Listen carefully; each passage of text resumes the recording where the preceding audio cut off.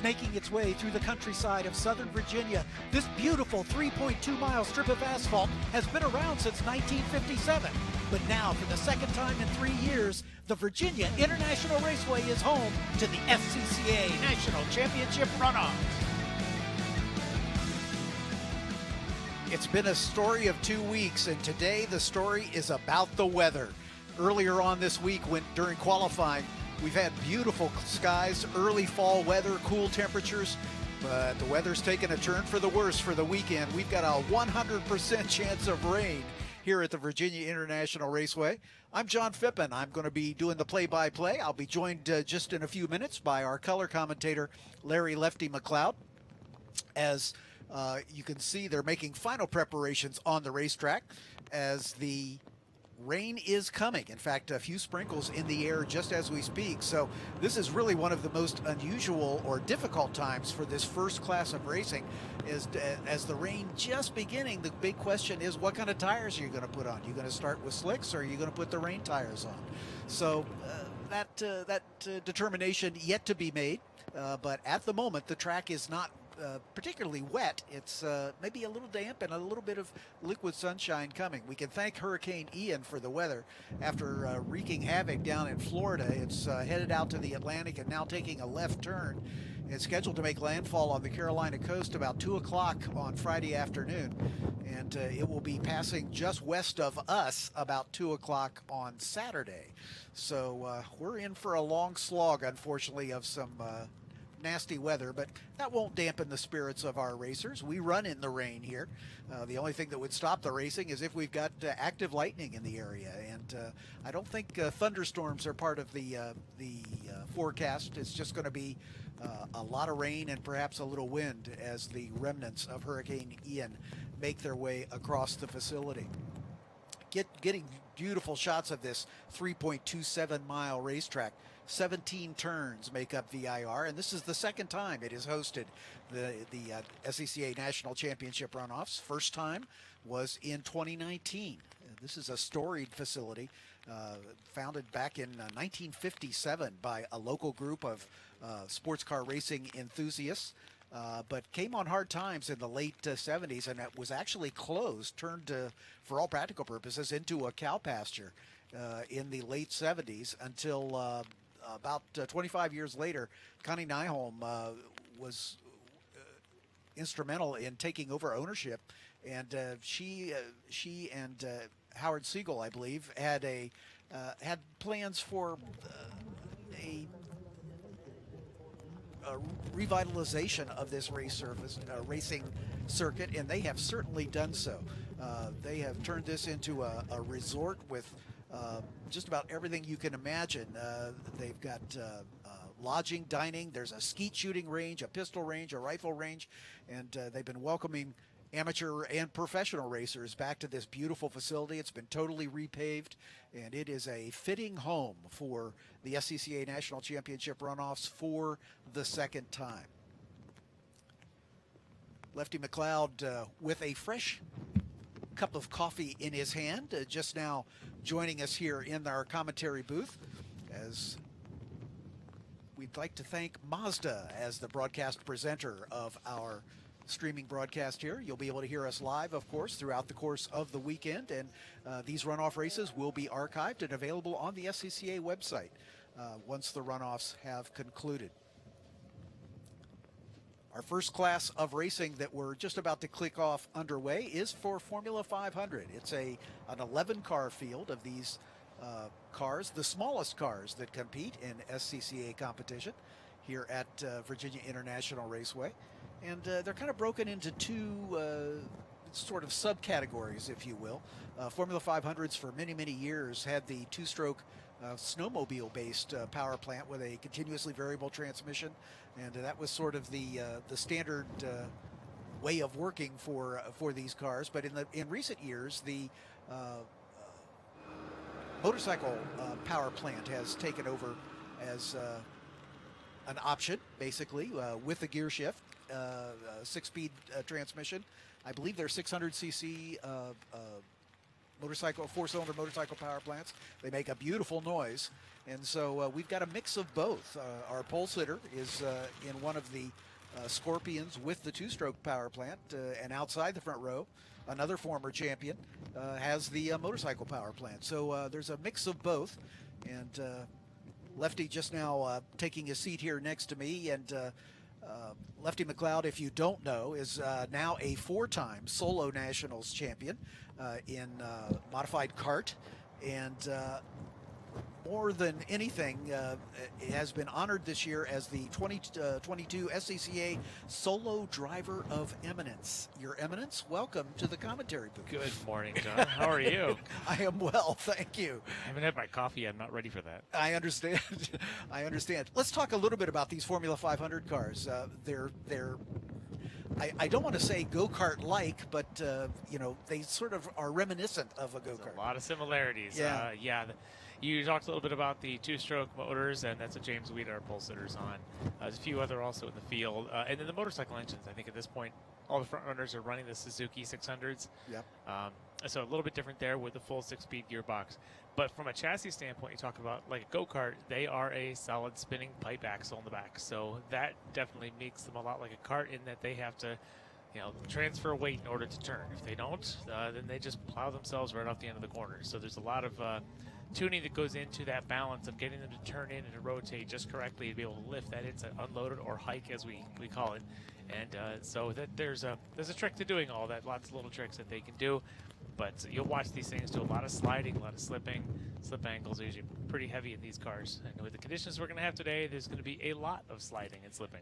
And I alluded to it just a few moments ago, but this is probably the worst possible situation for these teams as the rain just now beginning. And so the big question is, do we go on slicks or do we go for rain tires? Obviously, slicks would be the order of the day right now, but I just walked out there. Intermediates would be if the race started right now, and if it starts in 20 minutes, it's going to be wets. Yeah, it's definitely. In fact, I just walked past and talked to James Weeda and Sven DeVries, a couple of guys there, I think, on the inside, row 1 and row 2. They are both on full wets already. They've made that decision. Okay. Yeah. Calvin Stewart, another former champion, also among the top 3. We have 3 former champions in the field.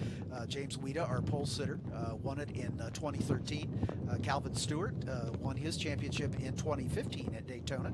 And Sven DeVries is the defending champion out of the Saginaw Valley region. But we have my home region. Yeah, there you go. There you go. As we've got 11 drivers in the field for this first race of the 2022 edition of the SCCA National Championship Runoffs here from VIR. We have a third member of a broadcast team who will be joining us a little later, sort of patrolling the pit lane, and that's the SCCA Senior Director of Rally Solo and Experiential Programs, Hayward Wagner. And Hayward will be giving us insight from the pit lane, and of course he'll also be interviewing the winners of each of our races throughout the course of the weekend. I'll share this. What a great feeling. You win a national championship. The first face you get to see is Hayward Wagner. Exactly right. Exactly right. And I'm sharing this chair with Greg Kramer. He and I will be handling the play-by-play action for all 26 races throughout the course of the weekend. I'll take the first 2, and then Greg will be stepping in for a couple a little later today. Then we'll bounce back and forth. Larry and Tom O'Gorman will be handling the color commentary throughout the course of the weekend, and they'll be sharing the right chair, if you will, as we're just waiting for things to get warmed up here, and we're just about 10 minutes away from cars on track, the scheduled starting time at 8:15. You've had a chance you've been here all week, Lefty, and you've had a chance, I know, to talk to some of these competitors. Sven DeVries from your home region, obviously someone you know well. Tell us a little bit about the chatter in the paddock for this class. Well, a lot of the chatter is the rule changes this year for the two-stroke. So James Weeder, our pole sitter, now is running what they call a 593 HO engine, so a little beefier all-around type of motor. They've also, I think they've allowed a different reed setup this year. And that may be paying off on these 3 long straightaways that you've got here at VIR. So that's a little bit of the chatter. And I think, if anything, if you look at the data, you look at the numbers, it's pretty darn equal now between our pole sitter, Weeda, Cal Stewart, Sven, and even Eric Mccree. That front 4 is really fast. 3 of those on motorcycle engines, Weeda on that 2-stroke. So I think that parity is a really good thing in this field. So that's the biggest thing that's happening. Other than that, it's just been everybody in paddock this week has been what's coming. Where's that rain? What's it going to be? Right. How much rain and how fast will it get here? 2 days ago, this field in particular, knowing they were the first race, thought there's a pretty good chance they were going to be dry and the rain would come in later. But as walking here from the lodge, I can tell you it's not dry. I got here just about an hour ago, and the rain had not yet started. My windshield was dry when I pulled into my parking space, but I understand that is no longer the case. So once again, the question down on the grid will be what tires to choose. Somebody might take the gamble on wets, or on dry, should I say, but I think you're absolutely right, Lefty. Wets are going to be the order of the day from this point I think to the end of the day. if there's the gamble to be made, it's whether you can have an intermediate and do well on that. If it's still a light drizzle and there's no pooled water anywhere, that might be the only option, I think. But considering we're 10 minutes away, it's still a pretty steady drizzle. Exactly. I'm thinking full wets might be the tire of the day. Yeah, beginning to see the shine on the pavement outside our window of our commentary position. So this first race of the weekend just about to get started. We have 2 drivers who are mathematically eligible, shall we say, for one of the toughest honors for a road racer, the Super Sweep, which is won by a driver all in the same class, winning the U.S. Major Tour Conference Championship, winning the Hoosier Super Tour Championship, and winning the Runoffs. And James Weida, our pole sitter, has the opportunity to win. He needs to win, and he needs some help. Eric Mccree, who will start this race in 4th spot, has to finish 8th or worse for him to be able to clinch, as Mccree is leading the Hoosier Tour Points Championship coming into this round, the final round of the year.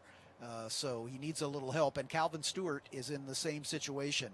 If he wins, and if Eric Mccree finishes 8th or worse, he would also be a winner of the Super Sweep. None of the drivers in this field have won the Super Sweep so far in their racing career. The number 67, Jack Walbrand, out of the St. Louis region, has the most starts. He's been here 29 times. His best finish, a 3rd out at Sonoma in 2018. And he's also one of the 514 or so drivers. He's one of only a handful that have competed at 9 of the tracks that 9 of the 10 tracks that the Runoffs has been at. The only one he's missed was Riverside, which shared the racing with Daytona in the early years of the championship Runoffs. And he's been at Mid-Ohio 13 times. He's been at Road America all 5 times. So he's a guy that is a veteran campaigner. Starting a little deeper in the field. He'll start in 9th, but 29 starts is a pretty good I got to meet him yesterday, and he introduces himself as one of the more experienced drivers. Yeah, exactly. But he's having a good time out there. He also said he's got probably the most experience in the variety of chassis available, having driven basically all of them over the years. So everything you see it down the list of the track names now, from Scorpion to Nova Cars, Red Devils, KBSs. Jack says he has tried them all. And it looks like he is settled on the Scorpion at the moment, and has adopted the Suzuki power plant. So interesting to see how that's all going to work out for Jack in his 30th runoff appearance. Congratulations to him for sticking around for that long.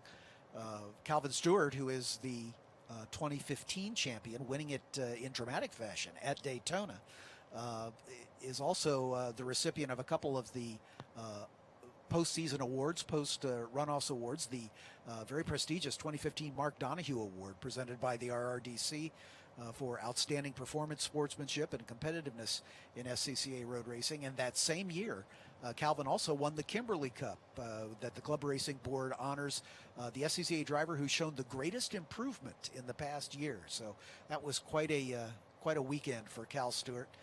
Taking his first championship, again, a veteran campaigner. He's had 11 runoff starts, but only the single win. And so this could be an opportunity to notch that second win but he's going to have to get through Sven de Vries and James Wida and Eric Mccree before he can add that notch to his belt. Yeah, he has been a staple in this class for a long, long time, and often the benchmark. You know, he goes to all the tours, and he's here every year. Yep. And everybody knows, specifically in a straight line, that Cal Stewart's going to be fast. His trap speeds have got everybody beat. Here, though, with the rain, not so sure that that's going to be the advantage that he was hoping it would be. So, should we go down to Hayward?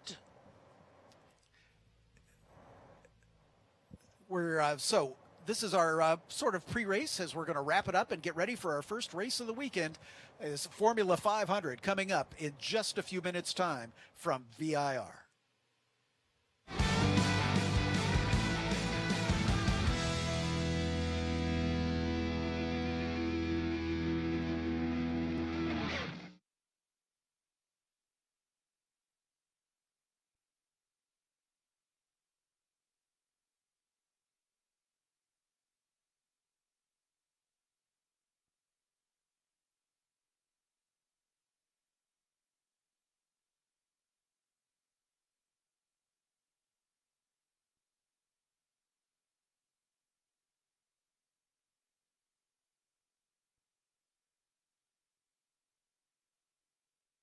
Snaking its way through the countryside of Southern Virginia, this beautiful 3.2-mile strip of asphalt has been around since 1957. But now, for the second time in 3 years, the VIRginia International Raceway is home to the SCCA National Championship Runoffs. Welcome to VIRginia International Raceway for the first race of the 2022 National Championship Runoffs. And we have got a damp track, and it's going to get damper as the day wears on. Hi, everybody. My name's John Phippen. I'll be handling the play-by-play chores along with my good friend Greg Kramer throughout the course of the weekend. But seated alongside me, our color commentator, Larry Lefty McLeod, now a four-time Solo Nationals champion, 4 in a row, I might add. And more notably, Larry is the winner of the 2022 SCCA Solo Driver of Eminence. Welcome, Your Eminence. Thank you. Good morning to you, John. Not sure I'll ever get used to hearing that. Yeah, it's. But you are the first today. All joking aside, that is quite an honor, my friend, and we're very proud of you and happy for you for having won that. As, like I say, our first race of the weekend for Formula 500. And we can hear whistles on the pit lane. Sounds like these cars are about ready to head out behind the safety car. The third member of our broadcast team, Hayward Wagner, is wandering down on the pit lane. SCCA Senior Director of Rally Solo and Experiential Programs. We'll be hearing from Hayward throughout the course of the race as he's got any information from down on the pit lane. And, of course, he'll be interviewing our winners at the end of the races as well. This racetrack, if you're not familiar with it, is the second time it has hosted the SCCA National Championship Runoffs. 2019 was the first time the runoffs were held here at this beautiful racetrack. We're right on the North Carolina border, as you have to go through North Carolina to get to the entrance of the track. So let's head it down to Hayward Wagner. Hayward, are you staying dry in this early stage? Absolutely not. It's definitely a drizzle down here. As everybody expected, the big conversation this morning was tires. The one thing these guys could count on was a wet race, but it's not as wet as they thought it was going to be. There's only one compound available to these guys. There's no intermediate compound, but we're going to take a look at the tires real quick because there are some choices. This car right here is running a much wider tread block than everybody else. These are about 1 inch by 1 inch squares. Hoosier says those are perfect for these conditions where it's damp but not super wet. Calvin Stewart has hand grooved his wets to have even more tread blocks, to be able to evacuate even more water. But the one we can't figure out is Finn, who's running the full wets backwards on the rims. Hoosier says this should evacuate the water exactly the same as running them forwards. He has the choice to run them either way. He's running them backwards. Your pole sitter, he's got one of each. Interesting.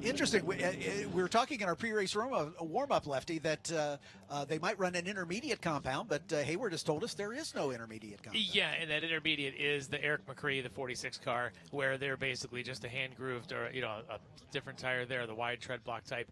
And I'm told the reason is he can't fit with the bodywork the full rain wet tires. That's all he can fit on the car. So he may be kind of stuck with it. Maybe it turns out to be the right choice given the conditions as they roll off now. Let's introduce the starting grid to you as we've got 11 drivers in this field for the first race of the 2022 runoffs. Starting alone in row number 6 is the number 86 of Timothy Freist out of Leavenworth, Kansas in the Kansas City region. He's in a KBS Mark 7 Rotax powered machine. In row 5 on the outside. Car number 9 is F. Russell Straight out of Alden, New York in the Western New York region in a Red Devil with the Suzuki power plant. The veteran campaigner in the field starts inside of row 5. Car number 67 is Jack Walbrand out of St. Louis, Missouri and the St. Louis region. He has competed in 29 runoffs. This will be his 30th runoff appearance. Sponsored by Mitchell Racing Services, and he's in a Scorpion Suzuki. In row number 4 on the outside, car number 38, Stephen Jondahl out of Rushford, Minnesota in the Land O'Lakes region. He's in a Red Devil JS14 Rotax. Next to him is the number 8 of George Bugg out of Tony, Alabama in the Tennessee Valley region in a Novacar J10 Suzuki. In row number 3 on the outside, car 78 is Jason Martin out of River Grove, Illinois and the Chicago region in a Novacar J9 Suzuki. Next to Jason is the number 55 of Keith Jocelyn out of Grand Island, New York in the Western New York region in a Scorpion Rotax. Now we move into the front 2 rows, and this is where the contenders are, we think. Sports Car has picked this man to finish second in this race, the number 46 of Eric Mccree out of Lapeer, Michigan in the Detroit region in a Nova Race Blade Suzuki.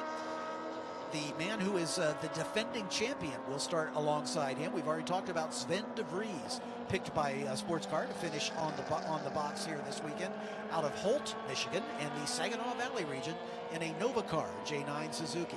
The front row, 2 former champions. On the outside, Calvin Stewart, picked by Sports Car to win this one out of Novi, Michigan in the Detroit region.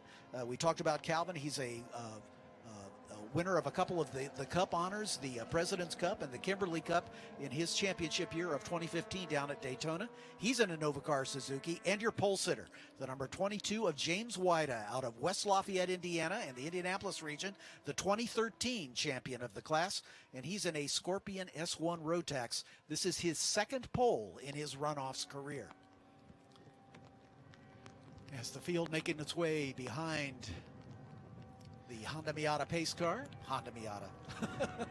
The Mazda Miata pace car. Sorry, Mazda. Thank you for sponsoring our broadcast. I promise I won't do that again.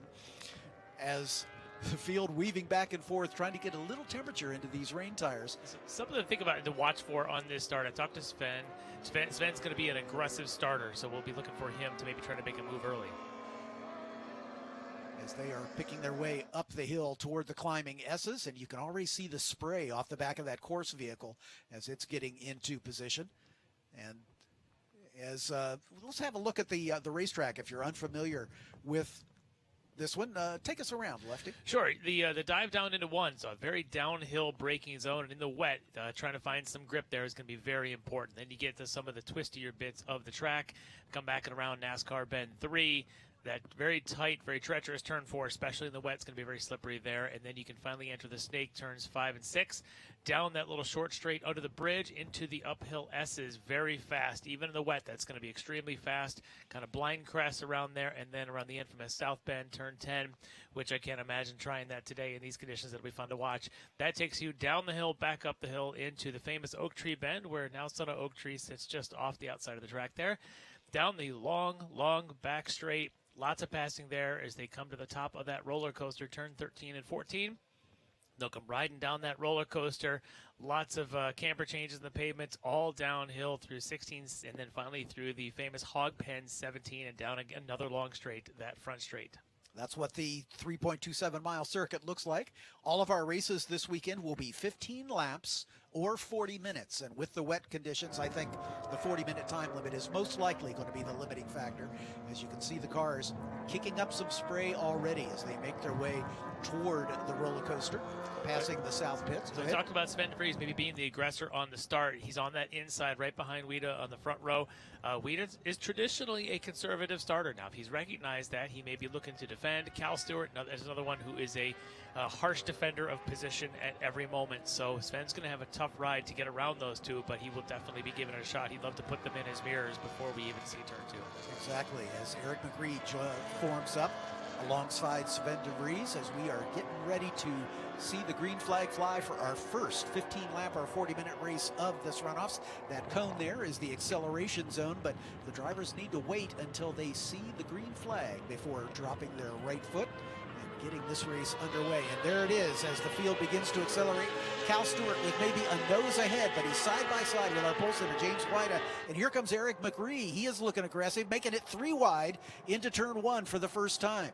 That's de Vries, your defending champ. He was able to take the win on some timely yellows last year. He knows how important it is to be leading. He said he was going to be the aggressor. He goes right up through it. And there's Mccree in the orange getting around Cal Stewart. He's got those those wide block tires that Hayward was saying may be an advantage in these conditions. Yeah, the other thing we'll have to watch for, this will be the first time these drivers have run this week in the wet. So they're going to experiment a little bit and find the rain line. The rain line is not necessarily the same line that they run in dry track conditions. You'll see these drivers finding areas of the track that don't have rubber that will have a little more grip, so they might be riding the rim around the outside of some of these turns. And you can see everybody's taking a little different line through the snake as they're trying to figure out where the grip is. Yeah, outside of 5 is definitely the better place to go, but once you get in through the actual snake S's, it's just going to be a straight line as best you can. Uphill S's, kind of the same thing, not much room for a variety of line there, as they're definitely still feeling things out. You can see Mccree here looking very tentative coming up the hill with Cal Stewart on his tail,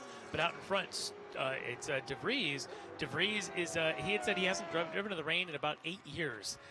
But he is a sim racer. He's driven other things. I think his adaptability is definitely showing in true form right now.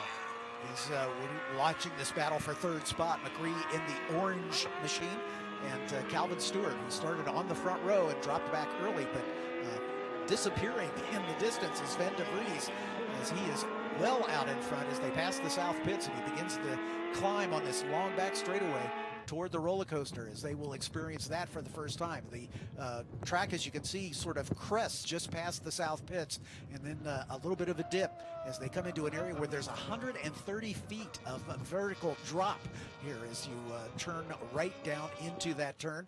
And then it's kind of hang on time as you work your way through turns 15 and 16. And now he's entering the hog pin turn, as Sven de Vries with a comfortable lead here in the early going. Just as you said, he was going to be aggressive at the start, and he's made the right choice, it looks like. Yeah, he found that inside line, that going into 1, a lot of grip down that inside, and now he just looks very comfortable out there. Wida, as I mentioned, has always been a slow starter, so I would not count him out by any means. He's just more of a cautious, conservative, feel the thing out, know this is going to be a long race, also knows the potential for first full course yellows here at VIR is very high, so he's not really too worried, I'm sure, but he's just feeling it out, wants to make sure that in order to win this race, you finish this race first. And Cal Stewart has retaken third spot from Eric Mccree, as he apparently was able to get a little more speed down the back straightaway and take over that position, as we watch James Wida working his way through the left hook and then into, that's NASCAR actually that they're in right now. Cal Stewart drawing away just a bit from Eric Mccree. His car looks very twitchy though, Stewart, just as he taps the brakes turning in there. He's trying to find some grippy lines, and there isn't much of grip at all, certainly not down here at the 4, but his car still looks very twitchy, which is a characteristic of these kind of cars, these stick axle type cars. And really the best way to drive these, I find, is kind of a point and shoot. Get these things turned, get that power down, because the back is essentially a locked diff, and you can get power down as long as you're pointing straight. Yeah, through the snake they come, and under the bridge as they make the climb up the hill, and you can hear those Suzuki engines screaming as they get up on the cam, as they're working their way into the climbing S's. Every driver I've talked to, if you ask for what's your favorite part of this racetrack, they all say, oh, it's the climbing S's for sure. It really gets your blood boiling coming up through there, especially in the dry. In the wet, it's probably a little dicey. As we look at Calvert Stewart, currently running in third spot. You can see the flames coming out of that exhaust. And you can see the twitchiness. You can even see the water coming off of the side pods there. It's really starting to pull up. It's coming down a lot heavier than it even was about 45 minutes ago. So for these drivers, as you said, their first chance to see rain here.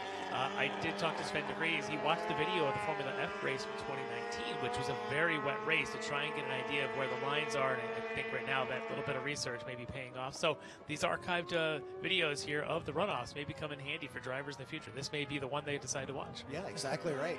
And Cal Stewart apparently has got that car really working in the straight line. It's handling great on the straightaways, as he has been able to open up a little bit of a gap every time he gets onto that back straightaway. As Eric Mccree, picked by Sports Car to finish second in this race, falling back into fourth at the moment, as de Vries and Guida showing the way out in front. But de Vries again with almost a 6-second lead after just 2 laps. Definitely the class of this field, but it's a long race, 15 laps or 40 minutes. Things could go away, and these rain tires, of course, are very soft, very sticky, with an effort to generate the most grip in these less than ideal conditions. But if you're too abusive, they begin to go away. They can chunk and definitely create problems for these drivers, so they have to be mindful of that. The wetter it is, the less they have to worry about it. But as you can see, Eric Mccree sort of picking his way through the horseshoe, turn number 1. As again, that car very squirrely. A lot of drift as he's coming off of there, trying to get that power down. These motorcycle engines are very, very strong. That's a 38 of Stephen Jondal. He left his braking a little bit too late into the first turn, and that's going to cost him a position, as it looks like Jondal was passed by Keith Jocelyn in the 55 car. Yeah, there's Jocelyn out in front, so Jondal losing a spot as he came across the line in 5th. That demotes him back into 6th spot. But it looks he's going to try to recover from that. There's the 86 car. Oh, and he Timothy just goes Freest, around. as he has just looped it. And he's able to get it pointed back the right direction. Not the tightest turning radius on these. Exactly right. Yeah, the U-turn at the end of the pit lane has been a problem for these Formula 500 cars, because they don't have a whole lot of steering lock. As we can see him coming down the hill. Catches a little bit of paint, a little bit of that curb, and I can tell you in these conditions for sure, staying off the curbs is very important. He was not able to stay off, was able to recover, and then looks like he took another spin somewhere else, because that was the replay of an earlier spin, not the same one we saw later. So he's having a bit of a trouble keeping it straight. But there's our leader, de Vries, coming to get down that roller coaster again, just looking smooth and comfortable. You watch the language of this car. It's not crazy twitchy. It just looks like he's in control. Very smooth. De Vries in the Nova car, very similar bodywork to Calvin Stewart. It's a slightly different generation. De Vries is a J9, Stewart's slightly newer, the J10. But Stewart's is very slippery. That car is in a straight line, an absolute rocket ship. That was the worry for de Vries in a dry race, if he was going to be able to keep up, as it looks like Freest again off track. Down there at NASCAR, it looks like heading now down to 4, but he's recovered. But yeah, for de Vries, his worry was that the trap speeds, especially the dry, were going to hurt him a little bit compared to Guida and to Cal Stewart. In the rain, he's feeling a lot more confident. You can just watch him now. Look at trying to use as much of the middle of the track, where maybe there isn't as much of the oil, and he is even braking here into 4, trying to find whatever grip he can. And that's really the trick around this place, is just keep looking for the less shiny pavements, looking for the grippy spots, corner by corner. And the leaders already working their way through some slower traffic. There's the 55 car already a lap down. Keith Jocelyn, who we saw with an off course earlier on, and right behind him is the 38 of Stephen Jondal, who had the spin. Yeah, he's trying to get that spot back. Yeah, that's the battle for 5th and 6th as they head down into the horseshoe. Yep, Jondal driving one of those older Red Devil chassis with the 2-stroke in there, where the 55, of course, is one of our motorcycle engine cars, and Jocelyn in that Scorpion. The Scorpion. Yeah, exactly. So this is a pretty good battle here for 5th spot. Actually, he might be also in these might both be the 2-stroke engines out there. Yeah, both Jocelyn shown in the Rotax in the 55, and Jondal as well with the Rotax power plant. And they are nose to tail. And it's definitely a good little battle. And the only issue here when you're the trailing car in a battle like that is that those rooster tail sprays come up and they don't just get your windshield, they get you right in the visor, which is a problem on a day like this when it's humid and it's cold. As a driver, you like to have your visor cracked open a little bit to try and keep it from fogging up. The problem is that spray of water, if it's not your own tires, it's the car in front of you laying that spray, that water tends to go right up that visor. So that for Jocelyn right now, or for Jandal, for Jandal is the trailing car. Giving a little bit of room here and there is probably not a bad thing, but he does want to try and get by if he thinks he is quicker than the 55 of Jocelyn. Yeah, he dropped back just a little bit as they came through the snake and up the climbing S's again, probably because of that visibility issue. Well, we'll see now if he's able to close down. As you can see, the clear visors, you get a good shot of the driver's eyes as he gets a little better run through Oak Tree, so he's got an opportunity here to perhaps get a little draft and see if he can make up some ground down in the dip right there at the south paddock off to camera left, and then climbing the hill. He's got to run. Yeah, he does indeed. And he's going to pull out to the inside, a waving yellow flag at the top of the hill. So I don't know whether that pass will stand, but he is already drafted by as they come up toward the roller coaster at turn 14. Didn't see the cause of that waving yellow. Yeah, that's kind of strange. I don't know if there's somebody off further down the road, but nonetheless. Eric Mccree has retaken Calvin Stewart according to timing and scoring. As there's the 46 of Mccree all by himself in the horseshoe. Calvin had that position. Calvin must be the car that is off. Yeah, that they were waving the flag for, because he has not come by. So Keith Jocelyn and Stephen Jandal now battling for fourth position. And Calvin has had a rough week, to say the least. Over the weekend during the testing, had electrical gremlins, engine wasn't running right. Got it all back together. It goes out on the first day, Tuesday at qualifying, and towards the end of the session spins and taps into a tire barrier, actually right there in that turn 5 complex. Had to repair some body work, goes back out on Wednesday, and ends up with a bit of an electrical thermal event on the car. Not too bad. It was able to get it all cleaned up and get the car going again, but out here it sounds like he may also be having some issues somewhere out there. He was able to get rolling again. He crossed the line 15 seconds behind Eric Mccree. So Calvin Stewart with an off as Mccree working his way up the climbing S's into the south bend, turn number 10. And then a short acceleration up to the Oak Tree bend. So named because the inside of that turn, it was a glorious big old oak tree right there that unfortunately was struck by lightning some years ago and had to be removed. But that's where the name Oak Tree came from. There are pieces of it still around. Indeed they are. Including that son of Oak Tree that's just off the outside there at 12. Yeah. There's a green flag now at the top of the hill as everybody is back on the racetrack. As this is our third place runner, Eric Mccree, in the number 46, looking for a podium finish. Mccree's best finish, it was a third here in 2019 at VIR. So looking to repeat that, but a lot of racing left to go. We're not even halfway home yet. He shared the sentiment I've heard from a lot of drivers in paddock this week that this is one of his, if not his favorite absolute track. Just loves this place, loves the undulations and the speed and the variety you get around here.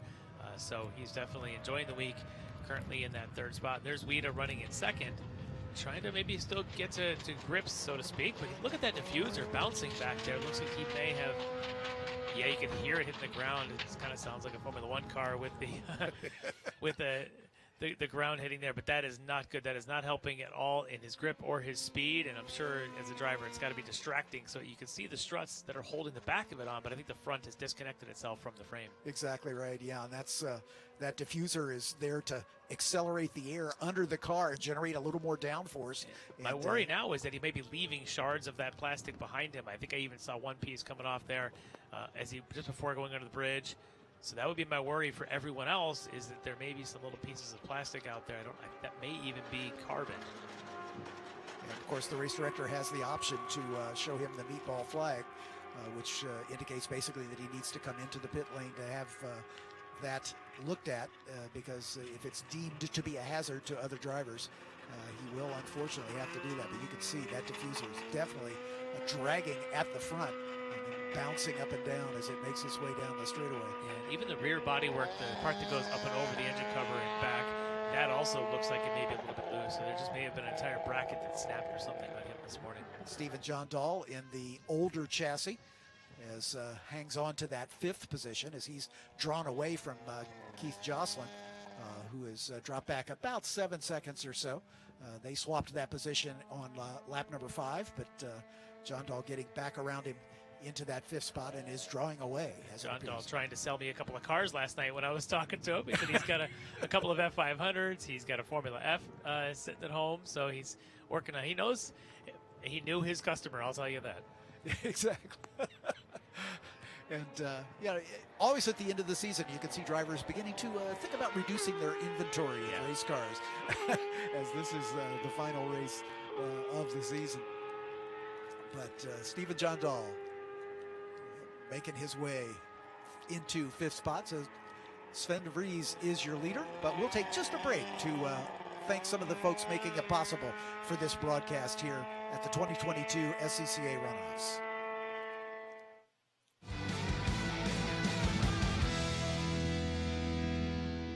Focus, guys. We're in a race to the finish, okay?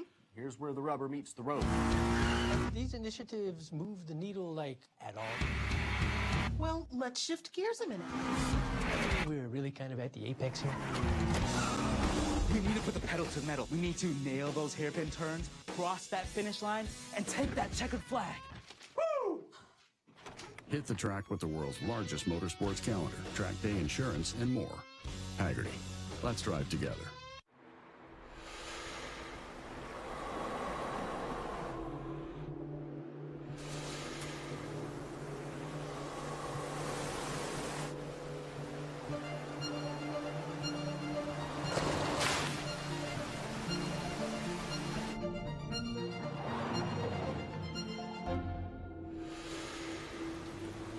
Introducing the first ever Mazda Cx-50.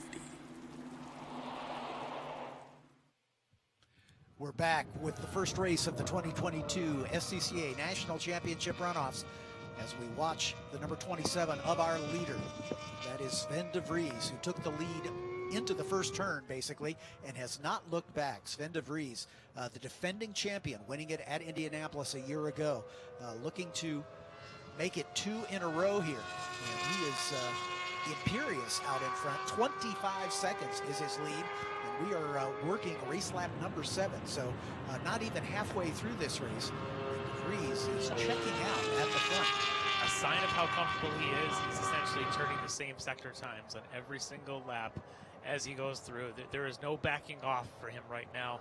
A little twitch there under braking going into 1. No big deal though. But when you start seeing that the driver's just matching sector after sector after sector as the rain continues to come down, which means the conditions may even be getting worse, yet he's not getting slower. That's a sign of a very comfortable and happy driver. Sven de Vries looking very comfortable coming through NASCAR as he heads toward the left hook at turn number 4. And into the wavy parts, basically. So treacherous. You can see him. It looked like he just parks it at 4, but talking to one of our colleagues, Tom O'Gorman, said that maybe the only line through there is to essentially just park it, as he may have experience in doing the wrong line through that corner. So speaking from that, passing the wisdom along, going slow and steady through 4 is definitely a good move.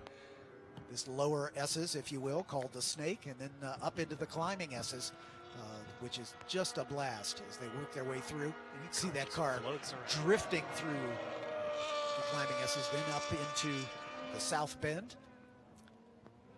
As we look at the 67 of Jack Walbrand, the veteran campaigner, as we mentioned, in his 30th runoff appearance. One of just a handful of drivers to have competed at 9 of the 10 venues that the Runoffs has been in since its inception. Jack, you had a chance to chat with him prior to this weekend, and he is a self-confessed veteran of this race. Yeah, that was how he described himself, as the veteran of this field, but just loves these cars, loves passing along that enthusiasm of these cars to everyone else around him. And so it's great to see him back out there, as you say, running his 30th runoffs, and a lot of them in these cars since they came out many years ago. He's picked up a position after losing that lead spot in the early going, has gotten back around George Bug and moved himself up into 8th position. So Jack Walbrand working his way forward in that Scorpion S1 with the Suzuki power plant. He makes his way down the long back straightaway. Yesterday he was talking to Corey McLeod, who's not registered this year, but he was down in paddock yesterday hanging out with some of his other F5 compatriots. I had a chance to talk with the other McLeod. Got the chance to tell him how his name is spelled wrong. Exactly right. Good bunch of guys in this class, though. Very, very friendly, very tight-knit family group here in the F5 family. We find that in the Formula car racing, pretty much in general. Formula V is another example where it's really a family. And, these drivers look after one another. As we head back to Calvin Stewart, currently running in the 4th spot. Cal is a bit further back than I think any of us expected. He is almost a minute behind Sven de Vries in a very similar car. So Calvin, just really not enjoying these conditions apparently. No, probably not. He is back a little bit onto his pace, though. I'm just kind of watching the gap between Gaudet, Mccree, and Stewart. They're all pretty close, but it looks like certainly through Sector 1, Cal Stewart may be the quickest of them. Mccree also running pretty good there. Gaudet may be a little bit too tentative through some of those twisty things, like turn 1, 2, all the way around through NASCAR. So we'll keep our eye on that gap to see if Mccree maybe can start to reel in James up there in front of him. As soon as he can start to see him, it becomes a carrot for him. Exactly right. As we look at the last lap, he was about a second quicker, and he's still got time to make up some ground. As like we say, we're at the halfway point time-wise, just passing 20 minutes of the 40-minute time limit. And as we said in the run-up to this race, with the wet track conditions, most likely with these races are all going to be based on time rather than laps. The scheduled distance, 15 laps, probably won't get there as the pace definitely slowed. These cars qualified in the dry under 2 minutes. 1:57.6 was the pole time. And Sven de Vries, who has set the fastest lap of the race on his last lap at a 2:21. So about almost 30 seconds slow. Well, let's compare that to the rest of the field to show you this pace that Sven's running at. Guidet's last lap, 31.8. McCree's 32.1. Cal Stewart's 31.5. Sven's a 2:21.9, fastest lap of the race, continuing to push and push and push, just not backing off. His pace now is, if it continues at this rate, I don't think we'll have a problem finishing under number of laps relative to time, because he's actually turning faster than, let's say, a B-Spec would be in the dry. That just shows you the pace he's able to maintain, as the 38 of Jandal, again, off, looks like at the exit of 1. Yeah, exactly. And back again onto the racetrack, but he had a pretty comfortable lead. So he comes down into 1 in a good line. That's where you want to be, kind of inside, a little bit more to the right, but I don't think he broke early enough. The car just plows. You can see the front end lock and just push him straight off the outside of that corner. He was about 27 seconds in front of Keith Jocelyn at that time. It looks like he's been able to hang on. Yeah, there's Jocelyn right behind him. So, and he's waving him around. So, John Dahl. That's not Jocelyn. Oh, that's our leader the leader. lapping him. Yeah. You're right. Yeah. So now the leader has moved up past the 6th place runner and is now passing the 5th place runner. So only 4 cars remain on the lead lap, and they're the 4 that started at the front of this field. De Vries, even on that last lap, the 9th lap of the race, still setting a fastest sector 3, which includes roller coasters. So he's in that rhythm, doesn't want to back it down, hitting those marks. As they would say, as Clint McMahon would say, he's being inch perfect. And that is Guido, who's running in 2nd. He's off what looks like they're at left hook, turn 4. No, that was a turn 1 Sorry, again. Yeah, my mistake. That is 1, and he's on the outside of the track. That is the slippery side. Looks a lot like the 38 that John Dahl did. This time, though, Weed a little more violently going around once he got into that grass. Not getting high-sided leaves. That may be putting a bit of a damper on his podium run here. And that diffuser still slapping the ground as it has come dislodged from the front, and I'm guessing that it was an earlier off-course excursion like the one we just saw that probably made that happen. It's very possible, yeah. Yeah, so Guida was some 43 seconds behind De Vries on the last lap, and now it's going to be even more than that. Eric Mccree running in 3rd in the orange number 46 will be able to make up some ground here. I wonder if Guida was actually just getting comfortable. He had just come through start-finish, turned to 2:26.6, just about matching his quickest lap of the race, and then maybe just got a little bit too anxious with his braking point, a lot like Jandal did going down into 1. There's a shot of Mccree, who's also still trying to get comfortable out there. Still, though, his fastest lap's only a 31.6. But we'll see if how much room, how much ground he can gain on Wida after that spin in 1. There's Jack Walbrand, the veteran campaigner in the 67 car, as Mccree working his way forward to put him a lap down. Eric Mccree running in the 3rd spot.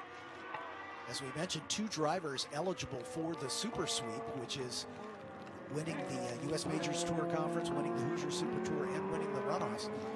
Both James Wida, our pole sitter, and Calvin Stewart have that option, but they would have to win this race, and at the moment it doesn't look like that's going to happen. They would have to win this race, and this man, Eric Mccree, would have to finish 8th or lower. So neither of those things are coming true at the moment for the 2 drivers who are still in the running for the Super Sweep. That is a tough feat to achieve for sure, because you have to be consistent. You've got to get to the events. Oh yeah, you have to win the runoffs. Yeah, that's a minor thing. Yeah, so we got a shot there of Russ Straight, currently running in 7th in his Red Devil Suzuki. Russ out of Alden, New York, in the Western New York region. That's Jack Walbrand just behind him. Walbrand, on that last lap, was a couple seconds a lap quicker than Russ Straight. So Jack Walbrand up looking to take over that 7th spot. So this is a nice battle brewing here as we just passed the midway point. 14 minutes remain, and we are working race lap 11. So this a battle for position between Russ Straight and Jack Walbrand. Jack's car probably a little bit more slippery in a straight line should he choose to use it. His trap speed's about 116. Russ Straight's about that on the most recent lap, but I think Walbrand's got you can see the larger body work there, maybe helping a little bit in some of these conditions. But we'll see where he can choose to get on by, and if that happens before Mccree, who's just behind them, catches up and virtually flashing lights to get on by. We'll see. See if he can pull the flashlights out and blink it up or something. Wave hands or something. But obviously the quarter marshals will be giving the blue flag with the yellow stripe to indicate that a faster car is overtaking.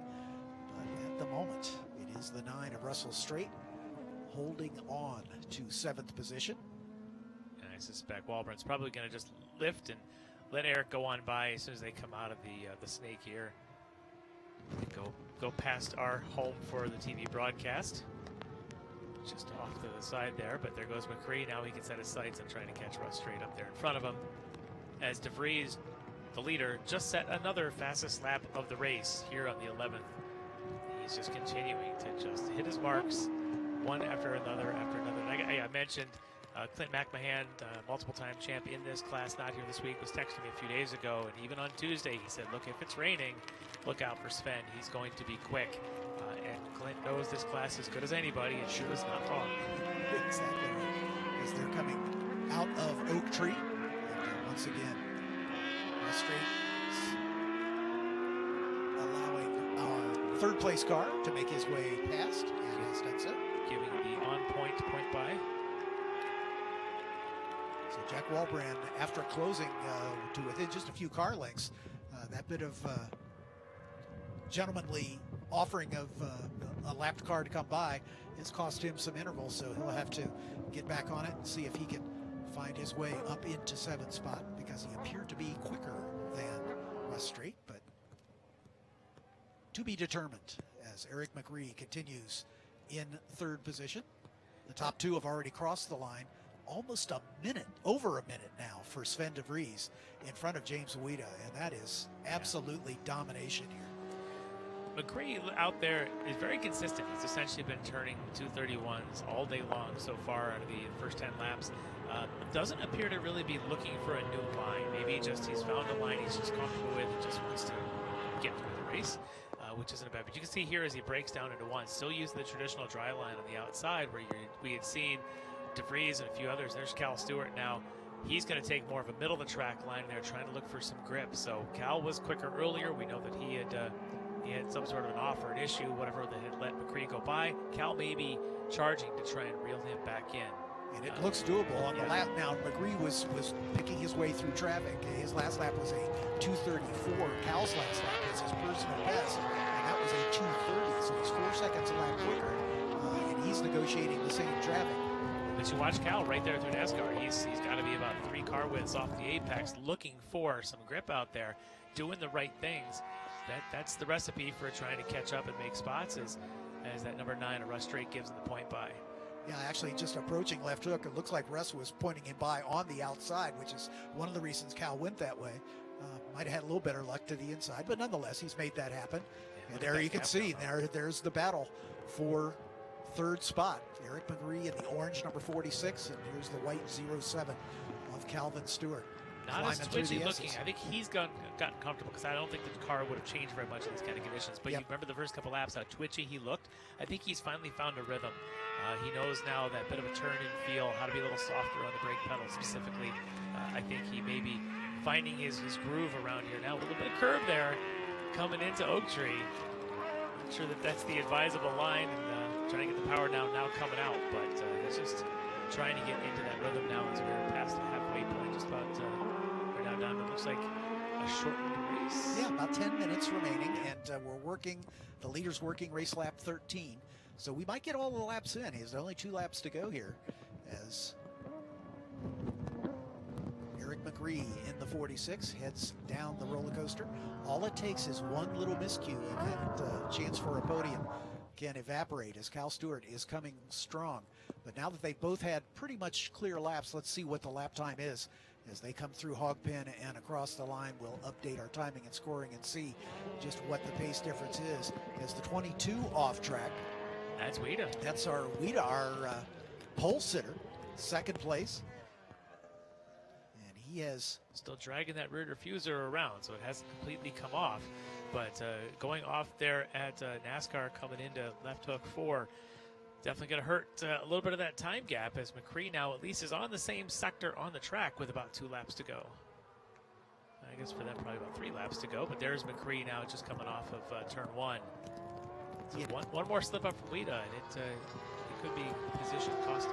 Cal Stewart was able to close that gap a little bit more. It's down to 7 seconds. But with only a handful of laps remaining, it's going to be a tough call. Oh, there's John Dahl off once again. He's still moving, at least. He's not fully high-centered in that low-slung car. He's doing everything he can. He doesn't have the gearbox. It's the clutches, so right now his tire's acting like yet another clutch. Still moving. I think he might be able to get it back on track, as there's the battle for 3rd, as both those cars in the camera shot now.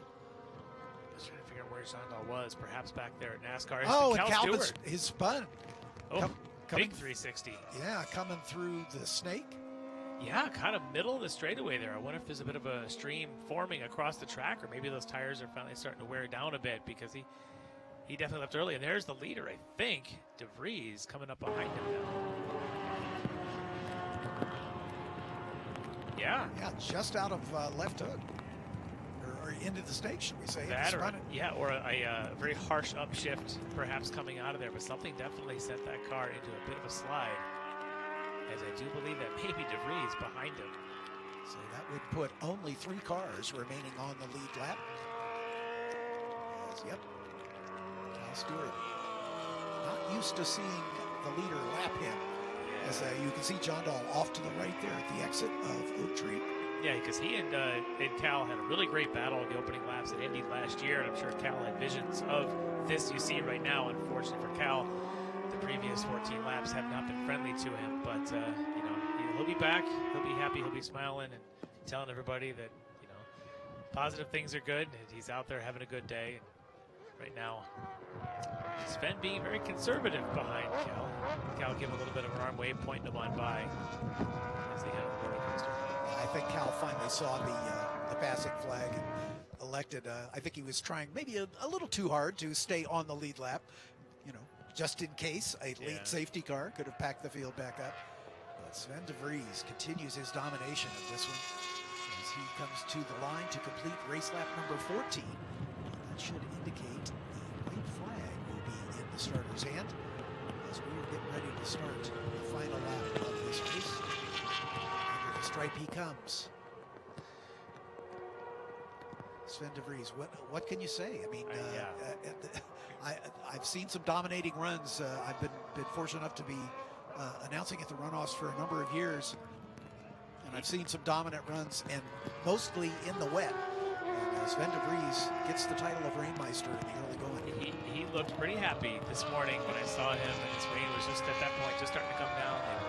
The car to the wet setup. He looked like he was licking his chops at the opportunity. It is definitely shown right now that he's just about a lap and a half away from making that run for the glory, as they say. Exactly right. As he is working race lap number 15. Coming through the snake, and we're going to get all the laps in here. We've got 5.5 minutes remaining. As Sven de Vries hits the climbing S's. You can hear him come by our commentary position there at full chat. As he works his way up toward the South Bend, turn number 10. Tricky in the dry and very tricky in the wet. And then the little short shoot into the double apex right-hander, that is Oak Tree Bend. Sven de Vries out in front by 1 minute and 25 seconds over James Whedon. This has just been quite a stamp on this race so far. That he just looks way more comfortable out there than anyone else. He's looking for the drier spots. He's looking for that so-called wet line, finding the grip, and he's not backing off his pace, still hitting his marks as if he's the only car out there. And right now, looking around him, it does kind of look like he may be the only car out there. He's just in a league of his own today. Down the hill he comes into Hog Pen for the final time. As Sven de Vries going to take the first of 26 national championships to be crowned here at the 2022 National Championship Runoffs. And he has done so in grand fashion. After starting inside of row number 2, he is coming to the checkered flag for the win and already saluting the crowd with his fist in the air. Sven de Vries takes the win in race number 1. Congratulations to Sven. James Whedon has had an eventful race. He is the second place runner in the number 22 cars. Had an eventful race, several off-course excursions, and that diffuser rattling around underneath the car. And, hopefully he'll be able to get it to the finish. Yeah, the interviews are going to be interesting.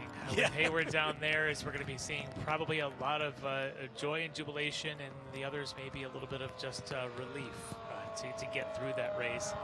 But hey, anytime you finish on the podium for the Runoffs, it's a huge accomplishment, and for both Whedon and Mccree, that maybe wasn't what they came here for, but walking away, looking back, it's a great result. Looks like Russell Strait and Jack Walbrand still nose to tail at the line. But Russell Strait hanging on for that 6th place finish, and the number 9 car, Jack Walbrand, the veteran campaigner. Here comes our 2nd place runner, James Whedon, as he is just now coming down the roller coaster on his way toward the front straightaway. The diffuser on that car continuing to slap the ground. But James Whedon started on the pole, taking his 2nd pole of his Runoffs career. But he'll have to settle for 2nd spot, and in this race of survival here in these wet conditions, James Whedon coming home on the podium in 2nd spot. These are out of West Lafayette, Indiana, in the Indianapolis region. In the upper Midwest, very strong in F5 these days, with a couple of Michiganders there, and then the Purdue, West Lafayette, James Whedon, very strong in that area. Here comes our 3rd place runner, and that is Eric Mccree out of Lapeer, Michigan. Picked by Sports Car to finish on the podium. Sports Car got 2 of the, in fact, got all 3 right. In fact, the top 3, just the order is a little different than they had picked it. But the top 3 across the line, just as suggested as Sven de Vries coming through Hog Pen. I think they had Cal Stewart thrown in their picks in Sports Car. They did. But you're hey, right. You know what? They grabbed, you can only pick 3 out of this 4, and it's a tight and tough group to pick from. These are all fantastic drivers with great cars, and I guess you can only pick 3. Eric Mccree taking the final step on the podium. And speaking of podiums, the top 3 drivers will be making their way on the cool down lap and into the pit lane. And standing by down there will be Hayward Wagner, and he'll have a chance to chat with the top 3 finishers. He'll take the winner first and then send him off on his victory lap. As First car working his way down the pit lane.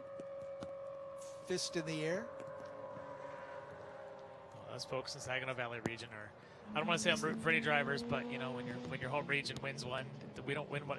Maybe the only one that's ever won a Runoffs championship, and now with a two-time winner, yeah, we're pretty proud. I was going to say, yeah. And like I say, you had a pretty good weekend at the Solo Nationals too. It went all right. Yeah, the Saginaw Valley doing a great job. As our third place runner, Eric Mccree, just now working his way through his cool down lap, just to give you some indication of just how dominant Sven de Vries was. As I said, the official margin of victory, 1 minute 25.832 seconds. And then Eric Mccree, the third place runner, another minute behind, 56.601. Calvin Stewart did not finish on the lead lap. So we've got 3 drivers finishing on the lead lap in our first race of the weekend. Cal Stewart finishing in the 4th spot in the 07 car. Keith Jocelyn had an eventful day in the 55, but he was able to work his way up into 5th position. Russell Straight chased him to the line. Then Jack Walbrand was the closest margin of victory over behind Russell Straight. Only a minute and 3/10 separated those two, as the veteran campaigner Walbrand coming home in 7th. And let's head down to our first winner of the weekend with Hayward Wagner.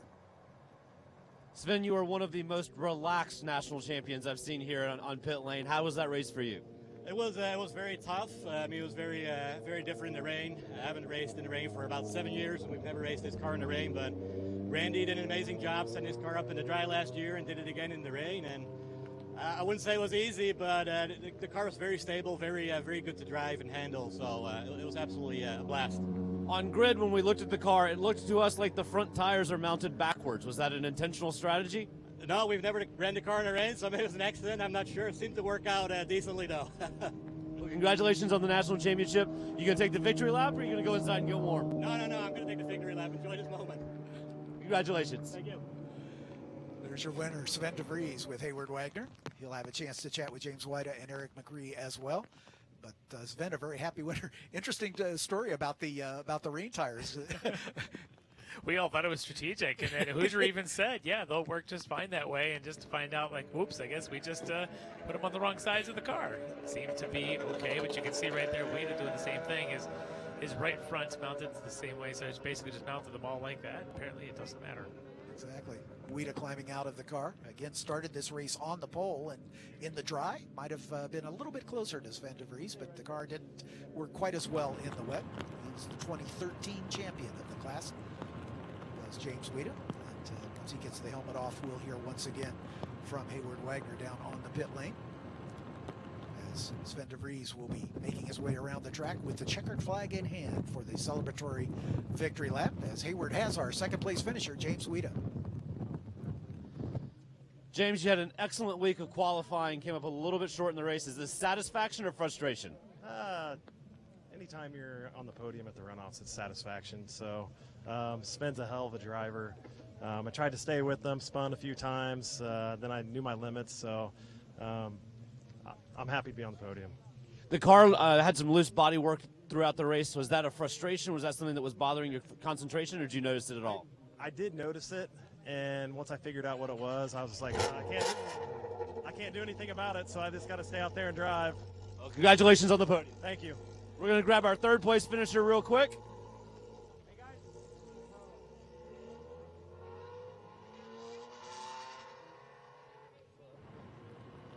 Eric Mccree just getting his helmet off there in the background, so Hayward will get a chance to chat with their final podium finisher in the 46 car. As Eric Mccree having an eventful run as well, but staying out in front of Cal Stewart.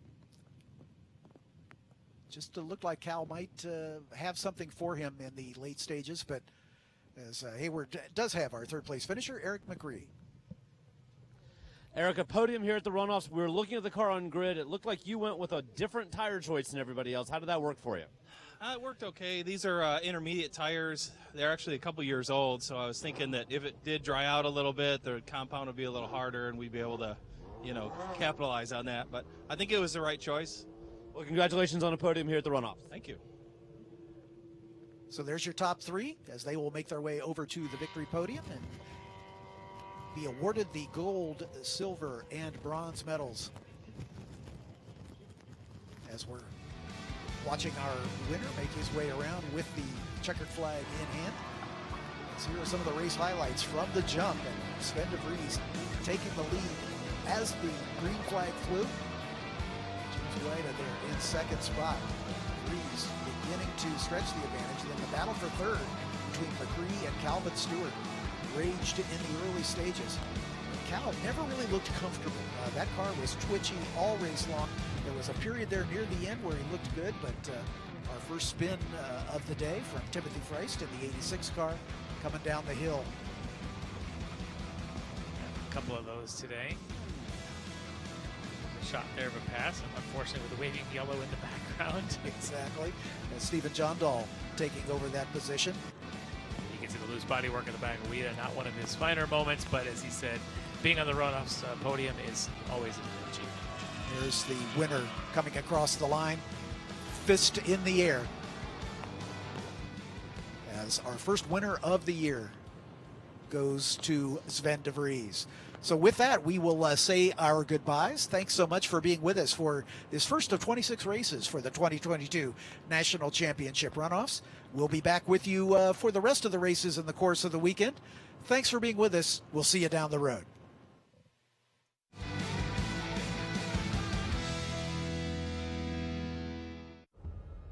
Why race?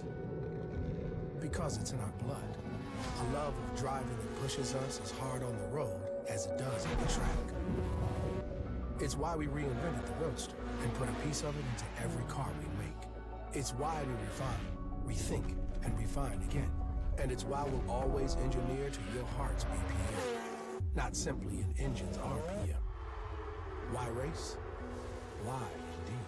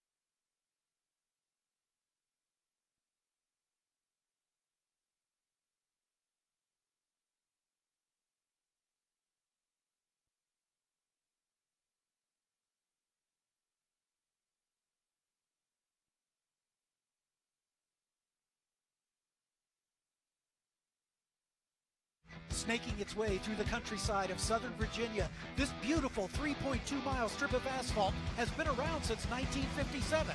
But now, for the second time in 3 years, the Virginia International Raceway is home to the SCCA National Championship Runoffs. Welcome to a very wet Virginia International Raceway. I'm John Phippen. I'm one of the play-by-play announcers here this weekend.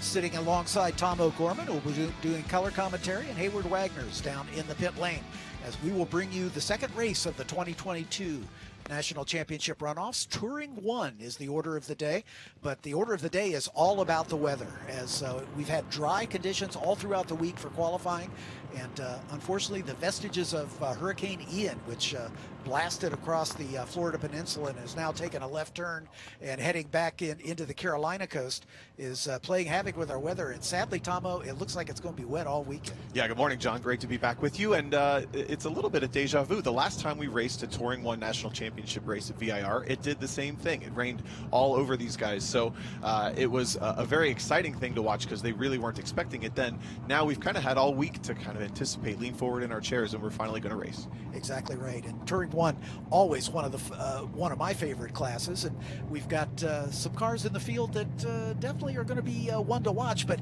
you know, these high horsepower cars are a handful in these wet conditions because you know, they just don't make any downforce, and they got all kinds of power. So the driver's really got to be ginger with his right foot, and it's going to be a tough race for these guys. Yeah, I've been kind of saying it all week to different drivers, trying to put them at ease a little, anticipating this rain. That, you know, there are actually twice as many racetracks in the country as everyone says there are, but it's only when it rains that they pop up, and these guys are fortunate enough to get to race this one in the rain. That's exciting. Down on the grid is the third member of our broadcast team, the SCCA Senior Director of Rally Solo and Experiential Programs, Hayward Wagner. Hayward, you're experiencing some rain down there. Yes, we're having quite the experience this morning. It's been a light drizzle all morning, not a lot of puddling yet. Right now, it's just a wet surface. Everybody here appears to be on the same tire, the Hoosier H2O. Not a lot of difference in tire. What we do have a pretty big difference is in car. We have the Mustang on pole, BMW outside pole, then Viper, then Corvette. Biggest difference in these four cars, the Mustang is a solid rear axle. And in the rain, Andrew Aqualante has said that he may drive that car in GT2, even though it's down on power to the rest of the GT2 field, because that solid rear axle Mustang puts power down so well. Think of it this way, all these other cars are set up with some amount of rear camber, some angle on the rear tire to make them grip mid-corner. Andrew has to make his car work mid-corner with flat rear wheels, which means in the wet, he's putting more tire to the ground than anybody else is. Andrew Aqualante, your pole sitter in that black Phoenix Mustang, obviously going to be one of the favorites here. Andrew is notched his 19th pole position and 6 in a row, both of which are records for the entire SCCA National Championship Runoffs history. Well, that's a tip that Hayward just kind of blew out of the water.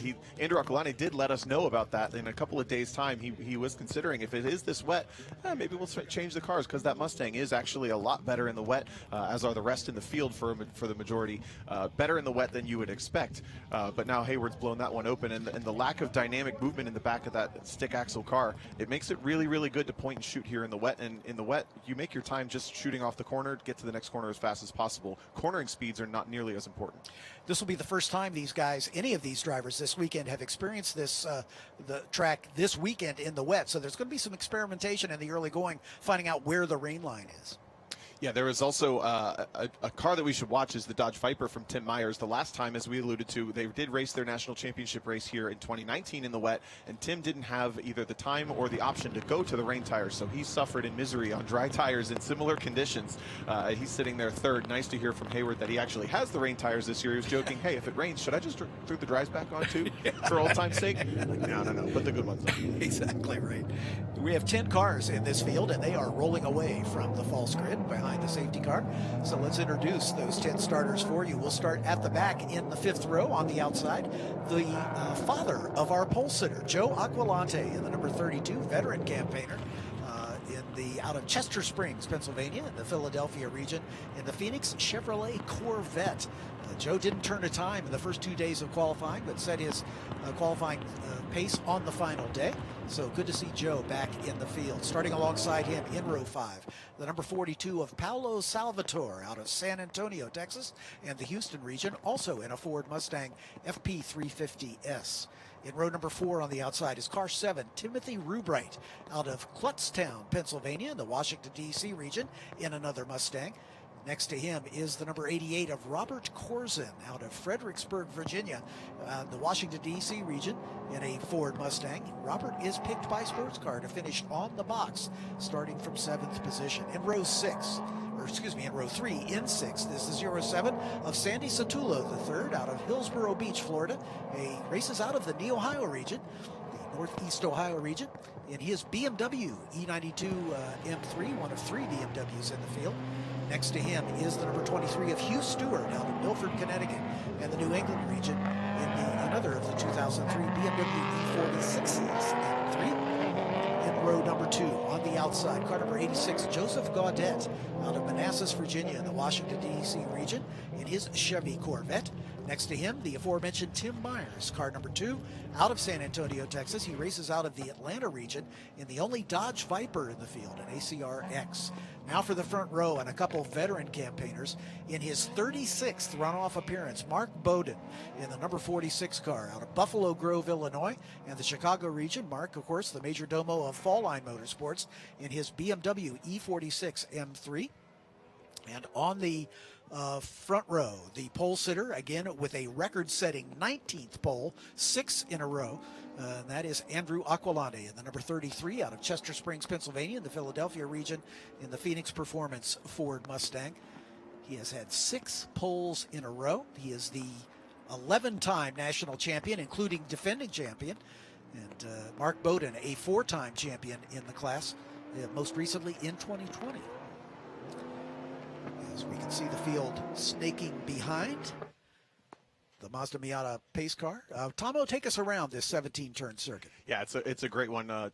To get the cliche out of the way, described by Paul Newman as heaven on earth. It's a long front straight down into a slightly downhill, then uphill braking zone into turn 1. This is the most technical section of the track to lead the lap off into NASCAR corner at turn 3. Then the most slippery section of track you'll ever experience in Virginia is turns 4 and 4B there in the wet. That's a very treacherous spot. If we make it through there on the first lap, we're probably in good shape. Then we're getting into the lower S's at 5A, B, 6A, B, into the uphill S's. That most iconic picture you'll find of sports car racing is often of, if it's not the Oak Tree corner at VIR, it's the uphill S's here at VIR in 7, 8, and 9. Then in South Bend, a super tricky corner, very, very high speed, close to 100-mile-an-hour min speed in the dry.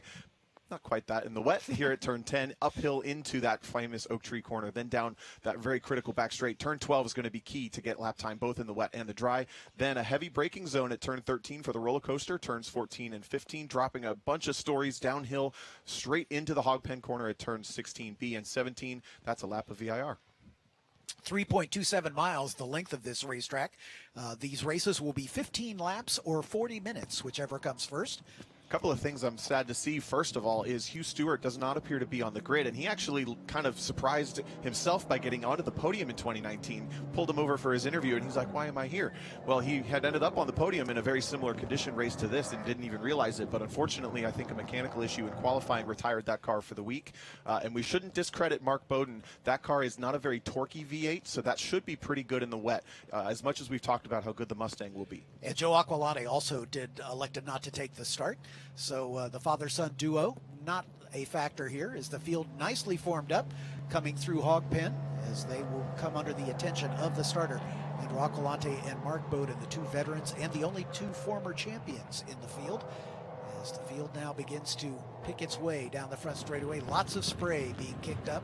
The windshield wipers are on as we await the green flag, as the high horsepower Touring 1 cars see the green, and Aqualante gets the jump, and coming up right behind him is Tim Myers, it looks like. No, that's Sandy Satullo. Sandy That's a great jump, as Tim Myers decided, I don't think this is a great place for me to be. He actually pulled over and let the whole field go. Those are the headlights in the background, but now into the braking zone of turn 1, Satullo, a big push towards the outside of Bowden. Bowden on the preferred rain line, but Satullo gets the job done up to second.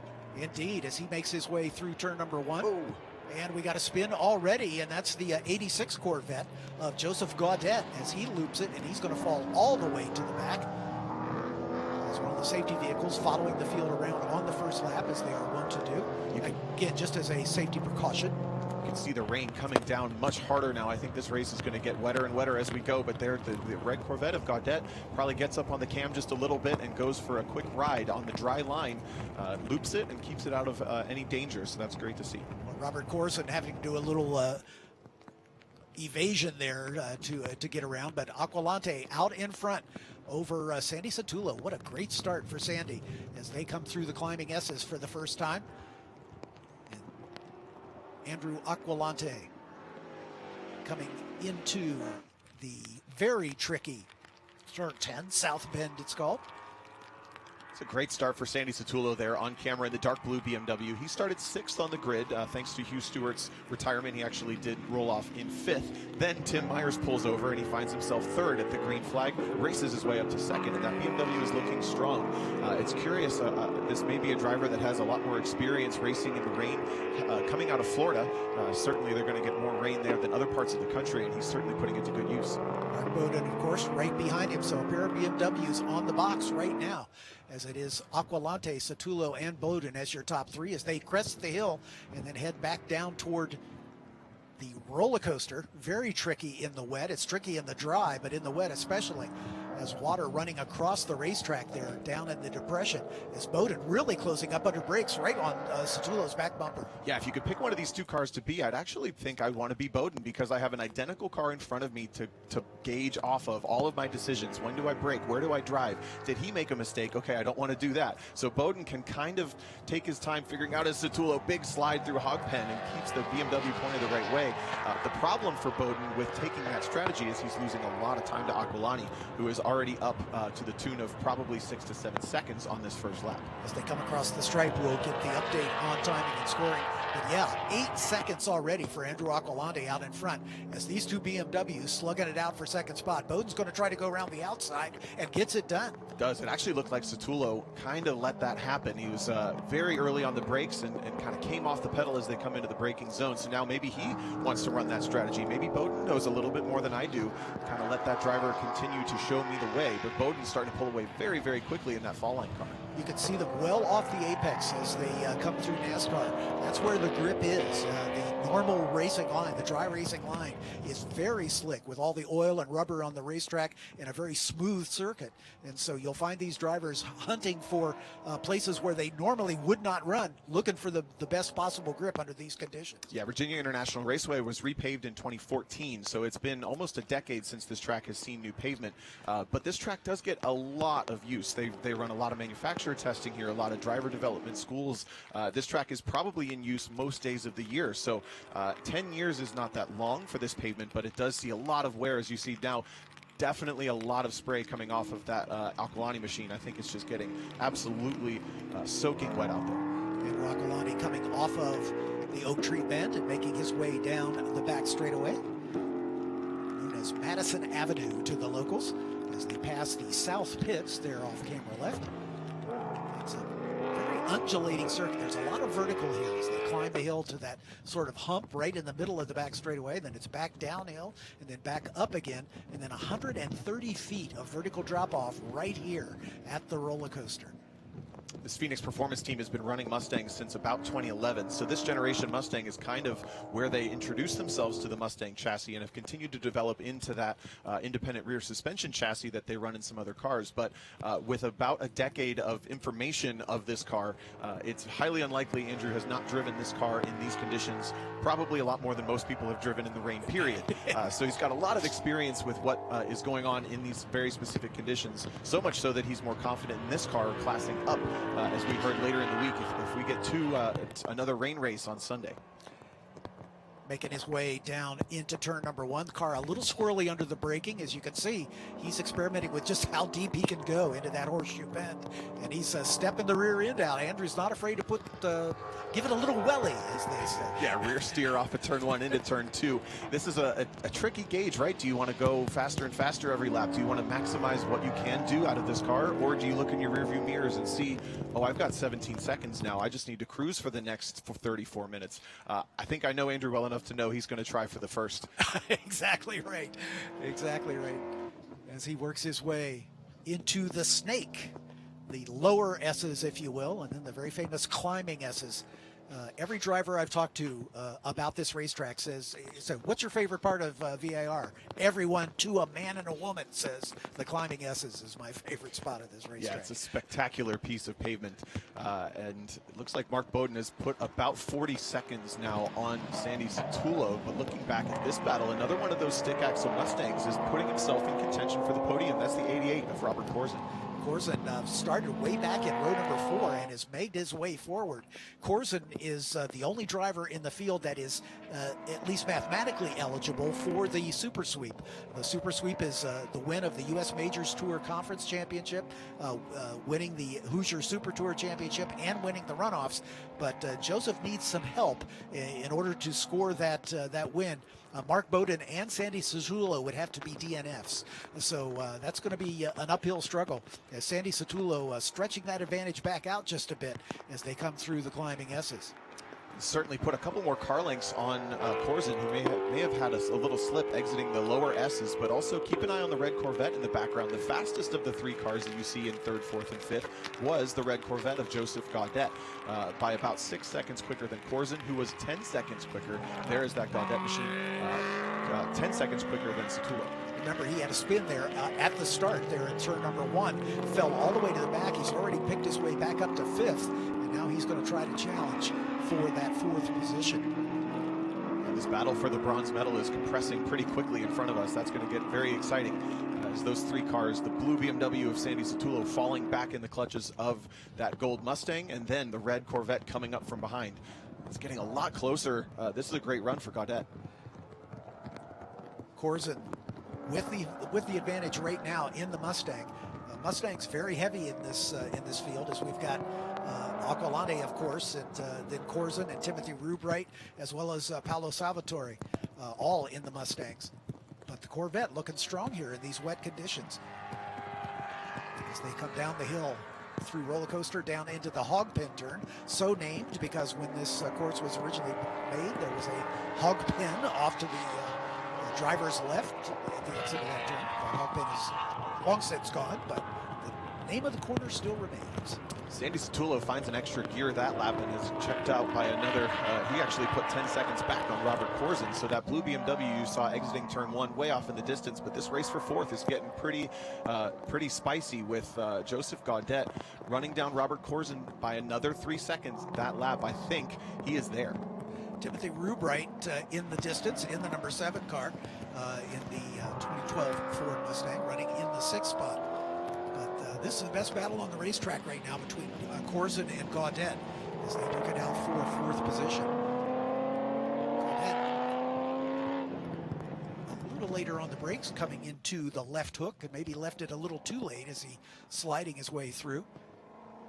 But as you said, a very tricky and very damp section of the racetrack right there. You've driven this track in the wet, so you know where the danger spots are. And I may have had a little incident in that corner, so I know for a fact that corner is a bit challenging. It's definitely the most challenging corner on the track in these wet conditions, and that's partially because it's a great passing zone, so you end up side by side there a lot, and it's also one of those corners that kind of baits drivers to turn in a little too early. So you have drivers running wide on exit, turning in early on entry.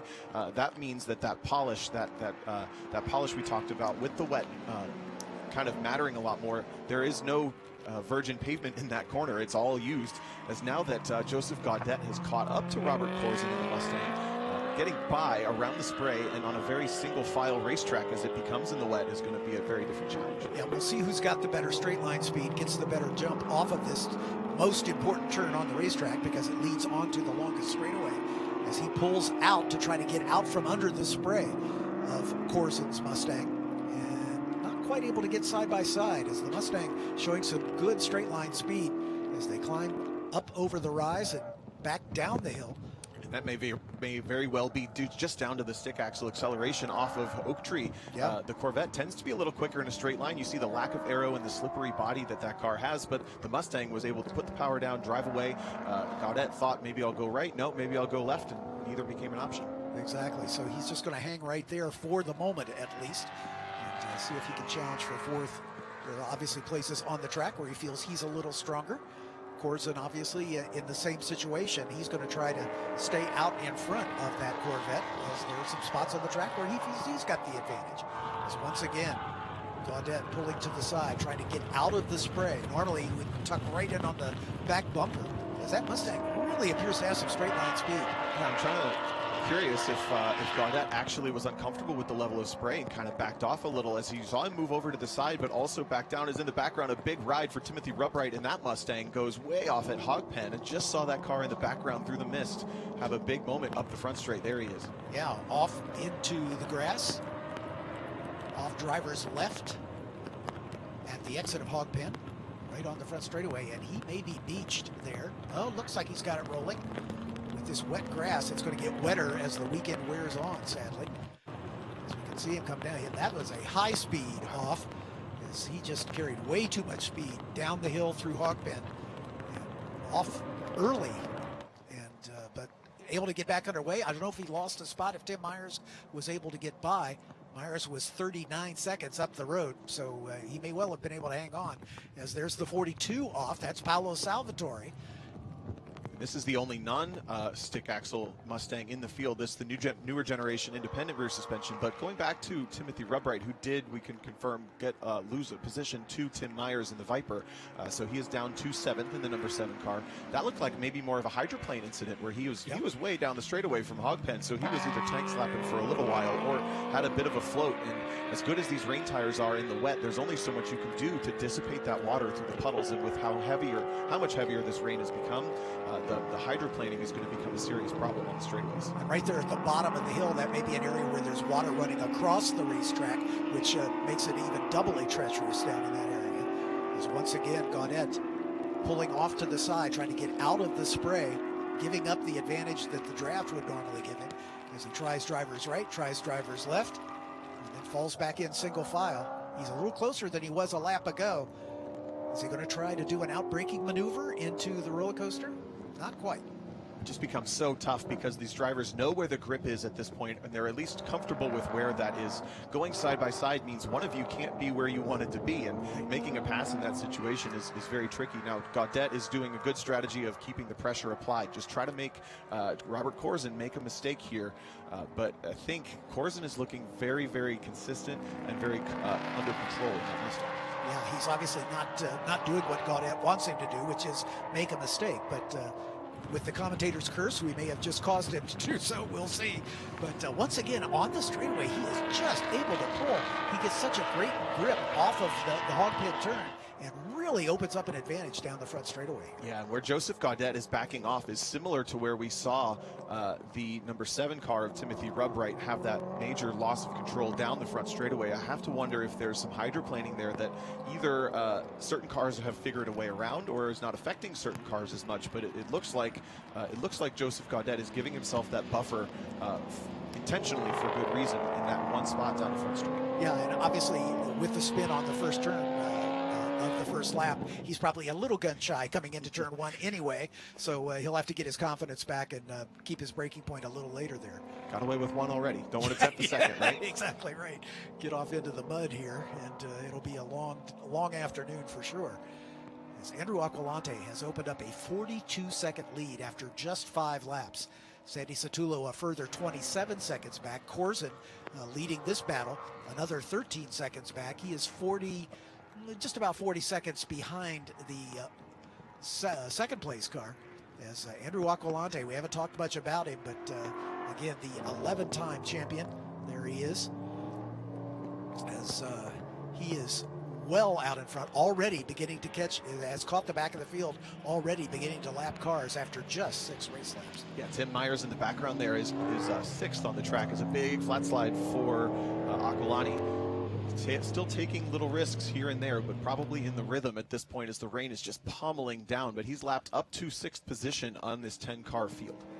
After only 6 laps, so more to come, I would guess, for Andrew Aqualante, a second-generation racer. Father Joe was scheduled to be in the field, but elected not to run in these conditions, and I don't blame him. Joe's a veteran campaigner. As Mark Bowden still hanging on to that second spot, 49 seconds behind Andrew Aqualante.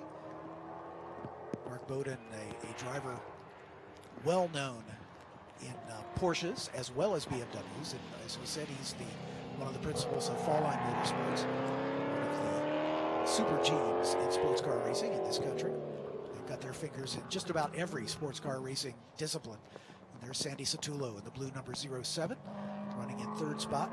Sandy qualified back in row 3 and got a great jump on the field to move his way up into the 3rd position. As we're approaching the halfway point, we'll take just a few minutes break to allow us to thank some of the folks that make this broadcast possible, Mazda among them. So we'll be back with you with the second half of the second race of the runoffs, the Touring 1 National Championship, in just a few minutes' time.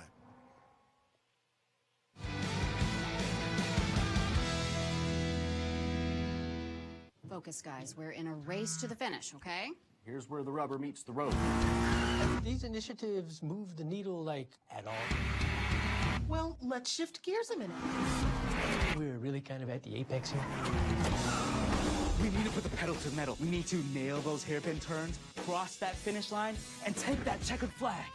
Woo! Hit the track with the world's largest motorsports calendar, track day insurance, and more. Hagerty. Let's drive together.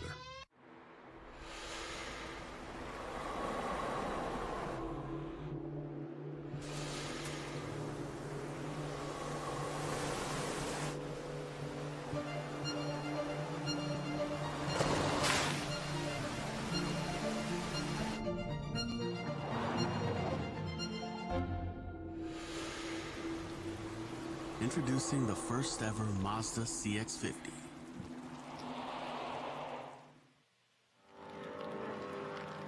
What a great battle we're watching in Touring 1, and that is the battle for 4th position, as it's been nose to tail all race long. Welcome back to the Touring 1 National Championship. I'm John Phippen alongside Tom O'Corbin and Hayward Wagner down in the pit lane as the 3rd member of our broadcast crew. But we've been following this battle, Tomo, for the first half of this race, and Joseph Gaudet just can't find a way around Robert Corzine. No, he's been working every angle that he can think of so far, but these conditions are just so challenging, especially with the single file nature. Makes a little bit of a lunge, keeping the pressure on the back of that yellow number 88. But the 86 of Gaudet has yet to find the way around or promote the mistake that he really needs. Yeah, and it's really interesting. At that long back straightaway, Gaudet is able to stay right with Corzine, but right here, when they come onto the front straightaway, something goes awry, because on the last several laps, Corzine has just been able to jet away here on the front straightaway. This time, Gaudet staying a little bit closer, but I think that little depression right there at the pit entrance may be kind of a danger point. And look at him pull away. I mean, it's just unbelievable. You don't see that on the back straightaway. It's just really strange. And that lap, we finally saw the twitches we were looking for. The red Corvette looks very nervous down the front straight, and it's not a straight. That's the problem here. Is you have to turn just a little bit right, and we saw what is in the car, a big wiggle, visually a small wiggle, but the little kind of shimmy that Corvette did down the front straight right when Corzine really pulled away. You can tell that Gaudet is really working hard, and I have to wonder if maybe there's a tire size choice or a setup choice that is causing maybe more hydroplaning problems for the 86 than the Mustang just in front. Yeah, interestingly, like I say, he's able to make that ground back up here through the twisty bits as they go through left hook and then into the snake. And by the time he gets to the Oak Tree Bend, he is right back on the back bumper of Corzine's car. So obviously that Achilles heel onto the front straightaway, one of the prime passing opportunities on this racetrack. is going to be a tough nut to crack here. He's going to need to get that pass done on the back straightaway and hopefully build up a little bit of an advantage, or Corson will blow right back by him the next time they come down the front straight. That's very true. That's a great point. Is he'll need to build a little bit of that gap when he hits the front straight. If that car is not confidence inspiring, we'll say, down the front straightaway, he's going to need a little bit of a gap. But this is where they always close up and compress, right at the Oak Tree corner. Little wiggle again for the Corvette, and to his credit, Robert Corson has been absolutely picture perfect up to this point. Not even a slip from that Mustang that we've seen on camera. He's doing a fantastic job. As you can see, the yellow gloves, just smooth hands through the entire corner. Exactly. Gaudet right on his bumper this time, maybe as close as he's been as they make the run down the back straightaway. Past the south pits. A little bit of a depression and then climbing up to the top of the hill. He's alongside, but Corson's car is good in a straight line, and he's going to guard that inside line. But this time, Gaudet may have gotten it done. He's going to be deep on the brakes. Can he get it woed down? That's the question. Oh, he's in really deep. He barely keeps it on, but that outside line has a little bit more grip and gets the job done. So the 86 of Joseph Gaudet finally, after trying the right side up that straightaway a number of times down the back straight, goes left and gets the job done. And now we're coming into an area of the track where he has really been a little tentative. Let's see if Corson can get back by him on the run down the front straightaway. Corson having to deal with the spray now for the first time. We'll see how that affects his run down the front straight. Same situation. Again, it may be the following car is at a disadvantage for some reason coming off Hogpen. As Gaudet really opening up some ground, but this is where he spun on the very first lap of the racetrack, so he's going to be a little cautious here into the horseshoe. See the slight breeze actually blowing the mist off these cars towards the pit lane, which means the visibility as you round this right-handed front straightaway is poor to the direction you want to look. That may be the issue for the following car, but Gaudet, now that he's got some clear air, is really checking out.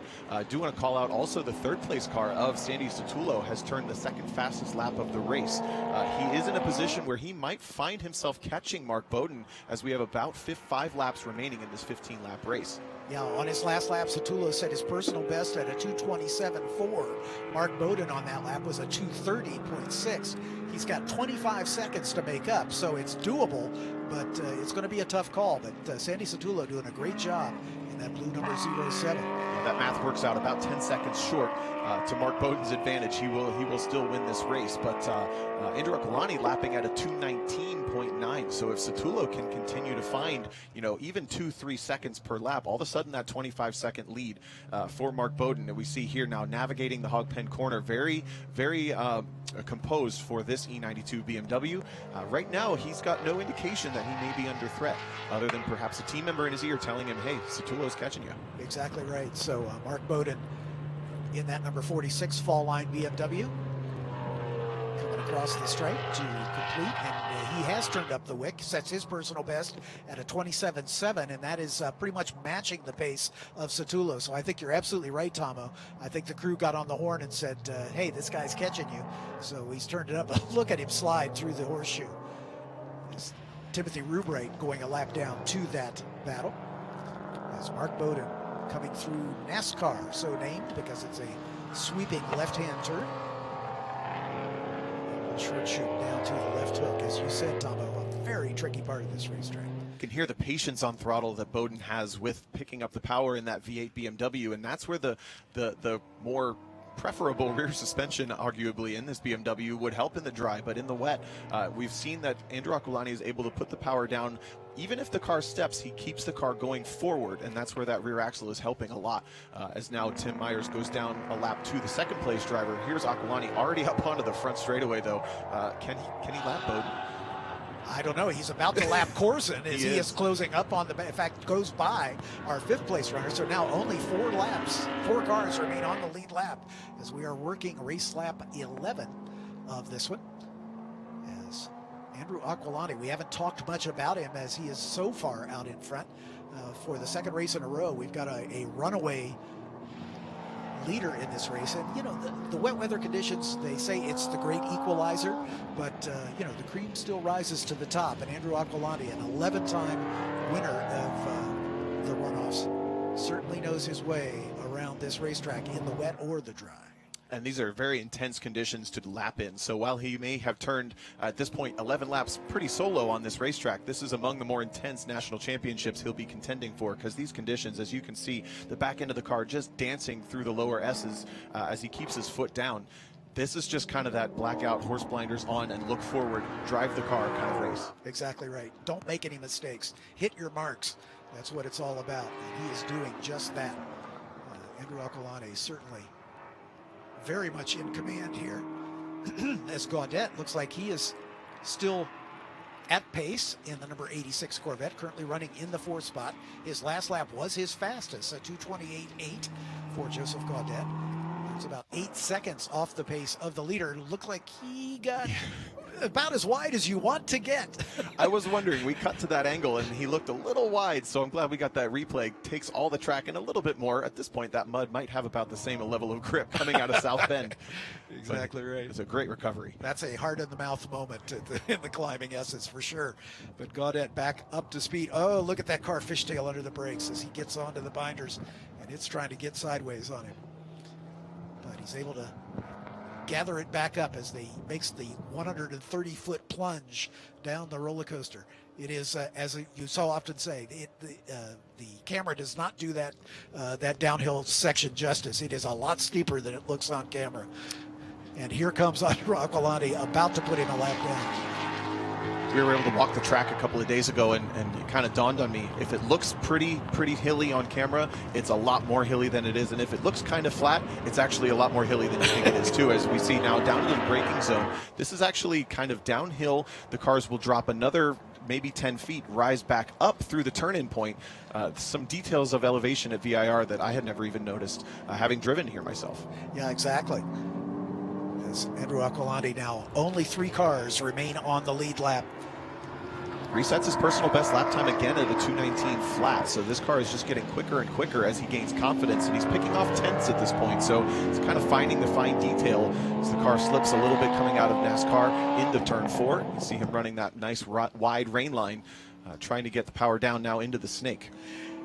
It may be counterintuitive, but is it possible that as these rain tires wear just a little bit, they become more slick-like? Does he have a little more grip in the drier spots? What's more likely is he's actually building some tire temperature. So in these conditions, the tire still wants temperature to work, but you are going out on a cold racetrack in cold rain with cold tires. So it's very difficult to build that temperature. And now that we're working lap number 12 of 15, or coming up to lap 12 of 15, I should say, this car is probably put at least up to ambient temperature in the tires, if not built a little bit of heat. When you put your hand on it, it may be a bit warm at this point. Right, and that obviously helps with the grip. I'm really surprised as he's coming up through the climbing S's. He's using the curb, and those curbs are so slick because they're painted. And he is really not afraid to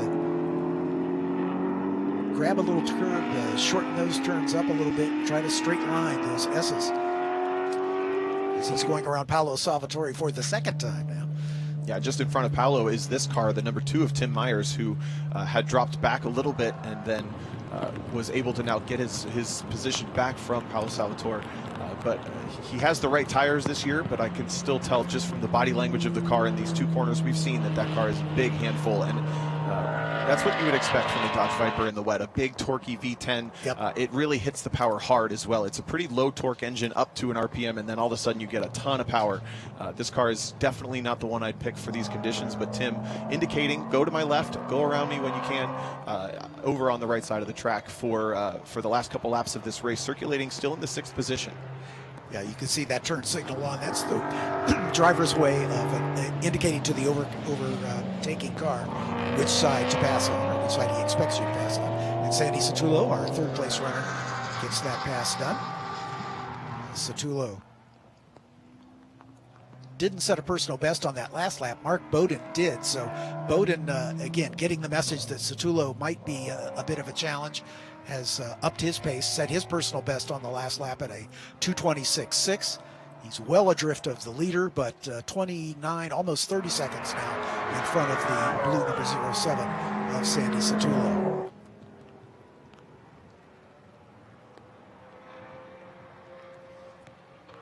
Satullo in the BMW, working his way through the climbing S's. yeah, the BMW is looking really stable in these conditions, but I think they're maybe down a little bit in straight line speed, and that's really kind of put him at a disadvantage, I think. Yeah, you can also see a little bit more of a stock body look to this car, as Bowden's is a nice flared outlook, a much wider stance to that car. But Sandy Satullo's car also looks a bit softer, a little bit more body roll through the corners, and that's going to be grip as it gets to the ground, whereas Bowden's car has looked very, very flat. So perhaps just either a build difference or a setup difference between the two cars. Obviously, Bowden is able to continually lap a little bit more consistently, but this car does look nice and compliant as it's out deep in the brakes, a little twitch into the roller coaster, and then confidently out to the outside line. There is that wider, kind of wide body E92, and you can see a little bit less body roll as he turns in, almost none here at turn 1. So Mark Bowden, 1 minute and 33 seconds behind our leader, Andrew Aqualante. And a bit of a surprise, I think. Mark Bowden, again, an experienced driver in his 36th runoffs. He's finished on the podium 17 times. He has 25 top 10s. He has won this race twice, including here at VIR in 2019 and also in 2020. So back-to-back wins prior to last season. So Mark Bowden, no stranger, and to see him 1.5 minutes behind another competitor really is a surprise for me. It is, and if you remember back to 2019, actually, very similar conditions to this, very similar circumstances to this, until the very last lap, the Mustang of Andrew Aquilani lost a timing chain and was not able to finish the race at full pace. Bowden caught him quickly, cruised right by, and took the national championship. So if you think this one is over and sealed because of that one lap advantage almost that Aquilani has built, it certainly is not, and it's panned out in the past actually for Bowden's favor. There's a reason they run the races. You don't pass out the medals until the checkered flag flies. So Mark Bowden knows what he needs to do is just keep his nose clean. As that car getting a little fishtaily as he comes through the Oak Tree Bend and makes it down the back straightaway. Mark Bowden. Kind of a lonely race. Do you find a problem with motivation in a situation like this where you can't see the guy that you're chasing? No, going back to that sink or swim thing that Aquilani's dealing with now, put the blinders on and drive the car, because these conditions are so intimidating. Yep. And it takes so much of your bandwidth to control the car, make the decisions, understand what the car is telling you. Maybe do I push a little harder? Do I not? There's so much going on in these conditions that I bet a lot of drivers would actually rather just kind of have the track to themselves and race the track than try to race another car. Aquilani is now catching the third place car, Sandy Satullo, for going down a lap, but I was going to point out Bowden and Aquilani personal best laps last time through, so the drivers are still getting quicker and quicker and quicker. As we're into the closing stages, we have about 7.5 minutes left, but we are working race lap 14, so we're going to get all 15 laps in here, barring a catastrophe. As once again, there will only be 2 cars on the lead lap when the checker flies as they make their way down the hill. Sandy Satullo with Andrew Aqualante looking for a way around. Satullo wanting to stay on the lead lap if he can. If there would be a safety car, he would be able to stay in contention, but I think it's pretty much a foregone conclusion as Andrew Aqualante pulls off to driver's left and blows by on the front straightaway. So now only 2 cars left on the lead lap as we are working race lap 15. The white flag is in the air. It's an experienced choice that an experienced driver would make, to wait till the straightaway to kind of not push the issue, especially on a lapped car in these conditions. Wait for the straightaway and get by easily. And especially in a low-risk position on track. After they'd cleared the puddles, after they were going very nice and straight, he put that position, put the car in the position to go by. As now Bowden has picked up almost 3 seconds more on his personal best lap this time through. He's now lapping close enough that if he started here, if we restart this race right now, we would have a pretty good race between Aquilani and Bowden. But that's the experience of Aquilani in these conditions showing. Exactly right. As he got there a lot quicker. Makes it through the snake on the final time, as he is cruising around for the final lap again, hopefully making it to the end for his 12th national championship. Through the climbing S's, up over the curb. That car just handles the bumps so beautifully. You know, we talked about it, the Mustang just, able to get through the lateral acceleration of this racetrack and over the bumps so easily without upsetting the chassis at all. As he comes through Oak Tree for the final time and down the back straightaway. Look at that, just parks it on the apex, pivots to the grass basically on the right side of the track, puts his foot down, and you can hear the engine spin just a little, but that car rockets off of Oak Tree Corner down the back straightaway, and that's what Hayward started the broadcast with, and it's panning out to perfection in front of your eyes for Aqualante as he gets now on the brakes pretty early for Oak Tree Corner. That's because this braking zone is very slippery in the wet, straight out to the apex. Down the roller coaster he comes as he works his way through turns 15 and 16 and then into the famous hog pen turn. And that is the last turn he'll have to negotiate aside from the little bend in the front straightaway. As Andrew Aqualante from the pole, a flag-to-flag victory for his 12th national championship. This young man is doing a fantastic job here in this race, and he's not done. We'll see him a little later on as the checkers flies for Andrew Aqualante, taking the championship in Touring 1 in the 2022 National Championship Runoffs. Caps it off with a personal best lap for a cherry on top. But now the first driver to see the checkered flag after Aqualante will actually be Sandy Satullo. Brings home a third-place finish from 6th on the grid in his E92 BMW M3. A great finish for the driver out of Florida. And now that he's seen that checkered flag, we can look to our second-place driver, Mark Bowden, who's still navigating the uphill S's in his fall line BMW. Just coming into South Bend as he works his way up the hill for the final time. Mark Bowden will be on the box once again. It'll be his 18th top 3 finish in his runoffs campaign. 2020 Touring 2 Super Sweep winner. Stepping up to Touring 1 this season, as his win at Road America and VIR was in T2. So stepping up to T1 this year as he crests the hill. Listen to that thing sing as he pulled away from our camera angle there. That thing is one of the best sounding cars in the paddock, I will always say. Onto the brakes for the final time. Down the roller coaster.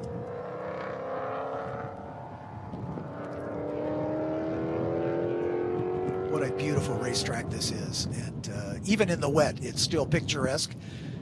But sadly, it's going to be a wet weekend, we fear. As onto the front straightaway comes our final podium finisher and the final car on the lead lap. And that is Mark Bowden as he approaches the flag.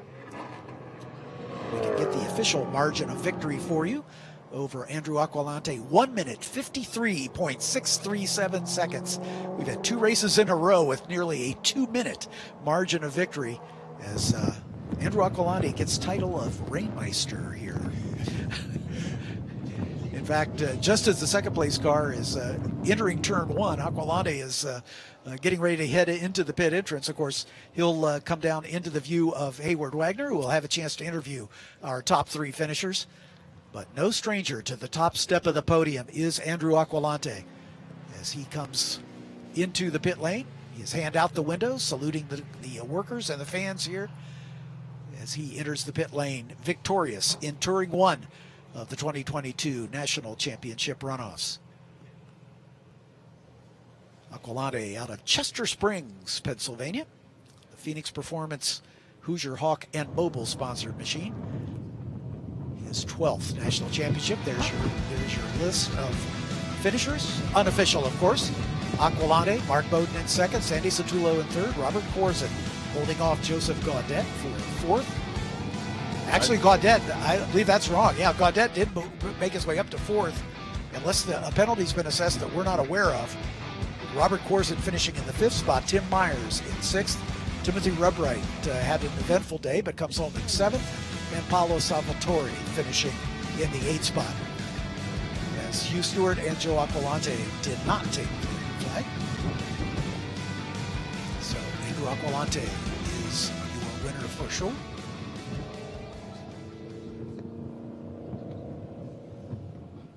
As the last of the field working its way into pit lane, it sounds like Hayward Wagner has got our winner down on pit lane. Andrew Aqualante getting the medal, getting the hat. Andrew, I just have to start with, how much do you love this race car?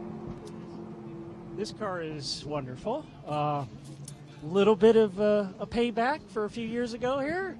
The track, the rain was, woo, this place is slick. This was not an easy one, keeping it on the road and all that sort of thing, but kept it pointed in a straight line, pulled the trigger when we needed to, and here we are. What are you thinking about on a lap of VIR and weather like this when you have the lead in the race? Are you watching gauges? Are you managing traction? What is your focus? What keeps your focus during a race like this?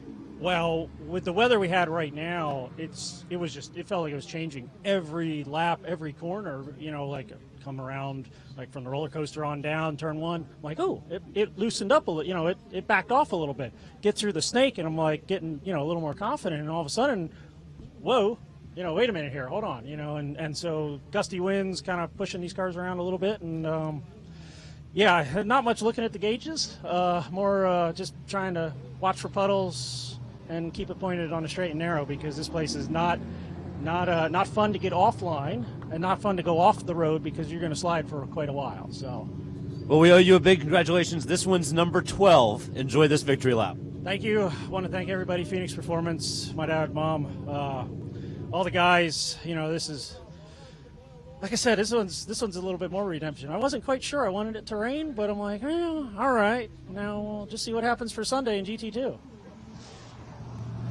Andrew Aqualante looking forward to perhaps another championship. I would guess he's going to run this car if it's wet. Yeah, that was a little wink, wink, nod, nod there to what he had hinted us into, but we'll have to wait a couple more days to find out what he does for his 13th championship attempt. But number 12, I mean, a dozen championships and many, many in this car, in this class. It's spectacular to watch. Indeed it is. As our second and third place finishers making their way down to the pit lane, as we're just waiting for Hayward to get over to have a chat with them. Andrew Aqualante, by the way, we haven't mentioned it, was also the 2007 winner of the President's Cup, selected by the stewards of the meeting and the chief steward to the driver best demonstrating ability, competitiveness, and success at a national championship event. Hayward Wagner has got our second place finisher, Mark Bode. Mark, have you ever had more fun in a race car than you did today? Yeah, thanks to all the guys at Fall Line. The car was great. Andrew's obviously phenomenal in the rain. Not the best rain car out there. Great in the dry. Hoosier tires were great. It was trying. A little bit of a handful, but a lot of fun. Always love being here at the. I'm actually going to trademark it, the Rainoffs. It's now going to be known. So Mark Bowden, another podium finish here at the Runoffs. We got Sandy coming up. Big handshake. Sandy, it looks like you might be a little bit less experienced than Mark in the rain. Is there some truth to that? Well, maybe overall rain, but we were calculating before this weekend. I have probably over 14 hours in the rain here at VIR. So I was kind of probably the only one here this weekend hoping for the rain. But, we knew going into the race, if we could keep all four on the pavement, that we'd probably move up maybe a spot or two. So that was the goal, just give yourself the chance at the end. Don't take yourself out. Exactly, yeah. Well, congratulations here on the podium. Is your first Runoffs podium?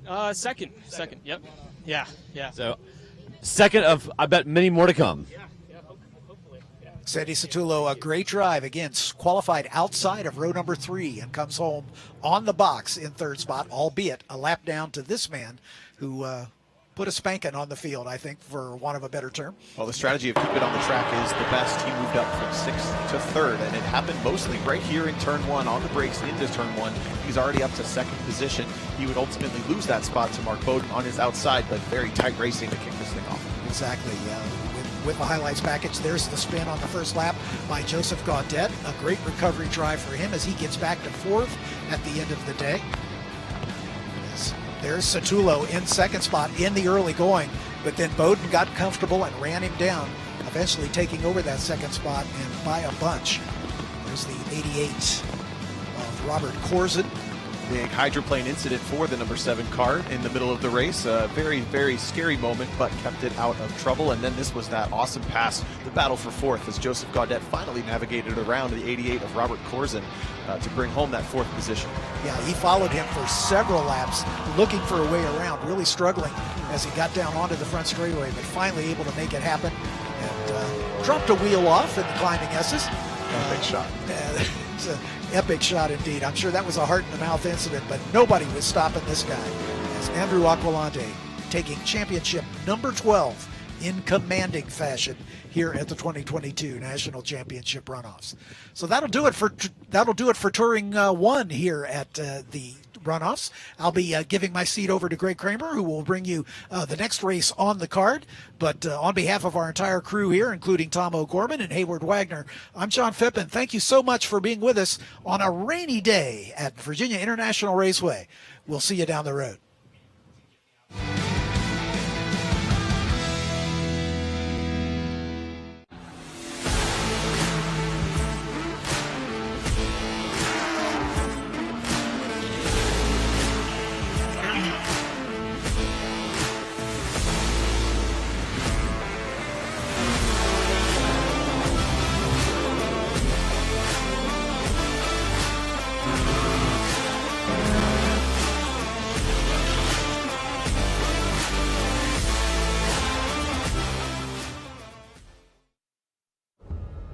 Why race?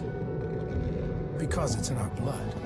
A love of driving that pushes us as hard on the road as it does on the track. It's why we reinvented the Roadster and put a piece of it into every car we make. It's why we refine, rethink, and refine again. And it's why we'll always engineer to your heart's BPM, not simply an engine's RPM. Why race? Why?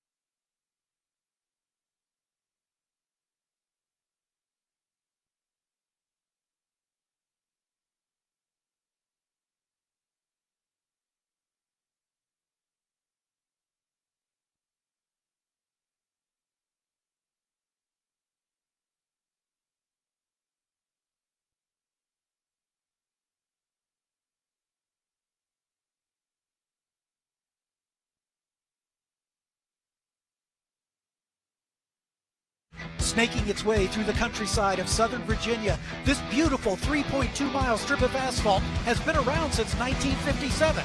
But now, for the second time in 3 years, the Virginia International Raceway is home to the SCCA National Championship Runoffs.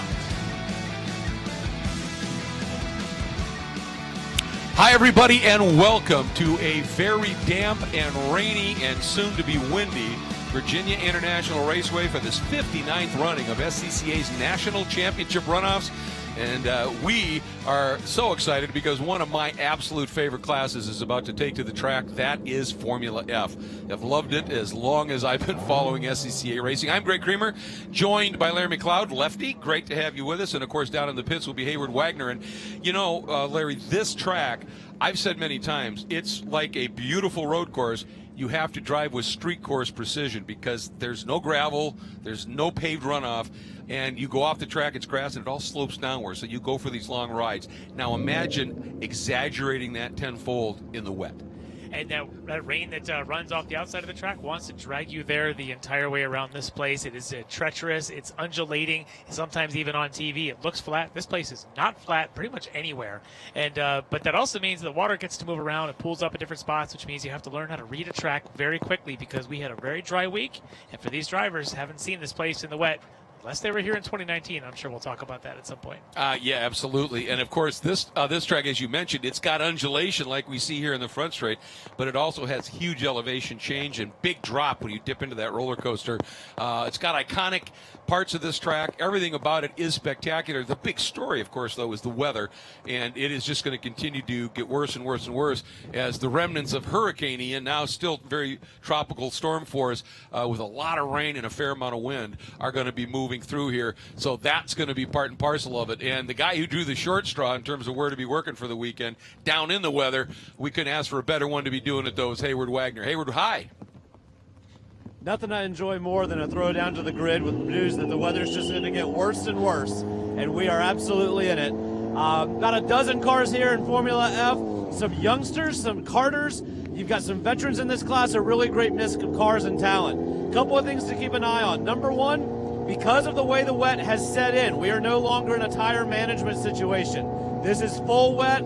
This is going to be a full-pace race. These guys aren't managing the tires. They're just running them as hard as they can. Also, you have several drivers in this class that have never run in the wet before in a full-bodied car, a full-size car, but have massive amounts of experience in karting. One of them is Cameron Reed, who's starting at the back of the pack, literally has nowhere to go but up. So keep an eye on these youngsters as they learn how to drive these cars in these conditions. Sometimes not knowing what you can get away with can be an advantage. That's true. That's absolutely true, Hayward. Not knowing any better, yeah. Complete ignorance sometimes is bliss, literally, in these conditions because you have to go over it. But we were talking before we even got on the air about in the wet. This is like a brand new track.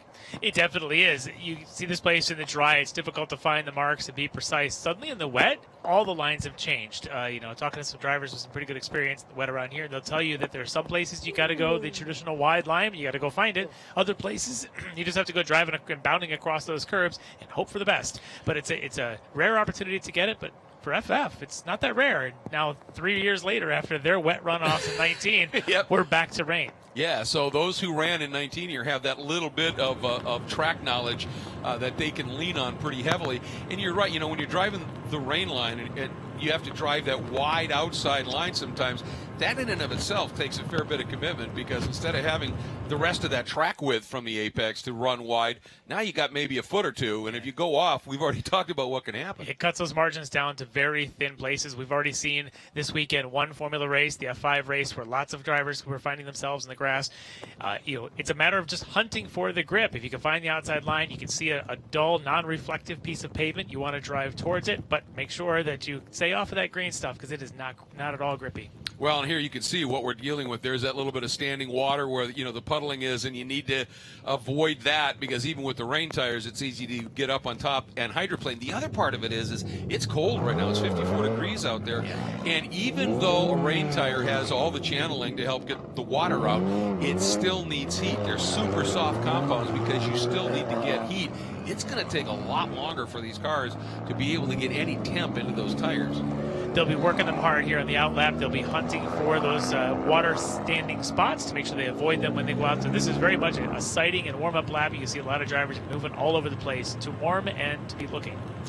And I haven't been able to be up here for the entire week prior like I normally do, but I didn't see any kind of weather up here. So this is the first time they're out in the wet. So this sighting lap is massive. It literally rained probably even after everyone left their hotel this morning. I left mine. I was walked out of the lodge at about 7:15 this morning, and there was still some dry pavement. It had just started to come down. So right on time. Let's throw the wild card, a little bit of rain, and let's have a good time. But at least it's consistent. The FF race a couple years ago almost thought it was going to get into the dry. It turned wet. It was a bit of a crazy thing going on today. Everyone knew, as Hayward says, they're all here on the reins, no doubts. And, of course, this class, first time it made its appearance in 1969, a guy by the name of Skip Barber won that first race. And it's been a huge training ground for people moving up through the ranks for many, many years. Sports Car Racing magazine says your pole sitter, Jonathan Koitek, is going to win his fourth. I think Tim Couch was picked for second.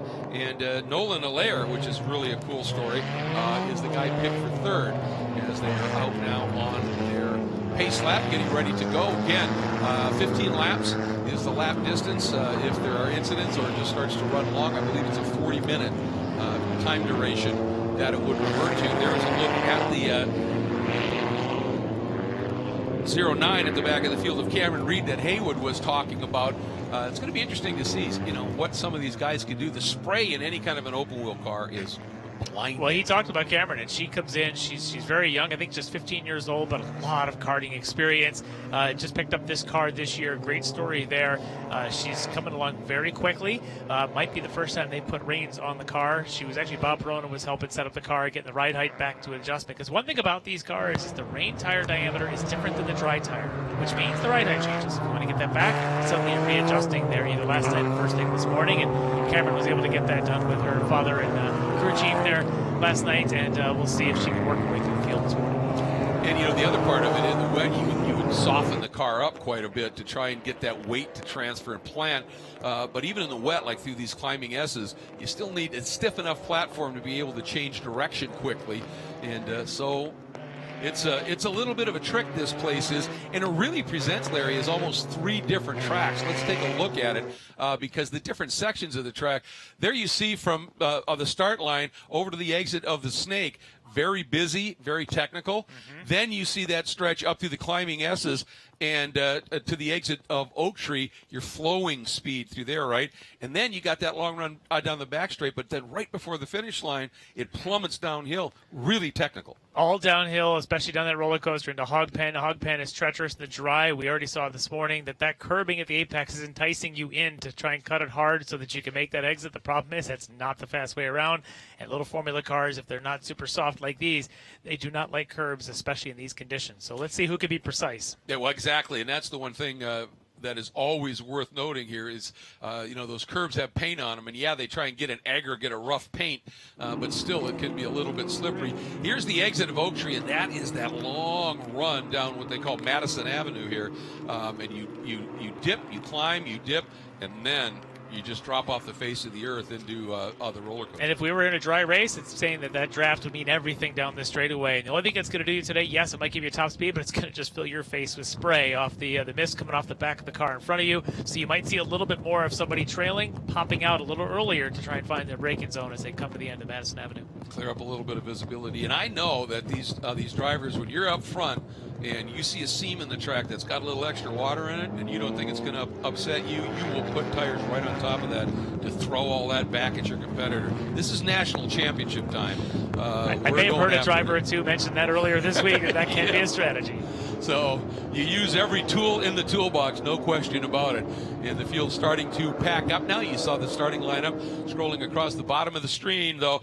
Front row, boy, loaded with champions. 6 gold medals on that front row alone. And then all of the guys that are wanting to come after it, a couple other gold medal winners from previous years in different categories there as well. But here we go, down through that final turn, Hog Pen, and onto the start-finish straight as we are getting ready to go for the gold in Formula F. Boy, what a sight that is. See the spray coming off. They're not even at speed yet, Larry. Yeah, that's going to about triple in height here when they go green. We'll know it. There's a prescribed start zone, and There we go, and we're green. Jonathan Koitek giving it the welly, and that yellow, that's the Megale has moved up. He looks like he's got the position. Couch wanted to think about going around the outside. Look at Theodore Burns. He's just going to go straight to the apex, down underneath. Does he make that work? 3 wide into turn 1. That inside's where the grip is down there. The outside's typically pretty slippery, so that may have worked for Burns, but that looks like spinning in the back. That's Couch. That's Couch going around. He went for that wide line, and it just stepped out. And I'll tell you what, Theodore Burns made that inside move work. Now, look at him trying to defend, knowing that Koitek's going to try and counterpunch immediately. This is up into that very busy section. 3, 4, side by side through 4 and 4A. You don't see that often. Koitek thinking he is going to be faster through there. Burns made a great job down into 1 to make the pass, but I'm not sure he's going to have the pace through here that Koitek's got. One of the most experienced drivers in Formula F's in the entire field is Jonathan Koitek. Yeah, no question about it. 3 golds in the last 4 years. That tells you the level of dominance he's put up here. Battling continuing behind that lead duo right there. 3rd and 4th having a nice scrap. This is up through those climbing S's, and look at the visibility. You can see it in the air already. That's Nolan Allaire and that black number 11. I think that is right behind him. Puerto Rican, a Trevor rookie Russell here. Oh, that Trevor? That's Trevor, yeah, in the Rice-prepped Formula F there in the number 32. Yeah, he was 2nd at Indy last year in the FX. And look at this, side by side, Nolan protecting to the inside, and Trevor willing to float it around the outside if he can make it work. Here's what's known, big drifts through the exit of what they call Oak Tree Turn. Used to be a beautiful oak tree there that came down in a storm years ago. Now the run down Madison Avenue. So Nolan, a second-gen driver. Rob Aller, his father, runs an FC. You'll see him at a different race this year. Nolan also going to be running in that one. But Nolan been running a lot of various races in both those classes this year, running in the FRP, FF1600, as a lot of these drivers do. So he's gotten a lot of seat time learning the racecraft of Formula F. Well, and that's going to be a big benefit for him. I mean, having run this race before he gets into Formula Continental, when we know it's going to be wet. He's and there's no substitute for seat time, and that's really paying off for him. And I think we're seeing what you were talking about. Koitek now is starting to open up a little bit of a margin, and as a matter of fact, Nolan and Trevor coming Nolan's after. Off. Oh, he's off, running wide. That's that hog pen. That's how treacherous it is. That pavement just drops off. You think you get comfortable trying to carry some speed. That pavement says otherwise. That was a brilliant job of saving it. Never made any massive corrections and just used little bits, but he's lost immense amount of track time now. And see if we can watch what happens here.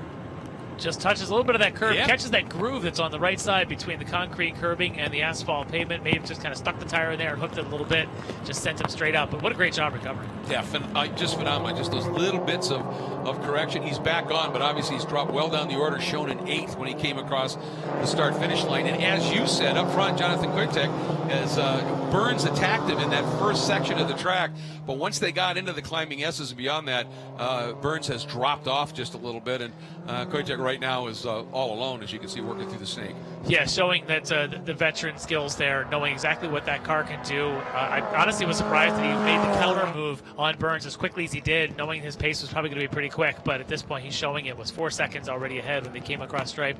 At this point, coming up the climbing S's, all you can do is just try and straight line as much of it, but you look at him go around South Bend here and just carrying speed even in the wet. Yeah, he just really has the ability, wet or dry, to just be able to flow speed. And one of the things that, a wet track like this will really, they call it the great equalizer. If you're running a car that's maybe not as dialed in and set up, you can hustle it in the rain, you can make it work if you're a great driver. But the other side of the coin is a driver that really has that gift of feel can really let it show. And that's what he's doing here. And he hails out of Atlantic Beach, Florida. And let's go back and take a look at the start. And the interesting thing to me was the silver car in the back. Watch that. Burns and the black car down to the inside. Yeah, Burns takes that inside line, but you're watching the car in the middle of there, which should have been Tim Couts, take that spin as he gets a little bit of that, probably found a puddle there in the middle of the track. Unbelievable that everybody's able to work their way around him. And, of course, in the back of the pack, another spin. That's the 77 of Jay Messenger, one of the more veterans in this field, able to get going again, but not before Cameron Reed had to make her way around him. Yeah, it was phenomenal. Nobody got it. And, yeah, I think he absolutely did catch a little bit of a puddle because the car just snapped really suddenly.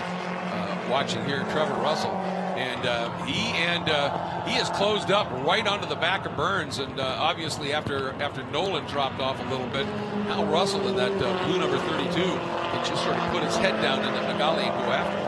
And I've talked to him this week. He's running a couple of classes, going to run FC, he's going to FX in his FC car. This young man, he works on his own cars. He does all of his own tuning and all his own repairs. He was doing a little bit of nose cone body repair on his FC car. So this kid is not just one of these kids that just goes out and grabs his helmet and somebody says, there's the car. He preps the car, builds the car, and races it. He's a fantastic young man. You can see right now, he's very comfortable in these conditions. Doesn't seem to have any issues. And he's looking to pounce on Mr. Burns. Yeah, he was just looking to take a look into turn 4. And you can make a pass there, but you've got to be up inside really aggressively and early, and decides to wait just a little bit. He was second at Indy in that FX category last year, so he definitely knows about running at the front clearly. And what a battle! And last year he was in a battle just like this in that FX race. Came up just a little bit short, and I'm sure he wants to come up on the other side of these battles this year. Coming out here running a couple of different cars. Look at the patience, though, the young man is showing there behind Burns. He's not popping out. He's not sending it in any kind of a bad spot. He knows maybe that there's some pace he has as an advantage. He's going to wait and be able to use it at the right time as we flash back to Couts there, who had that early spin.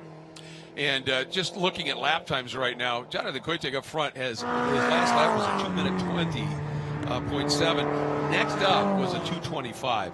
Right now, Koitek is just in a completely different zone right now as he's working his way around. Looking at the times for Couts, he's running a bit quicker than some of the guys in front of him. But as we all know, catching them and passing them can often be two different things. But I would think right now, Trevor Russell, he's going, there's no chance we're going to catch Koitek at this point. This battle is for the silver, and that's the one he's going to focus on, because Jonathan right here in this beautiful bright yellow machine, as I said, out of Atlantic Beach, Florida, and we want to just let everybody know, huge concerns for everybody down in Florida. I live in the Sarasota, Bradenton area, and it came through us, but we got away with it, fairly lucky. But those down in the Fort Myers Beach area, that's Trevor Russell now, just finishing that pass now as he comes out of Hog Pen ahead of Theodore Burns. Russell is still probably the second quickest car on the track. Porter Aiken is currently in fourth, is probably the next quickest out there, but Trevor showing that he's got the pace, able to make the move. Who knows? Let's see what kind of pace he can put down here. Maybe at some point be able to keep his eyes up there for Jonathan. That's a really good point. Take a look at the move here. He's got the nose inside, Larry. Oh, that's a tough place to make the pass. If he's coming down, you can see him right down the roller coaster. Sees a little bit of a slip for Burns going to the right, and Trevor able to tuck inside as they came up to Hog Pen. So great move, seeing an opportunity.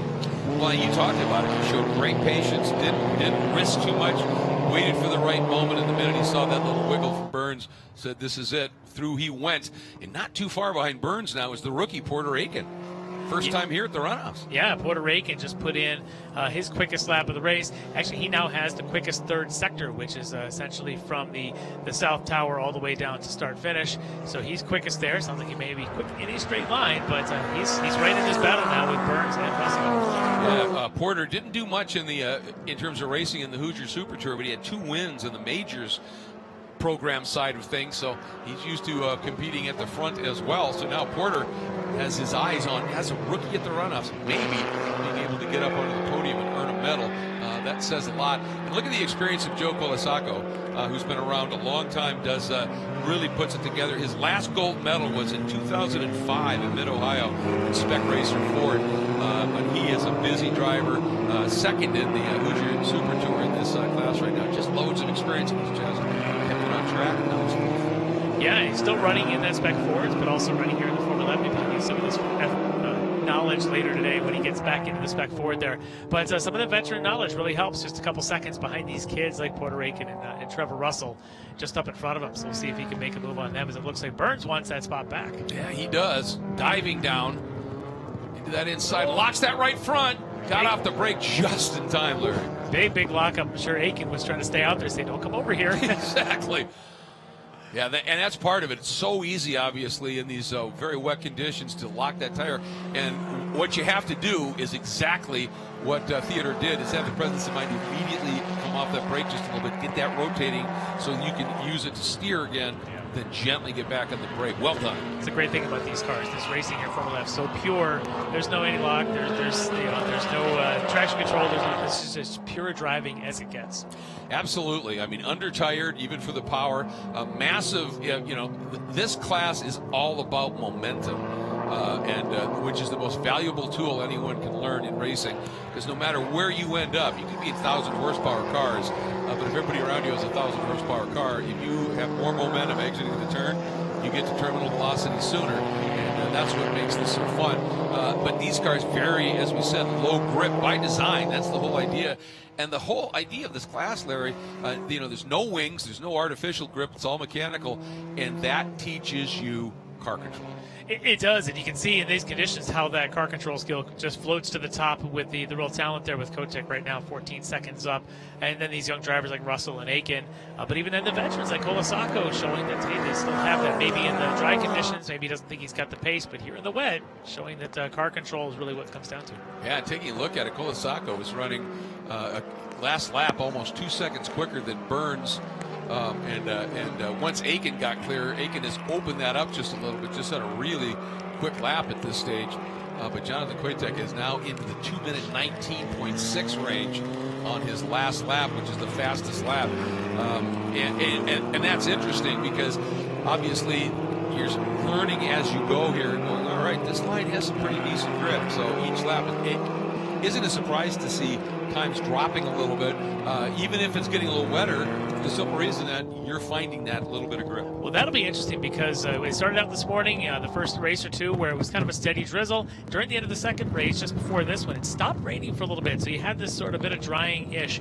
As the rain comes back down, suddenly these puddles start pulling up again, and now you got to go hunt possibly for a different line as Trevor's coming down the roller coaster and making it look like some good times. Yeah, he is hustling that machine right now. That is another of the Megales. Really, a nice mix of cars here. And I love the fact that Steve Grafton, running ninth right now in the number 99, is still running one of the original Swift DB1s. With a Ford, even. He's still got the Kent Motor Ford back in the talking this morning. He was putting on the full-on rain suit, the big giant plastic bag shaped like legs and arms to try and stay dry out there. But yeah, it was great to see the DB1 Ford-powered car still in the field and doing quite well. That's the one that created the Aero era of Formula Ford with inboard everything. Yeah. And it was untouchable for so many years. And that engine is not necessarily quite as torquey and drivable as the fit engine, but in these wet conditions, sometimes not having as much power is not a bad thing. Yeah, as long as you can tune the carbs to get the right amount of power application in that thing, you can do quite well in a Kent Motor Ford.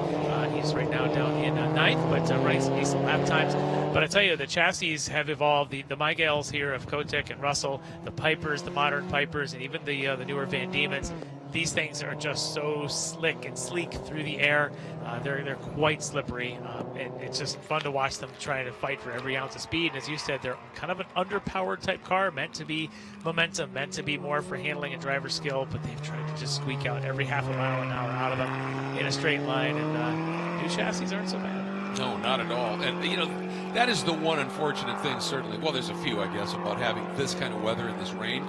Is in the dry when these things run in packs with the drafting, all the way down Madison Avenue here, and then seeing them pop out heading into that treacherous downhill roller coaster. I mean, they are spectacular in the dry, and through the long, fast corners, like up through the climbing S's, and through South Bend, just the drifts that they'll carry through there in the dry is spectacular. So we're missing that, but we're seeing some superb driving skill on display here, particularly from that guy up front in that 08. Yeah, and you may be watching this and thinking, boy, this race is kind of boring. He's just out there by himself. But I'm really an appreciation of his driver control skills and just watching how the car isn't taking little twitches. Sometimes a driver will come down a thing like the roller coaster, and you'll watch their hands will move, and the car will take little tiny twitches. And all that does is upset the car, changes the weight balance just a little bit, throws the weight around. You watch a driver like Kotick right now, where he just sort of glides in very smooth. Look at him right down the middle of the track where there's some grip.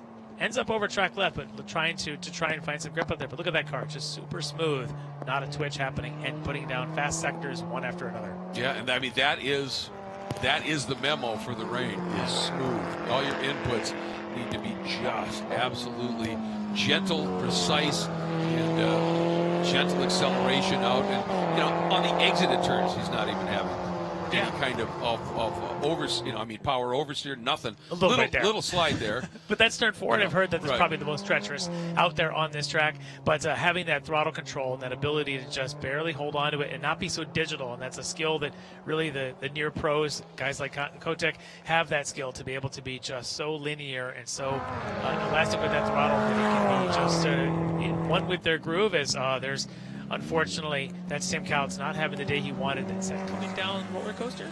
Looks like it could be, and that right rear, yeah, that's the smart thing is get it a little bit on a more side angle, and then you can probably make the drive here back on track. But I'll tell you what, for a three-time champion, at spin early, this has been not his best race, but these conditions are just diabolical to start with. Yeah, and he's out there giving it a go. And you don't know what setup he went with. Exactly. Some of these guys don't know the right setup for the wet. Maybe he decided to take a bit of a gamble, thinking it wouldn't be as wet, could have left things a little bit stiffer for him, and that might be part of the issue there, because the setup definitely matters in these conditions. See if we can catch what happened to our three-time gold medalist Tim Couts in the Piper right here.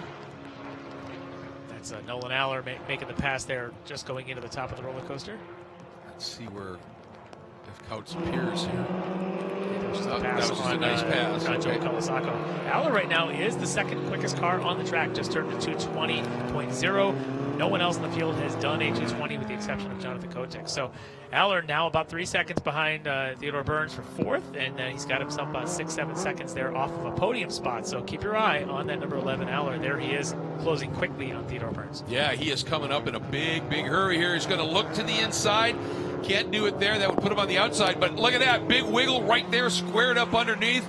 And is he going to make that pass stick? Well, I'll tell you what, he does. And comes through and makes the pass that moves Nolan Allaire up into fourth in an absolutely beautiful move. And you know what? That was a carbon copy of what Trevor Russell did. I was just thinking the same exact thing. Is Theodore Burns comes through there and gets that same little twitch going down the roller coaster, and just like Russell, Nolan Allaire just sort of dives to the inside, and now he's trying to defend the inside, which is probably the right place to brake, going down into this treacherous downhill braking in one.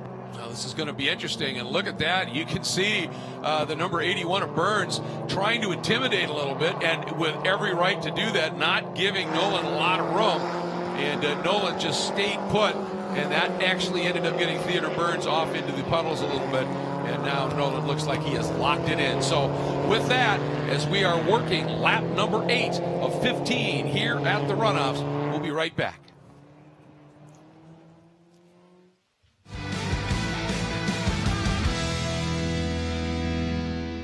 Focus, guys. We're in a race to the finish, okay? Here's where the rubber meets the road. These initiatives move the needle, like, at all? Well, let's shift gears a minute. We're really kind of at the apex here. We need to put the pedal to the metal. We need to nail those hairpin turns, cross that finish line, and take that checkered flag. Woo! Hit the track with the world's largest motorsports calendar, track day insurance, and more. Hagerty. Let's drive together.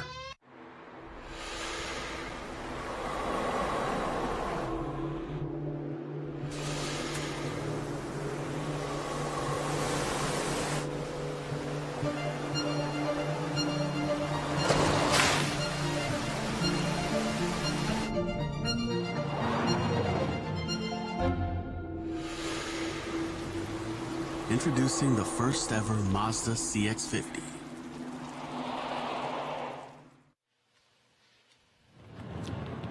A good look there as we come back. Jonathan Kotek, who is continuing to put on an absolute wet weather clinic here, as he has now ballooned his lead up over Trevor Russell to about 18 seconds. That was last time by, and he's been running laps consistently a second or two quicker than anybody else. So when Trevor Russell comes through in second spot and crosses the line, Kotek might have himself a 20-second lead here. That is just a remarkable display. Let's see, not quite, 19.1, but still, he is flying. He is, and Trevor Russell isn't exactly slow right now, and Puerto Rican is doing the same thing. Nolan Allaire, this 2-3-4 bunch is starting to tighten up a little bit, as Nolan now just about 2 seconds behind Porter, so we might see a push for third place here. And there he is. Look at that black car of Nolan Allaire just behind that double blue of Puerto Rican. This is going to be a good little battle between these two here for a bit. That's true. Nolan is he's the closest one to Jonathan's times, getting within a half second a couple of times and significantly quicker than the guys in front. And I wonder if Nolan, if he hadn't had that off at Hog Pen earlier, where he would be sitting right now. But right now, he's just all he can think about is Puerto Rican right in front of him. And another guy who's turning some awfully good laps is Robert Perona back in the 7th spot, the number 73 Piper. He just turned a lap at a 2:20.7, and Joe Colasaco and Theodore Burns in front of him are running 2:24s. So that's going to be somebody to keep an eye on here. The number 73 coming up through the pack in just a little bit. There's Russell. Here comes Puerto Rican. And then the number 11 of Nolan Allaire, and he is definitely closing it up a little bit. And once he gets there, and I don't think it's going to take him long, that's a battle for the podium and the medals. It definitely is, and I think Nolan knows that, and that's why he's pushing hard right now. I'm sure he's got his dad and his crew in his ear, giving him all the information, knowing exactly what position he needs. We'll see if he can catch some of the draft. We talked about how the draft is so important in these cars. In these conditions, you want it, but you also want to be able to see. Well, and that's the issue. So he might stay in it, then just ease out a little bit, because the problem is you get up close, and even with those rain lights flashing, when the spray's heavy enough, that can be even difficult to see. So you're really going to want to be a little bit careful. And I think he's just staying close. I think that spray down there is definitely an issue. Yeah, and so he didn't quite make it. He popped it. In fact, their trap speed's about the same, so maybe not using the draft. Maybe he's just waiting for a mistake, knowing the position is at stake here. Just wait for an opportunity to maybe pop out. Not going to get that opportunity again down the roller coaster. That's kind of a once race. But look at that slide that he's able to catch. And that's where he had his off. So he's not exactly he's compartmentalized and put that off away and is driving the fastest line he can through there. He wants a medal, man. He does. Might want to remember that slide, though, just in case. That grass out there has got no grip, and it's a long way down that hill if you go off. Yep, and look at that. Everybody, and that's something you'll see with these open wheel cars with the spray that comes up. If you're running close, sometimes, and again, the spray is the issue, but when you're in a slower corner, run in the car in front of you's tire tracks. Yeah. Because he's just cleared that water out of the way, and you might find just that little bit extra grip. Here comes Nolan. Nolan might be being patient here behind Porter because now he can see the second place of Trevor Russell in front of him. I suspect Trevor had an issue in the last lap at Sector 1 as he was about 5-6 seconds off of his normal pace there. And Nolan may have seen that or was told that on radio and knows that, hey, let's just be patient. Don't slow down the pace. Stay behind Porter because this may be an opportunity to go from 4th to 2nd if he can play his cards right. Yeah, really good point. Through the snake right now. It all starts at exit at turn 5, and you just wind up all the way through 6A. And then here you make that pivot, and now you're up into the climbing S's. And this is just a glorious piece of racetrack. And here is Nolan, buried in that spray, but just absolutely sticking with it here. And I think that's a good point. I think he might be saying, I'm going to let Porter catch Trevor and then let those two duke it out and see if I can take advantage of something here. Yeah, no sense in making a battle just for third between you and one driver. Let's make it a three-way battle for second. And they are definitely gaining.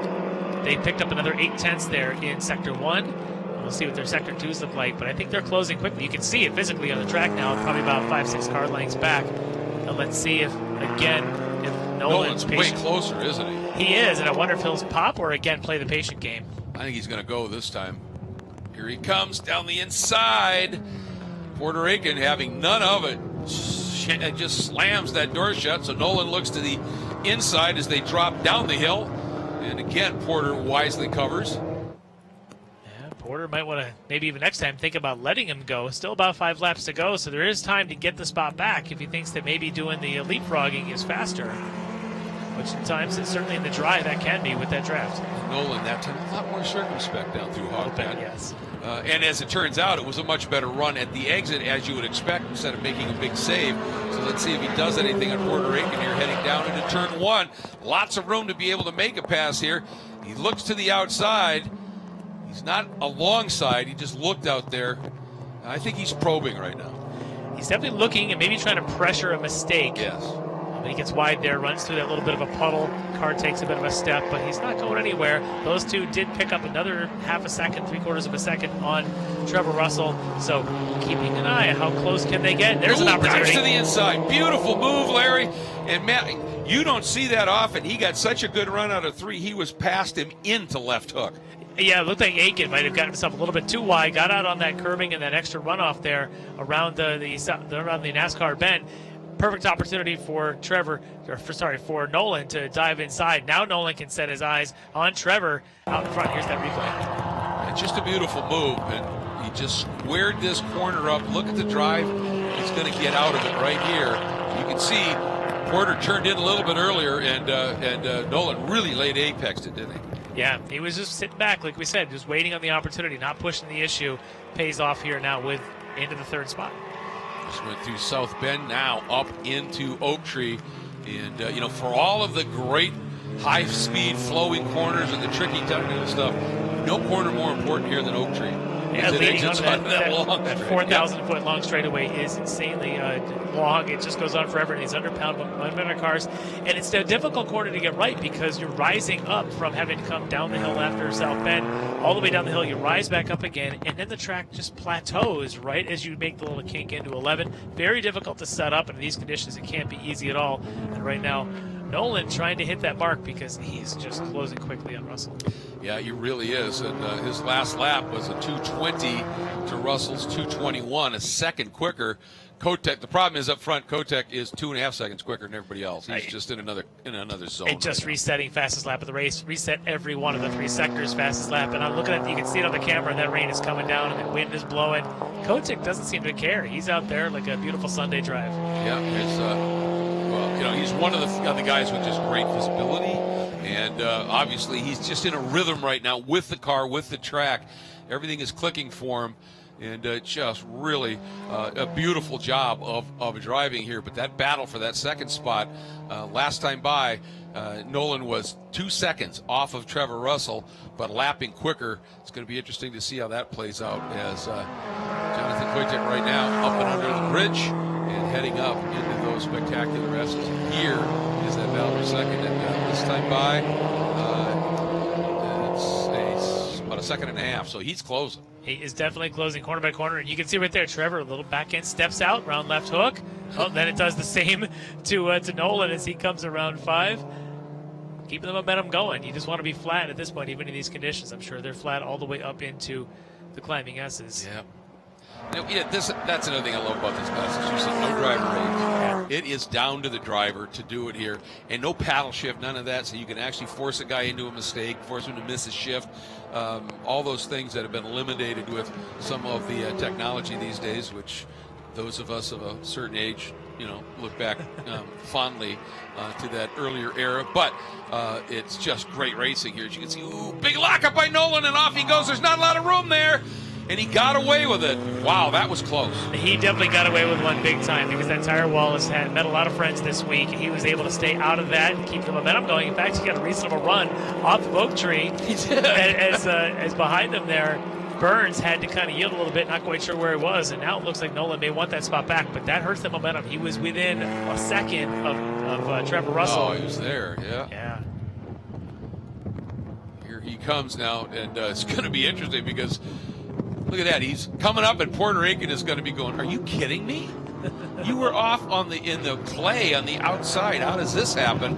But Nolan, he just happened to square that up and got a good straight line drive, and it paid off for him. And he's holding that spot. It's a bit defensive, kind of holding middle of the track, which may also be where the grip is coming down roller coaster. Look at that, just floating that car down, floating the upward here, and holding that spot. Amazing how he was able to recover from that off. And that's twice we've seen him have offs, but with brilliant recoveries. Just really impressive stuff. But look at this, coming back. Porter Aiken getting a nice run through Hogpen is up alongside. They are side by side, heading into turn 1. Aiken locks it up. We've got 2 cars off, coming through the snake as well, and I thought so. I saw Aiken lock up his tire, and I wasn't sure he was going to be able to make it. And it looks like he'll be able to get back on track, but we have the 2 cars off over in the snake. See if we can cue a replay on that. Obviously for Aiken, not thrilled with that result there, as we are going to go full course. Yep, we have to at this stage. There's one of the drivers out. That's Stephen Grafton. Yeah, and the beautiful Swift. Yeah. That's a shame. You can see him shaking his head, not happy, just frustrated. And it looks like the other car may have been able to continue. Possibly. I'm not sure who that may have been at this point. But here's the thing with that full course yellow. It's a 32-second lead that is going to evaporate. Let's watch here. Look for the lockup here by Porter, Larry. Yeah, I see something outside. It's very slippery out there. Nolan on the inside's got the grip, and for Porter, unfortunately, finds out how slippery that is. Just nose is completely off, and now he's got to go the long way around to try and find his way back onto the track. Probably still holding that fourth spot, but not up there fighting for it. But that full course yellow, he'll be right back under him. Yep, and when you have an off like that, sometimes the red mist can set in on yourself. And what Porter needs to do is observe the words on the side of his car and chill out, calm down, get back in it. He's quick. He can do this. But the interesting thing for me, talking about Jonathan Koitek's 32-second lead evaporating with the speed we've been seeing from Nolan and Russell. If Nolan gets around Russell, this might be game on. This is not what Jonathan Kotek wanted to see for sure. He would love to have just cruised a couple more laps as we're now just finishing lap 14. So this really he would have loved to have just waited, but this might just end up being it for him. So we'll see what this looks like. But he would love to just say, let's just keep going. Those emergency services crew, go ahead and take your time, guys. Yeah, exactly. And, this is one of those deals. If it were to end under caution, that takes nothing away from Jonathan. Because when you got a 30-plus second lead and the caution comes out, you've earned it. There's no question about that. He's been the dominant driver here for sure. Yeah. It's all a matter of, as you said, how quick they can get Grafton's car moved out of the way. The man from Jamul, California. And sad to see him have that incident here. The other guy that this is going to help quite a bit potentially is Perona. Remember, we were saying, looking at the speeds he was turning, and if this goes back to green, he might be able to take a crack at that top 5. He might. We'll see. It's we're already working lap 14, so it's not likely. Yeah. But it's a good race here, especially that battle for second between the 2, 3, and 4 between Russell, Aller, and Aiken. Really putting on a good show there. A couple of young drivers just battling it out, having a good day, and then having a lot of fun out there. And a couple of offs here and there. Nobody driving the perfect race for those 3, but still pushing it hard all the way up until this full course yellow. But for Kotek, in a position to win another unbelievable drive than what he's done today. That's going to be assuming it sticks, it'll be his 4th in 5 years. And the other one was a 4th place finish. Right up there in the front here. And here's the deal: at the runoffs, the regulations are you do not get the green and the white. You don't do one lap. You have to have at least 2 laps of green. And we just heard from race control, if they thought that they could get this cleaned up quick enough, they might add a lap so we could get the 2 laps. But this is a long track, so if they decide that they get that cleared up, and you can see the drivers, they're still thinking there's a possibility of this going back. They're bobbing and weaving here. Trying to keep some heat in those soft tires. Oh, you have to. And I just checked the temperature. It's risen to a whopping 56 degrees with rain. So, so it's, they're still going to, this low speed stuff is going to really rob those tires of heat. And we can't say it emphatically enough. What gives rain tires grip in the wet is still heat in the rubber to be able to grip the asphalt. All the channels and the tread blocks is just to get the water out from underneath it. And they flex, and that generates heat, and that's what you need. And when you're just lumbering around under a full course caution on a cool, rainy day, you're just cooling those tires immensely here. Yeah, in fact, a good friend of mine, Alex Jones, works for a tire company, was texting me this morning, telling me how a good rain tire works. As long as there's something sort of grooves, it comes down to how good is that compound. And for these guys, they're all on the same compound, but it's how they've used it, how they've worked it at this point in the race. Each of their tires now has 13.5 laps on it. Is there anything left on that tire, and how soft can you work that compound to be ready for maybe a restart? Yeah, that's a really good point. And we just got word from race control, checkered flag this time by. They just weren't going to be able to get Grafton's car moved. And part of it is where Grafton went off, it dips down, and he may have got the nose stuck under those tires. We really couldn't see it, and it's just a little bit of a difficult extraction. The important thing was that Grafton was out quickly. He was out, and they may have to do a bit of repair on that wall sometimes. It's not like the hardest of impacts, but that's been an issue this week. Is sometimes if you hit it just right, pops those apart, and you need a little bit more time. But they're banded together, but once those bands pop, One of the guys happy to hear that news might be that little yellow car right there, Jonathan Kotick. Absolutely. I mean, he drove absolutely brilliantly up until that caution came out, and there's no question about it. Physically in a car in the dry, it takes a lot more out of you than the wet because you're not feeling all of those centrifugal forces of the heavy braking and side loads and all that. But mentally, the wet is just very draining. Mentally, The focus you have to have, corner to corner, moment to moment, looking for every bit of dry patch, trying to stay away from the big shiny puddles. It is definitely a game of concentration, a very mental game for him. And right now, Jonathan Kotick shows he had that mental strength to get it done. I mean, that was a wet weather clinic that Jonathan Kotick put in, and he has earned what is coming his way, and that will be a gold medal at the SCCA's National Championship Runoffs in Formula F, and again, the fourth one in 5 years for this driver. He is going through an era of dominance in Formula F right now as he comes across, and the checkered flag waves. Your champion, Jonathan Kotick, silver medalist Trevor Russell, and bronze medalist was Nolan Allaire. And remember, that came after 2 offs for Nolan. An absolutely stunning drive by Nolan Allaire up onto the podium.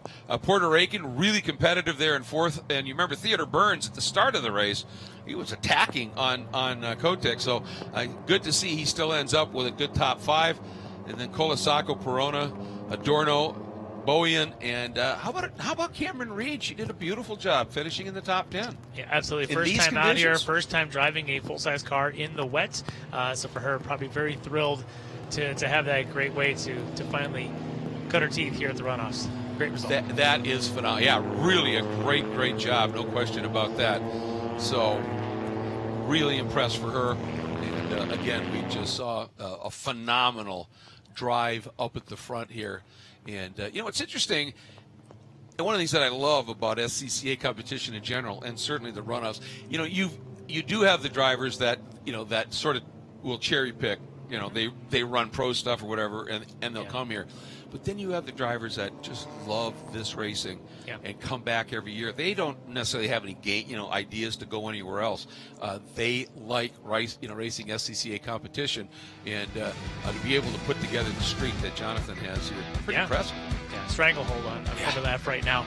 And the rest of the field, a lot of youth right there. Russell, Aller, and Aiken are all very young drivers, and showing that some of that youth exuberance goes a long way. But Jonathan, not very old gentleman by his own means, but gotten some experience over these younger kids, showing that sometimes that experience pays off. Well, he's at that perfect age, isn't he, where he's got that enough years where he's got the experience that racecraft is massive, right? But he's young enough; he still has that fearless speed, and it showed. Yeah, it's so much precision. The car just wasn't twitching, it wasn't sideways, it wasn't doing anything wrong. He was just finding the drier spots and just so smooth. On all the pedals and the hands, just being super smooth today. Yeah, I mean, in all the times we were watching him, once the car stepped out a little bit going through 4. That was it. Otherwise, it was like he was on rails, and all of that precision, those smooth inputs and everything, that just keeps the car going forward. Yeah, and all the other guys we talked about, from Russell, Aller, and Aiken, and even Couts, who's won this class before, had struggles at times to keep that thing on the track. For Kotick, no struggle at all today. Nope. And here's another look at the start. There was Couts going around. Some great evasive driving behind. Nobody collecting him, which in that spray was very impressive in and of itself. And you can see right there, the number 81 of Theodore Burns able to sneak in front of Kotick for about 4 corners. And then Jonathan went down underneath, and it looked like, all right, we got a battle here. And at the end of that lap, he was up by like 3 seconds. Here's one of those offs. Nolan Aller coming down hog pen the first time he decided to head to the grass. Here's one of the passes again. Nolan this time on the inside of Theodore Burns. The second of drivers to get around Burns in that same spot. Trevor Russell was the other. Look at that car control, just hanging it out there. Big time. And this battle here, those little bits of wiggles, and this was just a great drive out of that turn 3 to get it squared up and dive underneath, and then up into Oak Tree, just overshot it, got away with it. But the way he squared up and got back on track, he was on the hammer a lot sooner than Porter was, and Porter must have been a little shocked when he went by again. I would think so too. And also said, where'd he come from? I thought he was in the dirt when I went on by. And Nolan, even with a little bit of lockup going into the top of the roller coaster, able to recover and keep it going again. he had a great race, very exciting to watch, and I think these young kids are going to be around for a long time. Yep, and then it was the incident. 2 cars were involved, but it was Steve Grafton's that got stuck over there, and that precipitated the caution, and ultimately finishing under a full course yellow. So into the pits comes Jonathan Koitek, Trevor Russell, and Nolan Allaire, your podium, and the medalists here in Formula F at the 2022 running of SCCA's National Championship Runoffs. And medals are going to be awarded soon, and that means we're going to be hearing from our champions in the top 3 here from Hayward. And looking forward to this one because these conditions were just furious, and to hear what these guys are saying, especially Nolan with the 2 offs and then the comeback drive. He'll be frustrated with the offs, but I think he'll be pretty darn pleased with the fight back. Yeah, I think that'll be fun to hear he and both Trevor, and because they had very exciting races there, to hear their take on this thing, if they wanted that to end or just wanted to just keep racing. I suspect the latter. I would agree with you on that. All right, let's get down to Hayward. Guys, Jonathan Kotek getting out of the car. If anything, I would say this man looks cold. It says he's from Florida. How was your drive, Jonathan? That was pretty good. Just kind of kept my head down. A little bit of a challenge at the start, but I don't know. I just played it safe and knew I'd get him on the back straight. So it's all good. Can't thank Team Pelfrey, Team Jernigan's, Jeff, Jessica, Big Daddy, Mom and Dad, and just everyone on the team, and Elite Engines and Hoosier and Carbotech as well. When it went caution, did you think that if it went green again, you'd be able to make another gap, or were you hoping to finish under caution? I was hoping to finish under caution, but I knew all I had to do was just time it right and just catch him off guard and then just be able to pull a gap. So if it would have been green, it would have been fun, but I'll take this too. Well, congratulations, your 4th championship in 5 tries. You going to take a victory lap or head inside? I'm going to head inside, find some warmth. Congratulations. I love that. I'm from Florida. Yeah, I'm cold. No question about that. And, you could hear it there. He was confident that he could win it, but, hey, he already showed his dominance. Let's done the work. Let's end this thing, and go get a cup of hot chocolate. He had definitely done the work to earn it, and even now saying, warmth feels a little bit better than driving in the rain one more lap.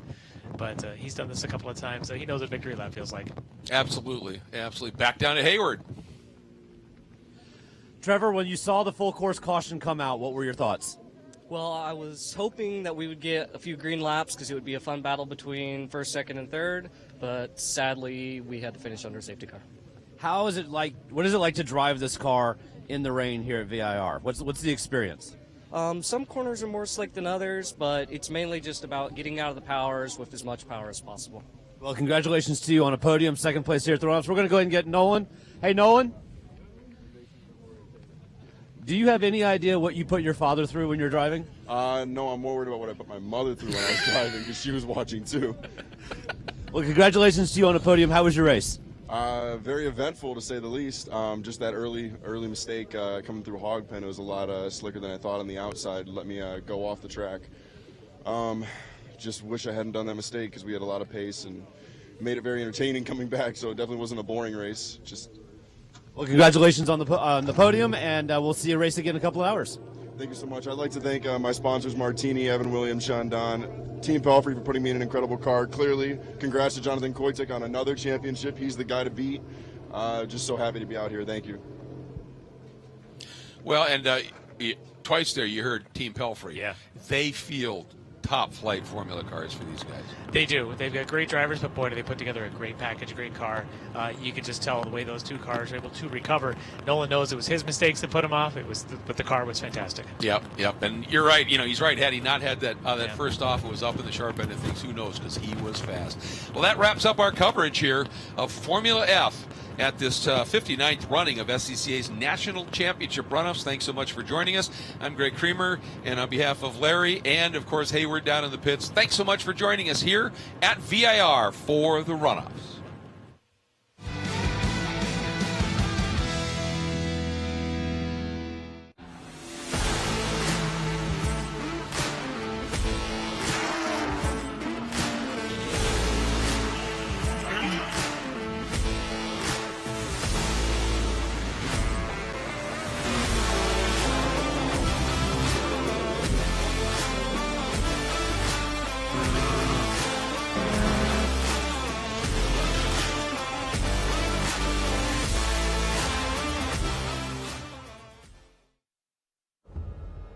Why race?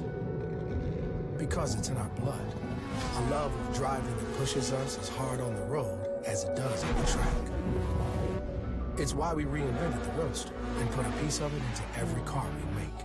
It's why we refine, rethink, and refine again. And it's why we'll always engineer to your heart's BPM, not simply an engine's RPM. Why race? Why indeed?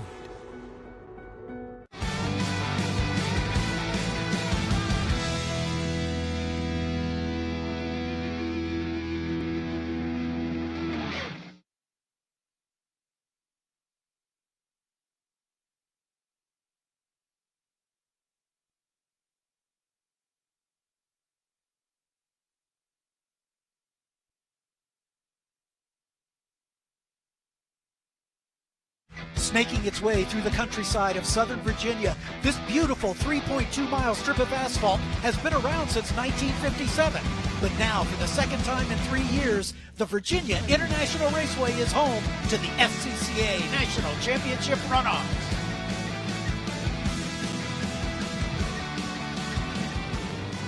One of the most glorious racing venues in all of North America welcomes you to the SCCA Runoffs in its 59th running. The broadcast today presented by Mazda. We are at VIR, and I'll tell you what, this is a track that right now is pretty much a wash, and it's going to stay that way, certainly for the next few days, from what we understand. So a challenging runoffs coming your way, and this one is going to be a mega challenge because by far and away the most powerful cars here with not a lot of aero, not a lot of stick, are going to be out trying to negotiate this 3.27-mile ribbon here at Virginia International Raceway. I'm Greg Creamer, joined alongside by Tom O'Gorman, Hayward Wagner down in the pits for us, and that shot right there kind of tells the story. It is wet here, Tom. It really is, Greg. Great to be with you, and I agree. I can't think of less suited cars for these conditions that we're about to watch here in GT1, which is going to make it extra fun. A couple of cool storylines throughout this class. Although a smaller grid this year, it's definitely going to be a burner. Absolutely. A small grid, as you said, 8 cars will be on the line, but some awfully good talent certainly mixed in here. Tons of experience as well as some younger guns. And, you take a look at it. The guy on pole, David Pintarek, won the gold in this category in 2017 when he also started from the pole, which he will do today. The guy starting alongside him, 13 gold medals total in runoffs competition, 6 in GT1 alone.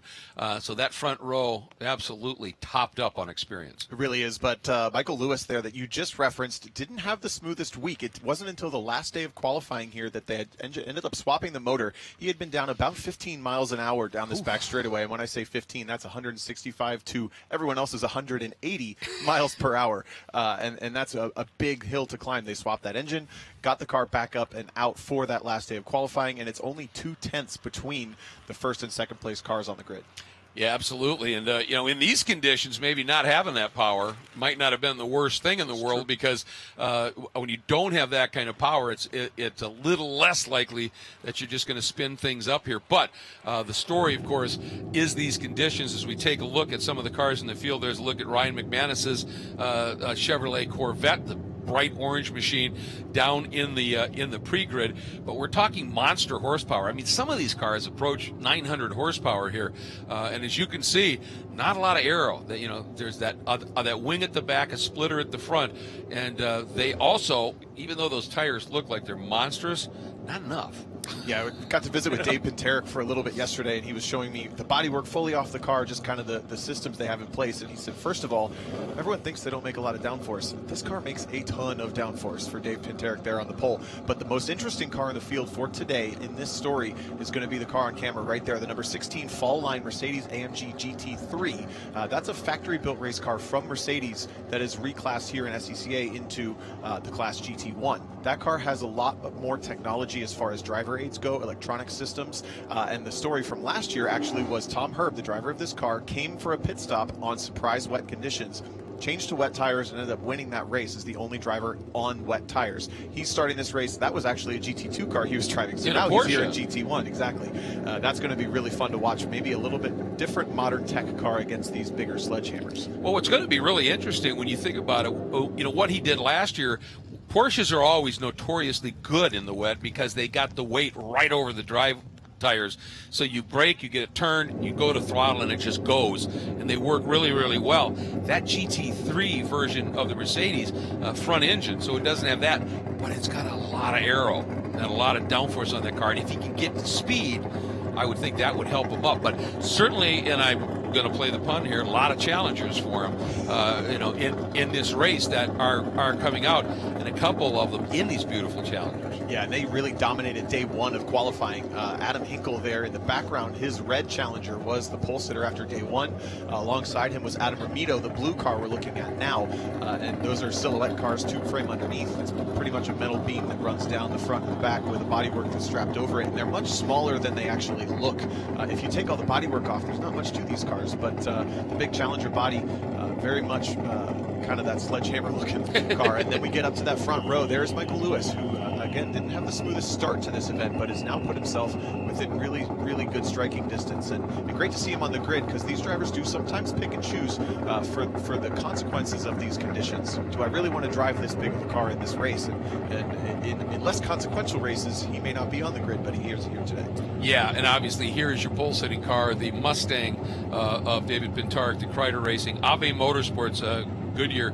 And when you're driving a GT1 car and Ave is mentioned anywhere in there, you know you've got power, which is great to have in the dry, but again, it could be a little problematic here. And you talk about Lewis, obviously he's got so much experience over the years, and that's where having that rough start to the event, with everything he's done, over the years, he just, I'm sure, was just like, all right, we'll figure it out. Let's just keep plugging.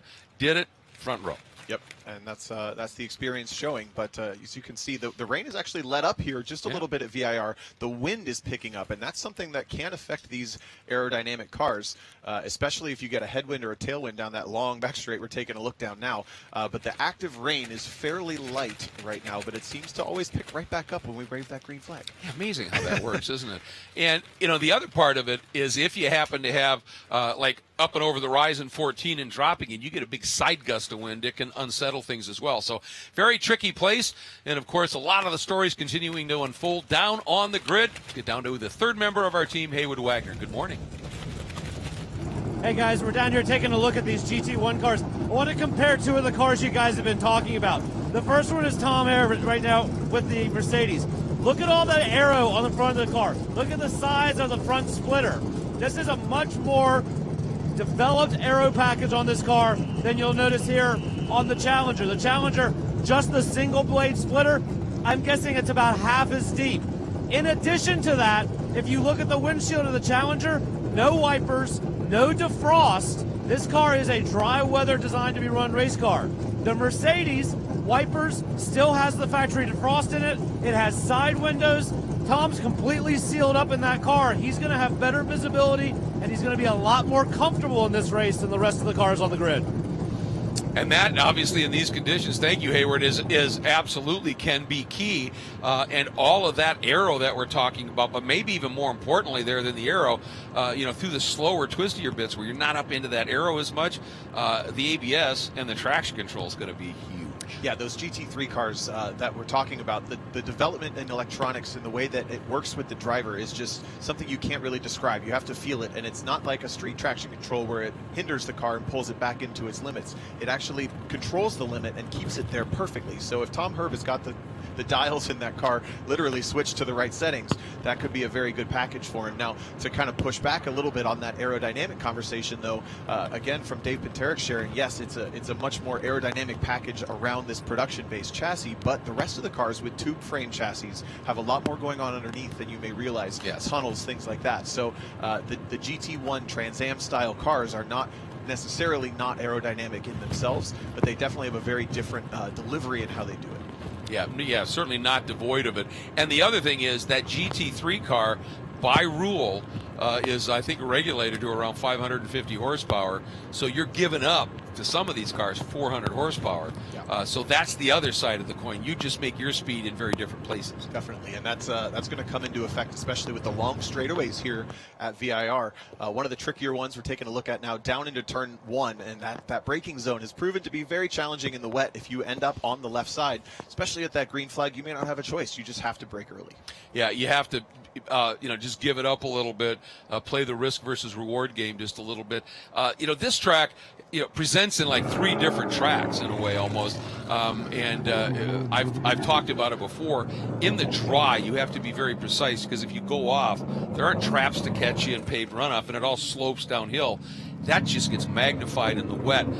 So just tiptoe precision around here, and trying to manage 800 horsepower. This is going to be a one heck of a show here. And you can already see the spray coming out from underneath those challengers sitting on the second row. When we get to our track map, when you're talking about the 3 personalities, we kind of have the mechanical grip, the aero grip, and the power in sectors 1, 2, and 3, and that'll become very obvious. When you take a look at this track map, you got some lower speed corners in sector 1, really high speed corners in sector 2, and then sector 3, big long straightaway.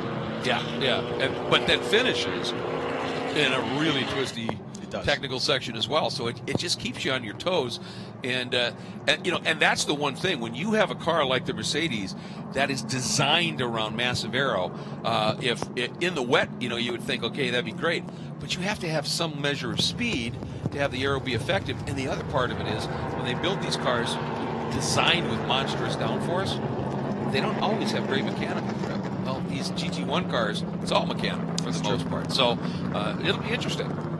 One of the points Dave made the other day, too, is a lot of these drivers will double dip between the Trans Am Pro Series and this club racing series between amateur and pro in the SCCA ranks.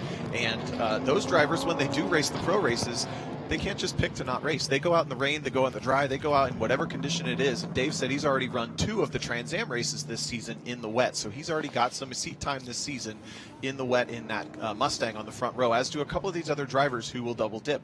As I mentioned with Michael Lewis, sometimes the amateur drivers, the club drivers, will just kind of weigh the risk reward. And at their regional weekend, if it rains, they may choose to not go out. So there's definitely an incentive to drive in the wet for some of the drivers, and that gives them an advantage coming into a race like this, where they've already seen this. Yep, absolutely. And there you can see the grid going across the bottom of your screen. Pintarek and Lewis right there on the front row, and then those 2 challengers on the second row. Let's take a look at this track. Once again, 3.27 miles, 17 turns. There you see that first sector, and that is all technical. It is, and a couple of notes, the turn 1 braking zone, very, very slippery on the normal driving line. Also, turns 4 and 4B, extremely slippery almost everywhere by nature of where cars drive there. So 4A, 4B are certainly a very stressful point on the lap here in the wet, then getting into those famous uphill S's. Yeah, and there it is, just hang on for dear life in these conditions. It is spectacular. Up into Oak Tree, the most important turn, because you get that big launch down that long Madison Avenue back straight, and that's where the power is going to come in until you get to the roller coaster. It is, and those first kind of 100 yards off of Oak Tree are super, super important here in the wet. You'll see drivers playing with different options through there, but the downhill run from roller coaster to hog pen, turns 14 through 17, have proven to be kind of the most challenging so far today, and as we said, the rain picking right back up. Yeah, exactly. And that last turn, 17 hog pen, is so tricky, because as you enter into it, it's off camber, you're falling down into it, and it's not till you get right down to almost the bottom where you pick up, it flattens out just a little bit, and if you get your line, you're off line a little bit early, you're off the track. And it's named hog pen because there literally used to be a hog pen in the farm that was out there originally. And if you go off there in these conditions, in these cars, you could end up in that hog pen. It's that treacherous. Sure, and we just took a look at that spot on track a moment ago. You kind of see it's almost a waterfall down through the roller coaster, and it just puddles up right in the wrong place for these cars to have to deal with. All right, well, here we go. They're starting to pair up. And as we said, only 8 cars in it, but a lot of talent up at the front for sure, and everywhere in this field. If you get here, you have had a good season of racing. And now, soon as the Mazda ducks into the pits, it'll be up to Pintarek to bring the field around. Now, this year they have sort of an acceleration or a start zone, don't they? Yeah, it's mostly for the restarts that there's a mark for them to re-accelerate, but coming to the green flag this time through, look at the visibility. The only guys that have the advantage right now, Lewis and Paterick. And we're watching for that green. You'll know it with these cars because the eruption of sound. We're green. And Lewis, he went right with Bill, and Paterick spins. He got on the throttle a little bit too much, spun the rears up, and around he went. So easy to do with 900 horsepower, but everybody does a great job to avoid it. Michael Lewis goes straight to the front, then Adam Romito in second, Tom Herb challenging for third. But right now it's Hinkle that has the spot, and this field is very much more spread out than we expected. Yeah, and Hinkle hangs on to that spot as Herb just tucking in here, and Lewis up front and is absolutely tiptoeing around here right now. And here we go. Almost floats a little, literally floats a little wide at 3. Ooh, big wiggle by Hinkle. And that's going to be a nice open door for Tom Herb to put the Mercedes up the inside, now into that slippery turn 4. Everybody now making it through. Paterick on a charge, back up to 5th already in the background. That white American flag Mustang on a recovery charge. Wow, what a recovery already, as you said. But look at Lewis, the gap that he has out front right now as they come by. Ooh, a car back end stepping around. Did he save it? Nope, he didn't. I see the yellow flying, and there it is. That was Paterick once again. Yeah, we saw the back step just enough that he's kind of bounced into those tires. No harm, no foul with the impact, it looks like. But the problem is he's on a downhill slope into the tires in wet grass. I don't think he's going to get out of there by himself. Yeah, he's going to definitely. Right there, you can see it. It just snapped around. And then you're in that wet grass. You did get into the tires, but you can see how I just pivoted around. But when this grass is wet, you literally accelerate. Look at this. He might be able to drive out on his own. That's a great recovery. He might, and the problem is if they don't go full course, he's going to be very far away from the rest of the field. So he's saved us that caution, but in the end, he's actually put himself pretty far back from the rest of that group. And now what was a charge from 9th to 1st in the same corner sequence, now he's a half a lap behind. And here comes Mike Lewis, and look at the lead he has built up already in that Jaguar XKR. I've seen that car at so many runoffs, that flame scheme on the side. He is just sort of a machine every once in a while.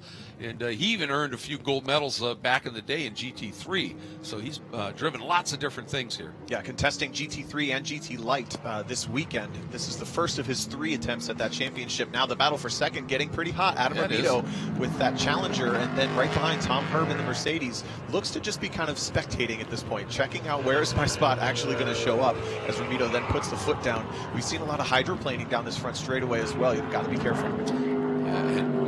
There's the power. Romito just able to open it up just a little bit, but has to be so gentle on the throttle. But now Herb down to the inside using the ABS to absolute perfection. It gives you a lot of confidence. You can just stomp on it and go right to the apex, and he is through. Now the charge begins because it was 6 seconds already from Lewis to Romito. And that's the amount of time that Thomas Herb now has, 13 laps to try and make it up. Yeah, big push there through NASCAR for Herb, kind of just discovering where the grip may be on or offline, but he's already checked out from Adam Romito, who's got a lot more of a handful, no driver aids in that bright blue Challenger, and there's still not another car in the background, just a peek at Jeff Hinkle in 4th. Yeah, this is going to be fast. I mean, look at the margin that Herb has made up once he cleared him already.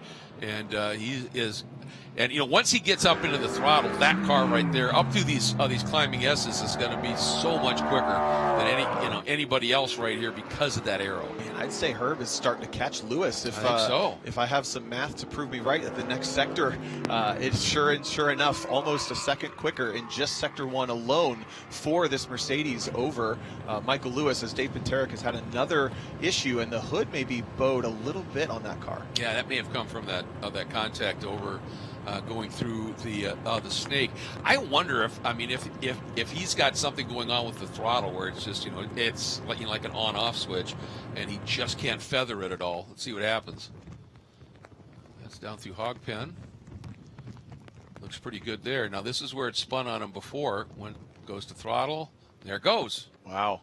Yeah, just almost no time to even react to it. And that car, again, as you mentioned, these cars closing in on 900 horsepower. And if you don't have the ability to control how much power is actually getting to the ground, I mean, 900 horsepower is great. But if you're getting all of it all at once, then it's definitely not going to be friendly to the driver, as Pinteric is definitely pulling his hair out in that car. I have to imagine at some point he's just going to say, okay, I'm going to roll around for a little bit and find that grip. Yeah, exactly. And let's see here. I'm really fascinated to see what this time was, because it was 6.5 seconds last time by from Lewis. Here comes Thomas Herb up into the second spot now, but the key is, what's the margin? Lewis has gone through. Here comes Herb, and the margin.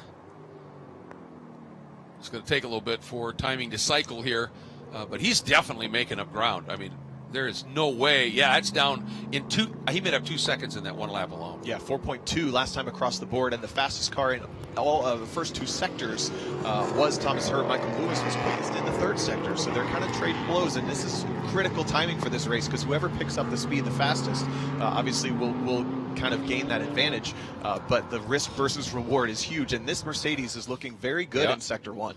Well, the one place where Lewis will have a sector advantage is in 3, because that's most of that back straight where all that power he's got is going to come into play. The rest of this this track is really the province of that Mercedes right now. And let's not forget what happened last year in this class. It rained on these guys as a surprise, and Thomas Herb was the only one running an outclassed car that took the gamble. I'm going to put some rain tires on it, and he won his national championship because of it. This year, he's brought better equipment, but it's very similar circumstances, and it's paying off yet again. Yep, and I mean, he has the right car for these conditions in this class. There's absolutely no question about it. And this is fascinating, because as we were talking about, these 2 cars are going to make their speed in very different spots on this track. And Lewis is going to have a mirror full of white and red nose Mercedes. Yeah, and if Herb is able to get around Lewis, then Lewis can respond and see, oh, he's driving here, oh, he's doing that there. Okay, I'm going to try a couple of new things. And aside from maybe what the driver aids gift that Mercedes the ability to do, for example, brake really late down into these corners that Lewis may not be able to, all of a sudden the chaser becomes the follower and learns a lot.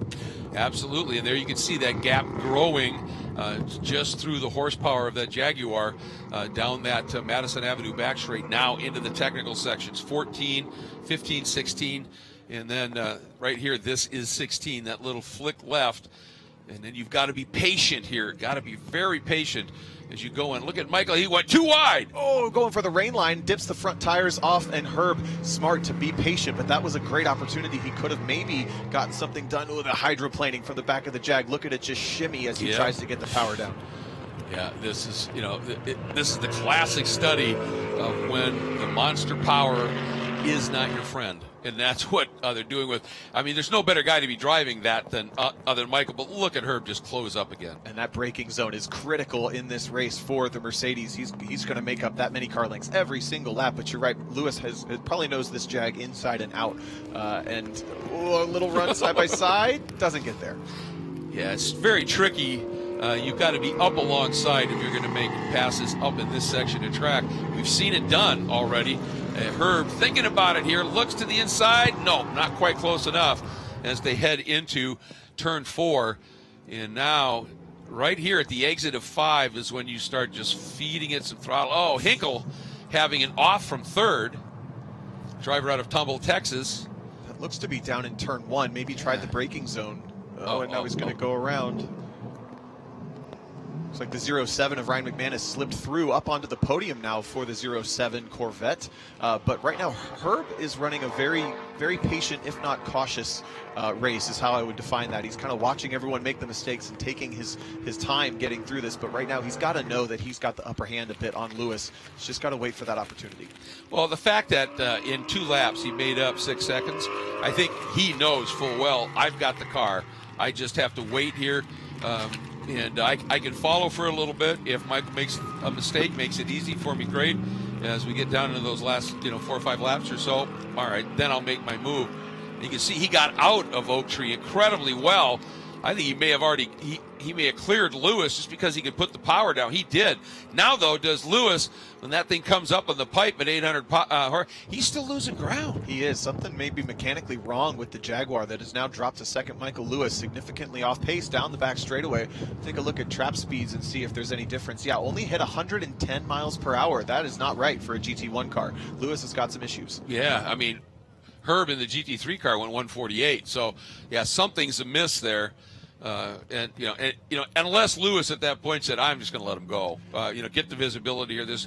Lewis is smart. He knows a well-driven GT3 car in these conditions, it's their day, and don't do anything to risk one of these beautiful GT1 cars, maybe, and take that silver medal if you can. It is very possible. Looking towards the back real quick, Dave Pinterick, who started off the race a little rocky, did set basically the fastest lap of the race last time through. So he's gotten the grips on the 57 car and is still on the lead lap. But now we're taking a look at who has inherited third. Yeah, Ryan McManus in that beautiful Chevrolet Corvette. Saw him on the pre-grid, and Ryan doing a really nice job just keeping it clean out there. He was fourth in 2016 in this class at Mid-Ohio. Oh, and Lewis is off. Oh, there you go. Trying to figure out where that is. That is turn one, but he ended up watch the car's about to dive to driver's left, I think. He's just locked up. Nothing there. Ooh, now he's filling up that grill a little bit. Look at that. It's just absolutely crazy. And, I'm interested, though, because it sure looks to me like every race we've seen so far today, that outside line into one doesn't work. And the people that are finding the grip are doing it inside. Yeah. And I'm just surprised that Michael kept trying to work that outside line. I know that would be your quote-unquote standard rain line, but it's clearly not working. It is. And if you think about why a rain line develops, it's because of the way the car transfers energy into the pavement. It smooths everything out. And when you start to study the data and look at the G-forces, a car can develop, 1 to 2 G's static load through the corner, but it develops almost another G in braking. So the most force the car puts to the ground is actually in those braking zones, and that's why you have to move off of them, or else you end up going straight, as we've seen many drivers in many races do. It's not something you think about. You think about, okay, avoid the cornering line, the dry line, but you have to avoid the braking dry line as well. That's a really good point. And a nice drive here by Stephen Wiles. Started last in the field. He's up into fourth in that Cadillac CTSV. Obviously just tiptoeing around. But this is one of those races where the best survivor here is the one that's going to take the silver, and I make that point because that GT3 car is designed for this. And this is a race against the conditions and the track, exactly. Not against the other drivers. As we see Hinkle now going for a move side by side into the upper S's. That is sketchy. Decides to back out of that one, I think for a good choice. But the Challenger has been much faster in the straights than the Cadillac has been throughout this week. I think Hinkle just needs to be a little bit patient as he is now. Yep, through the corner called South Bend, which in the dry is, it's the spectacular finish to the incredible climbing S's. One of the trickiest corners, a little wide there by Wiles, but Hinkle, knowing if I stick my nose down in there, and look at that, Hinkle runs a little bit wide on the exit because he turned in early, and Wiles immediately gets the jump. You can see they're on the line they want to be on, but they know they can't go. They're just sitting there at 10% throttle, waiting and waiting. There's that straight line speed from the Challenger. Some of the fastest trap speeds of the entire event all week so far come from Jeff Hinkle, and he easily motors past the Cadillac of Stephen Wiles. I'm looking forward to seeing as Lewis has ducked into the pits. Forward to seeing those trap speeds for Wiles here. Yeah, I think Lewis has stopped, and I'm sure the concern might be at least that front grille maybe getting packed up. I was wondering the exact same thing as now. The charge continues for Ryan McManus, moves up to second in GT1. Coming from, I believe, sixth on the grid. He's got to be, I don't even know if he's kept track of who's gone off where, but he may or may not even know that he's second place. But this is a fantastic drive for the 07 car. Again, against the conditions more than anything else, and he's winning that race. almost better than anybody else except Thomas Herb. Yeah, he's really doing a solid job here. And, as we said, when you get into these conditions, every input you make has to be so smooth. And the problem is, and we keep harping on this, but with the power in these GT1 cars with no aids, you may be smooth, but when that engine kicks in, sometimes it just hits. And that was Pintaric's issue, I think, and certainly McManus and now Jeff Hinkle. Oh, a little wiggle there, but they're starting to really figure this out just a little bit. And we are working lap 6 of 15 right now. See what Hinkle's going to do here. New fast lap for Dave Pintaric is now 6 seconds a lap faster than your leader was last time across the line. So that number 57 car is on a valiant charge back from the back of the pack. He currently runs 5th thanks to the retirements of Michael Lewis and Adam Ramito, but he's only got about 15 seconds to make up to catch the next car on the track, which is basically this battle we're watching now between Stephen Wiles and Jeff Hinkle. So what do you think could have been his issue early? Was it just no heat in the tires maybe, and now he's finally getting him to warm up a bit? Yeah, it's very possible. The rain tires, as we've talked about in other races, they take the heat. They need the heat to work, just like a dry tire does. And if you see, these tires are huge. They're really big tires, and they're going to take a while to get up to temperature, even more so than some of the cars with the little tires. So it definitely could have been a combination of the car really just wants to go. It's a very touchy car, along with very cold and very big tires. It could have just been a little bit too much too early for Dave Pintaric on that first lap, and it didn't help that there were 3 of those mistakes compounded. And we just got word that Lewis in that beautiful Jaguar XKR has gone behind the wall into the paddock, calling it a day. It's a big bummer. He started off so strong, and we were wondering if something happened with the car down this back straightaway, but then combine that with the off in turn 1, maybe some grass in the grill, and now all of a sudden Tom Herb in the uphill S's has a very, very comfortable lead. Yeah, he's got that. Well, it's been a while since these come through, but it's a huge lead that he's built up. And that's nice because he can just sort of take it very, very carefully at this stage. But the other guys you talked about, Pintaric, trying to see, he's got a lot of ground to make up, but the chunks he's making it up, he could be in this for a medal yet. It is, and we're only about halfway through this 15-lap race, working lap number 7. As there is Pintaric picking off 4th from Stephen Wiles. Did you see that wiggle? I puckered for him. Oh, man. Yeah, that's 4th as he slices through and picks up that spot here. And just taking a look at the gaps here. The tough one for him right now is going to be catching Hinkle, who at this stage is some 20 or 18 seconds up the road. But the chunks of time he's making up here, it's certainly not out of the realm of possibilities. A lot of race left. There is a lot of race left. You can see he's really figured out where to place the car. Actually, I think Hinkle's only the next car on track, so that might have been, as timing is sequencing through, he's actually a lot closer than we thought, but there's a lot of grass in that grill. I hope the car is running all right. Yeah, it looks like it's just packed up under the splitter and maybe not into the actual radiator and brake inlets at this stage. So, fingers crossed there. But, yeah, I mean, he is, what an eventful, 3 offs we counted on, and then this charge back. This is impressive. Yeah, there's Hinkle. So you're right. He's already made up a ton of ground. Certainly more than offsets those mistakes as this drive that we're watching unfold here. He's still got, again, half race distance to make up some time. I think Hinkle and McManus are both within striking distance for Dave Pintaric if he continues to run this strong of a race. Unfortunately, I don't know if he's going to have what it takes to catch Thomas Herb without maybe some offsetting mistakes from Herb. And so far, he's just been picture perfect. Yeah, he really has. Was patient in the early going, and when he realized, all right, I can make some moves, did it, got to the front, and has just sort of checked out a little bit here. So, but look at this. This is that battle for that final podium spot. There is the car of Hinkle, the challenger, and here comes flying is the Ford Mustang of Pintaric. Look how much he made up. That's pretty impressive stuff. Yeah, you could see the visible difference as they come over the crest. The car moving at about 30 miles an hour faster was Pintaric in the trap than it was Hinkle. So now he's just got to be a little patient. And remember, that front straight is so treacherous. I hope he can find his way by without any more implications down that front straightaway, because this is where we've seen in this race and others that hydroplaning is seeming to come into effect more than any other any other spot on track. Yeah, and you can see there's a fair amount of little standing water in those puddles, and you hit them just the right way, the wrong way, however you want to put it. Look at this. He's up alongside, but we know this outside line, well, he's already cleared Hinkle. He's in the scary spot, though. So dry braking zone. Yeah. Gets it stopped. Made it work. Made it work. So now up into the podium spots after 3 offs early. Your pole sitter, David Pintark, back in medal contention. Does he have enough left to be able to pick up a silver or maybe even a gold? We'll find out when we come back to VIR.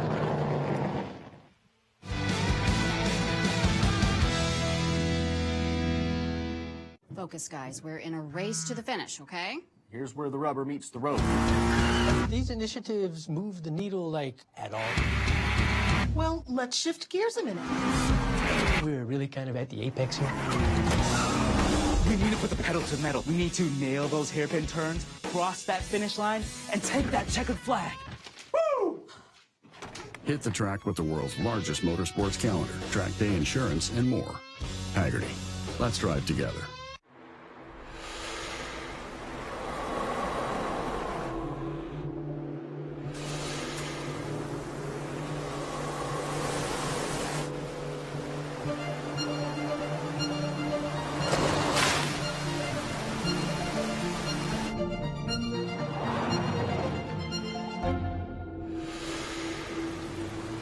Introducing the first ever Mazda Cx-50.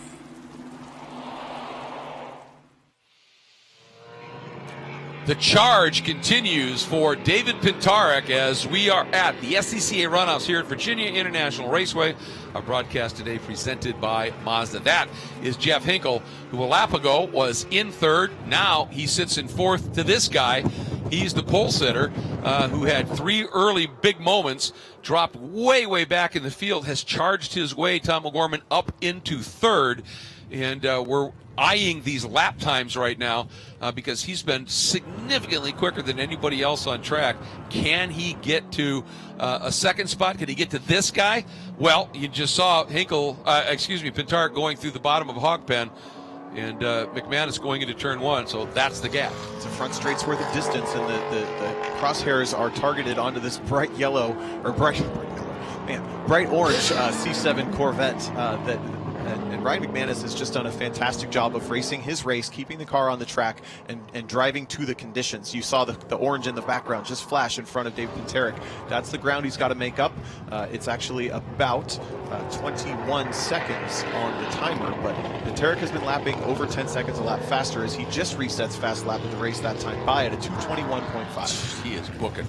And, obviously you're success behind the wheel of the car. When you're chasing and you've had an issue in your backaways, when you actually start to catch glimpses of the guy in front of you, especially with that bright orange car, that is a great carrot, isn't it? It is, and literally having the rabbit to chase is certainly a help, but just being able to take the deep breath and reset is one of the hardest things you'll have to do. I have, in fact, on this track, made the mistake of going off in the rain and into the tire wall, and I had to calm myself down. The team had to calm me down and get me going again, and we ended up winning that race. So it's not undoable, and these conditions do equalize out those mistakes better than most do. But it's certainly the biggest challenge to mentally break yourself of having those mistakes. Remove that from your mind, yep. Focus on the task at hand, and so far Dave Pintark has certainly done a great job of that. Well, in certain aspects, one of the best tools a driver can have in his toolbox is a short memory. Yes, that is true. You just forget about that. Let's just go. And the one thing now that the oak tree is gone here, and that happened a long time ago. So but it was such an iconic part of this track. But you used to have it in these conditions, especially in the fall, what Dorsey Schrader used to call the oak fuzz. That the rain would knock out of the tree and it would just litter that part of the track. So you would have, even the wet line where you'd want to be running was just treacherous because of all the oak fuzz down on the track. This track used to present, it still does, present some just amazing challenges. Yeah, it's one of the least forgiving tracks that I know of in the country. It's just because if you see from where we're looking right now, all of the off-track surfaces go downhill and usually towards a tire wall of some kind. So, but in the meantime, as we talk about that, Thomas Herb has just put on a clinic for the second year in a row. We'll have to start calling him the Rain Man of GT1, or I need to know whatever idol he's got to make it rain on this class. But but Yeah, he's got exactly. a very successful, or a very strong 1 minute and 11 second lead over our figurative carrot here, the C7 Corvette of Ryan McManus. Yeah, he's just absolutely checked out at this stage. But again, Pintarek running, 9 seconds quicker than McManus on the last lap. We'll see. Yeah, I mean, look at the margin. It has come down in huge chunks. And, I mean, we're only working lap 10 of 15, so there's 5.5 laps yet to go here. Yeah, resetting the fast lap of the race yet again, knocked 2 seconds off his personal best. He's got to balance the risk reward. As long as the car is telling him it's got the grip and he's just driving to that, that's excellent. If he's challenging the grip and he's starting to push the car harder and harder and harder, you're taking big risks in a way that you could throw away all this progress. Right now, it looks super solid, so I think he's doing more of that first. From your perspective, you've driven certainly a fair number of races in the rain. What do you do? Is there anything you do to try and improve your feel for where the grip is? I think I try to ask questions of the entire width of the track. If I haven't driven all the way out against the grass, I don't know if there's more grip out there. So I try to drive every single width of the track that I can. And honestly, the most important lap of these races is typically the out lap, because that's where you can discover when the grip, or where the grip is, without any consequences. You're going 35 to 60 miles an hour. You get a little bit of forgiveness. So those out laps, these are some of the most important out laps of these drivers' lives today in these conditions. But Pintarek, again, the back straight, that car is very, very confident down the back straight at 140 some miles an hour in the wet. He's there. Yeah, he made that up one lap. He has now caught, and here's the move down to the inside. Is it going to stick? Yeah, Pintarek just drives through. Boy, I'll tell you, once he got that figured out, and I wonder if it was just a matter of needing to get heat in those tires, something, because now he's just, coming through the field like a knife through butter. Yeah, it's really, really fun to watch as he's just confidently knifing through not only the track and the conditions, but the field itself. Resets another couple of personal best and session best sectors. Interestingly, though, on the dry line, I get nervous for anyone who's out there, but he seems to have figured out, no, it's totally fine now that there's some heat in those tires. Yeah, and I think, what you need to do is you just brake a little sooner, gentler, so you don't lock up. And it looks like, there's that little rise right as you turn in, and he's turning right in front of that. And I don't know whether maybe that's given that left front, the way he's driving it and the way he's braking, it just allows him to pivot into that corner a little bit. But it's certainly working. And Pintarek on that lap resets it again, 2 minutes 18.3 compared to a 2:26 for Thomas Herb.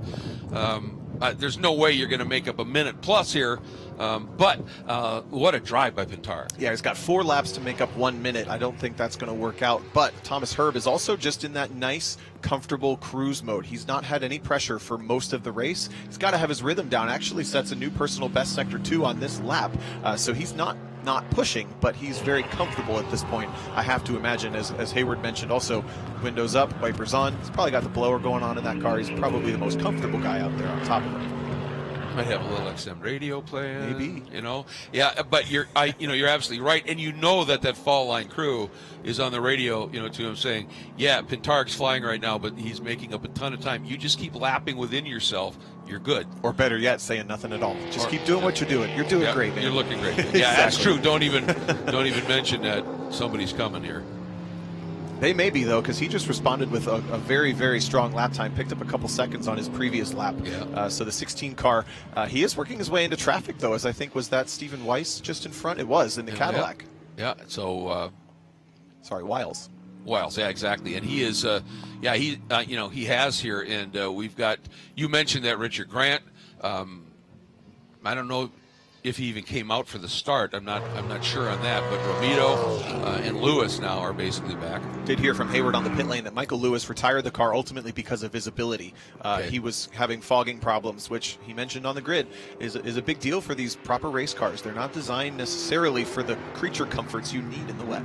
Well, exactly, and I mean, some teams will take one of those, like a rear window defrost system, and will install it in the front to try and clear it, and all that sort of thing. But of course, that involves funding, and this is amateur racing technically, so we get it. But and the nice thing for Thomas Herb right now in that Mercedes-Benz AMG GT3 is he knows he's got a big lead. He can be patient, wait make the pass when it's comfortable for him. And if he gives up 2, 3, 4 seconds in doing that, he's fine. Which we're seeing him do now down the back straightaway. Takes his time down to get around Stephen Wiles, or perhaps just gets outmotored as they now come into the braking zone for Sector 3, up over the roller coaster. And I imagine that Thomas Herb will make sure that he waits till the front straight, maybe to knife through here. Yeah, and with that ABS on that car, going into turn 1 is a lot more comfortable for him than anybody else out there right now, as we are working lap 12 of 15.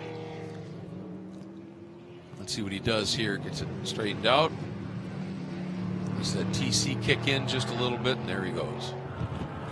See the difference in the aero between the two cars, how much higher the spray is coming off the back of that AMG GT3 car. And that's just because of how well the aero is designed to leave the back of that car versus the Cadillac, which, sure, it's got a wing, it's got the same sort of aero features on it, but not quite as efficient. Yeah, that diffuser pumps out a lot of air at the back of those cars, and I mean that's by design. Their whole DNA is aero-based, and so they are really, really effective with all the driver aids, to be sure. Probably the only cars that make higher spray walls coming off the back are cars that run true tunnel ground effects, like some of the Atlantic cars and the like. They throw it up in the air, and of course now Formula One. Watching Formula One races in the rain this year has been hearkening back to some previous eras. It's been crazy.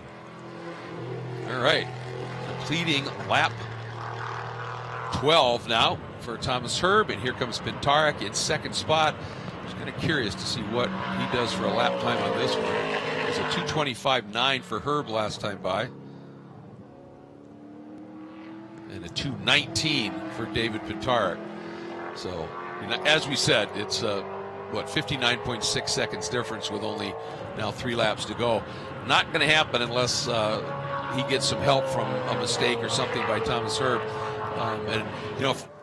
What we have seen, we've seen the dominating drive up front in this. We've seen the very savvy smooth ride by Ryan McManus, starting a little deeper in the field and just staying clean, really showing some skills here.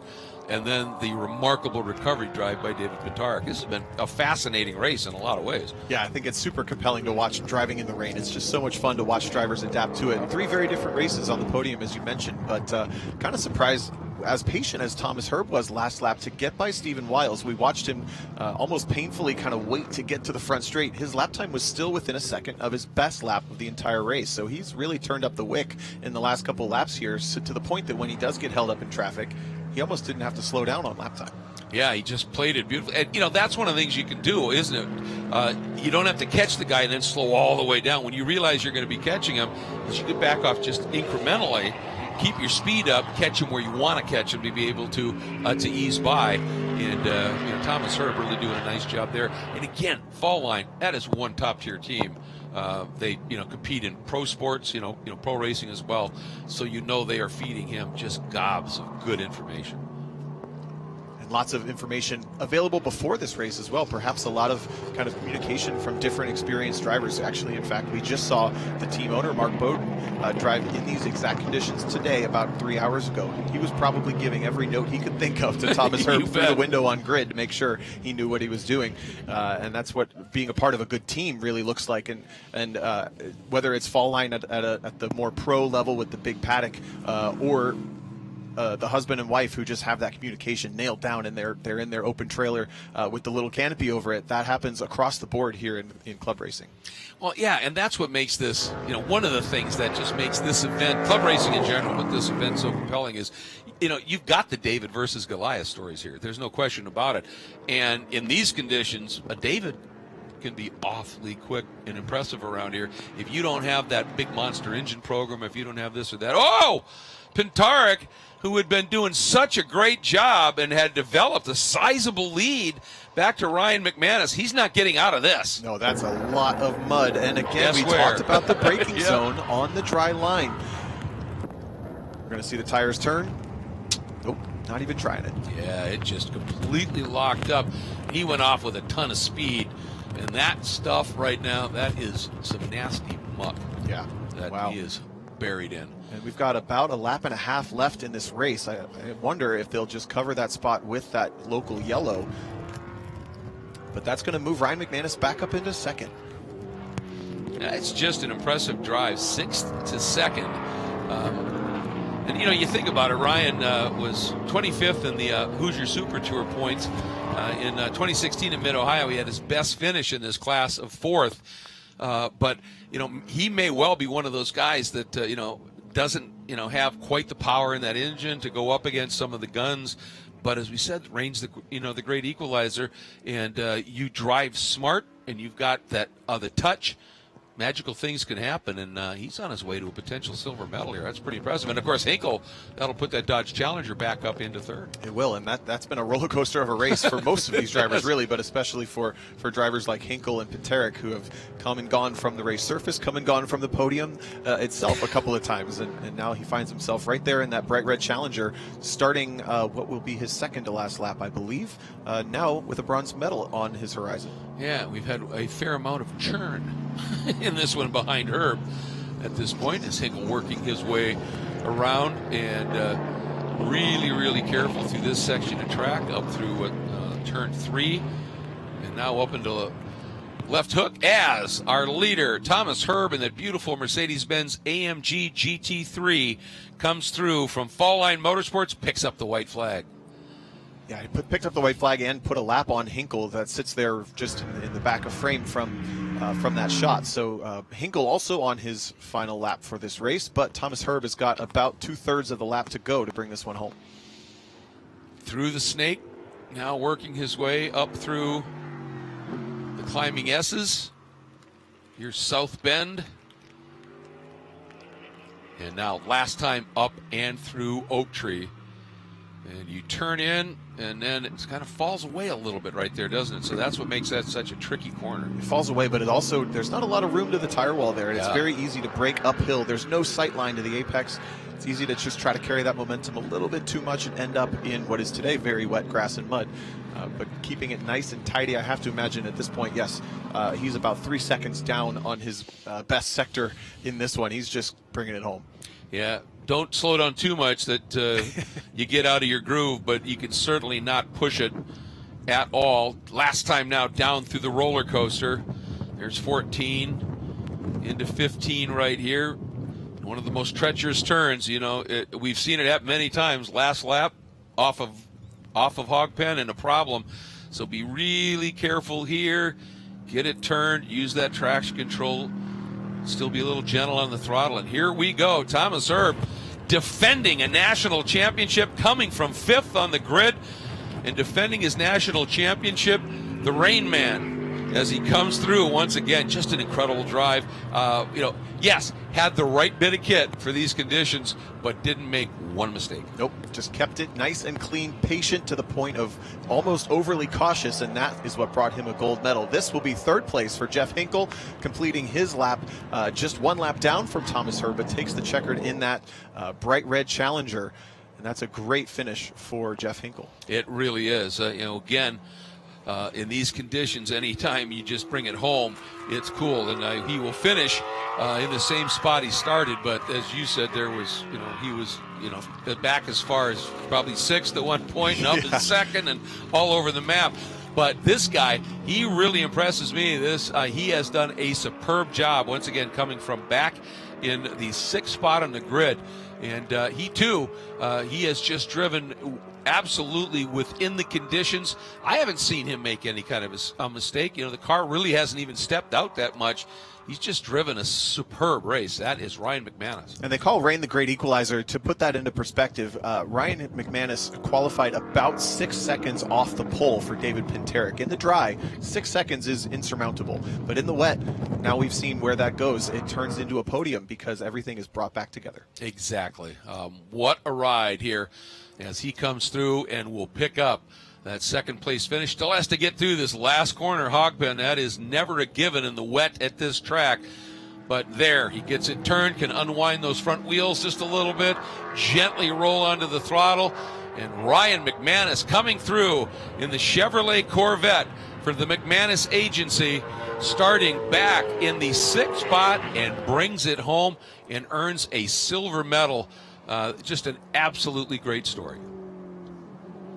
Now he gets to trundle around one more time. You almost wish you could just pull in the pits because you've just been hanging on for dear life. Your hands are cramping. Guys, I'm tired. And I'm wet. That poor guy's wet in that car. Unlike Thomas Herb, who's nice and dry. Yeah, good point. Good point. And again, these conditions, you don't get near the physical load on your body, but the mental strain, the focus in these conditions, you get out of the car and you're just absolutely devastated mentally. Yeah, it's one of the most challenging mental exercises you will have to do in a car, is sustain that kind of driving, that level of focus for this long, and it depends on how you set yourself up. For someone like Thomas Herb, who chose to be very patient this race, he's put out a lot less mental effort because he set himself up for success in that way, versus someone who was on the limit the entire race or recovering from mistakes. You're going to be mentally more drained running a race like that. Yeah, no question about it. I think the guy who'll be most strained is Pintark. Yeah. With those offs, then that, when he dialed it up, figured it out, and was coming, and then just pushed that little bit too late on the brakes going into turn one and got it buried. Here comes Hinkle and that Dodge Challenger SRT. Good-looking cars, aren't they? It is beautiful, especially with the kind of tweaked proportions of the GT1 body. A little lower front end, a little bit wider overall. It looks really awesome. It's a good-looking hot rod. Yeah. What it should be. One of those throwback muscle cars, and they nailed that one. But the guy who nailed this race down beautifully, Tom Herb, in the Mercedes-Benz AMG GT3 fielded by Fall Line Motorsports. And I'm trying to look. Looks like the official margin of victory was approaching 2 minutes. Not a bad day in the office here. Yeah, up until that off for Pintark, it was 59 seconds, but then almost 2 minutes. All right, there it is, the gold medal around the neck. That means we're going to throw it down to Hayward Wagner. Thomas getting out. Thomas going to stay in the car. We're just got a couple of quick questions, boy.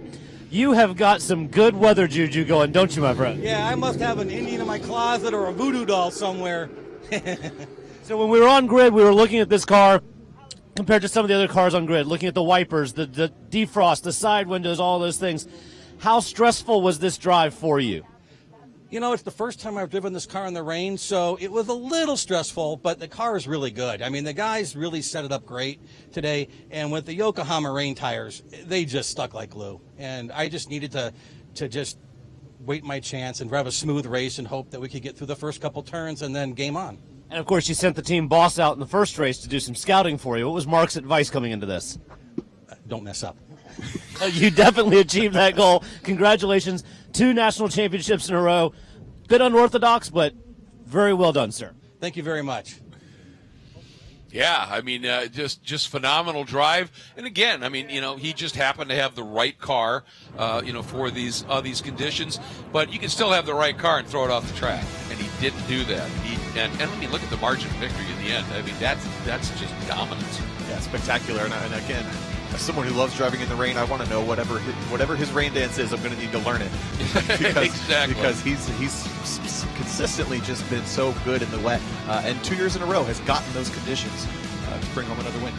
Yeah, absolutely. And then Pintark will still get credited with 4th. Stephen Wiles up into that 5th spot in that Cadillac, and then Lewis, Ramito, and Grant all not bringing it home to the finish. But for Thomas Herb, he just was an absolutely dialed in to the track, to that car today, and just an absolutely stellar run to be sure. But I'll tell you, I think really impressive run by Ryan McManus. And when you point out how far off he was in the dry, that may be the very definition of rain being the great equalizer, because the rain is about skill, less so than horsepower.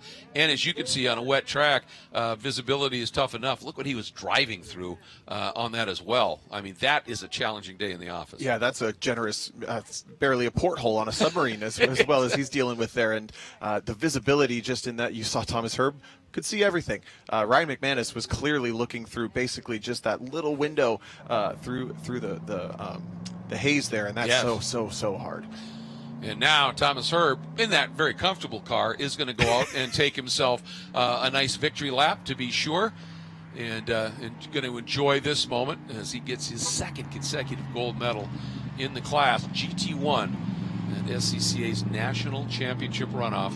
And You see him flashing the lights there. That's usually the salute for a car that's buttoned up like that to all of the corner workers. And with that, let's get out of Hayward and hear from our other medalists. Ryan, you did not have the pace in qualifying. You found something in the wet. Tell me about this drive. We found nothing in the wet. The car is prepared wonderfully, so the defroster worked. I could see the entire time, and all it was for me was just if I kept it on the track and I didn't spin, I didn't care about anything else other than keeping a gap to Jeff and then Dave when he went off. But really, credit is in the prep of the car, and yeah, it was a lot of fun. And so I got to ask you, as an amateur carpenter, that looks like a chunk of PVC pipe with holes drilled in it that's venting air to the windshield. Is that pretty accurate? Yeah, and it comes from the transmission tube and just blows hot air from the tranny and the engine straight up in there. And yeah, I could see the entire time. It was pretty treacherous. So one of the most sophisticated classes here at the Runoffs running PVC pipe defrost. Congratulations to you on the second. Let's get our third place finisher here, pulling the head and neck off. You did a little farming off of turn one. Tell me about that. I got a little crazy. We were just trying to make up some time on the guys in front of us, and because we could still see them, and just went too deep into turn one. And luckily we had no damage, so we were able to get back on and keep going. And what's it like trying to drive one of these cars in these conditions? It's just out of control. Yeah, you just can't put any power down because as soon as you get anywhere close to being in the power band, so you end up 1 or 2 gears up, keeping it below 6,000 and just trying to putt it around the course. You know, and if you do try to run it too hard, you're going off and you're not finishing. Well, congratulations to you. A Runoffs podium, always an accomplishment. Awesome. Thank you very much. Appreciate it. Yeah, I mean, Hayward's right. Always an accomplishment, and particularly in these conditions, in this type of a car, to make it to the podium is saying something. Here's the start. Pintarek on the pole there. Lewis up and around the outside, and Pintarek just hit a puddle. Around he went. Yeah, you and I weren't even prepared for how intense that actually was. The fact that he got away with that one, or with all those cars around, is something to be said, let alone the rest. But now the field kind of learning those conditions. Pintarek, his second strike, goes for a little bit of a ride, bonks it off the wall, but actually is able to continue on as now we have a challenge for the lead. Lewis's first little slip up. Yep, just dropped that left front as Thomas Herb in the GT3 car with the aero and the driver aids coming up behind Lewis. And he was absolutely relentless. And right here, he just got a better drive out of the turn. And Lewis has the power, but he couldn't put it down. And Herb just dropped the hand. And this was the first hint that we got that it was falling apart just a little for Lewis. We learned later it was due to visibility. He was having some issues. There you can see, we can't even see the driver in that car. You couldn't see where he was going either. Ends up retiring that car. Now Pintarek on that fantastic charge. Made it back up onto the podium, but only for a little bit. Yep, there he gets around Hinkle. Now he's closing on Ryan McManus. Knifes through on McManus and takes away that second spot. But the problem was, guess where? Same spot we saw pretty much everybody else make this a very similar mistake and ended the race right there. Yep, got it augured in right there. And at that point, Thomas Herb ended up getting the win by 1 minute and 47 seconds at absolute dominance over McManus and Jeff Hinkle. So, fascinating race to be sure, and for Herb, able to get a second straight gold medal here at the 59th running of the SCCA National Championship Runoffs. Thanks so much for joining us. Up next, it's going to be E-Production. I am Greg Creamer, Tom O'Gorman alongside Hayward Wagner down in the pit lane, all doing an absolutely great job. Thanks so much for joining us here. We look forward to having you back as the 59th running of the SCCA National Championship Runoffs continues.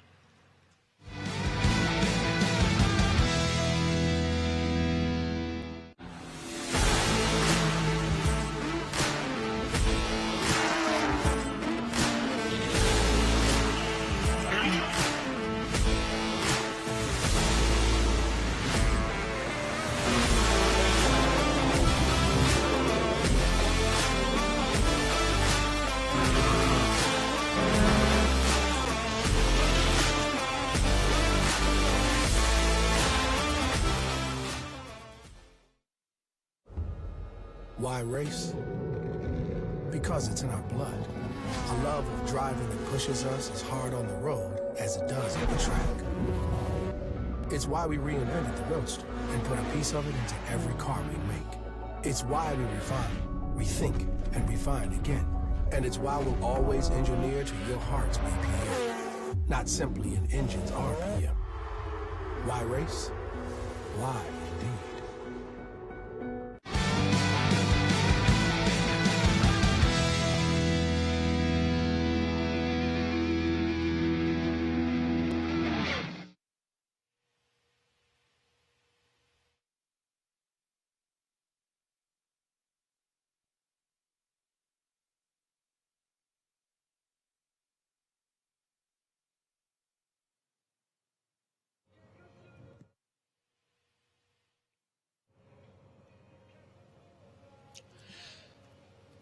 Want more Runoffs chatter over the lunch break? Well, join the live broadcast of Inside the SCCA podcast with Brian Belansky, going live next on SCCA's YouTube channel, where he'll be chatting with SCCA drivers and national champions. You'll find the link to that broadcast in the comments, and we'll see you back here after lunch.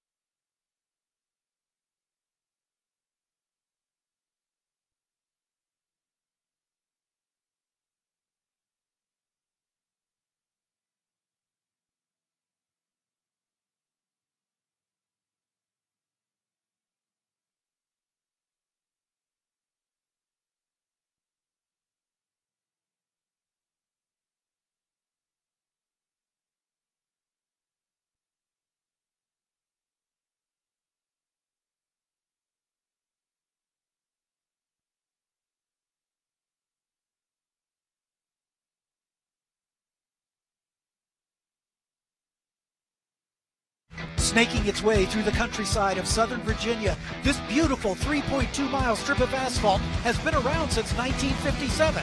But now, for the second time in 3 years, the Virginia International Raceway is home to the SCCA National Championship Runoffs.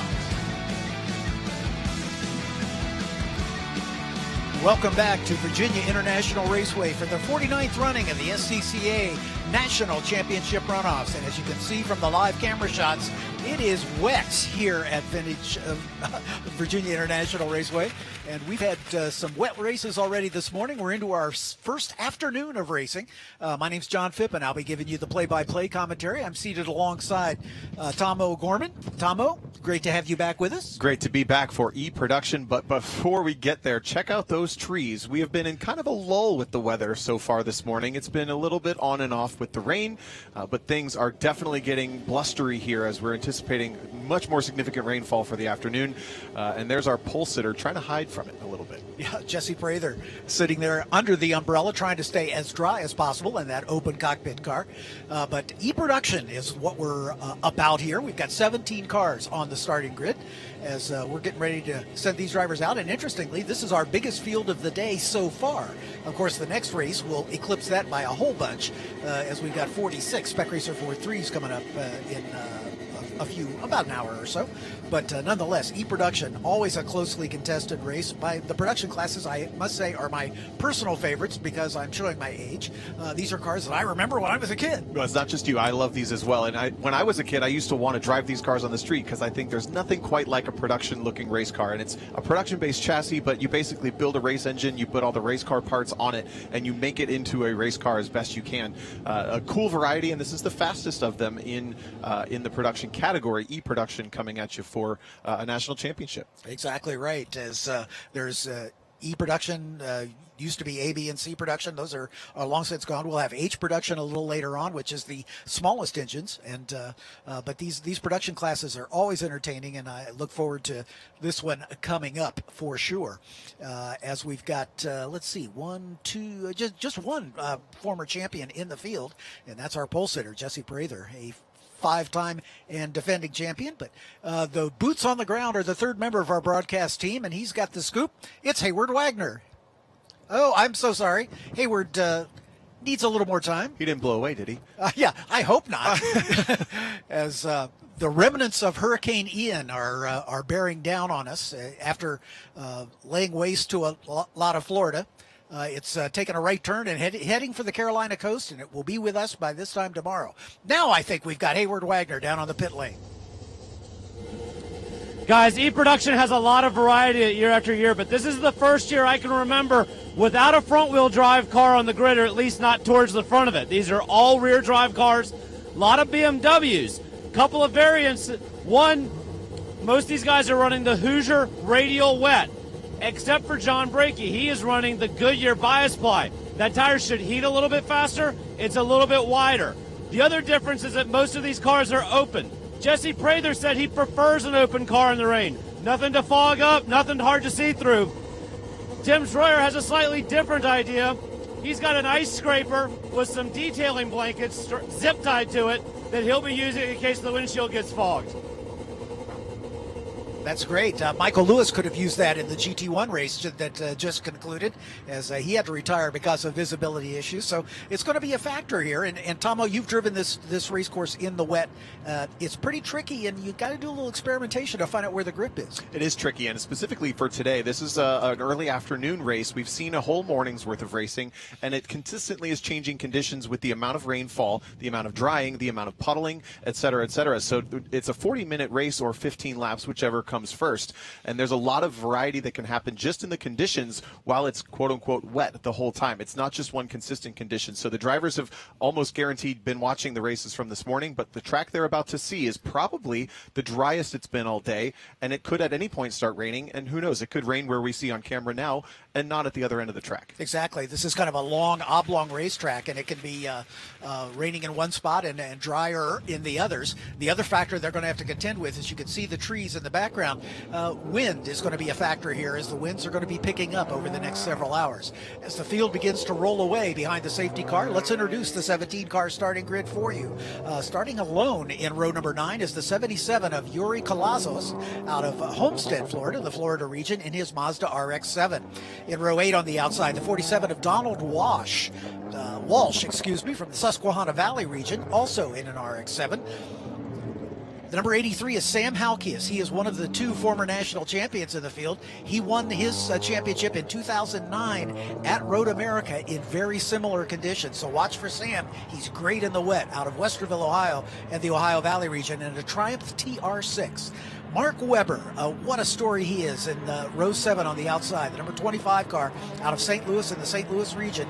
He holds the record for number of starts in the runoffs history, 63. This would be his 64th start, and he's also entered later on this weekend. So if he's able to take the green flag in both those races, he'll have 65 starts, and he's one of only a handful of drivers who've competed at 9 of the 10 venues, as Mark in his Mazda Miata. Alongside him in row 7 is the 17 of Michael Cook out of the North Carolina region in an RX-7. In row 6, the 62 of Steve Shelton Jr. out of Estero, Florida, in the Central Florida region in an MX-5. A rookie making his first runoff start is the number 18 of James Lindenthal out of Morgantown, West Virginia, in the Northern Ohio Valley region in a Mazda RX-7. In row 5 is car 8, Don Tucker out of Memphis, Tennessee, in the Mid-South region in a Miata. Next to him, the 44 of Jeff Young out of Raleigh, North Carolina, the North Carolina region, in a Triumph TR8. In row 4, car 12, Joe Carr out of Petaluma, California, in the San Francisco region in a Miata.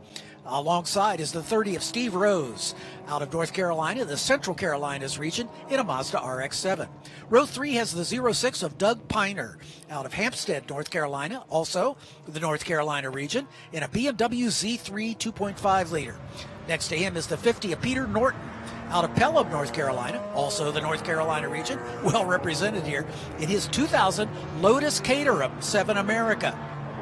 In row 2, on the outside, car number 38, Tim Schreier out of Dubuque, Iowa, in the Great River region, in a BMW 325 IS, an E30. Next to him, John Brakey in the number 89 in another BMW Z3 2.5 liter. He's out of the Land O'Lakes region from Milwaukee. And now on the front row, on the outside, the number 95 of John Hainsworth out of Vineland, New Jersey, in the South Jersey region, in a Mazda RX-7, and the pole sitter, 5-time and defending champion of this class, the number 34 second-generation racer Jesse Prather out of Topeka, Kansas, in the Kansas region, in his 1999 BMW Z3 2.5 liter. He has had 5 poles, including the last 4 in a row. Jesse is sports cars pick to finish at the front.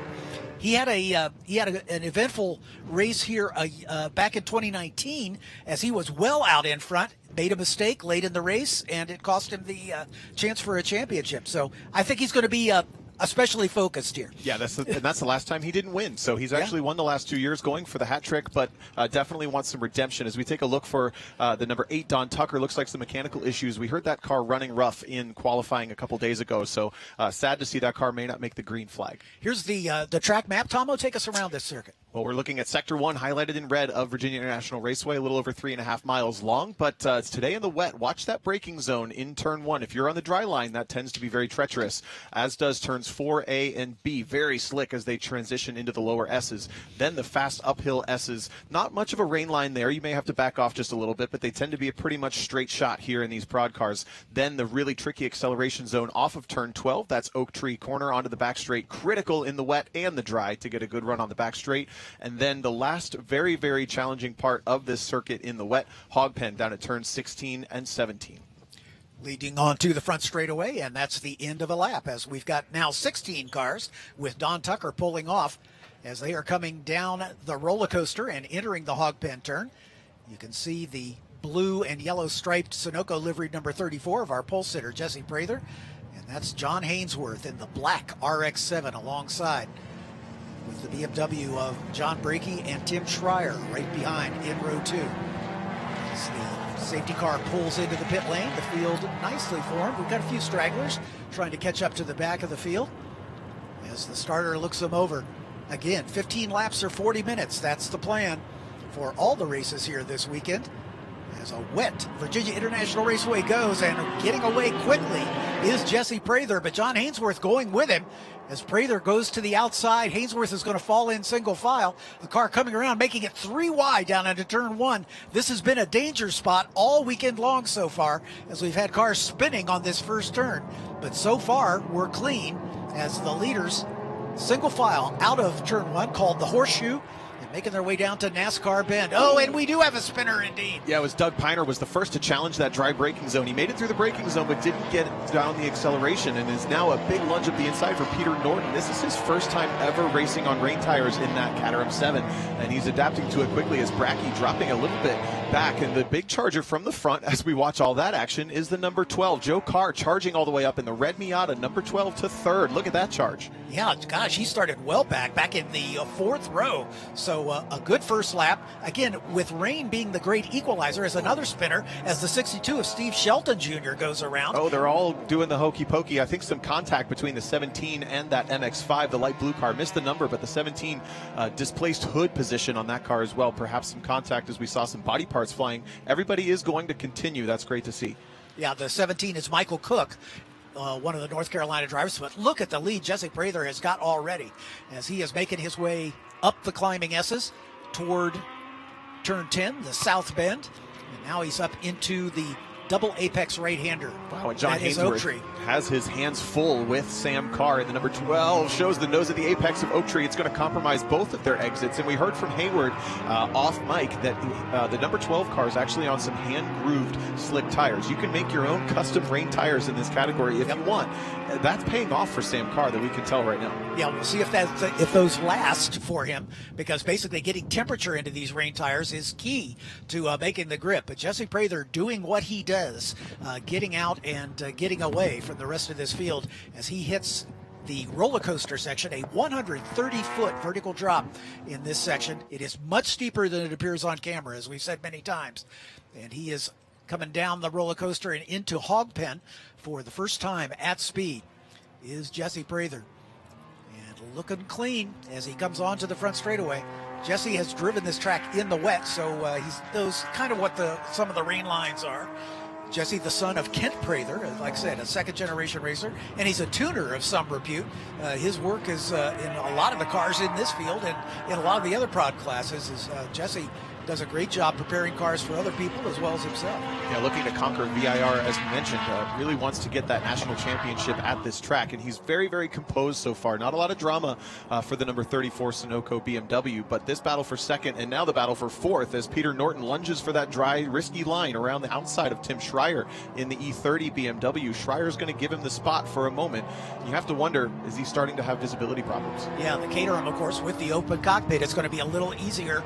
All he's got to contend with is the visor on his helmet, and he makes it through NASCAR.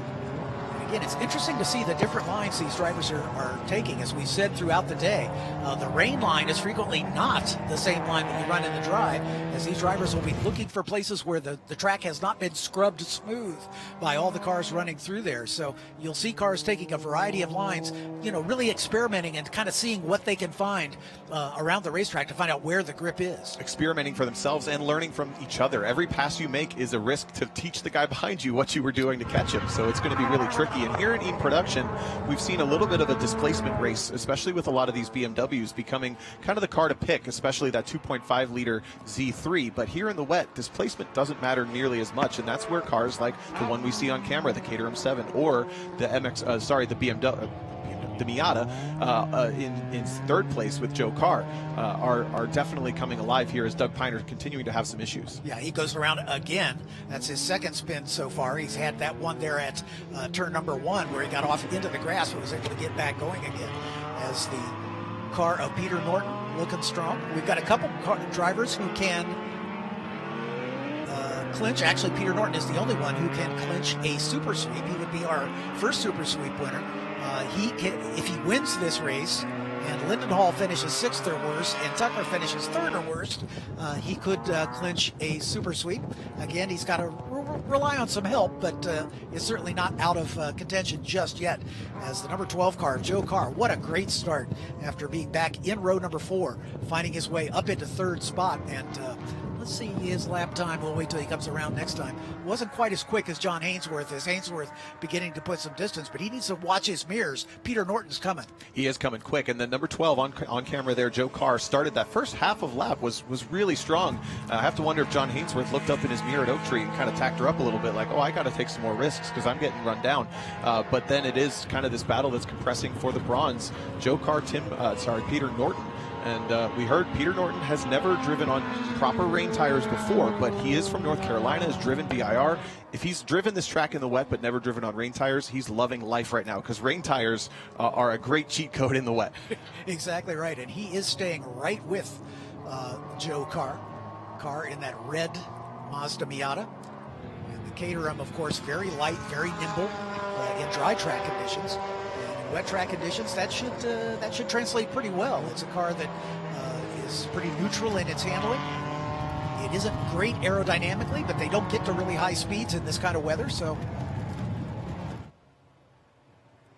as we see Hainsworth, then the 12 of Carr, and then once again Peter Norton after taking over that fourth spot, and he looks to be one of the racier guys. Checking the lap times, he was almost 3 seconds quicker than Joe Carr on that last lap, but now he's in a situation where he's getting into the spray, and it's going to be a little tougher to run close. Really cool to see on the camera shots, not only his hands, but his whole arm working the car through that open cockpit Caterham, not even any doors on that car. So it's awesome to see the driver really working, as the drivers are typically eclipsed by all of the cladding and all of the aerodynamic bits you can add here in production. His roll has been slow just a little bit as Peter Norton's. He hasn't closed up quite on Joe Carr just yet, but catching and passing are very different things, as we always see. He's now basically there. Exactly, he's caught him, and again, it indicates the handling superiority perhaps of that Caterham through the S's, the twisty bits, if you will. He's been able to close right on the back. Now we'll see if he's got the straight line speed. If he stays in the draft, he might be able to pop out in the run up to the roller coaster as he climbs the hill in this very undulating back straightaway. There he goes to driver's left. Biggest you'll ever see a Miata look right here as they drag race into the braking zone. Norton later on the brakes, but this is risky. No ABS in either of these cars. Rolling up into roller coaster, and it looks like he's under control. Goes to third. Indeed, he drifts it out right out to the Gator's teeth, but keeps it under control. And now down the hill toward Hogpen. So a new third place runner, and it is Peter Norton as he supplants Joe Carr for that position. After passing Tim Schreier a lap ago, so he's picked up yet another one. As Jesse Prather continues to be imperious out in front. We'll get the interval as John Hainsworth comes across the line. Almost 13 seconds after just 3 laps. And it was 6 after just 1 lap, so that's really a strong start. Taking a look back and look at the 3-wide battle between the neon green BMW. He tries to sweep the outside, just tucks in behind what became our 3rd and 4th place cars. Puts his foot down right around here. There's a quick puddle, goes for that loop. And we've also lost John Brackey somewhere. He's down in 6th now, but that white BMW, the number 89 car, was one of our podium contenders, and he seems to be quite uncomfortable with these conditions this morning, this afternoon. Yeah, exactly. John Brackey qualified up in 3rd spot, was one of Sports Car's pick to finish on the podium. Again, we see the 62 of Steve Shelton going around, followed by the 17 of Michael Cook as a little deeper in the pack. But now back to live action with Jesse Prather continuing his run at the front. And this is about the section of the track where he dropped a wheel off back in 2019 and ruined his opportunity to finish a championship. He was well out in front and just a little loss of concentration.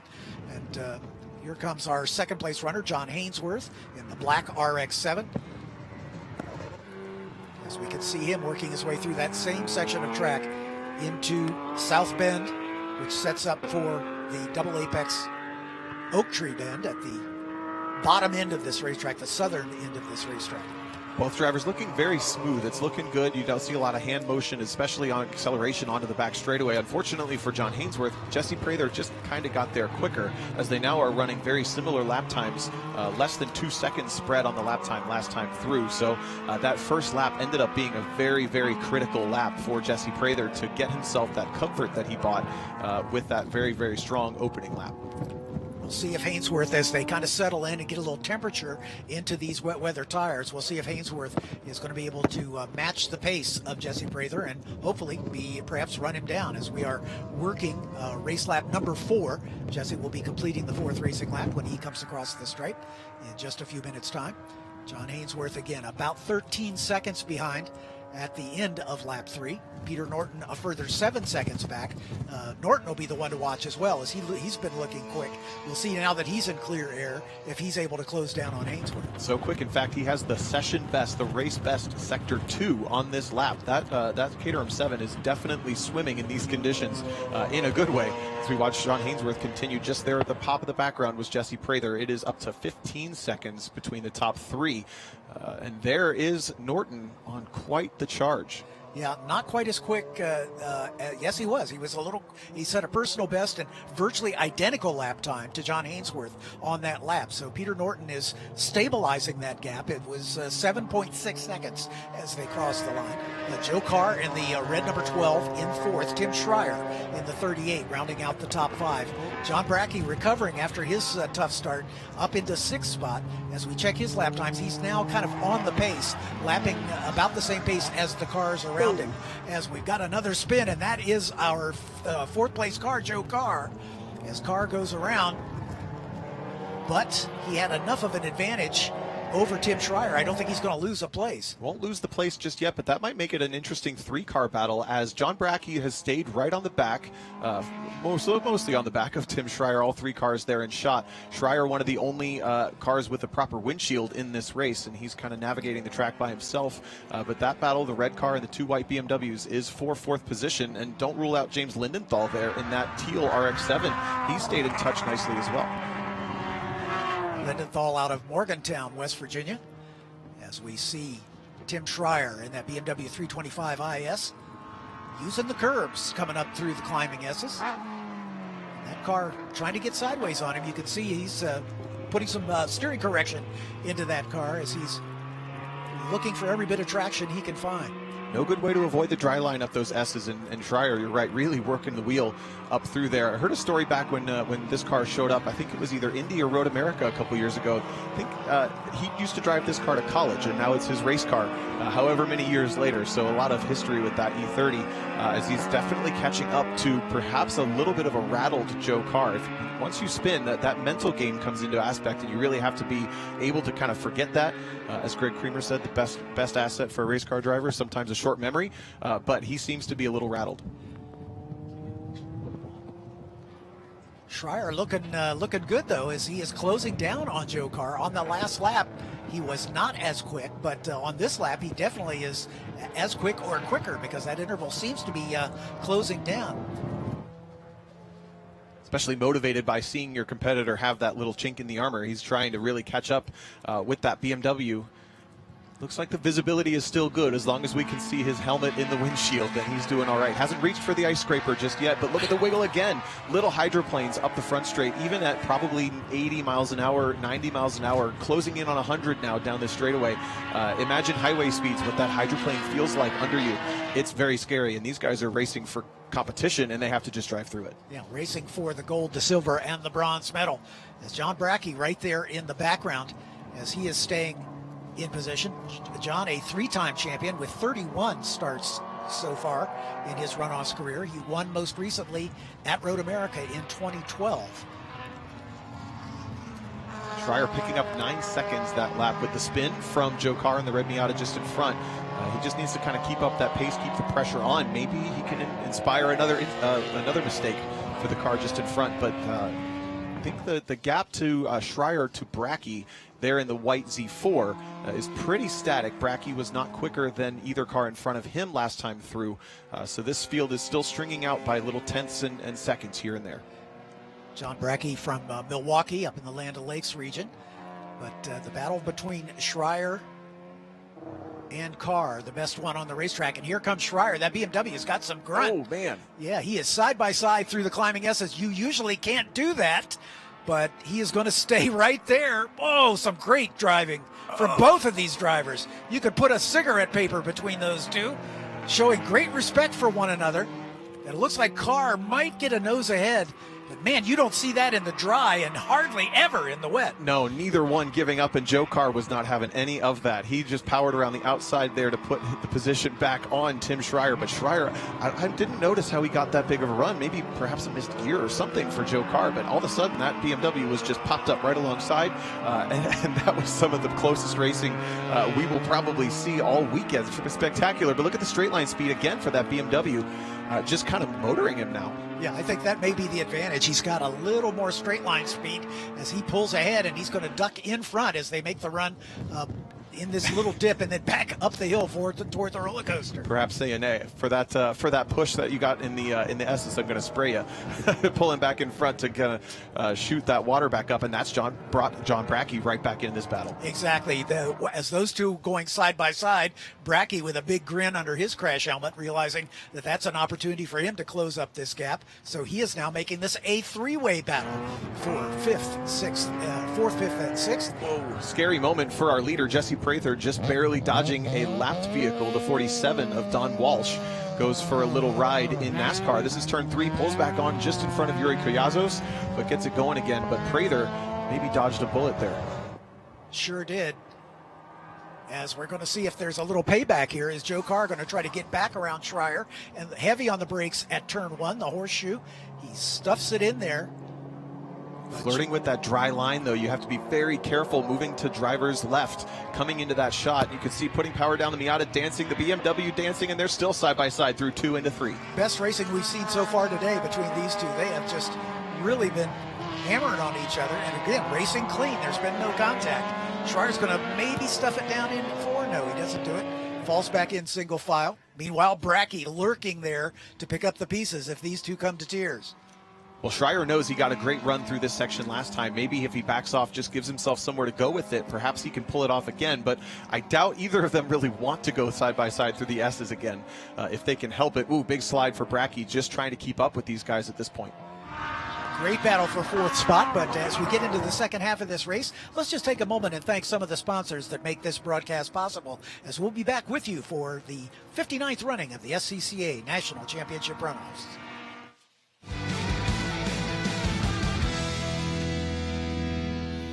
Focus, guys. We're in a race to the finish, okay? Here's where the rubber meets the road. These initiatives move the needle, like, at all? Well, let's shift gears a minute. We're really kind of at the apex here. We need to put the pedal to the metal. We need to nail those hairpin turns, cross that finish line, and take that checkered flag. Woo! Hit the track with the world's largest motorsports calendar, track day insurance, and more. Hagerty. Let's drive together.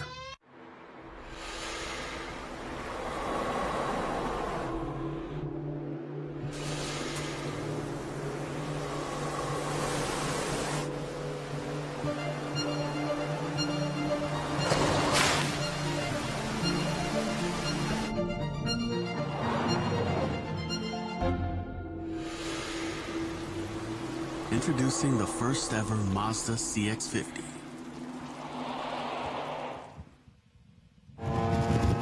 Welcome back to the E-Production National Championship for 2022 here at VIRginia International Raceway. And that is the car of our leader, Jesse Prather, leading from the pole and has not looked back. He's built up a 22-second lead as we are at about half distance of this one, working race lap number 8 of the scheduled 15. We're also about 18 minutes into the 40-minute time limit. As Doug Piner has gone a lap down, Piner's had an eventful day, a couple spins that we've seen on camera at least, and that puts him back in 13th position. Kind of watching some lap times. Very interesting to see Prather and Hainsworth running first and second, both about 3 seconds to 5 seconds off pace from where they were a couple laps ago. Have to wonder here in our comfortable broadcast booth, we don't notice the weather change, but these guys definitely do. Perhaps getting a little bit wetter out there, or maybe just getting a little more comfortable knowing he doesn't need to push the limits nearly as much. The car's still looking so composed. We've seen little wiggles from everybody else pretty much in this race, but Prather, solid hands on the exit of Oak Tree and just nice clean exits, apexes, all of it is looking really clean. Yeah, that's Sam Halkias in the TR6 in the distance there, and he'll be the next driver that Jesse Prather will attempt to put up. The guy I'm watching is Peter Norton in that Caterham, as he was about 2 seconds a lap faster than John Hainsworth on that last lap. And And Ainsworth is now in danger here. Just as it looked like Ainsworth might have a comfortable lead, Norton and Carr have run him down. Well, that's actually Mark Webber in the 25 is getting lapped. I'm so sorry. My bad. One of the. I thought the same thing. I leaned forward. Where did Carr come from? But it's actually a lapped car. Peter Norton is definitely closer. One of the fastest cars on track. Actually, fastest lap time last time through of the entire field. So this battle for second is heating up big time. And John Hainsworth is going to be seeing that little yellow speck get ever so slightly bigger in those rearview mirrors. Ainsworth makes his way down the roller coaster as he works his way through turns 15 and 16. Turn 17 is the final turn, Hog Pen, so named for the hog pen that used to live off to driver's left there at the exit of that turn. But here comes Peter Norton in that Lotus Caterham. Actually, that's a oxymoron. I don't believe it is a Lotus Caterham. It's just a Caterham. Sure. But it's basically a Lotus 7. So cool to see this charge from 5th on the grid up to 3rd. Now really pressuring as far as the racing goes. This is pressure for John Hainsworth. He's going to be seeing that car getting closer and closer. And this driver, again, pretty local, knows this track very, very well. We've heard this is among the first time, if not the first time, on rain tires, and he's putting them to perfect use. And that's the other car that looks very composed. You can tell he's pushing it hard. You can tell the body is transferring weight from corner to corner, but he's never making big slips. And that's caused him to be now basically the fastest car on track by a couple seconds last time through. Yeah, exactly right. In fact, as we look at the fast laps turned over the course of the race, he is second quick only to Jesse Prather. His best lap was his last, Norton that is. His best lap was his last, a 2:31.8. Prather's best lap, a 2:30.8. So Peter Norton basically is racing at the same pace as our leader as we go back to this great battle between Joe Carr and Tim Schreier. Schreier goes a little wide, thought about trying to go around the outside, but Carr threw a bit of a block as they come through left hook and now into the snake, the lower S's here at Virginia International Raceway. Truly epic battle. Look at the momentum the Miata carries through turns 6A and B, but Schreier puts the foot down and there's a lot of pressure. Are they going to do side by side through here again? He looks. There he comes. Here they go into the climbing S's side by side once again, but he falls back single file. I think it was maybe a little scary the last time he tried that. I think so. But Joe Carr has really shown he's the one willing to take those battles. He's made the moves. He's let the cars stay side by side where other cars are lifting, and you see Schreier lifted out that time. That means Joe Carr is more confident in what his car is doing with those handmade rain tires than the other cars on the production tires that you and I could go buy. Yeah, exactly. Meanwhile, here comes the battle for second. It is Peter Norton, and he has caught John Hainsworth about 2 car lengths the interval as they plunge down the roller coaster. So Norton is right there looking for the middle step on the podium. Jesse Prather's about 20 seconds up the road in the lead. But this is the battle for the final 2 steps on the podium as they come down the hill into Hog Pen once again. We are working race lap number 9, actually working race lap number 10 as Jesse Prather's already crossed the line. These drivers will be completing their 9th lap. So a pair of epic battles on track. This one's for second, the other for 4th. And as predicted or as forecasted, the rain is visibly picked up on track. You can see it pouring down the front straight. Spray has picked up as well. Peter Norton looks up the inside, whether it's for visibility or grip. He's absolutely there. John Hainsworth, no head movement. He probably looks nice and calm, but slips a little bit wide. Norton looks to the inside just a little bit. Can he get the pedal down? No, still no overlap. I would think on a dry track, Hainsworth RX-7 should have a little more straight line speed, a little more horsepower than that Caterham. But again, on a wet track, that basically erases that horsepower advantage, and it's all about handling. That's the first time I've seen Norton get sideways, and he did it because he wants to dive to the inside at the left hook, and he gets it done. Hainsworth gives him room. Norton up to second. Now can Hainsworth do the over-under and get back? He can't at this stage. Into the snake they come, and this is the section of track where Norton is extremely strong. As we saw him run down Joe Carr through this, the S's here previously, and I think he might just be able to march away from John Hainsworth. I think he will. This is his best sector on the track. He's the fastest car of anybody in this sector, in fact, in this entire race. So Peter Norton is going to start to put his head down and charge forward. And that was a classic textbook over-under, backed off just a little bit for turn 3, knifed underneath into turn 4. As now we're going to move back to that other great battle for fourth. Joe Carr and Tim Schreier separated by 0.3 of a second at the line last time through. That is a lapped car of Mark Webber, but the red Miata just behind with the black headlights is the one we're looking for, and he still has just a couple of car lengths over Tim Schreier. Mark Webber climbing the S's, again, making his 64th runoff start in this race. He is basically vowed that he wants to make his 70th runoff start on his 70th birthday in a couple years' time. So Mark Webber, a longtime SCCA photographer, but now a private citizen, and being a good gentleman, letting these drivers come through. It's the 12 of Joe Carr in fourth spot. And there is the only sedan in the field, Tim Schreier in that BMW. Going to have to keep an eye on trap speeds this time through to see what that true difference is between the 1.8 liter Miata and that E30 BMW with the 6-cylinder engine in it. Easily motors past Mark Webber, but Webber's got a little motor in that car, keeping right up with him. Oh, yeah. As he races him down the back straightaway, deep into the braking zone now. And John Brackey is the next car to have to navigate that traffic. Schreier is clearly less comfortable in the corners, but has a bit more straight line speed. That lap through, it was a little hindered by Webber. I think they were about even. But we keep seeing this ebb and flow, but car is starting to pull out. Working their way down the hill now as they come into Hog Pen once again, working race lap 11. As we're getting into the closing stages here, Jesse Prather with a reasonably comfortable 22-second lead. John Hainsworth back into second spot, and he is about 26 seconds behind our leader. The interval between Hainsworth and Norton staying right at about 3 seconds. And then this battle just behind Joe Carr in the red Miata with the BMW of Tim Schreier right behind.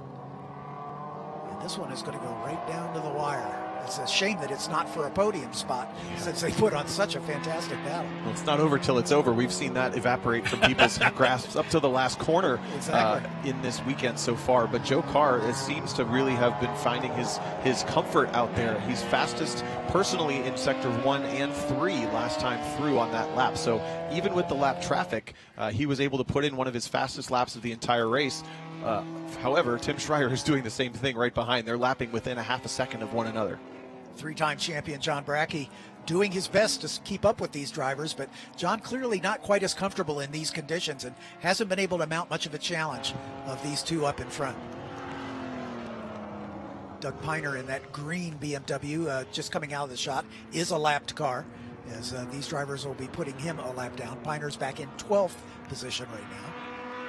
Oh, big wiggle for 89 or 38 of Tim Schreier that time through. And again, I just think back to the last time you hydroplaned on the highway at 60 to 70 miles an hour. That just happened at about 90 miles an hour through a corner to Tim Schreier. That's just so intense out there. Whether you're racing or not, these conditions are wild. Exactly. Quick hands, obviously, saved that one. We've got some traffic to contend with. Again, Piner up in front there. As this three-way battle for 4th, 5th, and 6th in the closing stages of this one. Next car in front of Piner is actually Sam Halkias. You mentioned how good he is in the rain. Right. One of our lower qualifying cars down in the 15th position, I believe, but he's raced his way up to 11th in that what is probably the oldest car in the field, that TR6? 1975 TR6. Easily, yeah. We'll see that car get lapped here in just a moment, but a shout out to Halkias for a great drive. Yeah, absolutely. Oh, big slide for Carr. Went to the apex of the roller coaster, and the car just snapped sideways on him, and you can see it's brought Schreier right back in there, and Brackey's coming too. This is getting hot. Exactly. Brackey, a wily competitor. Again, he is. This isn't his first rodeo, as he has been here 31 times prior to this, so he is certainly realizing that he's still got about 3 laps to get this done. He may just be biding his time. With Piner out in front, he's going to wave these two by. See if Brackey can get by Piner as well before we get it. There's Sam Halkias disappearing in the foreground.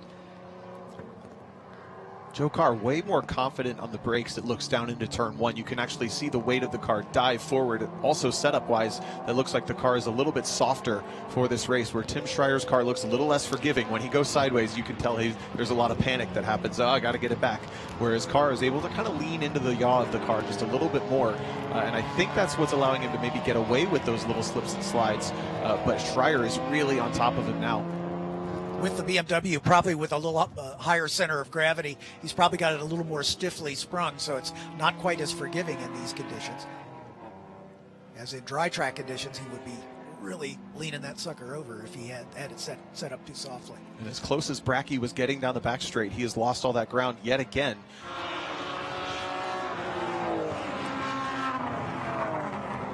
Going to be an awkward exchange for lap traffic right in this single file section of track. Well, single file if you're not Joe Carr or Tim Schreier.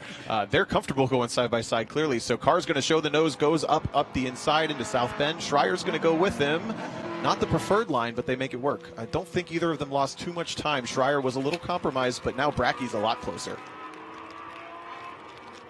Sam Halkias giving him the point as they work their way up into the Oak Tree Bend. Right out to the outside is Joe Carr, going a little wide, and look at that BMW get sideways. It's Tom Schreier chasing it. As he is throwing everything he's got at it to try to find a way back around that Miata. And he's got a good run this time as they climb the hill here. The extra grunt of that 2.5 liter 6 is probably paying some dividends here. But at the very top end, I think the aerodynamics of the Miata begin to come back into an advantage, and that big box of a BMW can't push it through the air quite as well. And again on the braking, the Miata just a little bit better in the braking zone. Keeps it under control this time through the roller coaster down into Hog Pen, and you can tell as soon as they have to turn the wheel, the Miata just comes alive just a little bit more. Ooh, little slide for Schreier at the apex of Hog Pen, but keeps it under control. That's a pretty good exit this time. Yep. That's going to cost him some speed at the end of this straightaway, as when you screw up a turn coming onto a straightaway, you really pay the price when you get to the end, as a lot of that velocity goes away. Here comes Schreier to the inside. The foreshortening of the lens makes it look like he's a little closer than he really is, but it's still only a half a dozen car lengths. Our leader, Jesse Prather, working race lap number 13. Oh, big slide for Schreier. Great save, though. You bet. Good hands. And that's that forgiveness we're talking about. That car looks much less forgiving when it does lose grip for whatever reason, whether it's the tire or the chassis. It's just not as happy. And I was also going to point out down the front straight, the spray. You can see it just blowing off to the driver's right there. But watch this. He gets to the apex, starts to pick the throttle up. Whoa, big slide. That's 45 degrees right there. He got it pretty much sideways. But he's hanging right in there, not letting it rattle him.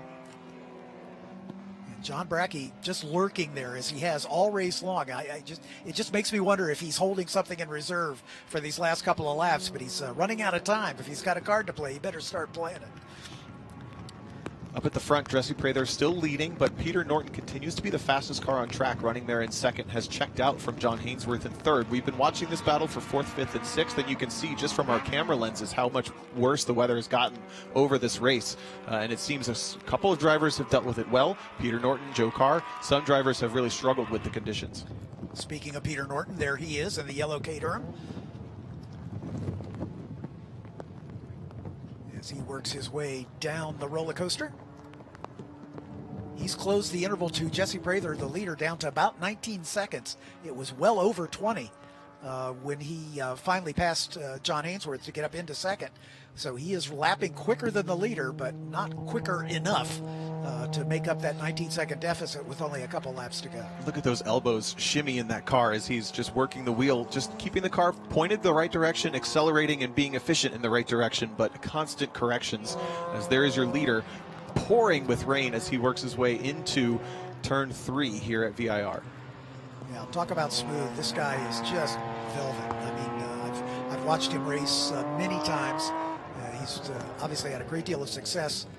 He was a Miata driver for many years, and then made the move to the BMW. It's been a handful of years ago, and he has just refined and refined and refined this car until it is just about unassailable. The only thing that beats him is a mistake, basically, on his part. as Jesse has really done a great job with it. And we are working race lap 14, so the white flag will be in the air next time by. Man, the visibility is really getting dodgy, as you can see it on our camera lens. We say that, but Jesse Prather just set the fastest Sector 1 of the entire race last time through. So maybe the weather's getting worse, and maybe Jesse Prather doesn't care. Here's the battle for fourth once again, as Tim Schreier all over the back of Joe Carr. John Brackey right there. Oh, Carr, another slide. You saw the hands just shimmying on the wheel, and Schreier closes right up, goes to the inside, not willing to outbrake Joe Carr, though, in this very much Miata section of track, but he knows he can get a good run. Just stay this close. Here they come onto the snake, under the bridge. And then into the climbing S's, where Schreier has challenged all race long. In fact, going side by side with Joe Carr through that section at an earlier stage of the race. So here they are, nose to tail. If nothing else, the fifth place drive is probably the hardest driven for Tim Schreier. You can just tell how much more work he's doing to keep that car in contact with Joe Carr. Yep. And it's a couple key spots on the track that it's happening. As you see now, Joe Carr able to pull away quite a bit through those higher speed sections, much more confidently rolls the speed into Oak Tree, where Tim Schreier has been a little bit more cautious on entry, but as soon as he gets his foot down nice and clean, keeps the energy going forward. Yep. Jesse Prather coming to the white flag, as he will be completing a lap 14. He crosses the starter's stand, setting off for his final lap. And I'm sure he's thinking deja vu all over again. Just make it around 3.27 more miles here. That's going to mean one more lap for this battle to figure out who comes out on top. This is the battle for fourth. Joe Carr in the red Miata, Tim Schreier in the white BMW, and don't forget John Brackey is still kind of lurking there in the Z3 convertible in the background. You know, I'd have to give Schreier credit because he has done one of the things that you try to do in situations like this is try to pressure the guy in front of you to make a mistake. That's really all you're looking for, is for Joe Carr to get one of those slides a little more out of control and give him an opportunity. But Carr has been cool, calm, and collected despite getting that car kind of sideways on more than one occasion. Sure. And he's withstood the pressure. And now all he's got to do is maintain this pace for one more lap, and he has got a fourth place finish coming up. I would say driving in the rain is 80% confidence and 20% tires, and it seems like they're both equally confident. They got that first 80%, but I would say as we see another little wiggle as Schreier enters frame, that last 20% I would say is kind of swing towards Joe Carr's favor with just a little bit more composure in that Miata. And I would add another issue would be just staying connected to the car. The 77 of Yuri Colazos going around. Look at the rain come down. It is definitely coming down harder out there for sure, as we can see the raindrops on the camera shot. As this will be the last opportunity for Tim Schreier, as John Brackey has conceded his part of this battle, so it looks like sixth will be the best he'll do unless these two come to tears. But here comes Schreier in a section of the track that he's been pretty strong in. You would think the Miata would be more nimble, but Schreier fearless up through the climbing S's. Big spray coming off the lead car as they work their way through South Bend and then head for Oak Tree for the final time at speed. Meanwhile, Jesse Prather far enough ahead that as they're entering Oak Tree, he's entering the hog pen and coming on to the front straightaway. This will be championship number 6 for Jesse Prather as he smoothly puts the power down and makes his way to the checkered flag. Jesse Prather, lights to lights, flag to flag. No challenge for the Kansas driver as he will take his 6th national championship. Certainly no challenge for any other driver, but a challenging race nonetheless. And redemption at VIR for Jesse Prather. Here comes second place, I would say, one of the drives of the race. Peter Norton comes home second in that Caterham 7. A beautiful effort to come from 5th on the grid up to second. The fastest car on track for a majority of this race after passing this man right here. John Hainsworth comes home in 3rd. John Hainsworth out of the South Jersey region, ran in second for much of the race, but Peter Norton just had too much pace under these conditions. And we've had a change. Schreier has found a way around Joe Carr. It's a drag race. Here they come to the line. This could be side by side. Here they come. Is Carr going to get to the inside? Schreier's got a little more straight line speed. Coming to the line, Schreier gets it done, taking fourth on the final lap. Wow, I'm disappointed we missed how that happened, but it has to have been down the back straight. Perhaps we have a replay or something, but Joe Carr, after running confidently in that fourth position for a majority of the race, Tim Schreier, was he waiting for his last opportunity? Has he been waiting for that the entire race and we didn't know? He gets it done to fourth, an epic drive. Yeah, John Brackey comes home in sixth. James Lindenhall should be the seventh place. He has not yet come across the line. But what a great battle these drivers put on all race long. Again, it's a shame it's not for a medal, but still a nice job for Tim Schreier to take it on the final lap, the final half a lap over Joe Carr. Schreier started in fourth, and that's where he ended up. As once again, we see our winner, Jesse Prather, saluting the corner workers who we should definitely acknowledge, standing out in the wet all weekend long. They're volunteers, one and all. The Angels in White, guys and gals that we could not do the racing without, and we thank them for all their hard work. As Jesse Prather takes the win, Peter Norton in second. John Hainsworth comes home in the third spot for the bronze medal. Tim Schreier on the final lap up to fourth. Joe Carr fifth. John Brackey comes home in sixth spot. James Lindenhall in seventh in the RX-7. Steve Shelton, number 62, comes home in eighth. Ninth to Michael Cook, and the 10th place spot goes to Steve Rhodes. To give you an idea of how that pass probably materialized, Tim Schreier dug deep and set his best sector 2, leading onto the back straight for that pass to materialize down the back straight into that final sector. Those two had the most fantastic race. So glad that we got to watch it and tune in and enjoy what they were able to enjoy on track. But Schreier to pull out that on the very last lap, I'd love to stop him on pit lane and ask him, did you wait for that or did it just come to you? How deep did you have to dig for that to really pull that out? Those guys just put on a show. Yeah, he had his fastest trap speed on that last lap too. Yeah. So it's Jesse Prather coming down the roller coaster on his cool down lap as the top three finishers will make their way into pit lane. Standing by is our pit reporter, Hayward Wagner, and he will have the interviews of our top three as Jesse Prather leads Peter Norton down the hill. A couple lapped cars, and then John Hainsworth in that black RX-7 will round out the podium for the medals. Splashing their way onto the pit lane. You can see some areas of the track where water runs down and across the track, and those little bits of standing water will only get worse as the rain continues, and that makes it tricky. Even with the rain tires, these cars will aquaplane in more than just about 1/8 of an inch of water.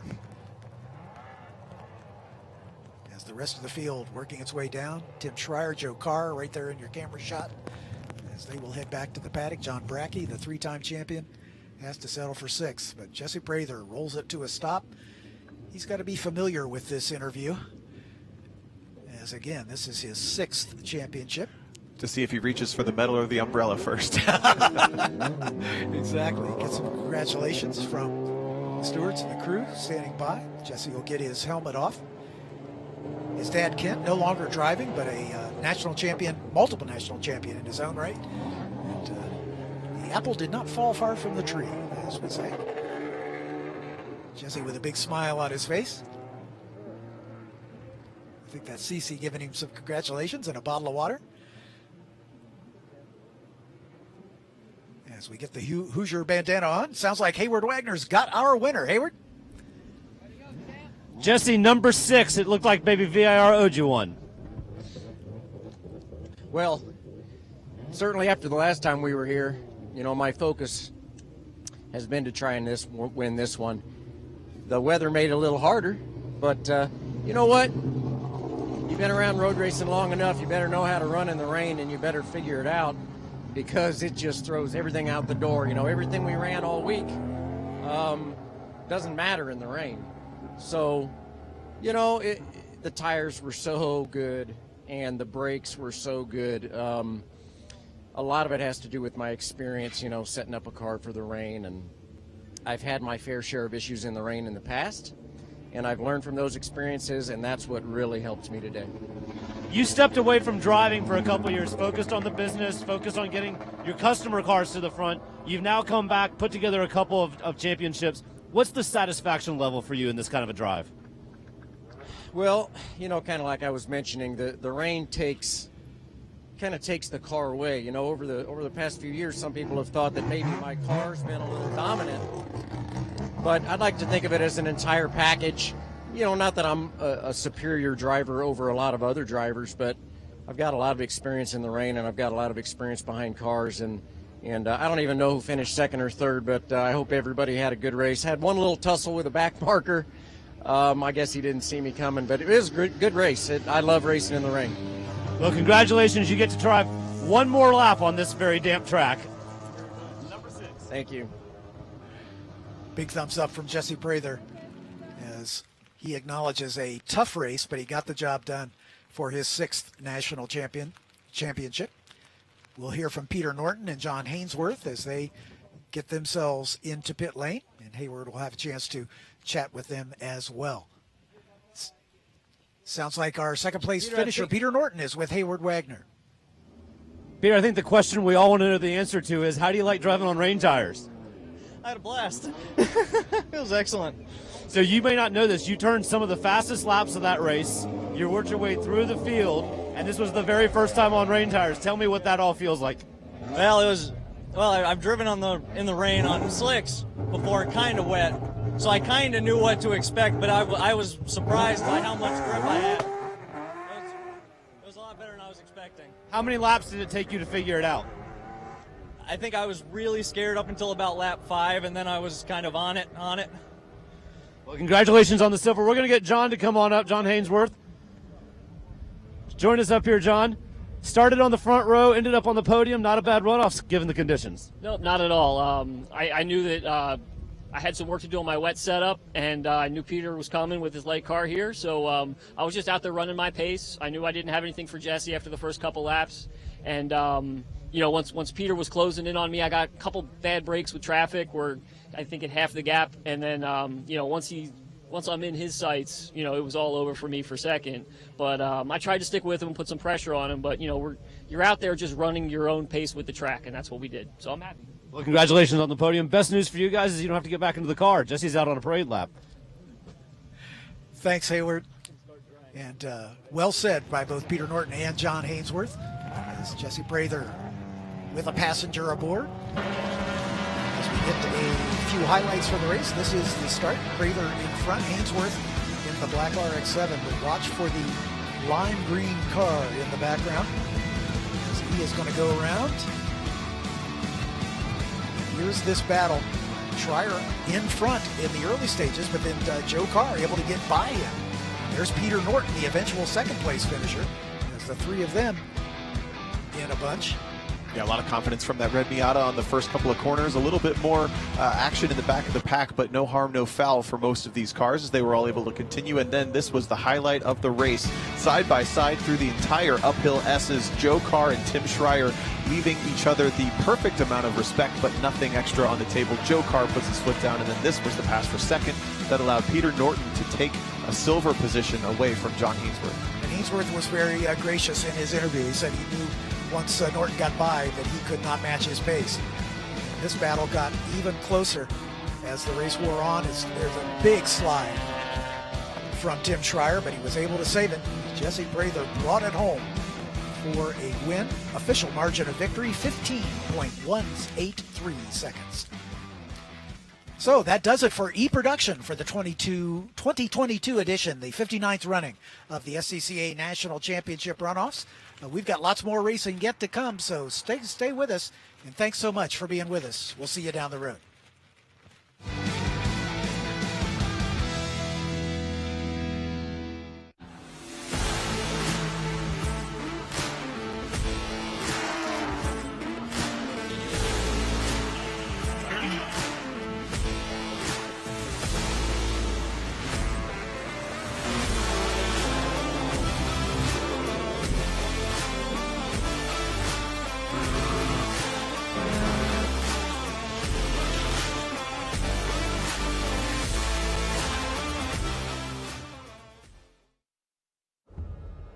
Why race? Because it's in our blood. A love of driving that pushes us as hard on the road as it does on the track. It's why we reinvented the Roadster and put a piece of it into every car we make. It's why we refine, rethink, and refine again. And it's why we'll always engineer to your heart's BPM, not simply an engine's RPM. Why race? Why indeed?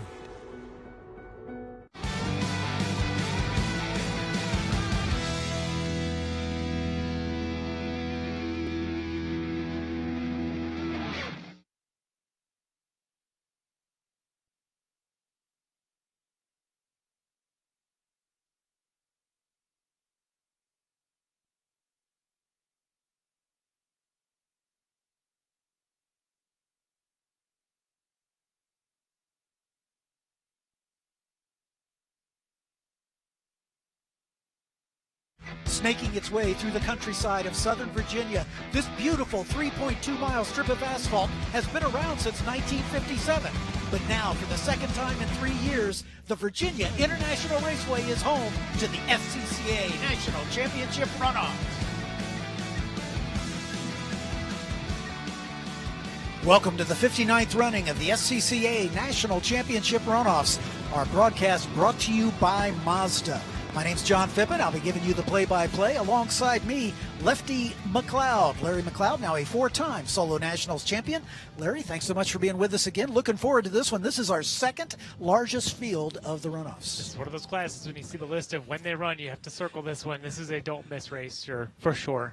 Spec Racer 4 Gen 3. These cars are all identical. There is a little different wiggle this year as the new SADEV sequential gearbox has now been homologated into this class. And a number of the drivers will have it. And depending on who you talk to, they say it's worth about a half a second, maybe as much as a second a lap on some racetracks. Yeah, it seems like it's worth a little bit of time, mostly because the gear ratios now are a little bit better for it in some spots. So all the front runners have it. Basically, they say if you're not running one, you're probably not going to be anywhere higher than about 15. Yeah, exactly right. So there will be some others that are still working with the H-pattern gearbox, but nonetheless, that is the evolution of Spec Racer 4 Gen 3 as the field of cars, all identical with that exception, obviously. They're all same power plant, same chassis. This class originally was Sports Renault back in the day. These cars designed and built by the Renault factory back in the day when Renault was still a vendor of street cars here in the United States. But then it became Spec Racer Ford when the Renault power plant was no longer readily available, so the Ford power plant was put in, and then the Gen 3 car with a newer, more contemporary Ford power plant with much higher revving and quite a bit quicker became the Gen 3 car. And now with the option of the SADEV sequential shift gearbox, the evolution of this car continues, as they are all identical with the exception of that gearbox. And today we get one more wrinkle a lot of these drivers haven't tried, which is the new rain tire. Yeah. So for a lot of them, first time on the new rains with the new SADEV gearboxes, it's a whole lot of new happening today. And we'll see if that guy in the middle of that shot has something to do to try and defend his already twice national championships, Bobby Sack, going for a third. 2-time and defending champion of this class. As you can see a pan of the field working there where there's John Black, very familiar livery in that number 17. The Californian, a 4-time champion, most recently in 2016. Our pole sitter, Frank Frutel, also a former winner, but not in this class. He won his lone national championship in Formula Mazda, actually. A Formula class which no longer runs in SCCA competition. Yeah, part of that new Formula X homologation type of class, kind of all sort of stuck together. But here he is running now from the front of the field in what's a very, very deep, talented SRF3 field. Third member of our broadcast team, Hayward Wagner, is down on the grid. Hayward? Guys, the weather has been very consistent for the last couple of hours. We get a couple of little increases in rain that'll slow down a little bit, but not enough to dry the track, not enough to change anything in setup. These guys have not been on the track here at all in the wet this week, and probably more importantly, almost none of them, if any of them, have any experience on this particular rain tire. This is a new rain tire from Hoosier, Nobody has really had a chance to run it much. I asked a couple of guys who they're watching for, who to look for. One of the names that comes up immediately is Dave Ogburn. Dave is a professional tire tester. He's an engineer, works for a tire company, tests tires, feels them out all the time. Certainly that's going to give him at least a skill advantage in learning this tire. Of course, I asked Danny Stripling who's going to win. He said probably whoever makes the least mistakes. And I said, okay, but who's going to win? He said, I'm going to try to make the least mistakes. That's words to live by, Hayward.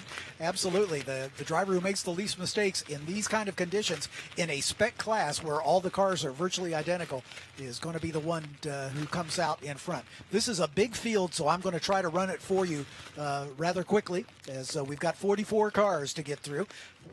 In her first runoff start, Andrea King in the 08 out of the Land O'Lakes region is in 22nd row alongside the number 162 of Thomas Kirchman out of the New England region. In row 21, the 47 of Ken Riley out of the New England region, and the 18 of John Doyle out of the New York region. Car number 65 starts in row 20, Dwight Ryder out of the Colorado region, and the 12 of Russell King from the Land O'Lakes region. In row 19, the car 35, Robert Sachs out of the San Francisco region, and the 21 of Charlie Rogers out of the Central Carolina region. In row 18, Greg Miller in the 04 out of the Ohio Valley region, and the 64 of Matt Gray from the Land O'Lakes region. In the 17th row, car number 8, Jean-Luc Liverato moving over to this class from the Atlanta region, and another Atlanta region driver, the 92 of Chuck Newman. In row 16, the number 77 of Andre Pera out of the Oregon region, and the 74 of Sal Weber from the Lone Star region. In row 15, car 197 is Mark Balanchi out of the Cal Club, and a rookie making his first runoff start, the number 55 of Sam Schechter out of the Washington, D.C. region.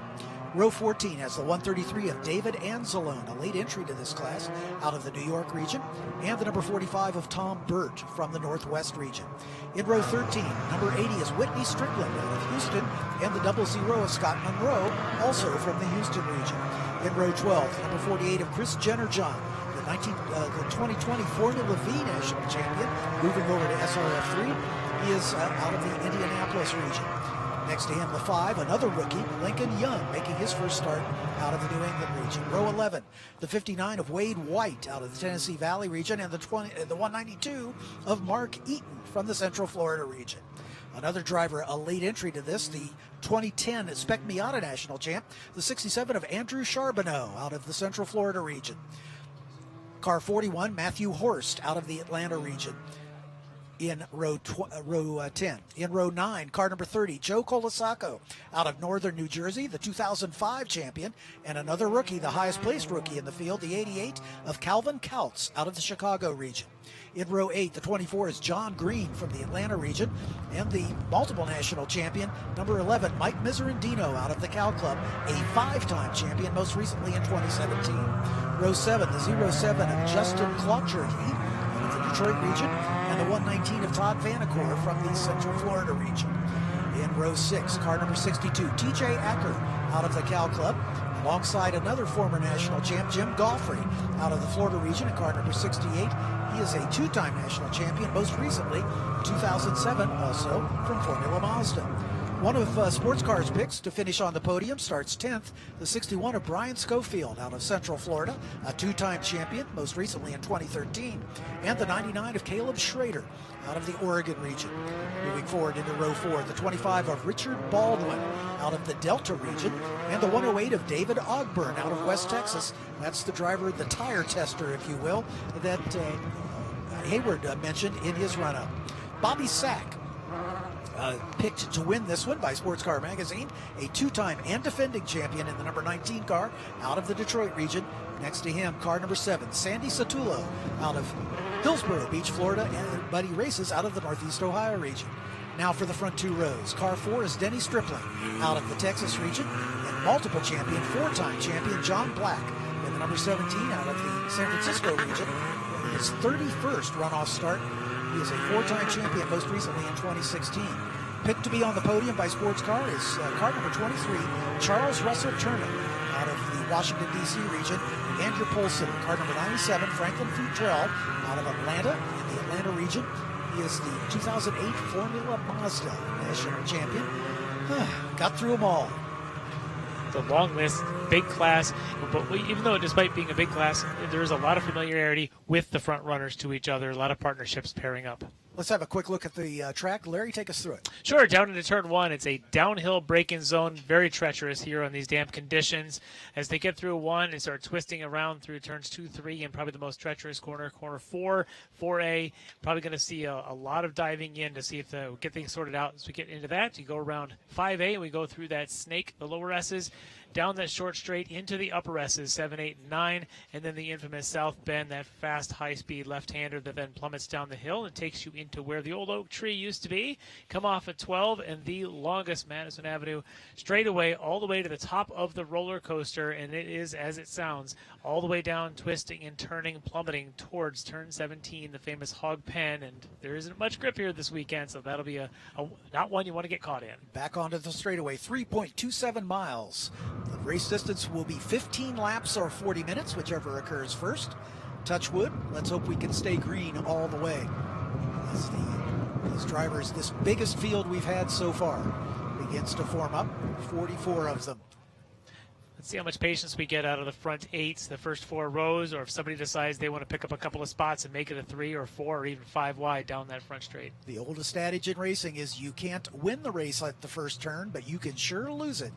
As these drivers lined up well, the Mazda Miata safety car will pull into the pit lane, turning the field over to Frank Futrell and Charles Russell Turner. Charles Russell Turner, by the way, can win the Super Sweep with a win. He doesn't need any help. So if he can take the top spot, he would be our first Super Sweep winner of this runoffs. Nice sedate pace as the field's still straggling at the back as these 22 rows of cars get lined up. And you can hear the engine revs pick up as the green flag flies. And it is side by side all the way back through the field as they work their way down to turn 1, fanning out 3 and 4 wide. Look at the spray kicked up by these cars. But it looks like the 97 of Futrell is going to have the advantage, but hanging tough on the outside is Charles Turner. They're still side by side. Turner will now have the inside at NASCAR, and we do have a spinner. It looked like the 88 went around. And there's collision back there between the 88 and one of the other cars trying to avoid him. The 88, Calvin Kautz, has looped it. And at the moment, he is not rolling again. But as we sort it out at the front, it is the pole sitter Futrell with the advantage, followed by the 23 of Russell, and then Russell Turner, and then John Black, the veteran campaigner, in that red and blue liveried machine in the 3rd spot. Coming through the snake for the first time, the field begins to fan out, single file, as they work their way under the bridge and up to speed. Interesting as they come down the straight the first time, take the green flag, that no one was yet into pushing. Lots of gaps and lots of opportunities. Everybody probably wanting to see where they're going as there we go. Full course yellow. Yeah. Looks like that 88 car not able to get rolling again. As we can see. Pretty quick though. Yeah, safety vehicles right there on the scene. And they will pull that car to a position of safety. You can see damage to the left front fender as he did make contact, or someone contacted him. Yeah, so one of the things here about VIR, 3.27-mile track, they do have safety cars stationed in 3 different positions around here. They gather the field if separated in 3 different ways and bring them together to then take greens. I don't see the safety car here yet, but I know that there was supposed to be one down there at that south paddock, the south grid that you can see there. But coming up the hill, we'll see this is a pretty quick cleanup, having him already on the toe. Yeah, considering the weather, this has been only our 2nd full course yellow of the day so far, so that's certainly a testament. The Green to Checker initiative that was initiated by the SCCA to try to make for clean racing, telling these drivers to mind their P's and Q's and let's not have any race stoppages. As we're going to get a replay of the start as our leaders working their way down the roller coasters. You can see fanning out 4 wide, lots of spray kicked up, 0 visibility. Turner really pushing to try and hold Futrell on the inside, but Futrell had a pretty good exit there, able to kind of push wide and get his hands opened up and hold that lead down. But there's the contact in the back. Yeah, big, heavy contact, and that's what did the damage to the 88 car of Kautz and made it impossible for him to continue. He didn't catch the car number on the one that collided with him. Yeah, he got well up in the air, so hopefully no damage for him. As we are still, that's still a replay of the start as they were working their way through. as the safety car has picked up the field now. And we'll go around at least one time behind the safety car. Could be pretty quick, but now these guys have all had a chance to do a 2-wide start to go down into turn 1. Now they'll be doing a single file restart that I also suspect we'll end up seeing 3 and 4 or 5 wide before they sort it out into 1. But for Fertrelli, who's able to feel out and hold off one charger on the first restart or the first start, see if he could do it again. And of course, the 23 of Russ Turner isn't going to be going anywhere. But now you've got those two, you got John Black, so pretty much the top 4 still in line as they started the race. As you would kind of expect, these guys are the veterans. These guys are the ones that race against each other all the time.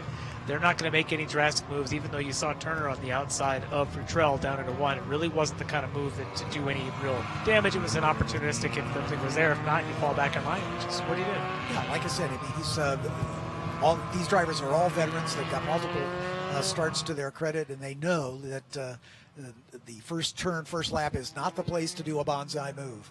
You know, let the race settle in, get a little more familiar with these conditions, to what these brand new rain tires are going to bring for these drivers, and find out where the grip is. Again, it was dry all week long through practice and qualifying. This is the first time these drivers have experienced this as a wet track, and it is going to get wetter as the day and the race wears on, as the remnants of Hurricane Ian, after blasting its way across the Florida Peninsula and heading back out to the Atlantic, has taken a left turn and is going to make contact with the Carolina coast just about now.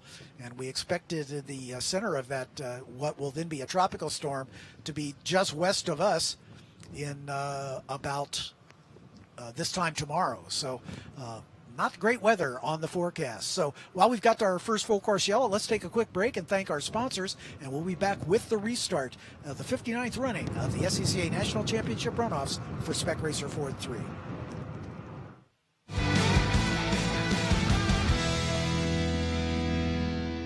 Focus, guys. We're in a race to the finish, okay?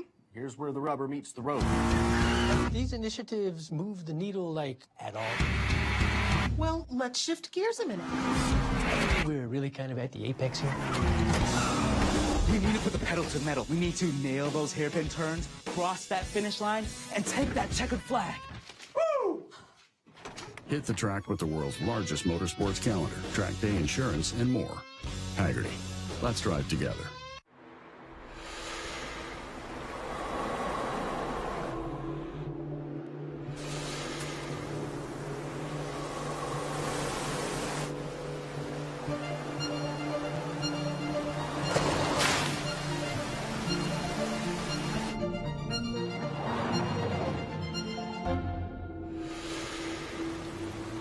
Introducing the first ever Mazda Cx-50.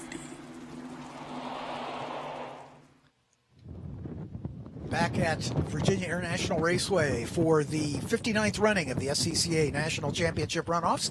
Spec Racer Ford 3, our second largest field of the weekend, with 44 cars taking the start. We had an early full course yellow in this race, as we had a couple cars come together on the first turn. But safety crews working to get that cleaned up. We understand one of them was trying to tow away the damaged 88 car of Calvin Couts, and the tow strap on the tow vehicle actually snapped because that car was deranged in the front and put quite a bit of drag and a lot of pressure on that tow rope. So it took a little longer to get that car cleared than we had originally hoped. But hopefully we'll be able to go green here this time by. Hopefully the backup strap was put into play and things can be cleared for us. Lights are still on in the safety car, so I believe we're going to go around one more time at least. So just a quick rundown of the order, as we've had a little shuffling. The top 5 or so pretty much as they qualified. Frank Futrell is your leader. Charles Russell Turner, Russ Turner is in second spot. John Black in third. Denny Stripling fourth. Bobby Sack in fifth. That's pretty much as they qualified, with the exception of Sandy Satula, who has fallen back to sixth. So Bobby Sack picked up one spot. David Ogburn, one of the drivers that we're watching as the tire tester out of the West Texas region in the 108. Jim Goffrey. Oh, we are going to a restart. My bad. No, they're waving it off. Oh, they're waving. Okay. Yep. Kind of looked like for a second that they would, but see the drivers now all kind of giving each other the wave all the way through. That was. That was it. Oh, that was the push me. That's the push me wave. There you go.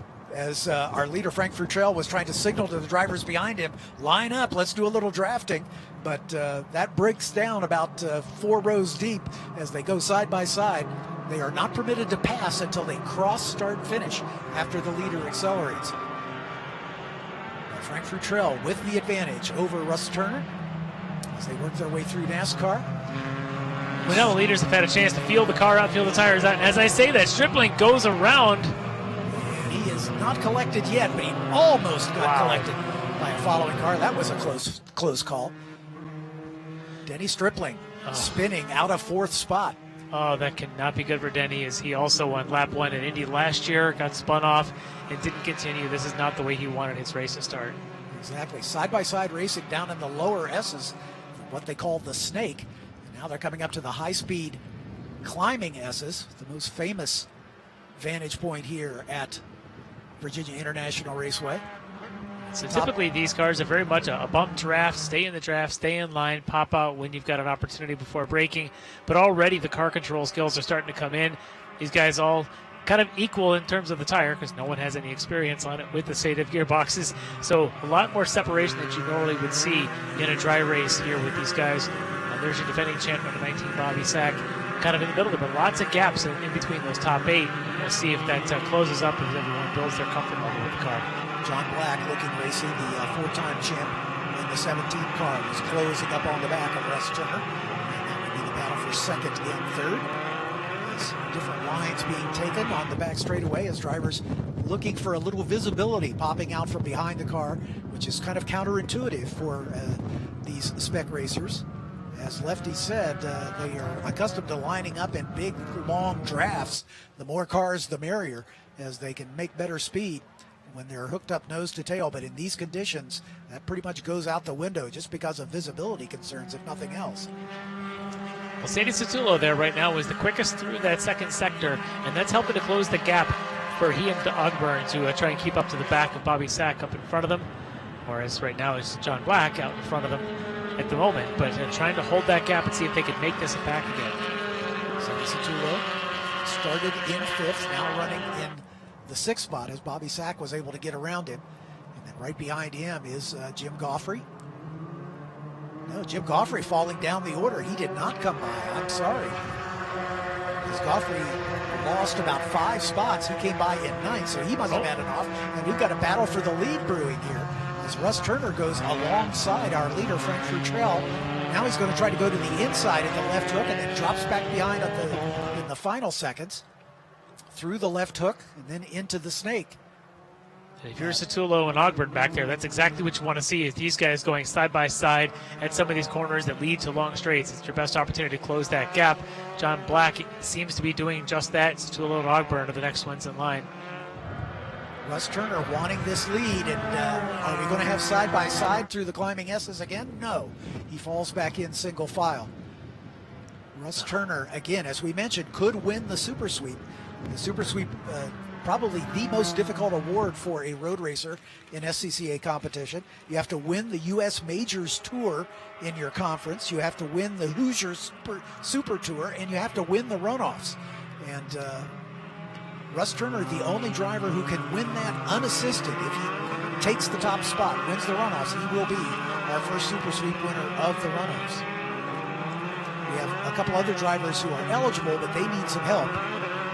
TJ Acker can win, but he's got a whole raft of cars that have to finish 21st or lower to make that come true. So Russ Turner has the best opportunity, but he's got to find a way to get around our pole sitter, Frank Futrell, and at the moment that doesn't look likely. Right now he's just trying to see around him. Again, the spray coming off the back of Franklin's car is pretty heavy, so Russ Turner kind of okay to stay there, but he's starting to now sniff a little bit of draft on that straight, and then when they come off a hog pen down the front straight, he'll get that draft again, and then we'll end up with a braking contest. But look at Franklin Futrell using curves even, coming down the roller coaster.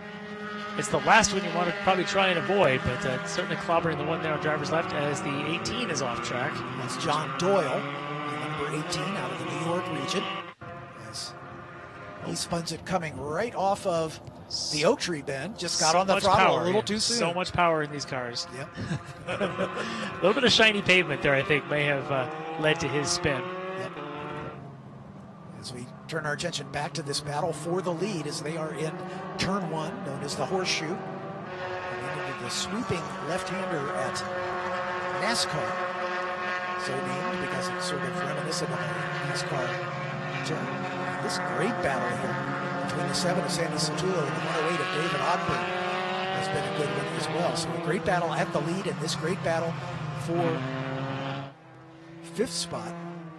They've pulled a bit of a margin on Bobby Sack. Bobby, last lap, about 2 seconds slower than Satullo and Ogburn, running 4th and 5th. So the defending champ now at 9 seconds off the lead, about 5 seconds off of that battle. You can see him there just now coming into shot.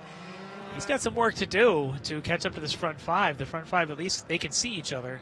For Bobby, though, he's not quite in visibility range. Yeah, and, you know, that's a shame for Bobby. He was picked by Sports Car to be the winner of this one. He is a recipient of the Super Sweep Award in 2020, 2 years ago. And last year's race in Indy, he walked away in a class, in a field that normally is a whole lot of drafting. He managed to keep that lead, and there goes Sandy. Around goes Sandy Satullo. And again, that's an area where there's the tire barrier is not that far from the racetrack, but he was able to get it solved. Now, he killed the motor, but it looks like he's going to be able to roll. Now, one thing that you have to watch, anytime one of these cars goes off, the radiator inlet is right down next to the track, and it is going to be full of grass clippings. And these cars will overheat in a heartbeat if that radiator opening gets blocked. Maybe lucky for Sandy, he had most of his sliding backwards, so not much grass would have gone in. But sadly, he has to drive forwards, and he's going to pick up all those clippings in that radiator. I was going to say, what happened to a little bit of a gap Russ forming Turner? there. Yeah, Turner's fallen off the pace just a bit, and he's falling into the clutches of John Black. You know, there's a puddle of water there at the hog pen on the outside, and if you get just a little bit too wide, that car can aquaplane right off the racetrack, off to driver's left. There's a big grassy runoff area there. You don't hit anything, but you certainly go a long way into the weeds. As Frank Futrell stretching his advantage now up to just over a second, and he sets fast lap of the race with a 2:23.5. Now the battle is for second. John Black in that red over blue livery. He's run that his entire career that I can recall. It's been a long and a fruitful one. Middle of the track looks like it's pretty decent. Then he gets to the outside of the 3 there, and he just turn in. Lots of standing water. They come up to this. There's just nowhere else to go but to follow the dry line through 4. Just sort of tiptoe around the tulips, as they say. Many tulips popping up at this time of year, but I'm sure in the spring they're everywhere. But yeah, definitely watching John Black really put the pressure now on Russ Turner after that. FC kind of fell back into him. John might be the quickest car on the track right now. Side by side, Satullo again getting nerfed off to the outside. That's a big hit. These cars are pretty rugged. They don't. Take a licking and keep on ticking. In fact, it's not at all uncommon. Denny Stripling again with a spin. This time looks like 1. As damaged bodywork is one thing, but the frames of these cars are pretty stout, and they can take a lick like that and still continue. Yeah, that was a bit of a nerf job for Sandy Satullo. Again, he's recovering from his off course there at the Oak Tree Bend. So he just kind of dragged that all the way out to the edge of the track, had the right side tires in the grass when he had to go to the brakes, and let's just say the grip of the grass isn't so good. Stripling probably found himself down there on the braking into 1. So a bit of a rough day for both of those guys, not having the run that they were looking for. A little deeper in the pack, we've got the 41 machine of Matthew Horst. Horst is back in 18th position. David Anzalone in the 133 just behind him. As Frank Futrell opening up a pretty comfortable advantage. It was a 2nd and a 10th last time by, and it's going to be more than that now. As Russ Turner, I think, perhaps having to drive in his mirrors just a bit. As here's the battle between the 11 car of Mike Miserandino, multiple former champion. Just behind him, Andrew Charbonneau, who was a late entry to this field. Miserandino basically dominated in the Gen 2 form towards the closing years before everybody switched over to this new Gen 3 version. A 5-time winner in that Spec 4 Gen 2 class. Was on the 2nd spot of the podium a couple of years ago, I believe, at Road America. Always a contender here. he started a little bit further back than he probably wanted. I think he started back at about 15th spot, but working his way up through the field now, almost to the top 10. Actually 10th as he comes across the straight. Brilliant livery of the number 25 of Richard Baldwin, as he's moved his way up into 9th position as Todd Vanacore has dropped a couple spots on that last lap. Ryan Schofield has gotten around Bobby Sack to take over 5th spot. So Richard Baldwin now running in the 9th position. Schofield, another one of the ones that was mentioned by Sports Car this year. Exactly. The veterans in the field. Oh, and there's the 48 off track. That should be Chris Jennerjohn. It is Chris Jennerjohn. Jennerjohn again made his bones in Formula V, and stepping over into Spec Racer Ford 3 for this edition of the Runoffs. Won V at Road America just 2 years ago. Exactly right. As this battle for second is a good one. Frank Futrell continues out in front by about a second and a half. And John Black, California, out of Olympic Valley, right in the wheel tracks of Russ Turner in that number 23, looking for second spot.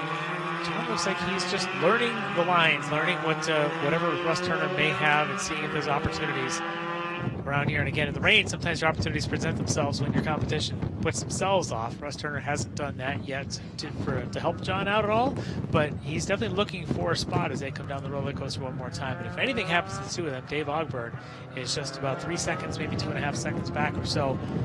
He can see these guys, just can't quite reach them. John Black taking a little different line coming down at the bottom of the roller coaster as he takes a tighter line coming to the hog pen, and it looks like he's going to get a run here as he got a great run coming off the hog pen, tucked right on the gearbox of Russ Turner. Stays as close as he dares here with the spray kicking up. Maybe a car length. Is he going to go to the inside or the outside, or is he going to stay line astern? It looks like the latter, as he decides this is not the place to make that attempt. The veteran knowledge of the 4-time gold medal winner, putting some of that history to work here. See if he can find an opportunity. That car's still looking a little bit twitchy. Yep. After seeing Satullo's car, it almost looked like he had some brake bias when he went up into Oak Tree on the first spin in the grass. Wonder if some of these guys are starting to really play around with that brake bias as the race goes on, trying to find that right balance. That could be some of the twitch we're seeing. Yeah. Black in his 36th runoff start, so he is the most experienced of any of the drivers as far as number of starts in this 44-car field. And like I say, he's turned that into success with 4 wins. His most recent one, though, was back in 2016 at track, the Mid-Ohio Sports Car Course. And he was second last year at that Indianapolis race, in fact, leading a giant train. Bobby Sack had built a pretty good lead, but John able to be the best of the rest, leading the train home to a silver medal. As we watch this battle for second, is out in front, Frank Futrell, with about 2.5 seconds lead at the moment. So I was just reminded that Sandy Satullo actually already ran a race earlier today, so had an opportunity to see the track, and unfortunately he's also now found the grass, as has the 119. That's Todd Vanacore from the Central Florida region, and that's a pretty big off, as Todd made it all the way to the tire barrier, and he's going to climb over those tires to stay out of harm's way.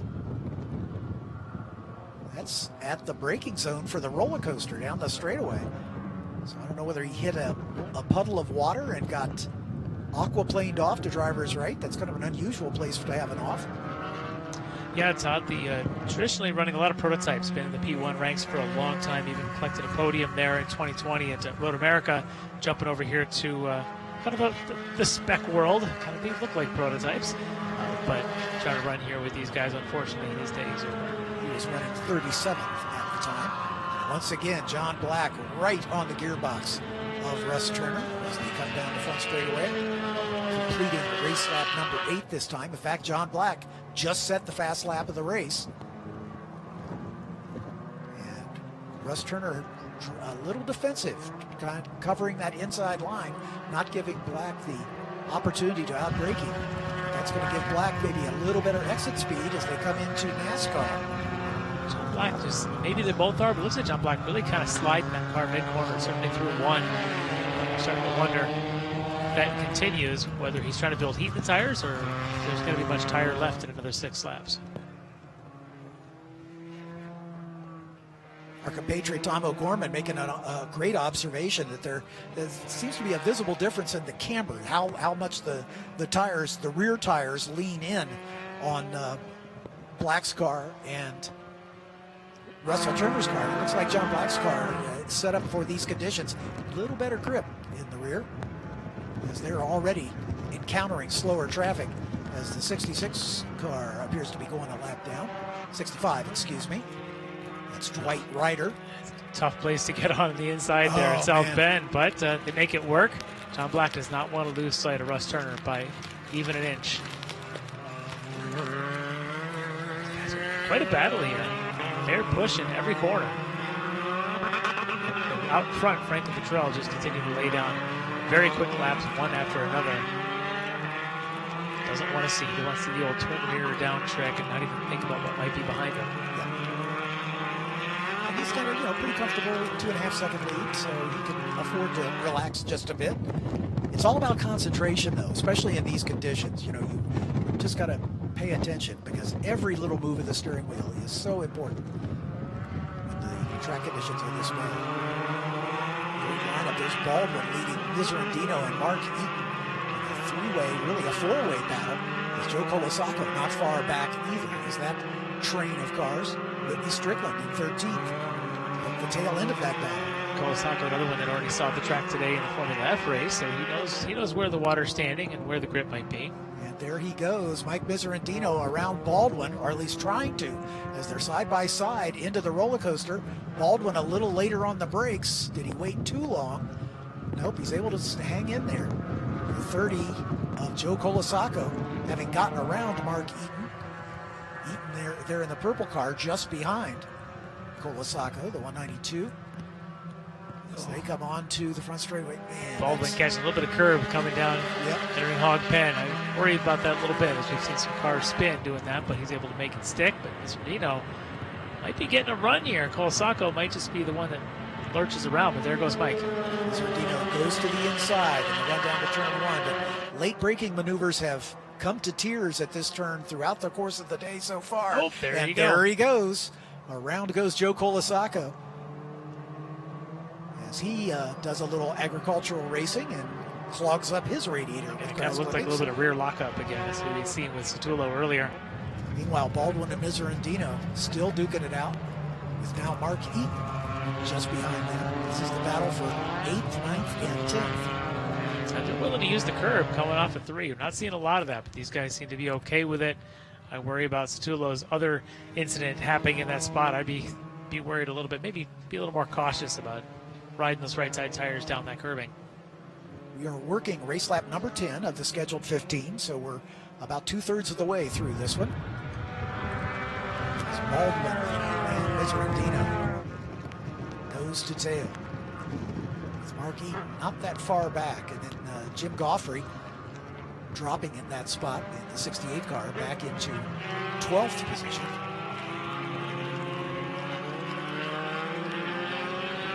Baldwin having a pretty good race here, but having the multi-time champ behind him is never an easy spot. Miserandino, see if he can get a run here off of Oak Tree. A little too much curb for Baldwin coming through the second apex there of Oak Tree. And that pushed him a little wide. That might be an opening for Miserandino to get a run here on this long back straightaway.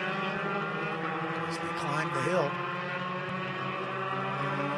It's John Black, not that far up in, that's Caleb Schrader, not that far up in front. The Golf liveried, number 99.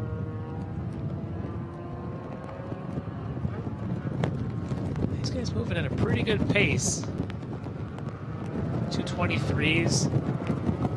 Fast. 222s. Yeah, they've been moving as Fertrell just resets fastest lap of the race. At a 22 flat.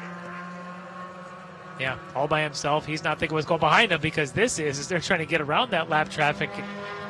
That's Andrea King in the 08. I misidentified Andrea. Andrea King in the 08 car, just going a lap down to this group. Baldwin wanting to make sure he gets a good run off of Hog Pen, taking the opportunity to duck down the inside. Meanwhile, back at the front, Frank Futrell. Kind of a lonely first spot, lonely-ish. About 3.3 seconds separates him from Russ Turner. I suspect he's got a crew chief in his ear, keeping him company, walking him through this. Exactly right. As we're closing down on the tail end of this one. Frank is working race lap 11. The way that Franklin's driving, his crew chief's just telling him, you know, they're coming up on you. They're going faster because Franklin is not at all lifting. He's not holding up. He's just hitting his marks. His last lap was the fastest lap of the race, so he is definitely keeping the pressure on. And we talked about at the start that no one had really had a chance on these new rain tires with the SADEV gearboxes, and he who adapts fastest might be the one. And I think I just saw someone go off. I think John Black right there behind Russ Turner might have gone off at Oak Tree. He's not come into the camera shot just yet. It looked like he was on the verge of going wide there at the first apex at Oak Tree. It takes more than 5 seconds, and Dave Ogburn is going to be looking at jumping up into that third spot. We'll see if Black recovers. Don't see him yet. There's the 23 at Turner. Don't see the John 17. Black should be there, and he's not. So we'll see if he lost enough ground that David Ogburn has taken over the final podium step with about 3 laps remaining. 4 laps, I guess I should say. We got a couple cars stopped there at the exit of 1. 64 is Matthew Gray. And the rock car, I don't have the number on yet. Oh, there may be a little bit of oil down there in 1. That could, little oil, little water, bad combination. Ogburn has caught John Black. Black was able to hang on to third spot. And now David Ogburn right on his tail. Black might be just a little concerned after that They're coming up into 1, where we've got reports of oil down at 1. So side by side there, maybe a treacherous move. As Ogburn taking a bit of a peek, not able to make it stick. But let's see where the oil is. Neither of them have found it, or if they have, you can see steering correction on Ogburn's part as he weaved his way through that turn, right on the edge of the occasion. Real good track feel for a guy whose career is around testing tires. So trained for that feeling. Look at that, a little bit of recovery there coming off of there. But now that he sees the carrot in front of him, Black's been fast, but you know he might also be a little bit spooked going into Oak Tree next time by, and Ogburn should be recognizing that. Yeah, now's the time to apply the pressure. Oh, man. Ogburn and a nice four-wheel drift there at turn number 5. Those rain tires might actually start to be a little bit worn. 12 laps in around here. So that's Baldwin's Baldwin 25. is going around, spinning out of 10th spot into turn 1, and he's going to lose a whole bunch of ground.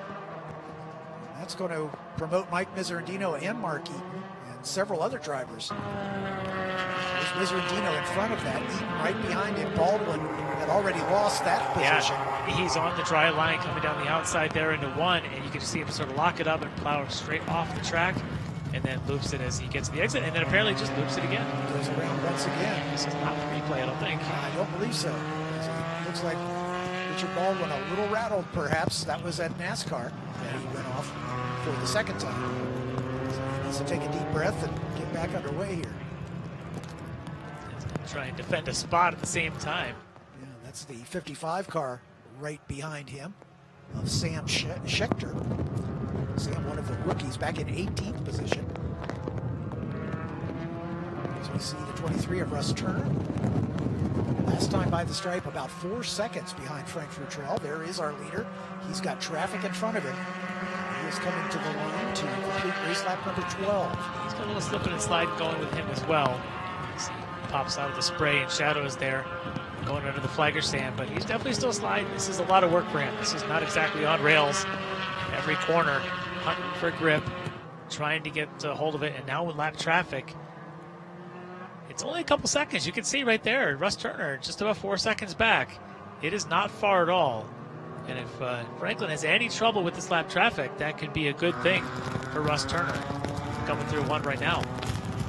47 car about to go a lap down. Ken Riley running in 36th position. So Russ Turner in the 23 through NASCAR on his way to the left hook, turn number 4. Just tiptoeing. He's watch his hands on the wheel. Great shot. Yep. See him really having to address just little micro corrections all the way through the turn. You can tell he is right on the limit. And there's John Black and David Ogburn just now coming into the camera shot. As there's 2 lapped cars in between our first and second place runners. And then here's the third place battle with John Black, hanging on, but David Ogburn, the tire tester, right there. I'll tell you what, Black is throwing that car into these S's. He is. That's what I was saying earlier. I didn't know how much tire he was saving when he was in the battle with Russ Turner.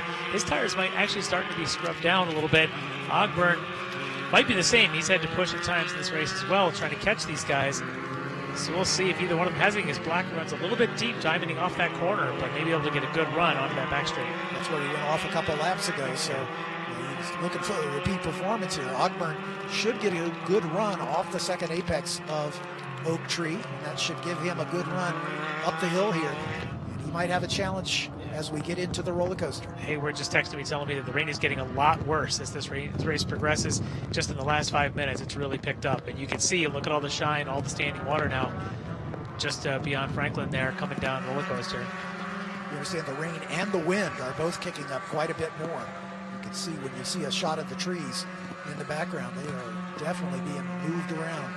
The wind helps a little bit with the spray, kind of gets it out of your way a little bit, but at the same time, these cars, you know, from the side aren't exactly the most aerodynamic, and the wind will push them around a little bit. It could make braking zones a little treacherous. Especially if you're right on the edge anyway. It doesn't take much of a push from the wind.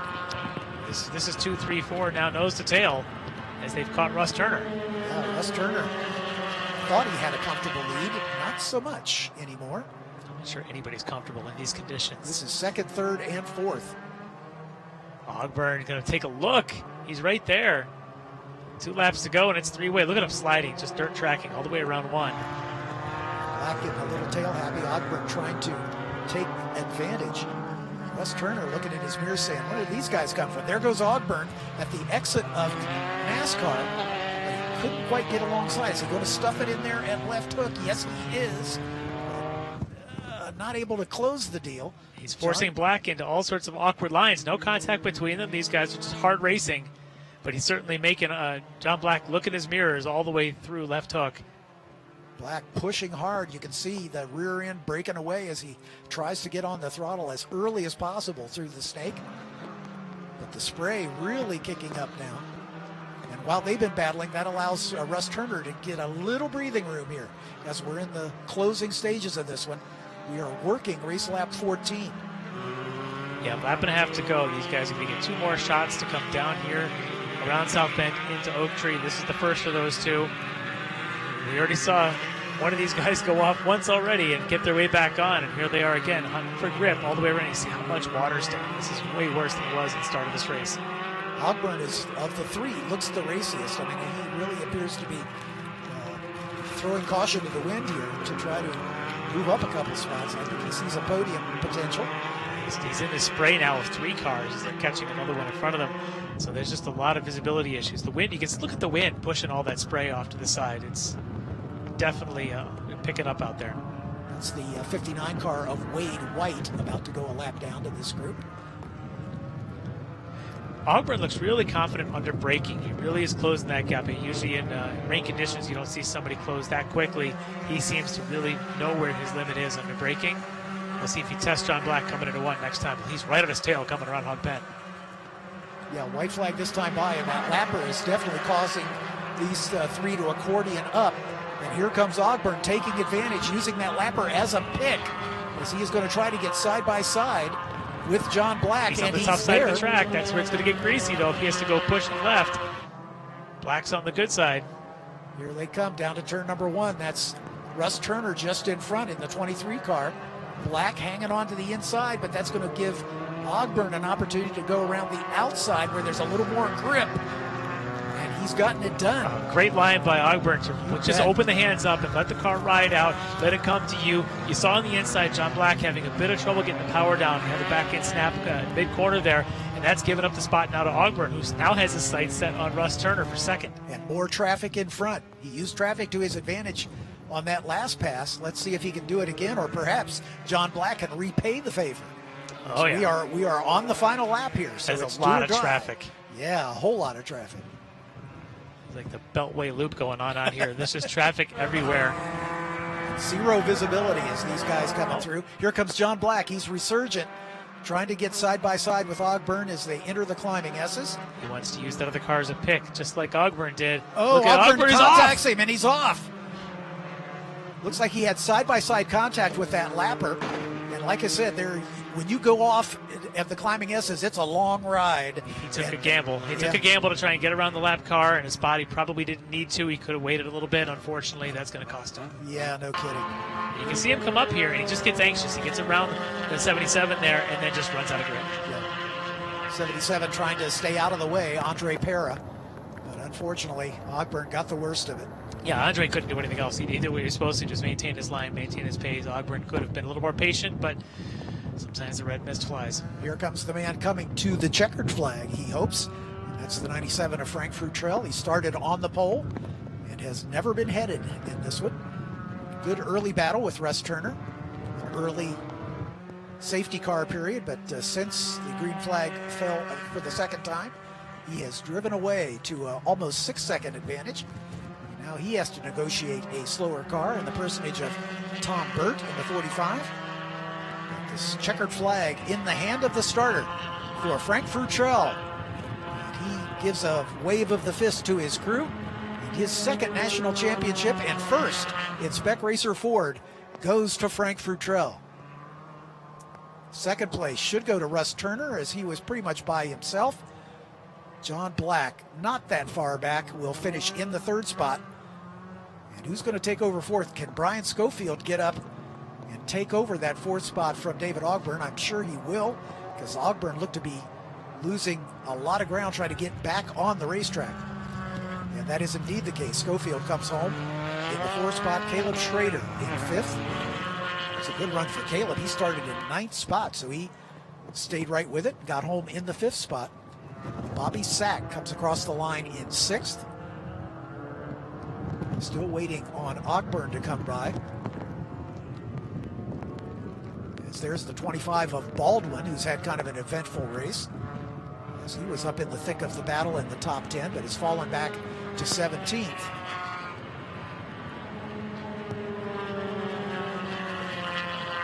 '67 of Andrew Charbonneau on the final lap, moves up into the top 10.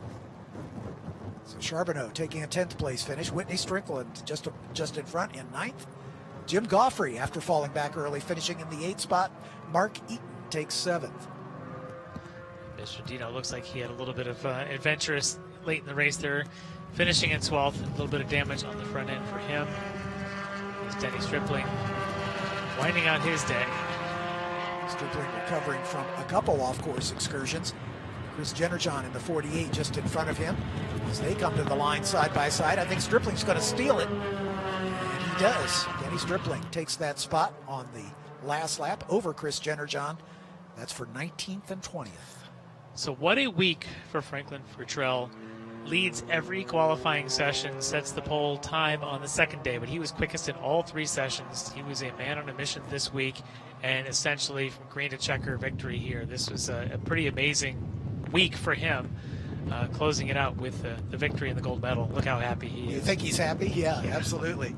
As he's waving to the flag marshals around the track and to the fans that are braving the elements here at VIRginia International Raceway. And sadly, this weather is not going to get any better anytime soon. So here's the unofficial results. Frank Futrell, your winner.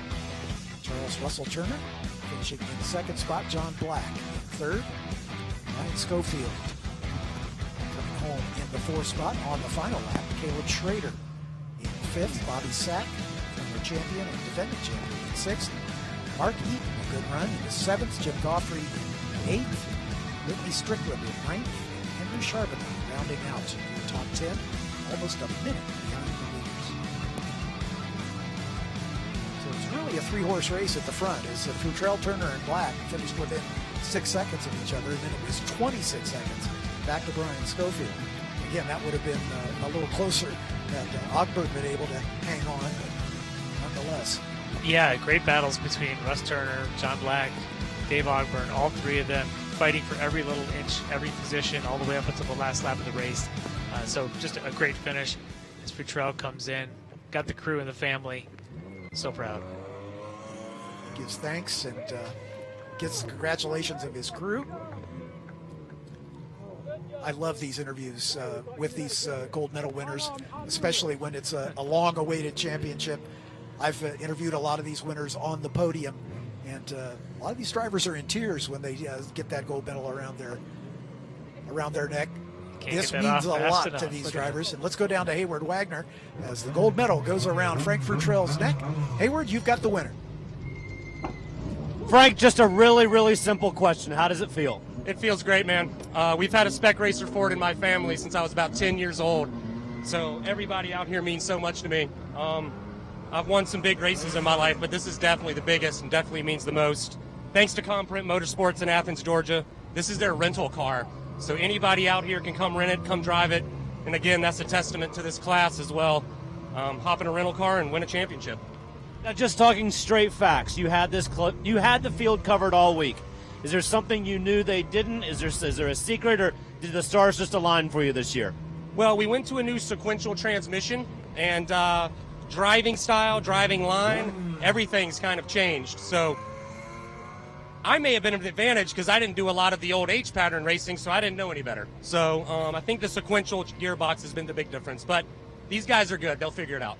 Well, congratulations to you. You get to take one more soggy lap around VIRginia International Raceway. I'll take it. I'll take it. Thanks, Hayward, and great to hear from our winner. Obviously very appreciative. And that just gives you some indication of just how closely matched these cars are. That's a rental. Yeah. You could go rent that car next could. season. Why I would don't not you? be able to do what he does with it, but I would certainly love to try. Exactly right. We've got our second place finisher, Russ Turner with Hayward Wagner. Just keep it. As we just flip the umbrella here, really banner day conditions here at VIR. How was that race? It actually turned out better than I thought. Obviously, I don't have a lot of rain experience, so even though this is my home track, I don't have a lot of laps here in the rain. And I got lucky in the start to be able to stick with Franklin for those few laps so he could show me around. And then I just repeated that. Did make one mistake there towards the end. I went off top roller coaster, but luckily I got the car woed up and was able to get back in line before John and Dave got by me. And it really got dicey there at the end. We just caught lap traffic right at the end, and Dave and John were on me. I think I got a little lucky in that I was able to pick one of those cars entering the S's, and that separated us, which allowed me to come around relatively easily. So, well, congratulations on the silver podium here at the Runoffs. We're going to bring John Black up while we're here. John, you seem to be the one to have the most action in this race. When you're in rain conditions like this, are you able to strategize to think about where you want to be and when, or are you just holding on for dear life? To be honest with you, I was just holding on for dear life. I needed some track knowledge here and I've only run 3 weekends this year, and fortunately the last race I did was in May and it was in the rain, so I had a little practice in the rain, but pretty much just holding on, and just sometimes people go sailing off and you're just like, okay, well, I guess that works out for me. So. Well, congratulations on the podium. Guys, I don't know if you can see it, but this driver's suit is completely soaked. I'm not sure if it's sweat or rain because John was working so hard. Hey, thank you very much. There's your second and third place finishers. Congratulations to all three. Frank Futrell on his cool-down lap. Look at the smile on his face as he's waving to the camera. Is Frank Futrell taking his second national championship as we get the highlights here. Here's Futrell going side by side with Russ Turner into the first turn. Denny Stripling right up there in third with John Black. They all went pear-shaped for Denny Stripling. And then this is the contact, including the 88 car of Calvin Couts, which knocked him out of the race and brought out a full Courciello. After the restart, the man on the move was that orange car. Yeah, Ogburn had a really good day there. David Up Ogburn, until the last laps. Denny Stripling, his good buddy, unfortunately did not have a good day. Several spins for him. This is one of the other spins. This is Tulo going up into Oak Tree. He had another one later on. So not a great day for Sandy out here either. There's a kind of a strange off in 119. I don't know if he just hydroplaned or lost. And here's what cost David Ogburn an opportunity for a podium spot. He's getting around a lapper. Maybe if he had it to take back, he probably would have waited a little longer to try to get that back. It cost him a shot at a top 3 finish. But no problems for Frank Futrell as he kept his nose clean and his powder dry and worked his way into his second national championship. So that'll put a period on Spec Racer Ford 3, an eventful race, but always an exciting one to watch. But we've got lots more races to come in the 59th running of the SCCA National Championship Runoffs from VIR. We'll see you down the road.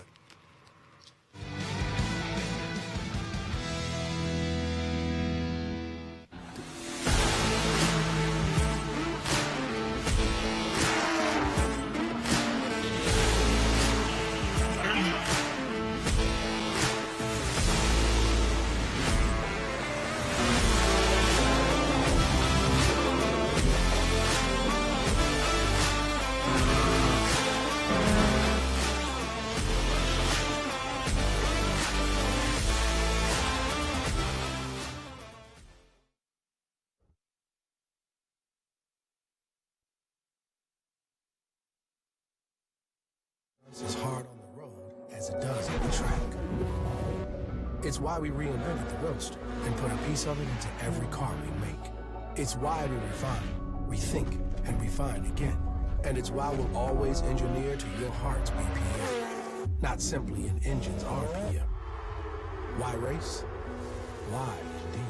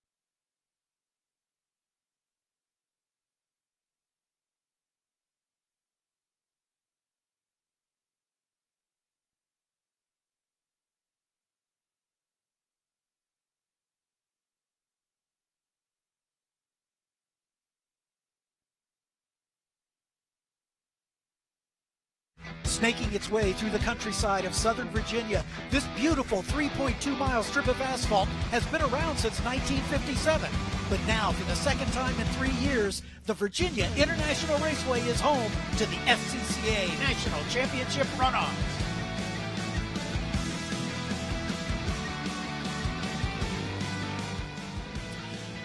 Welcome, everybody, to VIRginia International Raceway for the 59th running of the SCCA National Championship Runoffs.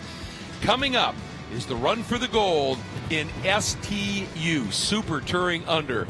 And right as we came up, you saw a EV vehicle going counter race. You don't see that very often.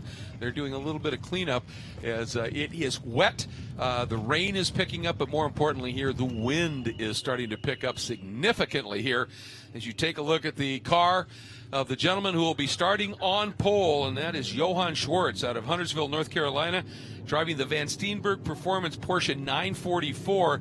There's Joe Mosier in the Honda CRX SI, and some of the rest of the field right there. We're looking forward to this one. This is going to be 15 laps or 40 minutes, whatever comes first. And the story here is obviously we are getting Hurricane Ian has turned back in off of the Atlantic now and is starting to hit here the South Carolina coast. We are feeling the outer bands of it. The rain is picking up. The wind is getting really strong. We're getting wind gusts now up over almost approaching 30 miles an hour, and it's just going to continue to get stronger. Obviously, all of our thoughts go out to everybody in South Florida on the western coast for surviving what they've done and what they're going to have to deal with. But up here, we are going racing, and this is, one, an incredible track. Two, in these conditions, it's going to be incredibly demanding and difficult. But one of the great things, Tom O'Gorman, sitting alongside me here, about the STU category is this one is, you simply can describe as variety is truly the spice of life. Greg, I don't even know where the storylines start with this one because it is the most diverse class, I think, by far that we have here in SCCA Club Racing. Of course, Super Touring, meaning mostly bolt-on parts, production-based cars. Mm-hmm. These are under, I believe it's 3 liters or maybe 2.5 liters. But it is basically displacement, power-to-weight based builds. So we have everything from Porsche 944s, Dodge Neon SRT 4s, through WRX STIs, Mazda Miatas, Civics with swapped engines. There's literally everything in this class. Lotus Exiguas. It's the only class that we have front, rear, mid-engine, front engine, everything represented. And add in the variable of what we're looking at now: windy, rainy, unknown conditions with some of the deepest talent on the grid as well. This is going to be a spectacular race to see who figures this thing out, because we don't know. Absolutely. I mean, look at this shot through the snake, but you can see the camera dancing and bouncing in this wind. It is stout out there. I'm Greg Creamer. That was Tom O'Gorman. Third member of our team, Hayward Wagner. He is down and in the elements. Hayward, what are you looking at for STU? It is a beautiful day here at VIR, Greg. We are loving every minute of it.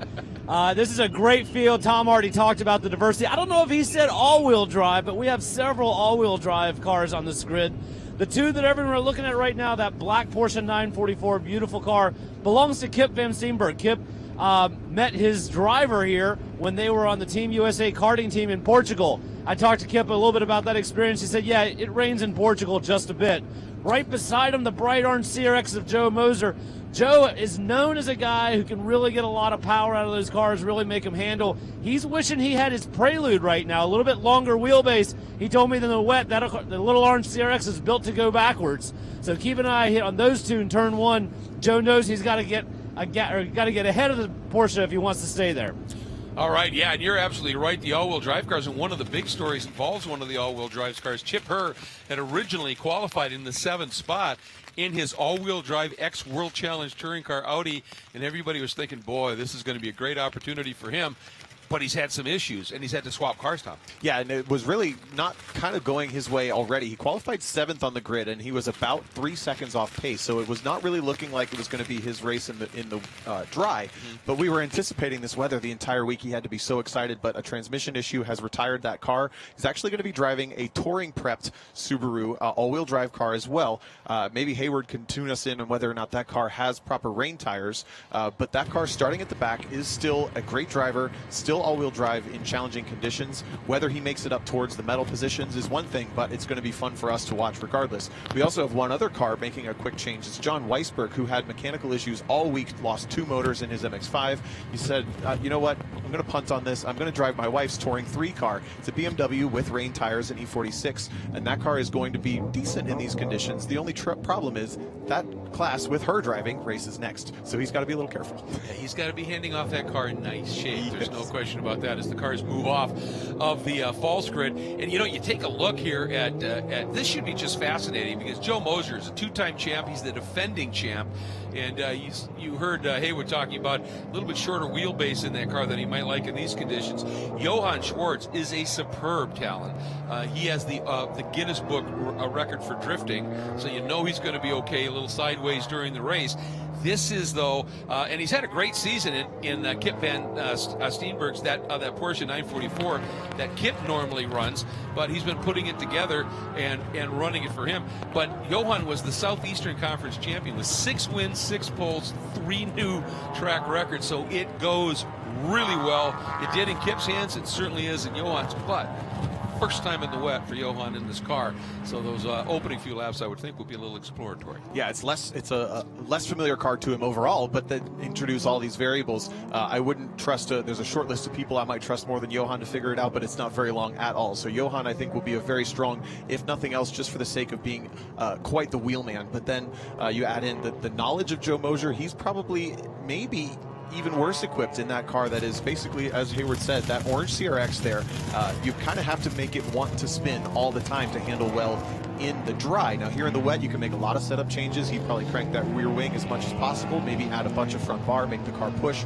But we have a lot more variety behind that with some K-swapped engines in Hondas. We have some FRS chassis there. You see the turbo. That's going to be happy in this cool weather of that SRT4. I mean, we literally have everything to deal with here. Yeah, it's going to be fascinating. Let's take you through the starting lineup. As we said, Chip Herr will be starting in the back of the field in that Subaru. Also, John Weisberg will be starting at the back in the number 2 Redcom Labs T3 class BMW 300 CI. Then we will have the 113 of Thomas Wagner. He's out of St. Charles, Illinois, in the Chicago region in a Subaru all-wheel drive in the 69. Starting in the 19th spot, actually the 18th spot will be Michael Reese from Brooklyn, New York region in the Honda S2000. Starting in the next spot will be the 75, James Schlechter from Moab, Utah, running in Colorado region in the Alien Force Racing Nismo Nissan 300 CX. Next up, one of the great names in racing, the number 17, Whitfield Gregg. You gotta love that. Out of Belleville, Washington, in the Flat Out Motorsports Mazda Miata. Starting in the 15th spot, the 68, Edwin Soto. And he's out of Orlando, Florida, in the Scuderia Krusty. I love that Race Factory Porsche Boxster S. Next up, number 71, Mark Johnson out of Hedgeville, West Virginia, in the Washington, D.C. region in the Jersey Mike's Nissan. Then the number 14 will start in the 13th spot, Anthony Pacelli out of Maurertown, Virginia, WC, or the Western D.C. region as well, the Mid-Atlantic Speed and Custom Subaru, another all-wheel drive car. Next up, the 190 of David Fiorelli out of Coppell, Texas, in his Ford Mustang. And the number 92, it'll be John Schmidt out of the Ohio Valley region in the Redline Oil Honda Accord. Starting in the number 3, he'll start 10th, David Brand from Syosset, New York, in the Krug Speed Lotus Exige, one of the 2 here. In the second one is the number 72 of Anthony Girazzi from Glen Hen, New York. He will be starting in the 9th spot. In the 8th spot, it'll be the 173 of Paul Azan from Miami, Florida, in a BMW. Starting in the 7th spot, the 80 of Jason Nazario out of Orlando in the El Paleo Racing Honda Civic. Then starting in the 6th spot will be the number 19 of Mark Liller in the Angry Sheep Motorsports Dodge Neon. That, I believe, is also an all-wheel drive car. A front-wheel drive, okay. In the 199, it'll be Jose Orisis out of Miami, Florida, in the Moss Race Team Toyota. Starting in the 4th spot, the 70 of Darren Treacle, Marshall, Virginia, Washington, D.C. region, the Treacle Insurance Agency BMW. Starting in the 3rd spot, 139, Jorge Ortiz out of San Juan, Puerto Rico, in the Race Factory Real Street Performance Honda Civic. And then, as we said, that front row of Joe Mosier out of Dallas, Texas, going to defend his championship. He won it in 2016 as well in the King Motorsports Hoosier Carbotech Honda. And then number 4, Johann Schwartz, again, on the pole in the Van Steenberg Performance Porsche 944. I had the pleasure of calling Chip back in his heyday in World Challenge. I've had the pleasure of calling Johann more recently in World Challenge when he's won touring car championships, and I've called Joe Mosier a lot at the Runoffs. This is going to be a good one, Tomo. A super good one as they come up to the green flag. Keep an eye out for that big boosty boy there in 6th place, Mark Liller's Turbo SRT4. But we've got a lot of variety, as we've talked incessantly about at this point. Coming to the green flag, wipers waving. Absolutely. It is now under the control of Johann Schwartz and Mosier on that front row. Watch for it. We're green. We are going for the gold here in STU. And Johan, using that little bit of grunt, easily just jumps out to the front here. But remember, that is a Porsche. It is rear-wheel drive. But again, we've talked about how good Johan is in all conditions. And there you called it. Look at the outside move by that Neon. Mark Lillard just sweeping around, 3-4 cars up into third. And Mosier's got a great run there side by side up through 2 into 3. He's got a drop back just behind Johan Schwartz. Lillard didn't actually get a very good jump, but he really made it count in the braking zone. The best start actually was Jose Osiris Pena in that 199 FRS that we see. Whoa, big tank flap for Paul Hassan, and then it's straight off for Johan Schwartz. Oh, and he just avoids the barrier down there. He's going to keep it going, but he's going to lose 15 at least spots, dropping back to the number 9, deep in the field right now. And that's a real problem for him. He's got a lot of work to do at this stage, and he is now back in that massive spray. Wow, I wouldn't have put money on that. But then we have another off. That looks like the Jose Osiris Pena FT or GT86 also having an off. We're side by side for Anthony Gerasi, who's got a killer start in that Lotus Exige. That car has traction control installed. It's an Old World Challenge car as well. That's going to be helping the mid-engine car put the power down. He's now chasing down another Old World Challenge car with Darren Treacle at the wheel. Unbelievable. Yeah, the early run that he's got going here, and I think what may have contributed to Johan's issues is he does not have ABS in that Porsche, and I think that may have caught him out just a little bit. Not that big of a deal, obviously, in the dry, but in the wet, ABS is really nice. And we didn't get a chance to talk much about the track, but turn 4, where Johan had that off, is the slickest spot on the track across its entire width. It's very easy to misjudge how fast you can actually go in there. But look at Mark Lillard running down Joe Mosier, light and turbo. That car in these conditions is in great condition. He's challenging for the lead. Yeah, got a great run there. Realized he wasn't quite up there, but I think I don't think he was thinking really I'm going to go for the lead. He was testing the water there to see, and he could close that gap up in a hurry.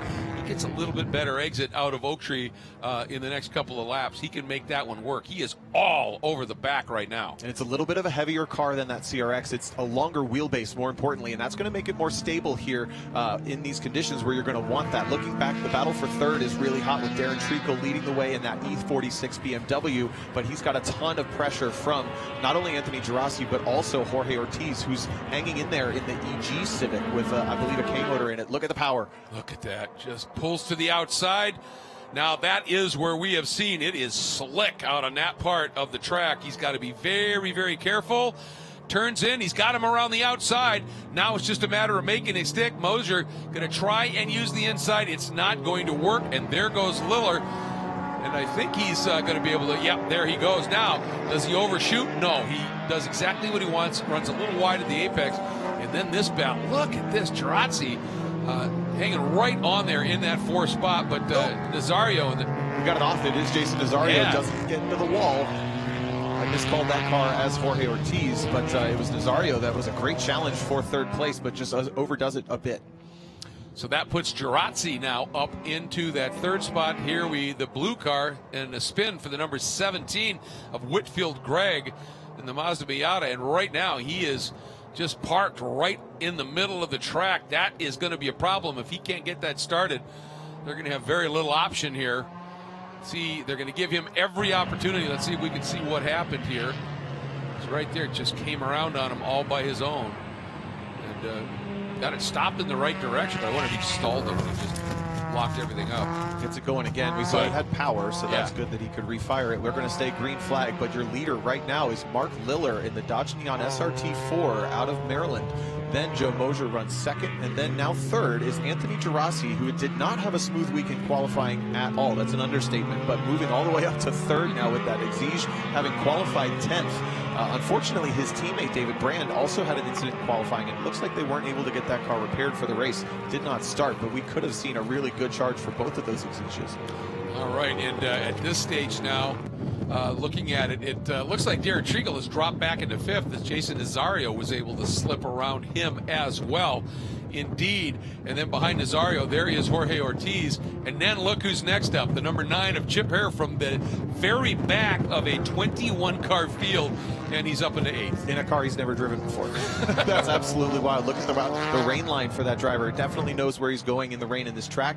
We're going to have to keep an eye out for sector times. Chip actually set the personal best sector 2. Oh, sorry. Go for it, go. Yeah, Nazario all crossed up, went right around the outside of Anthony Girazzi, but then carried a little bit more speed than he was expecting, I think, found a little grip, and then got trapped in the outside part of the track as it starts to flatten out, and a big slide, but made it work and has made that pass stick. He's now up into 4th. Best part about those front-wheel drive cars, when you'd overdo it just a bit, you put your foot down and it pulls it back straight. Everybody figured out the braking line for the first corner as Chip Herr pops out on Darren Treacle and is going to easily outbrake the BMW, but he's on the dry line. He's got to make that corner. Looks like he made it stick. He did all right with that, and then the 139 of Ortiz right there behind him. And just taking a look here, Chip Herr, his last lap, a 2:33. The only guy faster was Mark Liller, up with clear visibility. Chip Herr right now is absolutely flying. And then look at this group of cars having a phenomenal battle. John Schmidt, Pizzelli, and Johan right there trying to come back up. You can see the back end stepping out. This is tough duty for him in that car. Yeah, that car does not look happy at all. And Johan's got to be very frustrated with knowing it's probably not setting him up for success right now, as you can see just how nervous it was coming off those corners. Again, not only was Chip Herr the second fastest car on track with visibility, but he was passing cars that entire time, as it looks like we may be going to a full course caution. It appears that is the safety vehicle, the Mazda, which gives us an opportunity to say a big thank you to the folks from Mazda for presenting our broadcast here. And there it is, full course caution coming out on the track as Mark Liller had built up about a 3.5 second lead, but that is going to go away.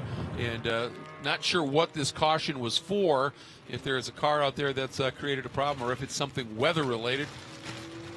Apparently it was over in the turn 11 part of the spot, which is the entrance into the Oak Tree turn. And they waited and waited, apparently had to eventually throw the yellow, and of course, as Murphy's Law would dictate, you throw the yellow and then that car figures it out and drives off. And but now you have to go through that process. Oh, and a problem here for the number 17.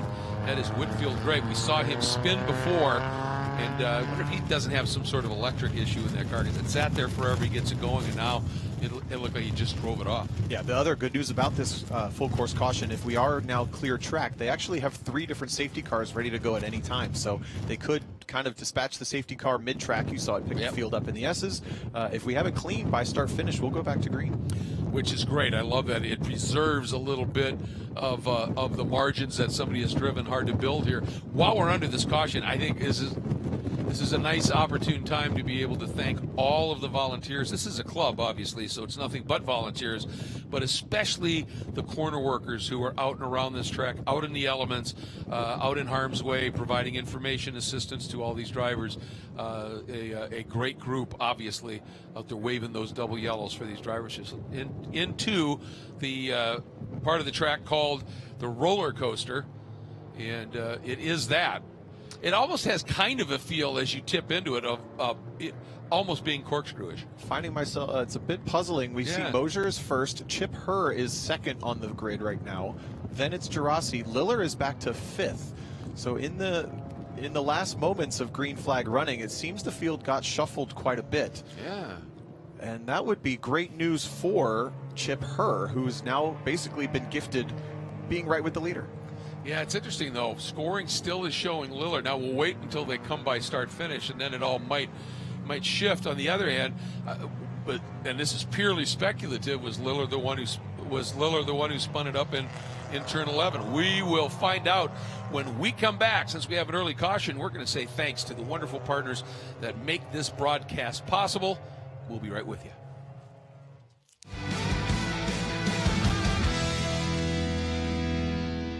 Focus, guys. We're in a race to the finish, okay? Here's where the rubber meets the road. Have these initiatives moved the needle, like, at all? Well, let's shift gears a minute. We're really kind of at the apex here. We need to put the pedal to the metal. We need to nail those hairpin turns, cross that finish line, and take that checkered flag. Woo! Hit the track with the world's largest motorsports calendar, track day insurance, and more. Hagerty. Let's drive together.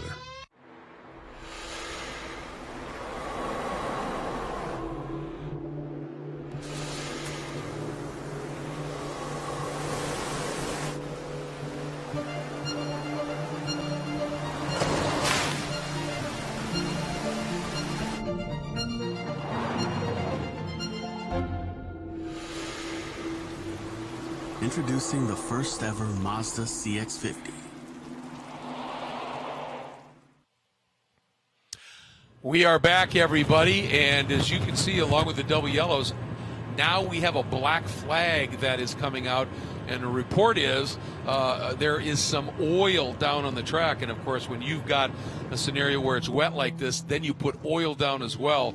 That becomes really problematic, and they're always going to err on the side of caution here, and so we'll try and fill you in just a little bit. But black flag coming out, and that's going to sort of put this race on hold a little bit here. And at the risk of speculation, the only car we saw retire was Whitfield Gregg. So beyond that, we don't really know what's been going on, other than with the first 2 laps of this race were wild as expected. Joe Moser takes the lead after Johann Schwartz puts the car off in turn 4.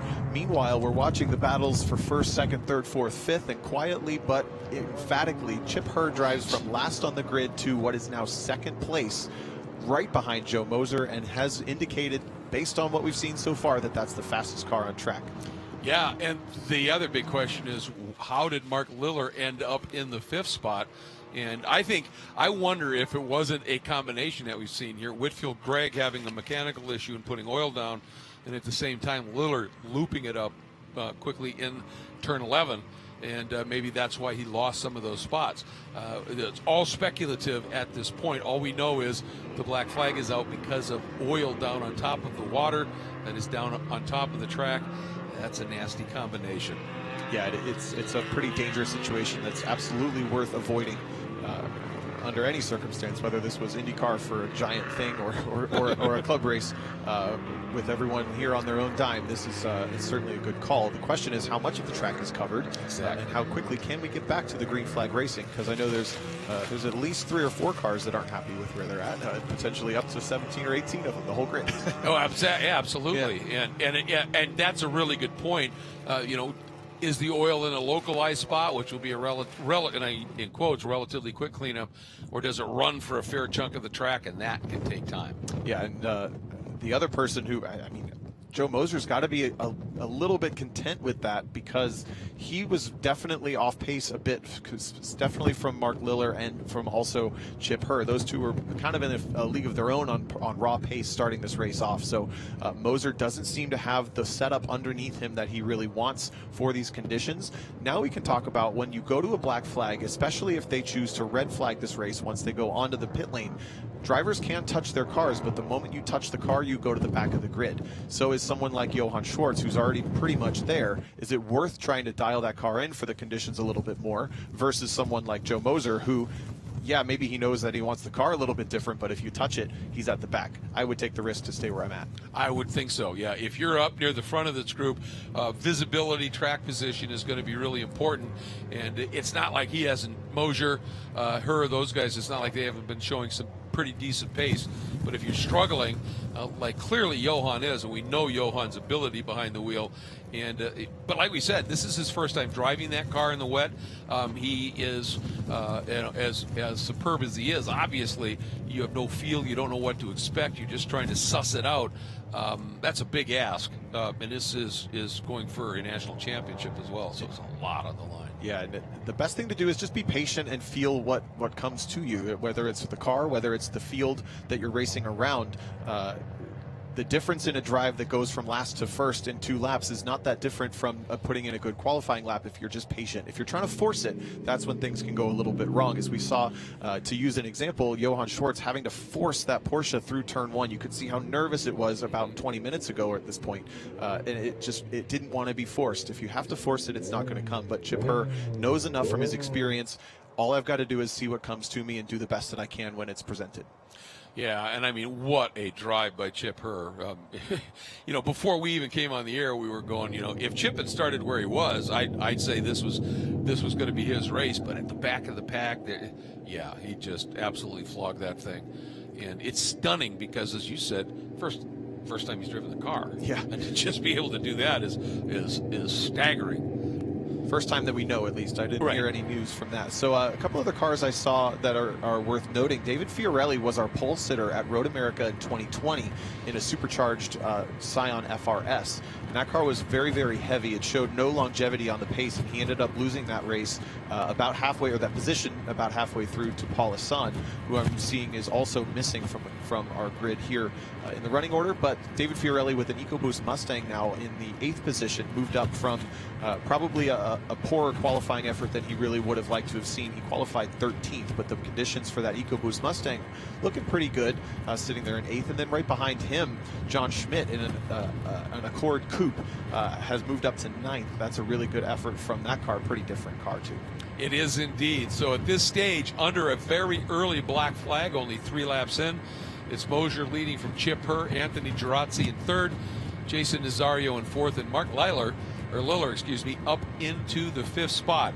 And we are getting word now that this could be a relatively long delay. And so we are going to pause here, and we will be back with you as soon as we get word that the race for the gold in STU will continue.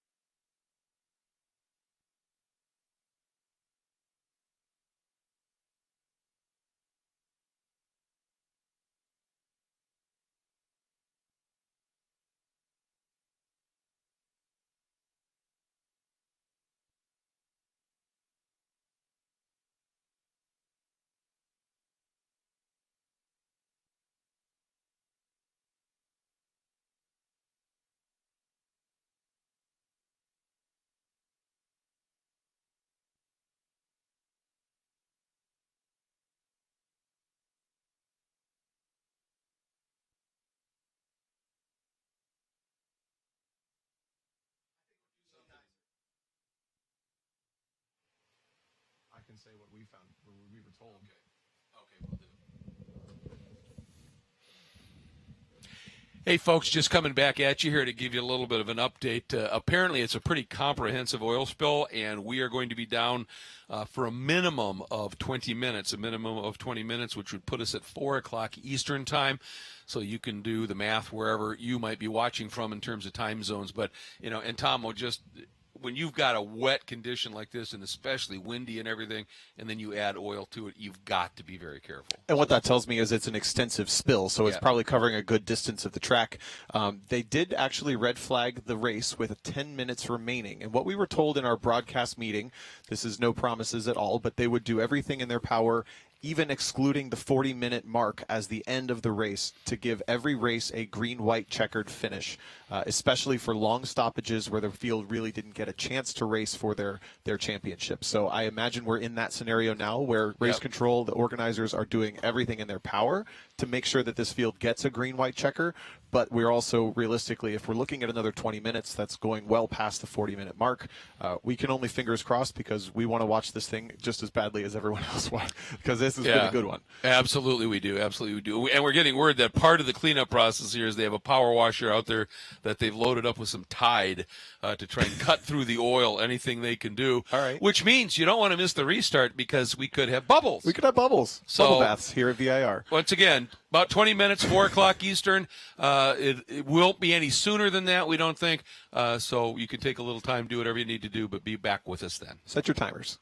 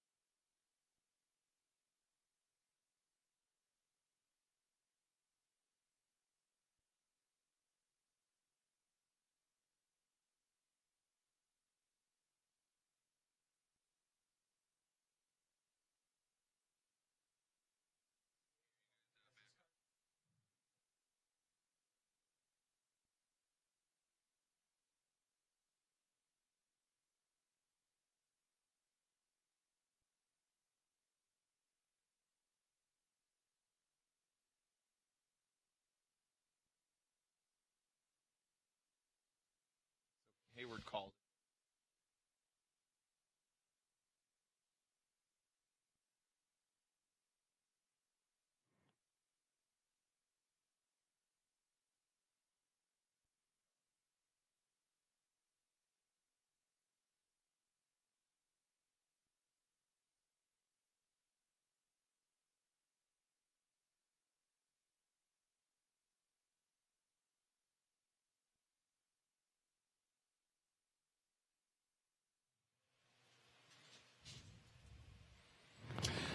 Well, welcome back, everybody, here to a sodden and oiled down VIRginia International Raceway here as part of the SCCA Runoffs. And unfortunately, due to the delay, and it's going to continue to be a bit lengthy, there was no option for the stewards here but to now end up checkering the STU class, which is a real shame, obviously. It was a class that was promising to be one of a really, really combative battle out there on the track. It was going to be fun. And Tomo, you've actually been in communication with some of the people. Explain what's happening. Yeah, I don't want to steal any of Hayward's thunder, but we definitely had a lot of mixed feelings from all the drivers on the pit lane waiting for that, or not hoping for the green flag to come back out. But again, we were told coming into the event, no matter what, we would try really, really hard to make sure that there was a 2-lap shootout for every single race, if possible. And it sounds like this oil situation is far too extensive. We did luckily get 3 laps under green flag, or partial 2.5, I would say, green flag laps here, in which there was a lot of drama already. Joe Moser moved from second to first after Johann Schwartz, who we heard was on very old rain tires, just not really prepared based on these conditions with the freshness of those tires. He slid off. Joe inherits the lead. Meanwhile, Chip Herr in the background is, well, you'll hear, and ultimately makes his way up to second. Anthony Girassi made his way to third, but there was a lot of drama for a lot of drivers in that very short 2.5 lap sprint that this race will end up being. As you can see just how many hands on deck from VIR. I'm sure there are other corner workers from SCCA and anybody they can get out there to make sure this track is in good shape for the rest of the races today. Yeah, and you can see they're working on that sort of center in area right now up in that turn. So, whenever you've got oil on a track in any scenario, you've got to be very, very careful with it. But when it's oil on top of water, it is downright diabolical, and we have to do what is the best thing in terms of the safety. And as you can see, the trees are starting to move around a lot, and we anticipate, as the checker now officially flies, the rain to be picking up a little bit too. So we're getting everything thrown into it here this weekend. Yeah, you're going to hear 3 very different perspectives yes. when we throw down to Hayward to get those podium interviews. But it is going to be another national championship in STU for Joe Moser in that orange CRX. And he basically defends, after having won it last year. Let's take a look at the brief highlights we have, and you can see Johan right there in the Porsche on the inside. But look at Liller in that silver Dodge Neon. Had a decent start, but then got deep into the brakes, swept around the outside there, and jumped him up into third. Yeah, and Johan got away with a couple of corners on those older rain tires, but got a surprise when he got to turn 4, ended up falling off the track. It looks like we may get back to our replay here, but the rain certainly picking up. Here's that look. As you can see, Mark Liller, keep an eye on that silver SRT4. That was a big move early on. He made his way up to the lead eventually, but at the front it was Moser and Johan. Now coming into turn 3, watch the Porsche. He just gets, you can tell he's just not comfortable, goes to the brakes, and will end up kind of shooting off track right. Just no steering on that car. Yep, old tires, no ABS, and he did a brilliant job not to end up down into that barrier down there, but lost a huge amount of time, and that, of course, put Moser up into the lead and had Liller sitting there in second. Meanwhile, Chip Herr was making an astounding run up through the pack. At the end of the first lap, had gone from dead last to 8th. There he is in that number 9, and there you can see Johan, how far back he had dropped. Yeah, just missed Johan coming back on track there, but this was the pass for the lead. Mark Liller, commanding pass on the brakes around the outside of turn 1 in that SRT4 over Moser. Now this is lap 2, and he will put the foot down in that light and torquey SRT4 to take the lead. So that's where we kind of left things off. There was a slide off the track for Liller that caused him to lose the lead, slide back to 5th, which is what put kind of floundering Joe Moser back into the lead for what will now become his national championship. All right, and let's get down to Hayward with our national champ. Joe, you told me on grid that this thing was going to spin on you in a heartbeat. Short wheelbase, a lot of power, but there was a spin in front of you that was pretty fortuitous. Tell us what you saw. Yeah, on the start, obviously Johan in that Porsche is an unbelievable driver, pro guy. But he had a bear of a car, and he went straight off in turn 3 on the start. So I had a little bit of an open track, and I don't love this car in the wet. But made some changes and got it hooked up slightly. This is your 4th championship. Obviously, never won like this. No, this is an unexpected one. In a hurricane, remnants of one, 3 laps of racing. Obviously, probably wouldn't have held on to this one if it was green flag from start to finish, but I'm real happy with it. Well, somebody is smiling on you today. Congratulations on the National Championship. We'll let you get to the podium. We're going to grab Chip while we're live and just keep going. Hey, Chip! Chip is our 2nd place finisher. Chip, if I understood correctly, when you came in, you didn't understand you'd made it to 2nd. You just knew you were passing cars. It was like Mario Kart. There was like little orange peels and guys were spinning out. I got to thank the Pastelli family. My car wouldn't go in gear this morning, and man, it's been a really tough year. But I can't thank them enough. Carbertech and Hoosier, we still have the same equipment on the car. It's been a backup car to help me qualify after my crash and pit race. And, man, it's kind of Cinderella story. I mean, I needed 3 more turns to get Mosier, but what a great guy and great drive, and I just needed a couple more turns. But I won a couple more laps, too. I was struck in the black flag condition with everybody getting out of their cars, checking to each other, talking to each other, high fives. Do you want to go back? Do you not want to go back? Talk about the camaraderie of this class. You know, it's a fantastic class. The cars are really, there's actually a wide variety of cars and manufacturers, which actually makes it hard to compete and to make them competitive because of the different cars. And I think the guys, we're all here because we're car people. And there's a lot of experience in the group, and I think we're gaining traction with STO and STU. And I went to the board meeting. I try to be a part of it, because I really think it can be big, like 40-car fields. So I hope I put a show on. It's a shame for the oil, but this last 2 years has been fantastic. Well, thank you so much. Congratulations. And if we can get a shot of it, you can actually see where the car that dumped the oil came back into the paddock. It's about a 3-foot wide path here in paddock. I can't imagine what they're trying to clean up out there right now.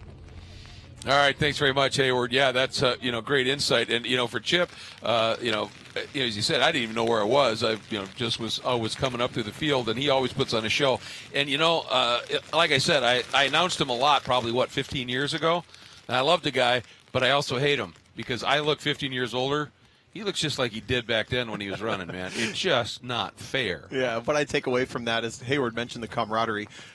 No hard feelings between those two. I think Joe knows that he was struggling. Chip knew that he had every chance to win, but definitely no animosity about the situation that just unfolded for this national championship race. Both of them happy to just have the chance to be racing and have their cars. I forgot actually Chip had said that he qualified most of the season into this event with that Subaru because of car problems with the Audi. So it was more familiar territory than we thought, but still you could tell he's just happy to have been able to get out there. And an extra shout out again to Anthony Pacelli. It's their backup car. Yeah. It takes a lot to hand someone the keys to your car and let them go race it. It does.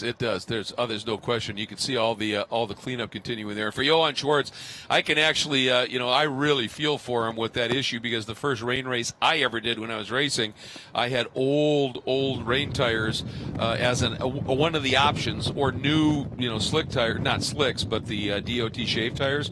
And I said, well, let's do the rains. They were bricks. It was awful, and I really feel for what he's dealing with, and the lack of ABS and everything. So tough go for the pole sitter, but for Joe Mosier defending a championship, Chip Herr another medal, and Anthony Girazzi bringing home the bronze.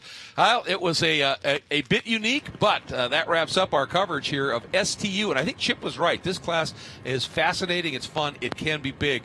And so we certainly are going to be looking forward to the 2023 runoffs and what STU can do under slightly different conditions. But that wraps up our coverage. Big thanks for Hayward being down there, providing us information always. To you, Tom, always a treat. I'm Greg Kramer. Thanks so much for joining us here at the 59th running of SCCA's National Championship Runoffs. See you next time.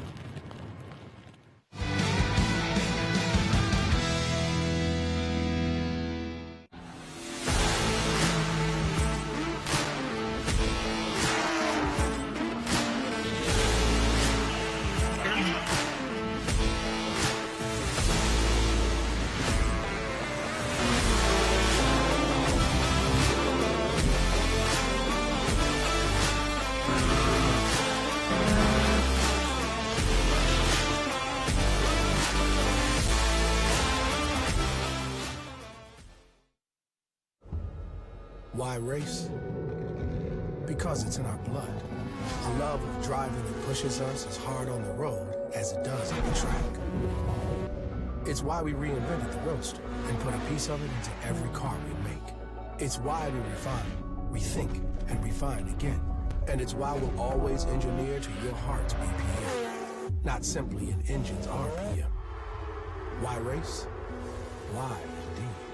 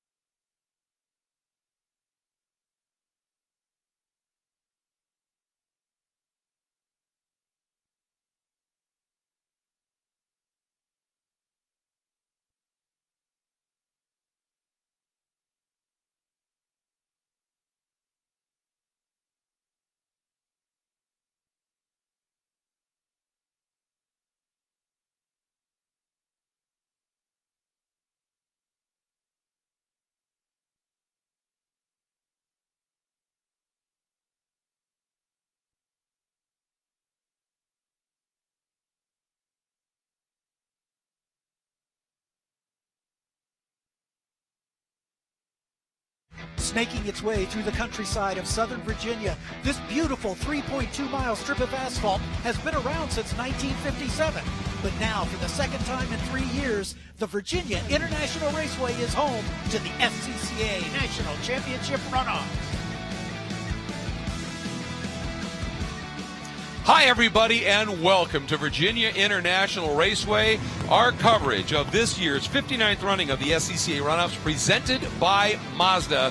Great to have you with us here. This is a beautiful facility, but as that shot alone will tell you, it is under attack almost here. The winds are fierce. The rain is pummeling down, coming down sideways at times as we feel the effects of Hurricane Ian as it has come ashore here in South Carolina. But we have a race to unfold. It is going to happen here, and it is Touring 3, or T3, as the class is called. I'm Greg Creamer, joined here by Tom O'Gorman, Hayward Wagner covering all the action down in the pits for us.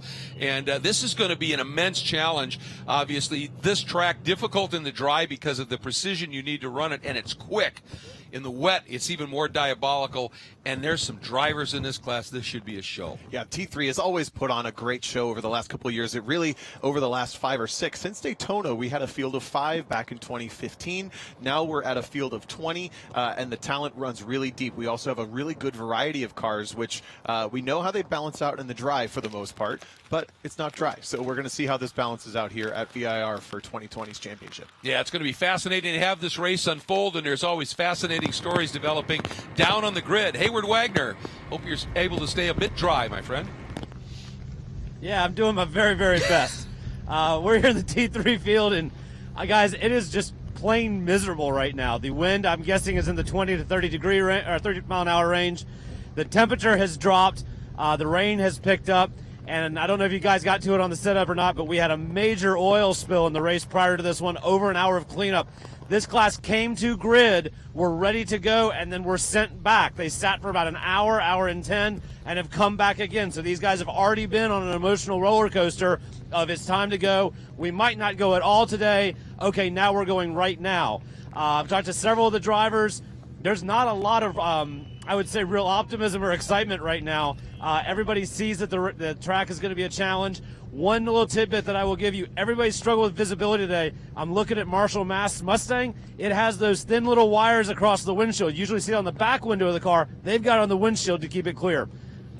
That's a really good point, and it's basically using a rear defrosting system that they've embedded into the front here. And as the cars are getting ready to roll out, let's take you through that starting lineup. As you see, the number 31 of Marshall Mast, the defending national champion, he starts second, but starting in the 20th spots, the 39 of Edward Karabek out of Scarborough, Maine. Starting in the 19th spot, the number 2 of Dina Weisberg, who just had her car tested in the previous race by her husband, John Weisberg. Starting in the 18th spot, the 27 is Nicole Jacques out of San Jose, California for Phoenix Performance in the Ford Mustang EcoBoost. Starting in the 17th spot, the 92 of Daryl Pritchett. He's out of Daytona Beach, Florida. He's got to be chilly. In the Goodyear Angry Sheep Motorsports Ford Mustang V6. Starting in the 16th spot, the 08, Frank Garcia out of Frostproof, Florida. And he's in the Universal Shooting Academy Porsche Spec Boxster.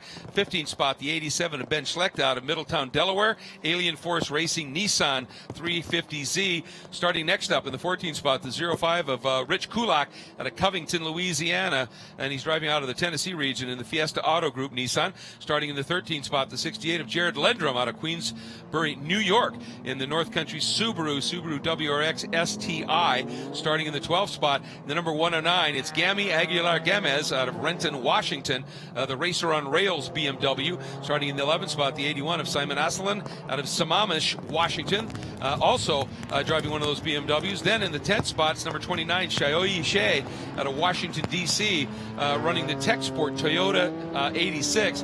9th spot, two-time gold medalist, but in American sedan, Ross Murray from Marina del Rey, California, in the New Zealand Seafoods Ford Mustang. Starting in the 8th spot, the 06, longtime competitor James Lighthouser out of Colorado Springs, Colorado. Gold medal winner back in 2004 at Mid-Ohio in Showroom Stock B, the BMW Z4. In the 6th spot, the number 5 of Chris Hart out of Yakima, Washington, in the BMW Spec E46.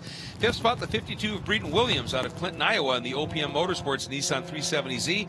And outside of the second second row. In the 4th spot is the number 4, Rob Hines out of Arlington, Virginia, the Tech Sport Racing Hoosier Nissan 370Z. Starting in the 3rd spot, the 26, Stephen Ott out of Houston, Texas, in the Hoosier BMW. In your front row on the outside, defending champ Marshall Mast, who's won 3 of the last 4 gold medals in this category. He's out of Denver, Pennsylvania, in the Phoenix Performance Ford Mustang GT. On the pole, his first ever is the 09 of Jason Ott out of Littleton, Colorado, in the Alpine Hoosier Bimmerworld BMW Z4M.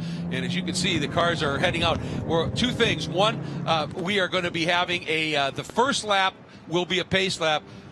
The green flag will fly. The second lap will be done as a race lap, but it will be at pace lap speeds. Let's take a look at the track map here.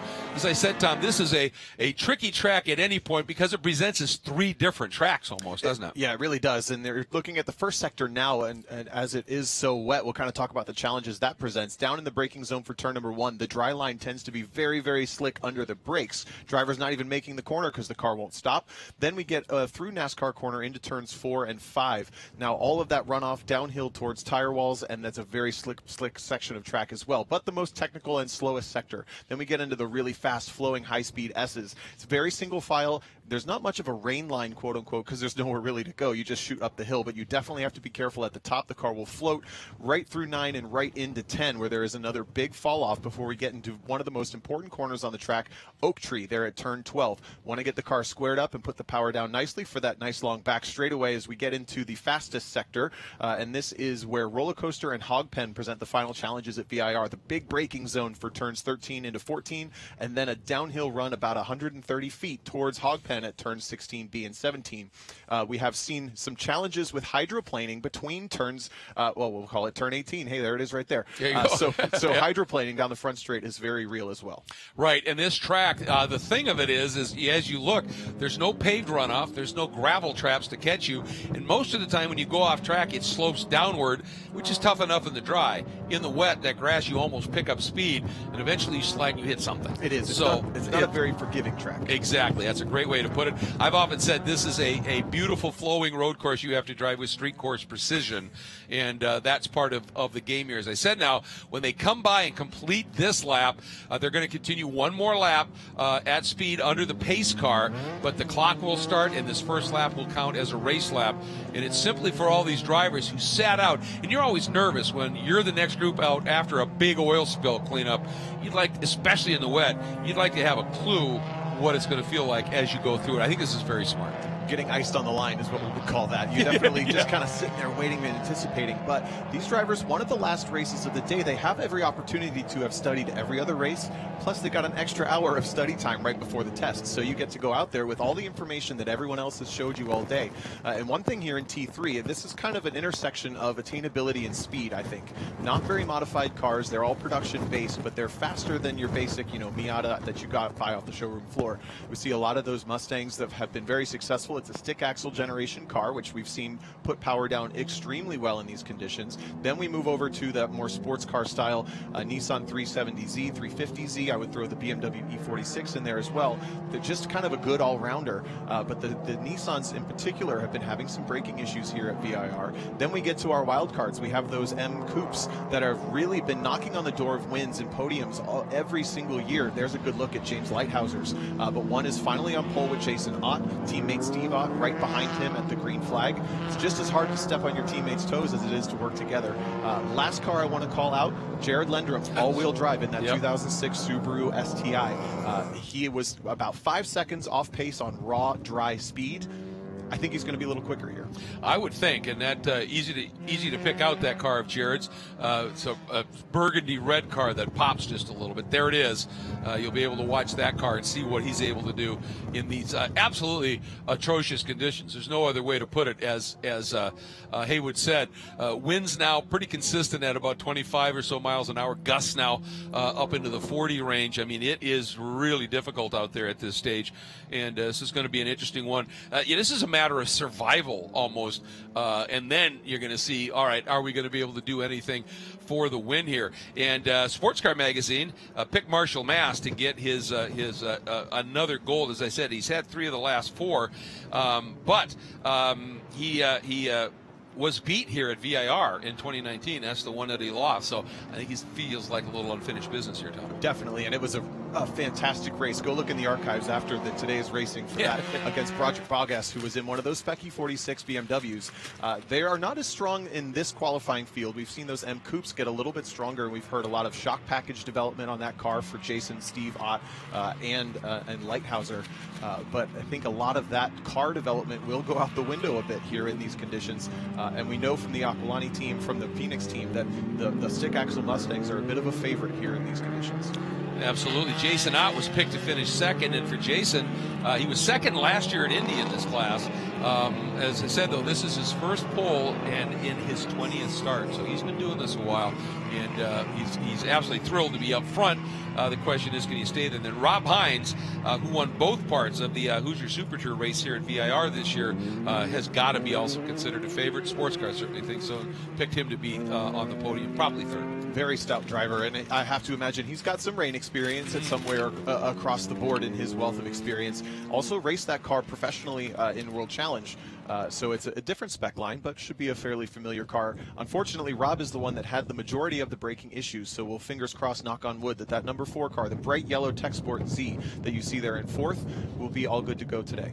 Absolutely, and this is one of the newer classes in SCCA competition. Its first year was 2006, and it didn't take long for it to become a favorite because the racing is so close, so fierce, so intense. Good variety in the field in terms of machinery, and the drivers just are top tier in this one. This should be fun.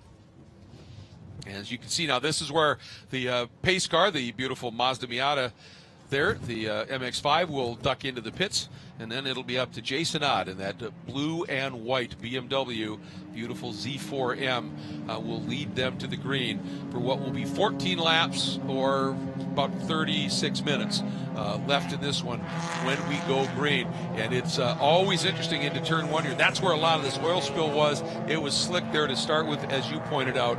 So it'll be interesting to see what the approach is here, if anybody is a little bit more cautious, or if somebody decides, well, this is a big opportunity for me here. Looking for the green. We're waiting for it. And we're green. There he goes. Stephen Ott drops the hammer, but look at the Launch Marshall mascot up along the outside, side by side, hammering down into turn 1. That outside lane that Mustang is on is where it's been a bit tricky. Here comes the field. He makes it through. How about everybody else? He's trying to ramp the outside. Ott has position at this stage. So far, so good, Tomo. Man, was that a big wiggle for Jason Ott on the brakes as he got on the binders in that M Coupe, but everybody seems to be getting through. The majority of the field has now cleared turn 2, as we're side by side between Derek Kulak and Chris Hart. That is for 5th position, I believe. BMW versus Nissan 6th, and they slot back in line. Doing a really good job of being single file, except for Jared Lendrum. Watch that Subaru. Yeah, he's going to be going anywhere he wants in that car at this stage. It's going to be fun. Derek Kulak, a double gold medalist in this category. This field is chock full of gold medal winners. Some in this class, some in other classes that are similar, and just an absolute treat to watch it. Look at that spray and the visibility, folks. And that's where the one good thing about the wind can be is the wind will clear that spray a little bit quicker as long as it's a side wind. But if you're running into it, it's just going to make that stick. We've been seeing 30 to 50 mile an hour gusts at this point, and it's actually blowing straight into the cars down the back straight. It's a tailwind at this point in the track, but everyone being pretty cautious. They're looking a little visibly cautious as we come up the S's for that very first time. Smart moves for everybody.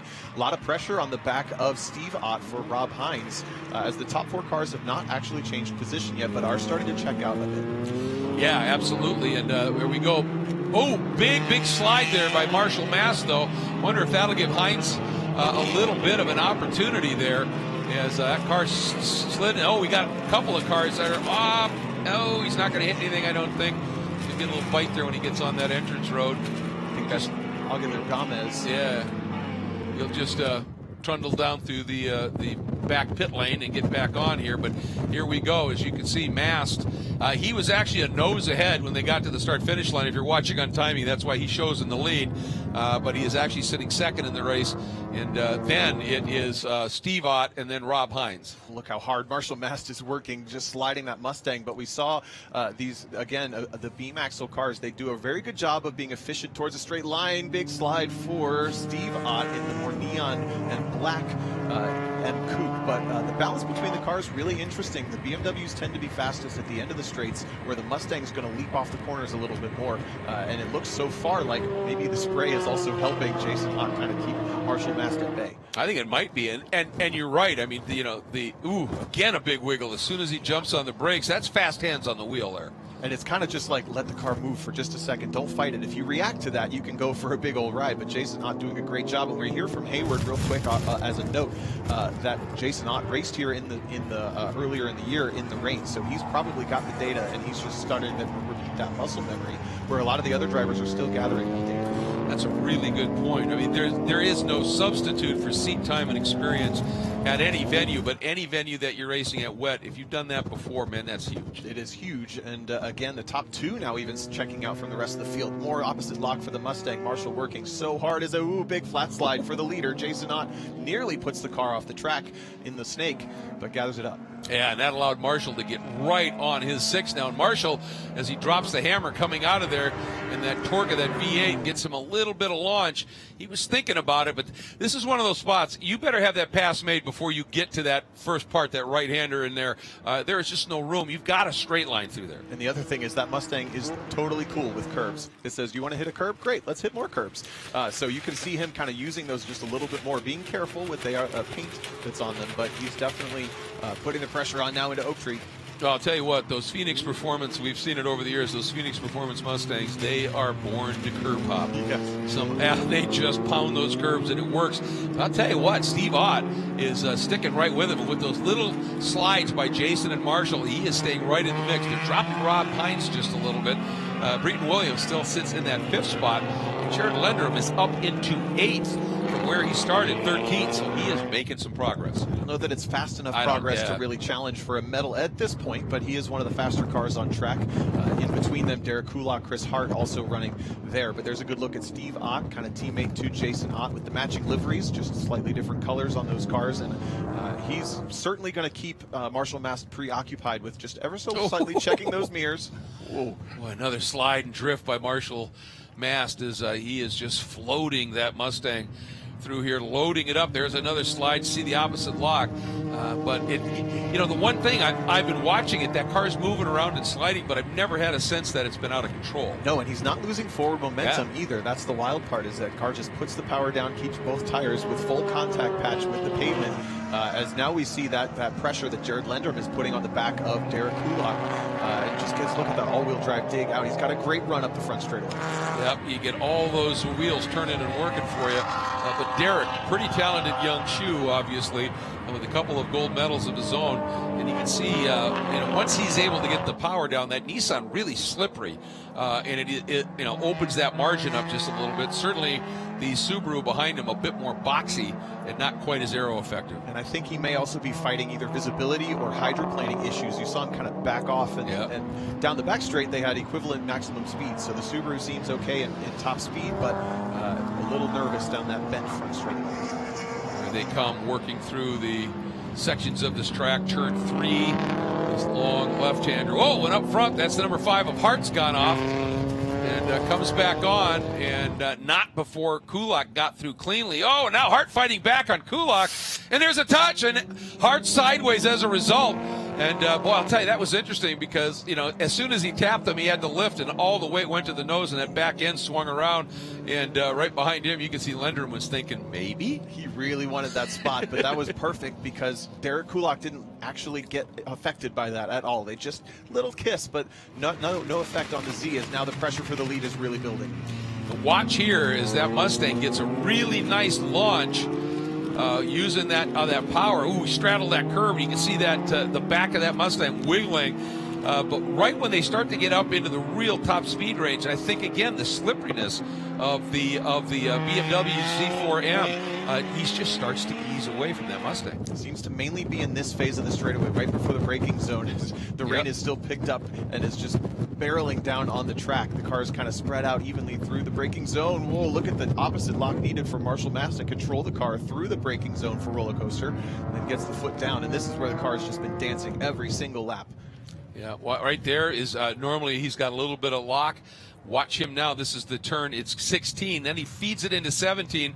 The corner called Hog Pen. Oh, and behind him, it's Steve Ott, has a big lurid ride, and he's just trying to keep that car from going too far down. And the problem is you get down low like that on these, if your tires are fairly warmed up, this grass so wet, sometimes it's difficult to get the grip just to get back on track. That's the forgiveness we were talking about. Yes. It was just a slight dirt drop to start with, and then it turned into a big, long ride. He's going to rejoin the track, and it looks like about 6th position, right in front of that battle between Hart, Kulak, and Lendra. So he didn't even lose a whole lot of positions, but he did lose a point. Yeah, he certainly did. It's he's got good speed. He was able to stay with it. Watch it again here. We were kind of focused on Mast because he's been spectacular there. Right there, just wait a bit quick coming in. It rotated around. Yeah, that started way up the hill even as the yellow flags come out. Rob Hines is going to inherit that 3rd position. And then now he's going to rejoin that battle for 6th. But Mast is now kind of gaining confidence. Looks like he really knows what that car is going to do, is okay with it moving around. Jason Ott is still very much in control, but doesn't seem to be as much on attack. You saw Jason there heading into the snake. You saw the brake lights flash just for a second, and that's a technique you can lose when it's low, or use when it's low grip, just to get the back of the car to settle a little bit. Look at that. I mean, obviously the lenses on our cameras are affected by this rain and weather as well. Just because of the moisture on the lenses, so we're sorry about that. Not a lot you can do about it when you're covering racing in the rain, and that's and with 40-mile-an-hour gusts. Yeah, exactly. That's the directional wind just blowing mist right on that camera lens, and then they're going to get a nice toe down this back straight. See if Marshall Mast wraps this corner a little bit more. You see him, he's not tracking out. He gets the car pointed straight and then goes. Andrew Aqualante doing something similar in a very similar car a little bit earlier today. No doubt kind of picking that up from each other, but that gets the car pointed the right direction, and Mast is kind of closing a bit the first bit of this straightaway. Now about that time is where Jason Ott starts to pull away. Look at how much distance he's gained in the second half of that straightaway. Yeah, and I wouldn't be surprised if Andrew wasn't just on the radio to Mast. 2 laps ago, we saw Mast run wide at the exit of Oak Tree, straddle that curb, and the car was dancing everywhere. And I bet you Andrew said, square that up. It's going to really be a lot more stable for you. And he did that. But I'll tell you, once you get it up into real top end, that BMW, the slipperiness of it really allows it to haul. It is, and he's doing a fantastic job in the corners, too. There's a little bit of, you saw how slow the opposite lock was there. It's a little bit more composed than the Mustang. And Jason is just very much in control. I don't think he's taking as many risks as Marshall is to get the same effect. So he's definitely controlling the pace of this race in the front, as he's the fastest car on track by lap time last time through, and he's actually pulled out almost a second lead this time by. Yeah, he is uncorking some really, really good laps. Right. Ooh, a little bobble there as he got into brakes, and it just skated a little bit. Nice save as well. And there's Marshall trying to, and it's tough because you see opportunities. Yeah, you see the guy up in front make that little mistake slide.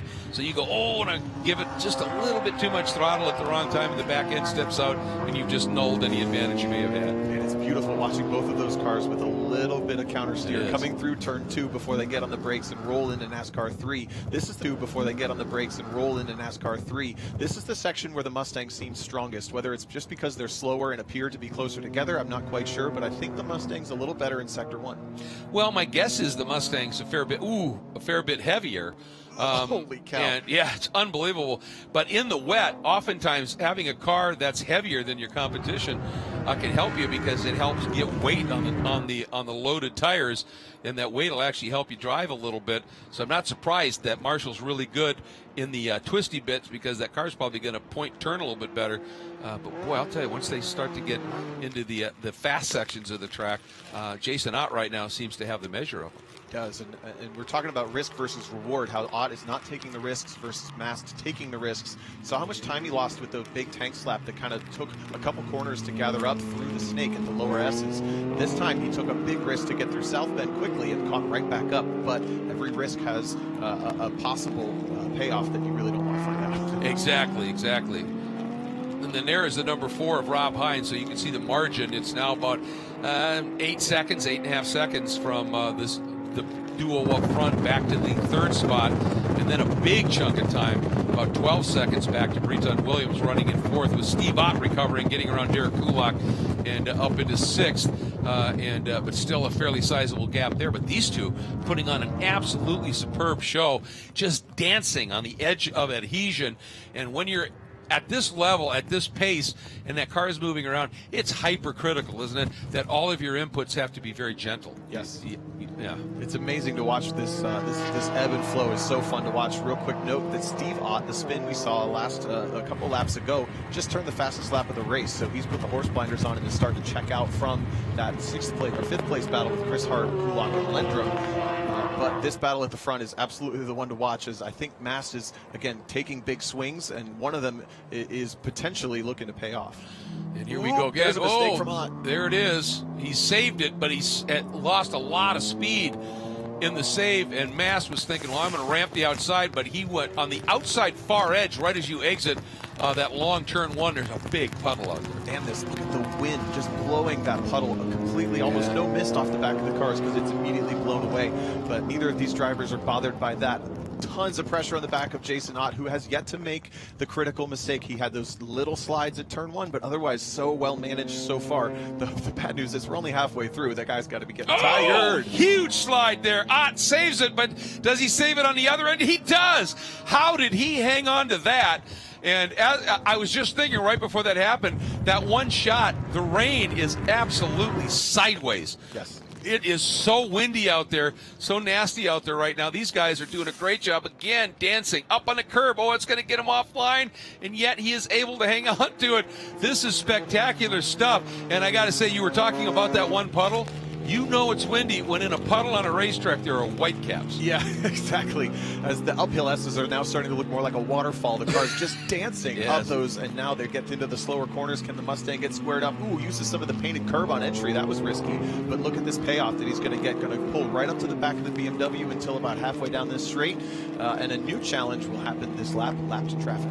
Yeah, they're coming up on that already. And the interesting thing is, right now, in terms of top speeds, these two guys are the only guys running 130 plus miles an hour top speeds. The next highest speed is a 128, then it goes to 124, and it's the BMW at the top end of things by a mile an hour or 2. That's been the difference. Something a lot of drivers who have not driven on rain tires don't realize is they're so good for gripping the pavement. When you actually come to a hydroplaning moment, they're grabbing back to grips so aggressively, it actually becomes a lot scarier than a car that just hydroplanes for a moment and then gains grip back once. Those tires are grip slide, grip slide, grip slide, and it becomes a very, very scary moment when the car is not sure if it's going to slide or if it's going to grip, and that's happening a lot down the back straight, up the front straight. You can kind of see those little twitches. Remember the last time you hydroplaned on the highway at 70? They're doing it at a buck 30. Yeah, whole different ball game here. And as things have settled just a little bit up front, we're going to step away for a moment. Thanks some of the great partners that have made this broadcast possible.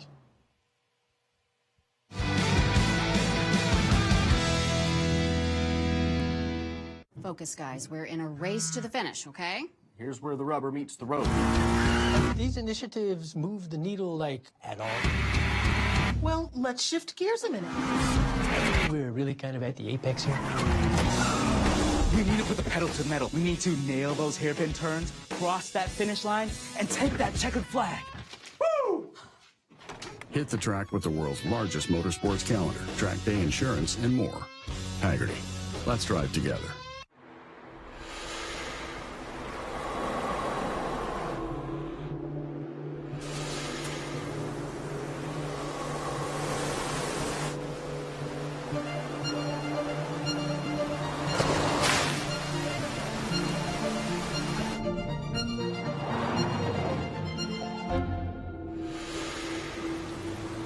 Introducing the first ever Mazda Cx-50.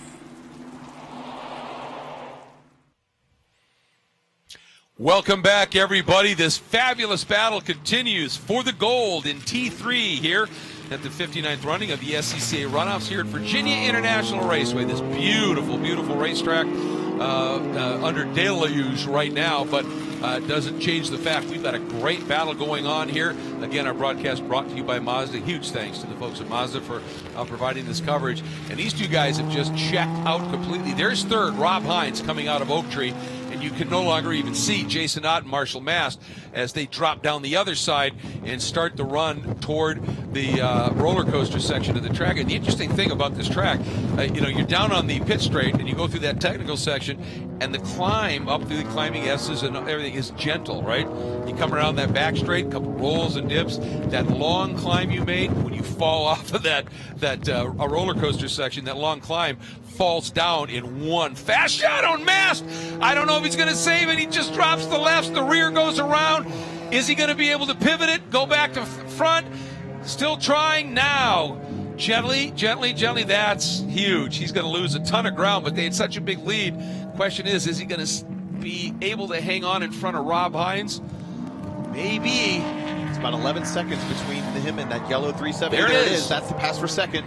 Marshall Mast is going to have to get back up to pace, shake it off, put that behind him, and get back to pace. But right now, Jason Ott just breathed the biggest sigh of relief. Might have even fogged the windshield. You're going to see this start to happen. Exactly. It starts before the corner again. The floats are starting before they turn in, or right as they turn in, and then there's just no saving it, no forgiveness here at VIR, and that's heartbreak for Marshall Mast. Yeah, it was such a fascinating run, no question about it here. And now that's going to move Rob Hines, as you said, up into that second spot.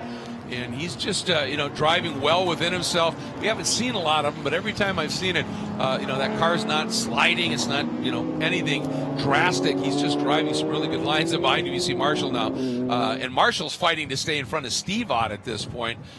And you talked about how Steve had been throwing down some of the fastest laps in the race. They've been consistently the fastest car on track since his off, and that's the same mistake we saw Steve Ott make, but that just made this battle for second a whole lot more interesting. We have Rob Hines measurably slower on lap pace with track position advantage in front of the two fastest cars on track. Marshall Mast, Steve Ott, that's the battle on camera here, and I guess we didn't get robbed of the race entirely.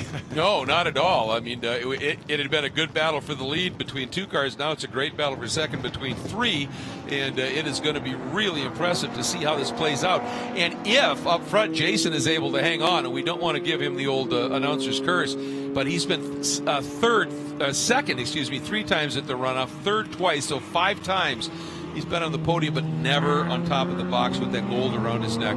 This is a huge opportunity for him. Oh, and Marshall just lights the rears up, and that's going to kill his run. And Steve Ott just rolled a lot of speed, and we know how quick this BMW M is on this long run. Yeah, it's looking very, very strong, and it's a lot easier to pass a car on a straight than it is in the corner. So if you have that straight line advantage and you have the opportunity to pass, we have no headlights on that car to see. He does look out, probably just for visibility, but the more these two battle, the more Rob Hines can just continue his own little race. And that's a really good point, is if Mast starts to either overdrive and the car's sliding around, or if he starts to be defensive here, that is the golden ticket for Rob Hines to stay in front of these guys. And this is that treacherous part of the track down through the bottom of Hog Pen.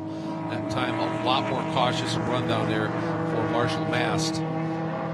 Got a good launch out of it this time. That's going to be really important getting down into turn 1. Sure did. Looking like maybe 2 seconds or so between Rob Hines in the yellow Z, then Marshall Mast in the black Mustang, Steve Ott in the black and neon BMW. But we're working lap number 10 now. Look at how good the Mustang is on the brakes. Holy cow. Yeah, that thing, you can just see that front end dive, and it just planted incredibly well. Makes up a ton of ground here. The margin now between Ott and Hines is 18 seconds, so that's basically what Marshall lost.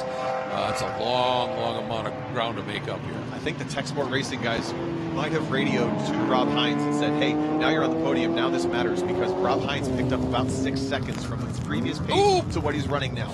Oh, man, I thought that was Steve Ott with a dive move into turn 4, and I did not see any way that he wasn't going to clock Marshall Mast, and somehow he got out of it. But Ott's ready to go.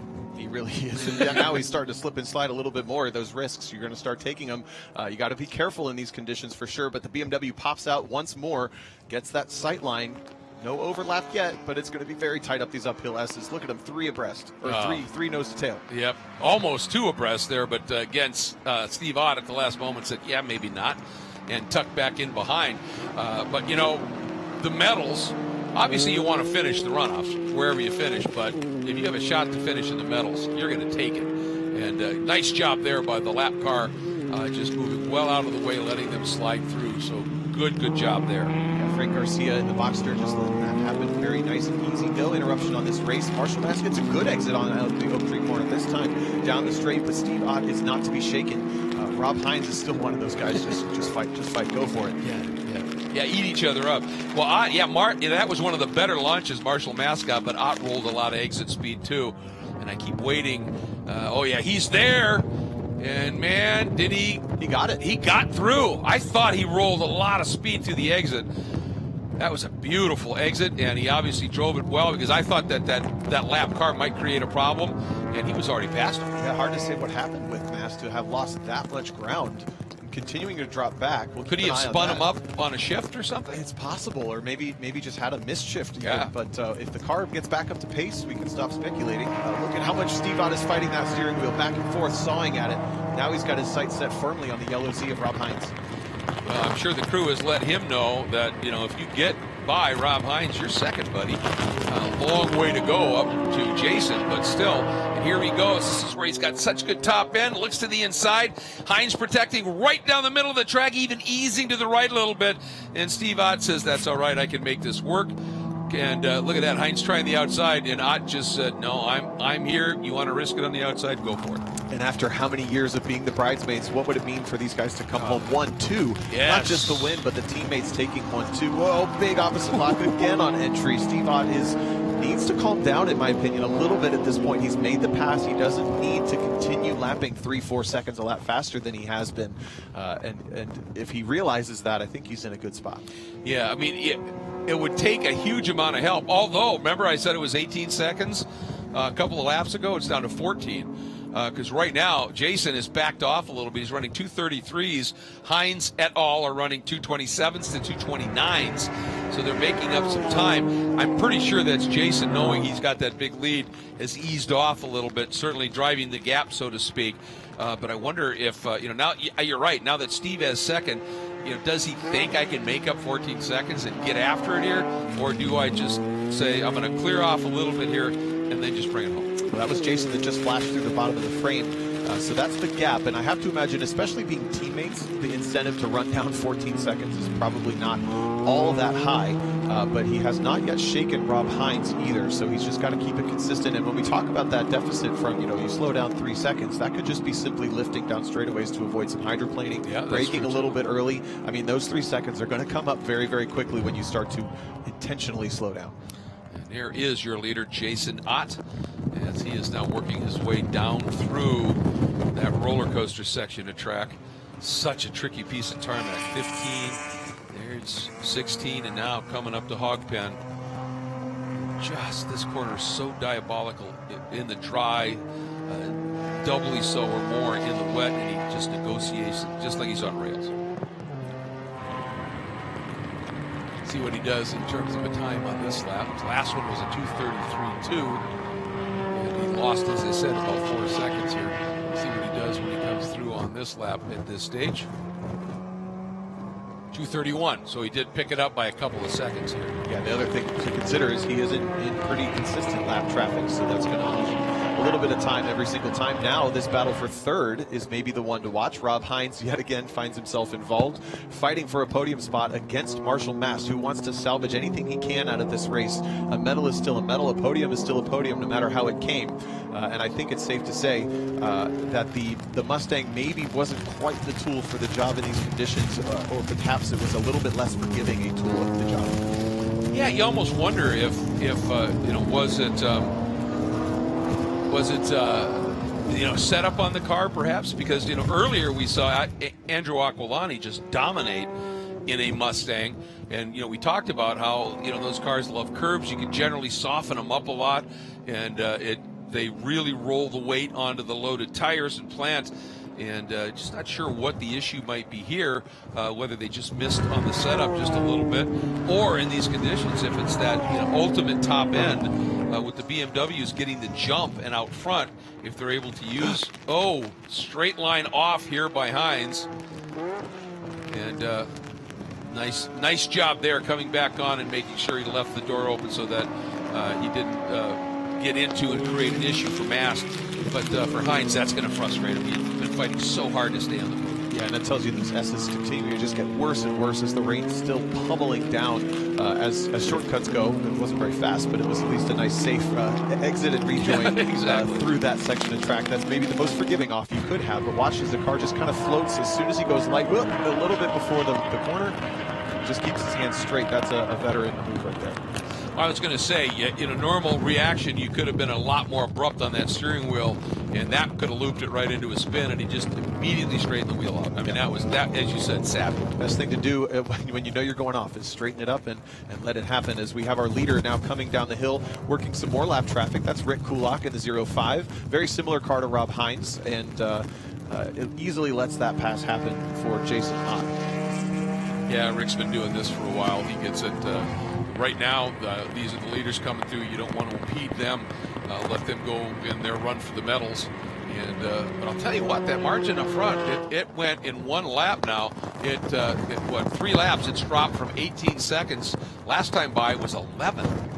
So, I mean, Steve Ott is literally, it's down to 7 right now. Yeah. And he's running 5 seconds a lap faster than Jason. He is not slowing down at all. He's continuing to lap as basically the fastest the entire field has gone. And in the background, obviously Marshall Mast did get by Rob Hines that lap as they now are intercepting a little bit of lap traffic. That's Steve Ott pushing super hard. Now, if he can get through the lap traffic faster than Jason did, he may be able to continue to reel him in. And look at that, they're in the same camera shell right now.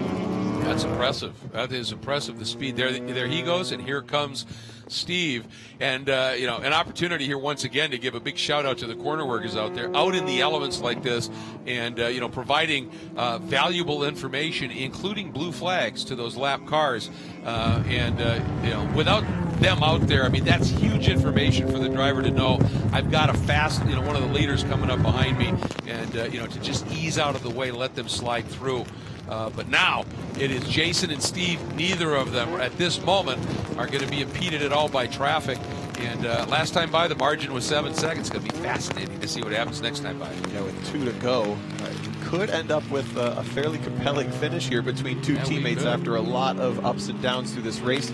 Real quick, Brett Williams, Chris Hart, Derek Kulak, Jared Lendrum, Shoyu Che. How about that in the new GR86 Toyota? That's a cool car to see. Already out here racing in club racing, probably a little underdeveloped. That's that brand new, essentially new FRS for those who haven't stayed current. And then Simon and Salem are in the top 10. Yeah, that's an impressive run by Chauvet. Here we go. On the exit now, out of Oak Tree. And they come by here. Next time by, it'll be 2 laps to go. And I'll tell you what, Steve Ott has found something here and is really rocketing up through things. And those 2 BMW Z4Ms are really hooked up here. A little bit more traffic, but Jason sneaking through very easily. And the question is going to be now, does Steve get a clean? Steve lost some ground there in that traffic, I think. Well, he did have the same traffic that allowed him to catch Jason so much the previous lap, so that would make sense. 7 seconds last time by. Holy cow, there's that hydroplaning we talked about. Steve Ott was just about 20 degrees sideways, flat out down the front straight. Jason Ott was, and that was, again, just related to when you hydroplane on the highway. It's so scary when that happens. And as you pointed out before, they're doing it at a lot higher speeds at this point. That margin did come down to 5 seconds this time. So, boy, I'll tell you, you can see Steve out there. I have to use it because this is kind of the weather you race in a lot in Britain. He's giving him some welly. That's because they wear those boots, right? Exactly. Got it. Wellington boots. Lapping Nicole Jacques here. That's a former championship-winning car. Nicole actually had an accident a little earlier this season, and they had that EcoBoost Mustang, that gray car in the background there, sitting from Marshall Mast, running it at a couple previous championships. I believe one at Road America and want to say Indy, but that may not be right. She makes it easy for the teammate to get by, kind of, and then resumes her race. Well, you know, for all the technology in modern cars, the one thing that has not yet been perfected is the disappear button. Yes. And so sometimes, you know, as the driver coming through traffic, the car that you're trying to get by, they just can't get out, you know, just disappear. And so you've got to figure out a way to get through. They'll open the door up, but you've got to adjust, and that's what threw Mast into that big slide. Exactly. New puddle that he hadn't found before. Yep. Had a run out here. Just sheets of water coming down with 1.5 laps to go for that, your race leader. I wonder if they know that they're being, that they're kind of getting closer. You know, teammates, brothers, the odds in first and second. I have to wonder if they're on any form of communication for Steve to know, or sorry, for Jason to know that Steve is catching him and catching him quick. Yeah, and it's I mean, basically what, a lap and a half to go at this stage. There comes Hines sitting back in the 4th spot. Here comes Jason. Well, I tell you, he is just impressively quick down that back straight and into the roller coaster. I mean, even though Steve's been closing on him, generally Jason's had significantly the higher top end. He has, but take a look at the trap speeds. They're down about 10 miles per hour since we looked at maybe 4 laps ago. So the straight line speed has even had to come down for the sake of safety, really, more than anything else. Well, yeah, I mean, you know, if you can't get the power down coming out of Oak Tree, it's going to take you longer to get to top speed. And then if you start to hydroplane a little bit, you better ease off just a little bit. A bit more hydroplaning that time under the start-finish stand. White flag, last lap for the brothers Ott right now. Jason leading. And look how close it is, down to 3 3/4 seconds here. Wow, this is going to be amazing. I mean, that's close enough now where Jason knows one little mistake, and it could be all over here, and that sometimes can cause you to make that one little mistake because you feel the pressure. Well, you can see the car in your mirrors no matter what, and he's probably not mistaking that car for somebody else. He knows it's the team car, and he's just got to stay focused, honestly, because the only thing that's going to close this gap truly is a mistake. As Steve Ott is just pushing so hard. If Jason just repeats his marks one more time, he will be okay with a 4-second deficit. There's it. Look at Mast doing a monster tank slapper. He saves it. But now there's all kinds of muck that is right at the apex of what would that be? Probably 5A. So the drivers behind are going to have to be really careful. But man, I mean, for a minute there, it looked like Steve Ott might go up. And he's somehow still reeling Jason in as they're up the uphill S's now. I have not seen track conditions this bad in my recent memory at all. But this battle for the lead is still compressing. One more lap car is going to be in the way here on the white flag lap. Here we go. And certainly Jason is going to catch the car on the straight, and that's always the best thing. You catch traffic. And my guess is Steve might too by the time they get down to the end. But you know, Marshall Mast is finding some pace again. He's been matching Steve's time. Which is not a huge surprise. Remember, it's only a mistake to put it back there. Right. He's absolutely one of the fastest cars on the track. But clearly Steve Ott, Marshall Mast, more motivated to get some lap time out of the car than this guy is, Jason Ott. I don't know. Maybe Steve's not going to get that lap car here. Jason already into 14 and getting ready to drop into the roller coaster. There he goes. And as you said, hit your marks. Just hit your marks. Let the guys behind you that are pushing so hard make the mistakes. Yeah, Steve got trapped. Ooh, and a very awkward pass there up the inside down roller coaster. Yeah. Last sketchy corner to be cleared, I would say, is the puddle right before the checkered flag. Still not in the clear yet. Yep. Just tiptoe here. Coming up to the line for Jason Ott.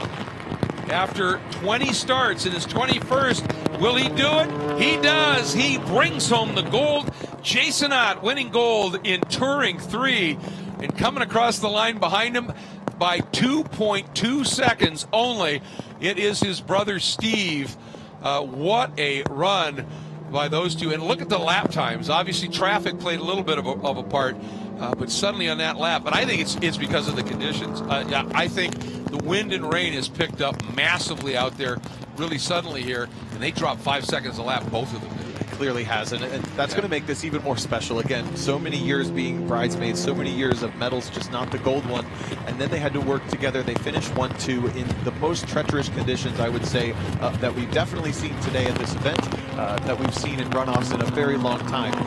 So that's just going to, add all those layers in. He's not going to forget this one. Well, absolutely. And I was, obviously you like that beautiful dry summer day, the fall day, it's gorgeous.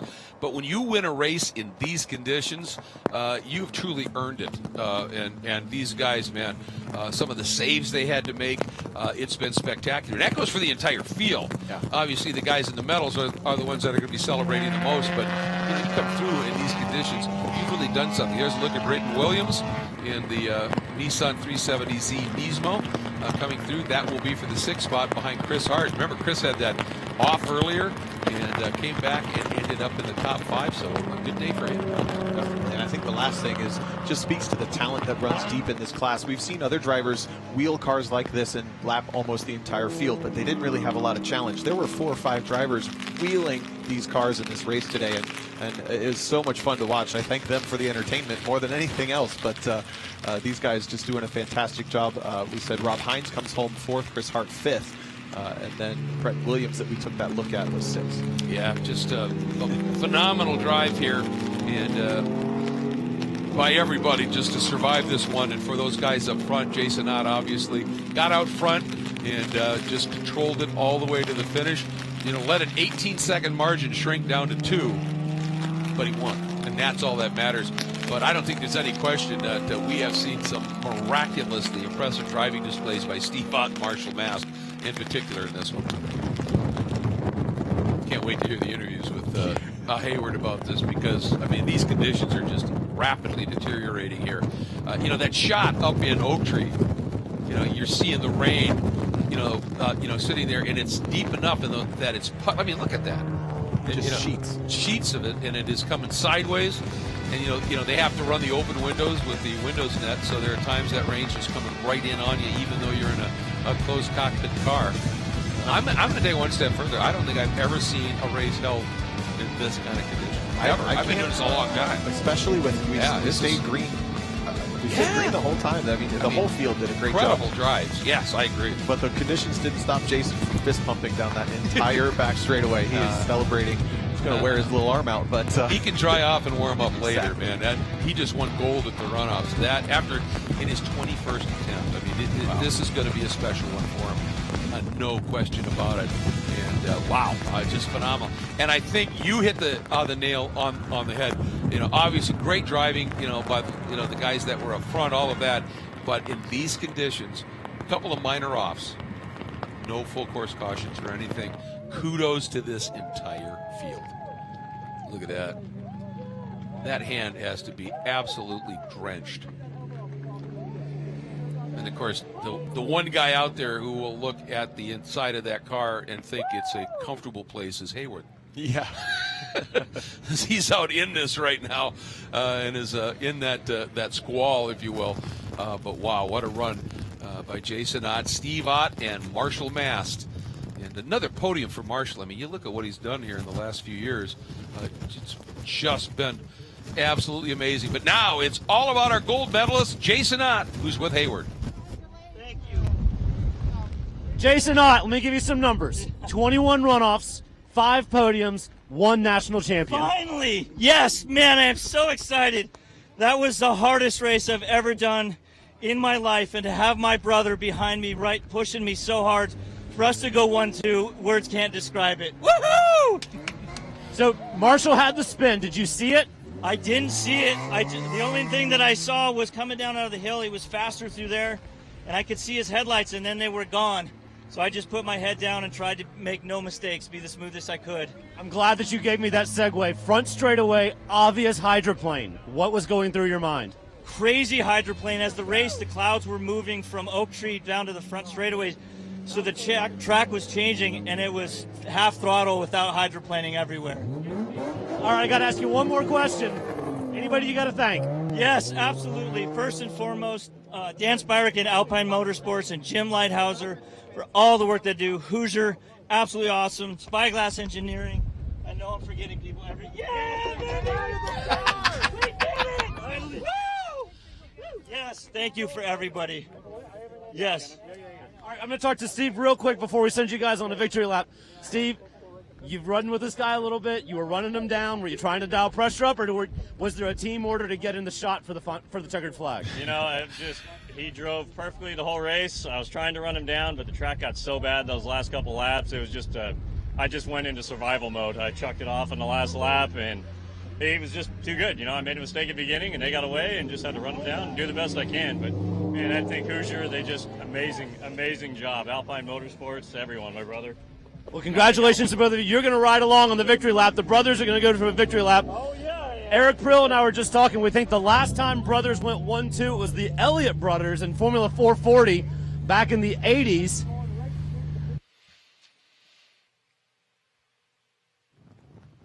A little bit, hey, I'm stunned that we haven't had a little bit more of that happening in these conditions here. Obviously, a little video issue here as we were getting ready to head down and hear from our third-place finisher, Marshall Mast, the defending champion as he came in. And, you know, it's funny for Jason, what he didn't see was he didn't see Steve going through the snake sideways and catching that curb and being up on two wheels. He didn't see Mast do that monster tank slapper through there. There was so much going on behind him, and Jason did, you know, when he said he was there, then he wasn't. About Mast, be smooth. Don't throw it off the road. Whatever happened, this is opportunity. Smart, savvy driving. Yeah, it's just, again, for them to stay green the entire time and for them to finally get that. One thing I will say, Marshall Mast is the guy to chase in T3 for the last couple of years. He is the reason this field is that good. So for him, unfortunately, we didn't get his interview there at the end, but he's been the benchmark, and it's because of him and Phoenix Performance that this field has gotten to this level. But this is a replay at the green flag. Everybody in what looks like very nice balmy conditions by now. Yeah, by comparison to what we finished with, absolutely. But there was our first little moment as we had one of the cars just take that lurid ride. And then here was the number 5 of Chris Hart, who was right up front, dropped the wheels, and that allowed Derek Kulak to sneak through. But then Chris Hart fighting back immediately, little touch, got him all crossed up again. And then we go back. This is the moment that really gave opportunity to Jason Ott. Yeah, it's that heartbreaking spin that went on for what probably felt like forever in the car. With the pass for second now, Rob Hines inherited that second position for a couple laps, but Steve Ott, the man on the mission, give that man a half a gold medal as far as I'm concerned. A little off up these uphill S's, which became a downhill waterfall for Rob Hines. Also lost that position, just lost the medal. And then Jason Ott hydroplanes at home. Yeah, I mean, look at there were the difference in the conditions. You know, you could see it. Just unbelievable. And as Jason now out on his lap of honor, and following him around is one of the EV vehicles here, just doing a track scenario layout here. And from what I understand here, folks, we are going to be not running the FX race. That will be tomorrow morning, just because of how the conditions have deteriorated here so badly. So that has been shifted to the morning. Things are going to change up just a little bit. And, you know, when you've got a hurricane that's coming through, things are indeed going to happen. But one thing we can say without question is part one, what a race that we just saw put on in terms of entertainment. Secondly, the driving in that one was just magnificent. Just a couple minor offs, no cautions in these conditions. Kudos to the entire T3 field. That's going to wrap up our coverage here, brought to you once again by Mazda here, of our 59th running of the SCCA National Championship Runoffs and the Run to the Gold in Touring 3, a 1-2 sweep of the medals up front by the brothers Ott, Jason, Steve, and Marshall Mast, bringing home the bronze. On behalf of Tom O'Gorman and, of course, Hayward Wagner down in pit lane, I'm Greg Creamer. Thank you so much for joining us. Look forward to having you back with us as action continues tomorrow for day 2 of the 3 days of the running here of the Runoffs. Take care, everybody.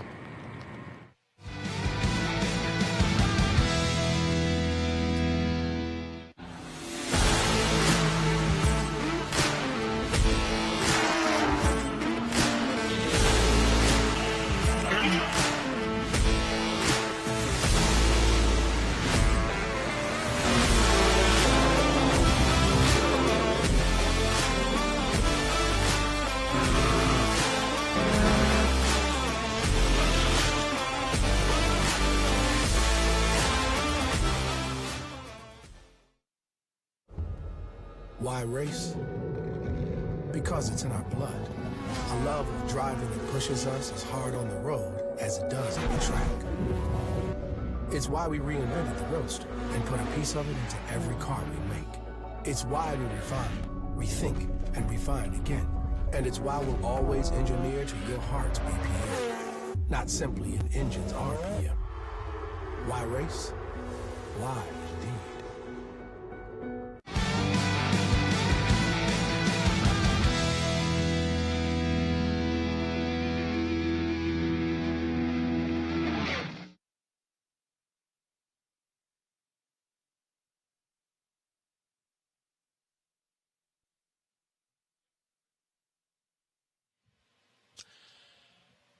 And folks, if you're like us and you're just not quite ready to be done with the runoffs coverage here today, well, you don't have to be. Inside the SCCA podcast with Brian Belansky is coming up next live on SCCA's YouTube channel. So he'll be chatting with some runoffs drivers and national champions. You'll find the link to that broadcast in the comments. And we'll, of course, be back with you for more runoffs coverage bright and early tomorrow, Saturday morning. See you then.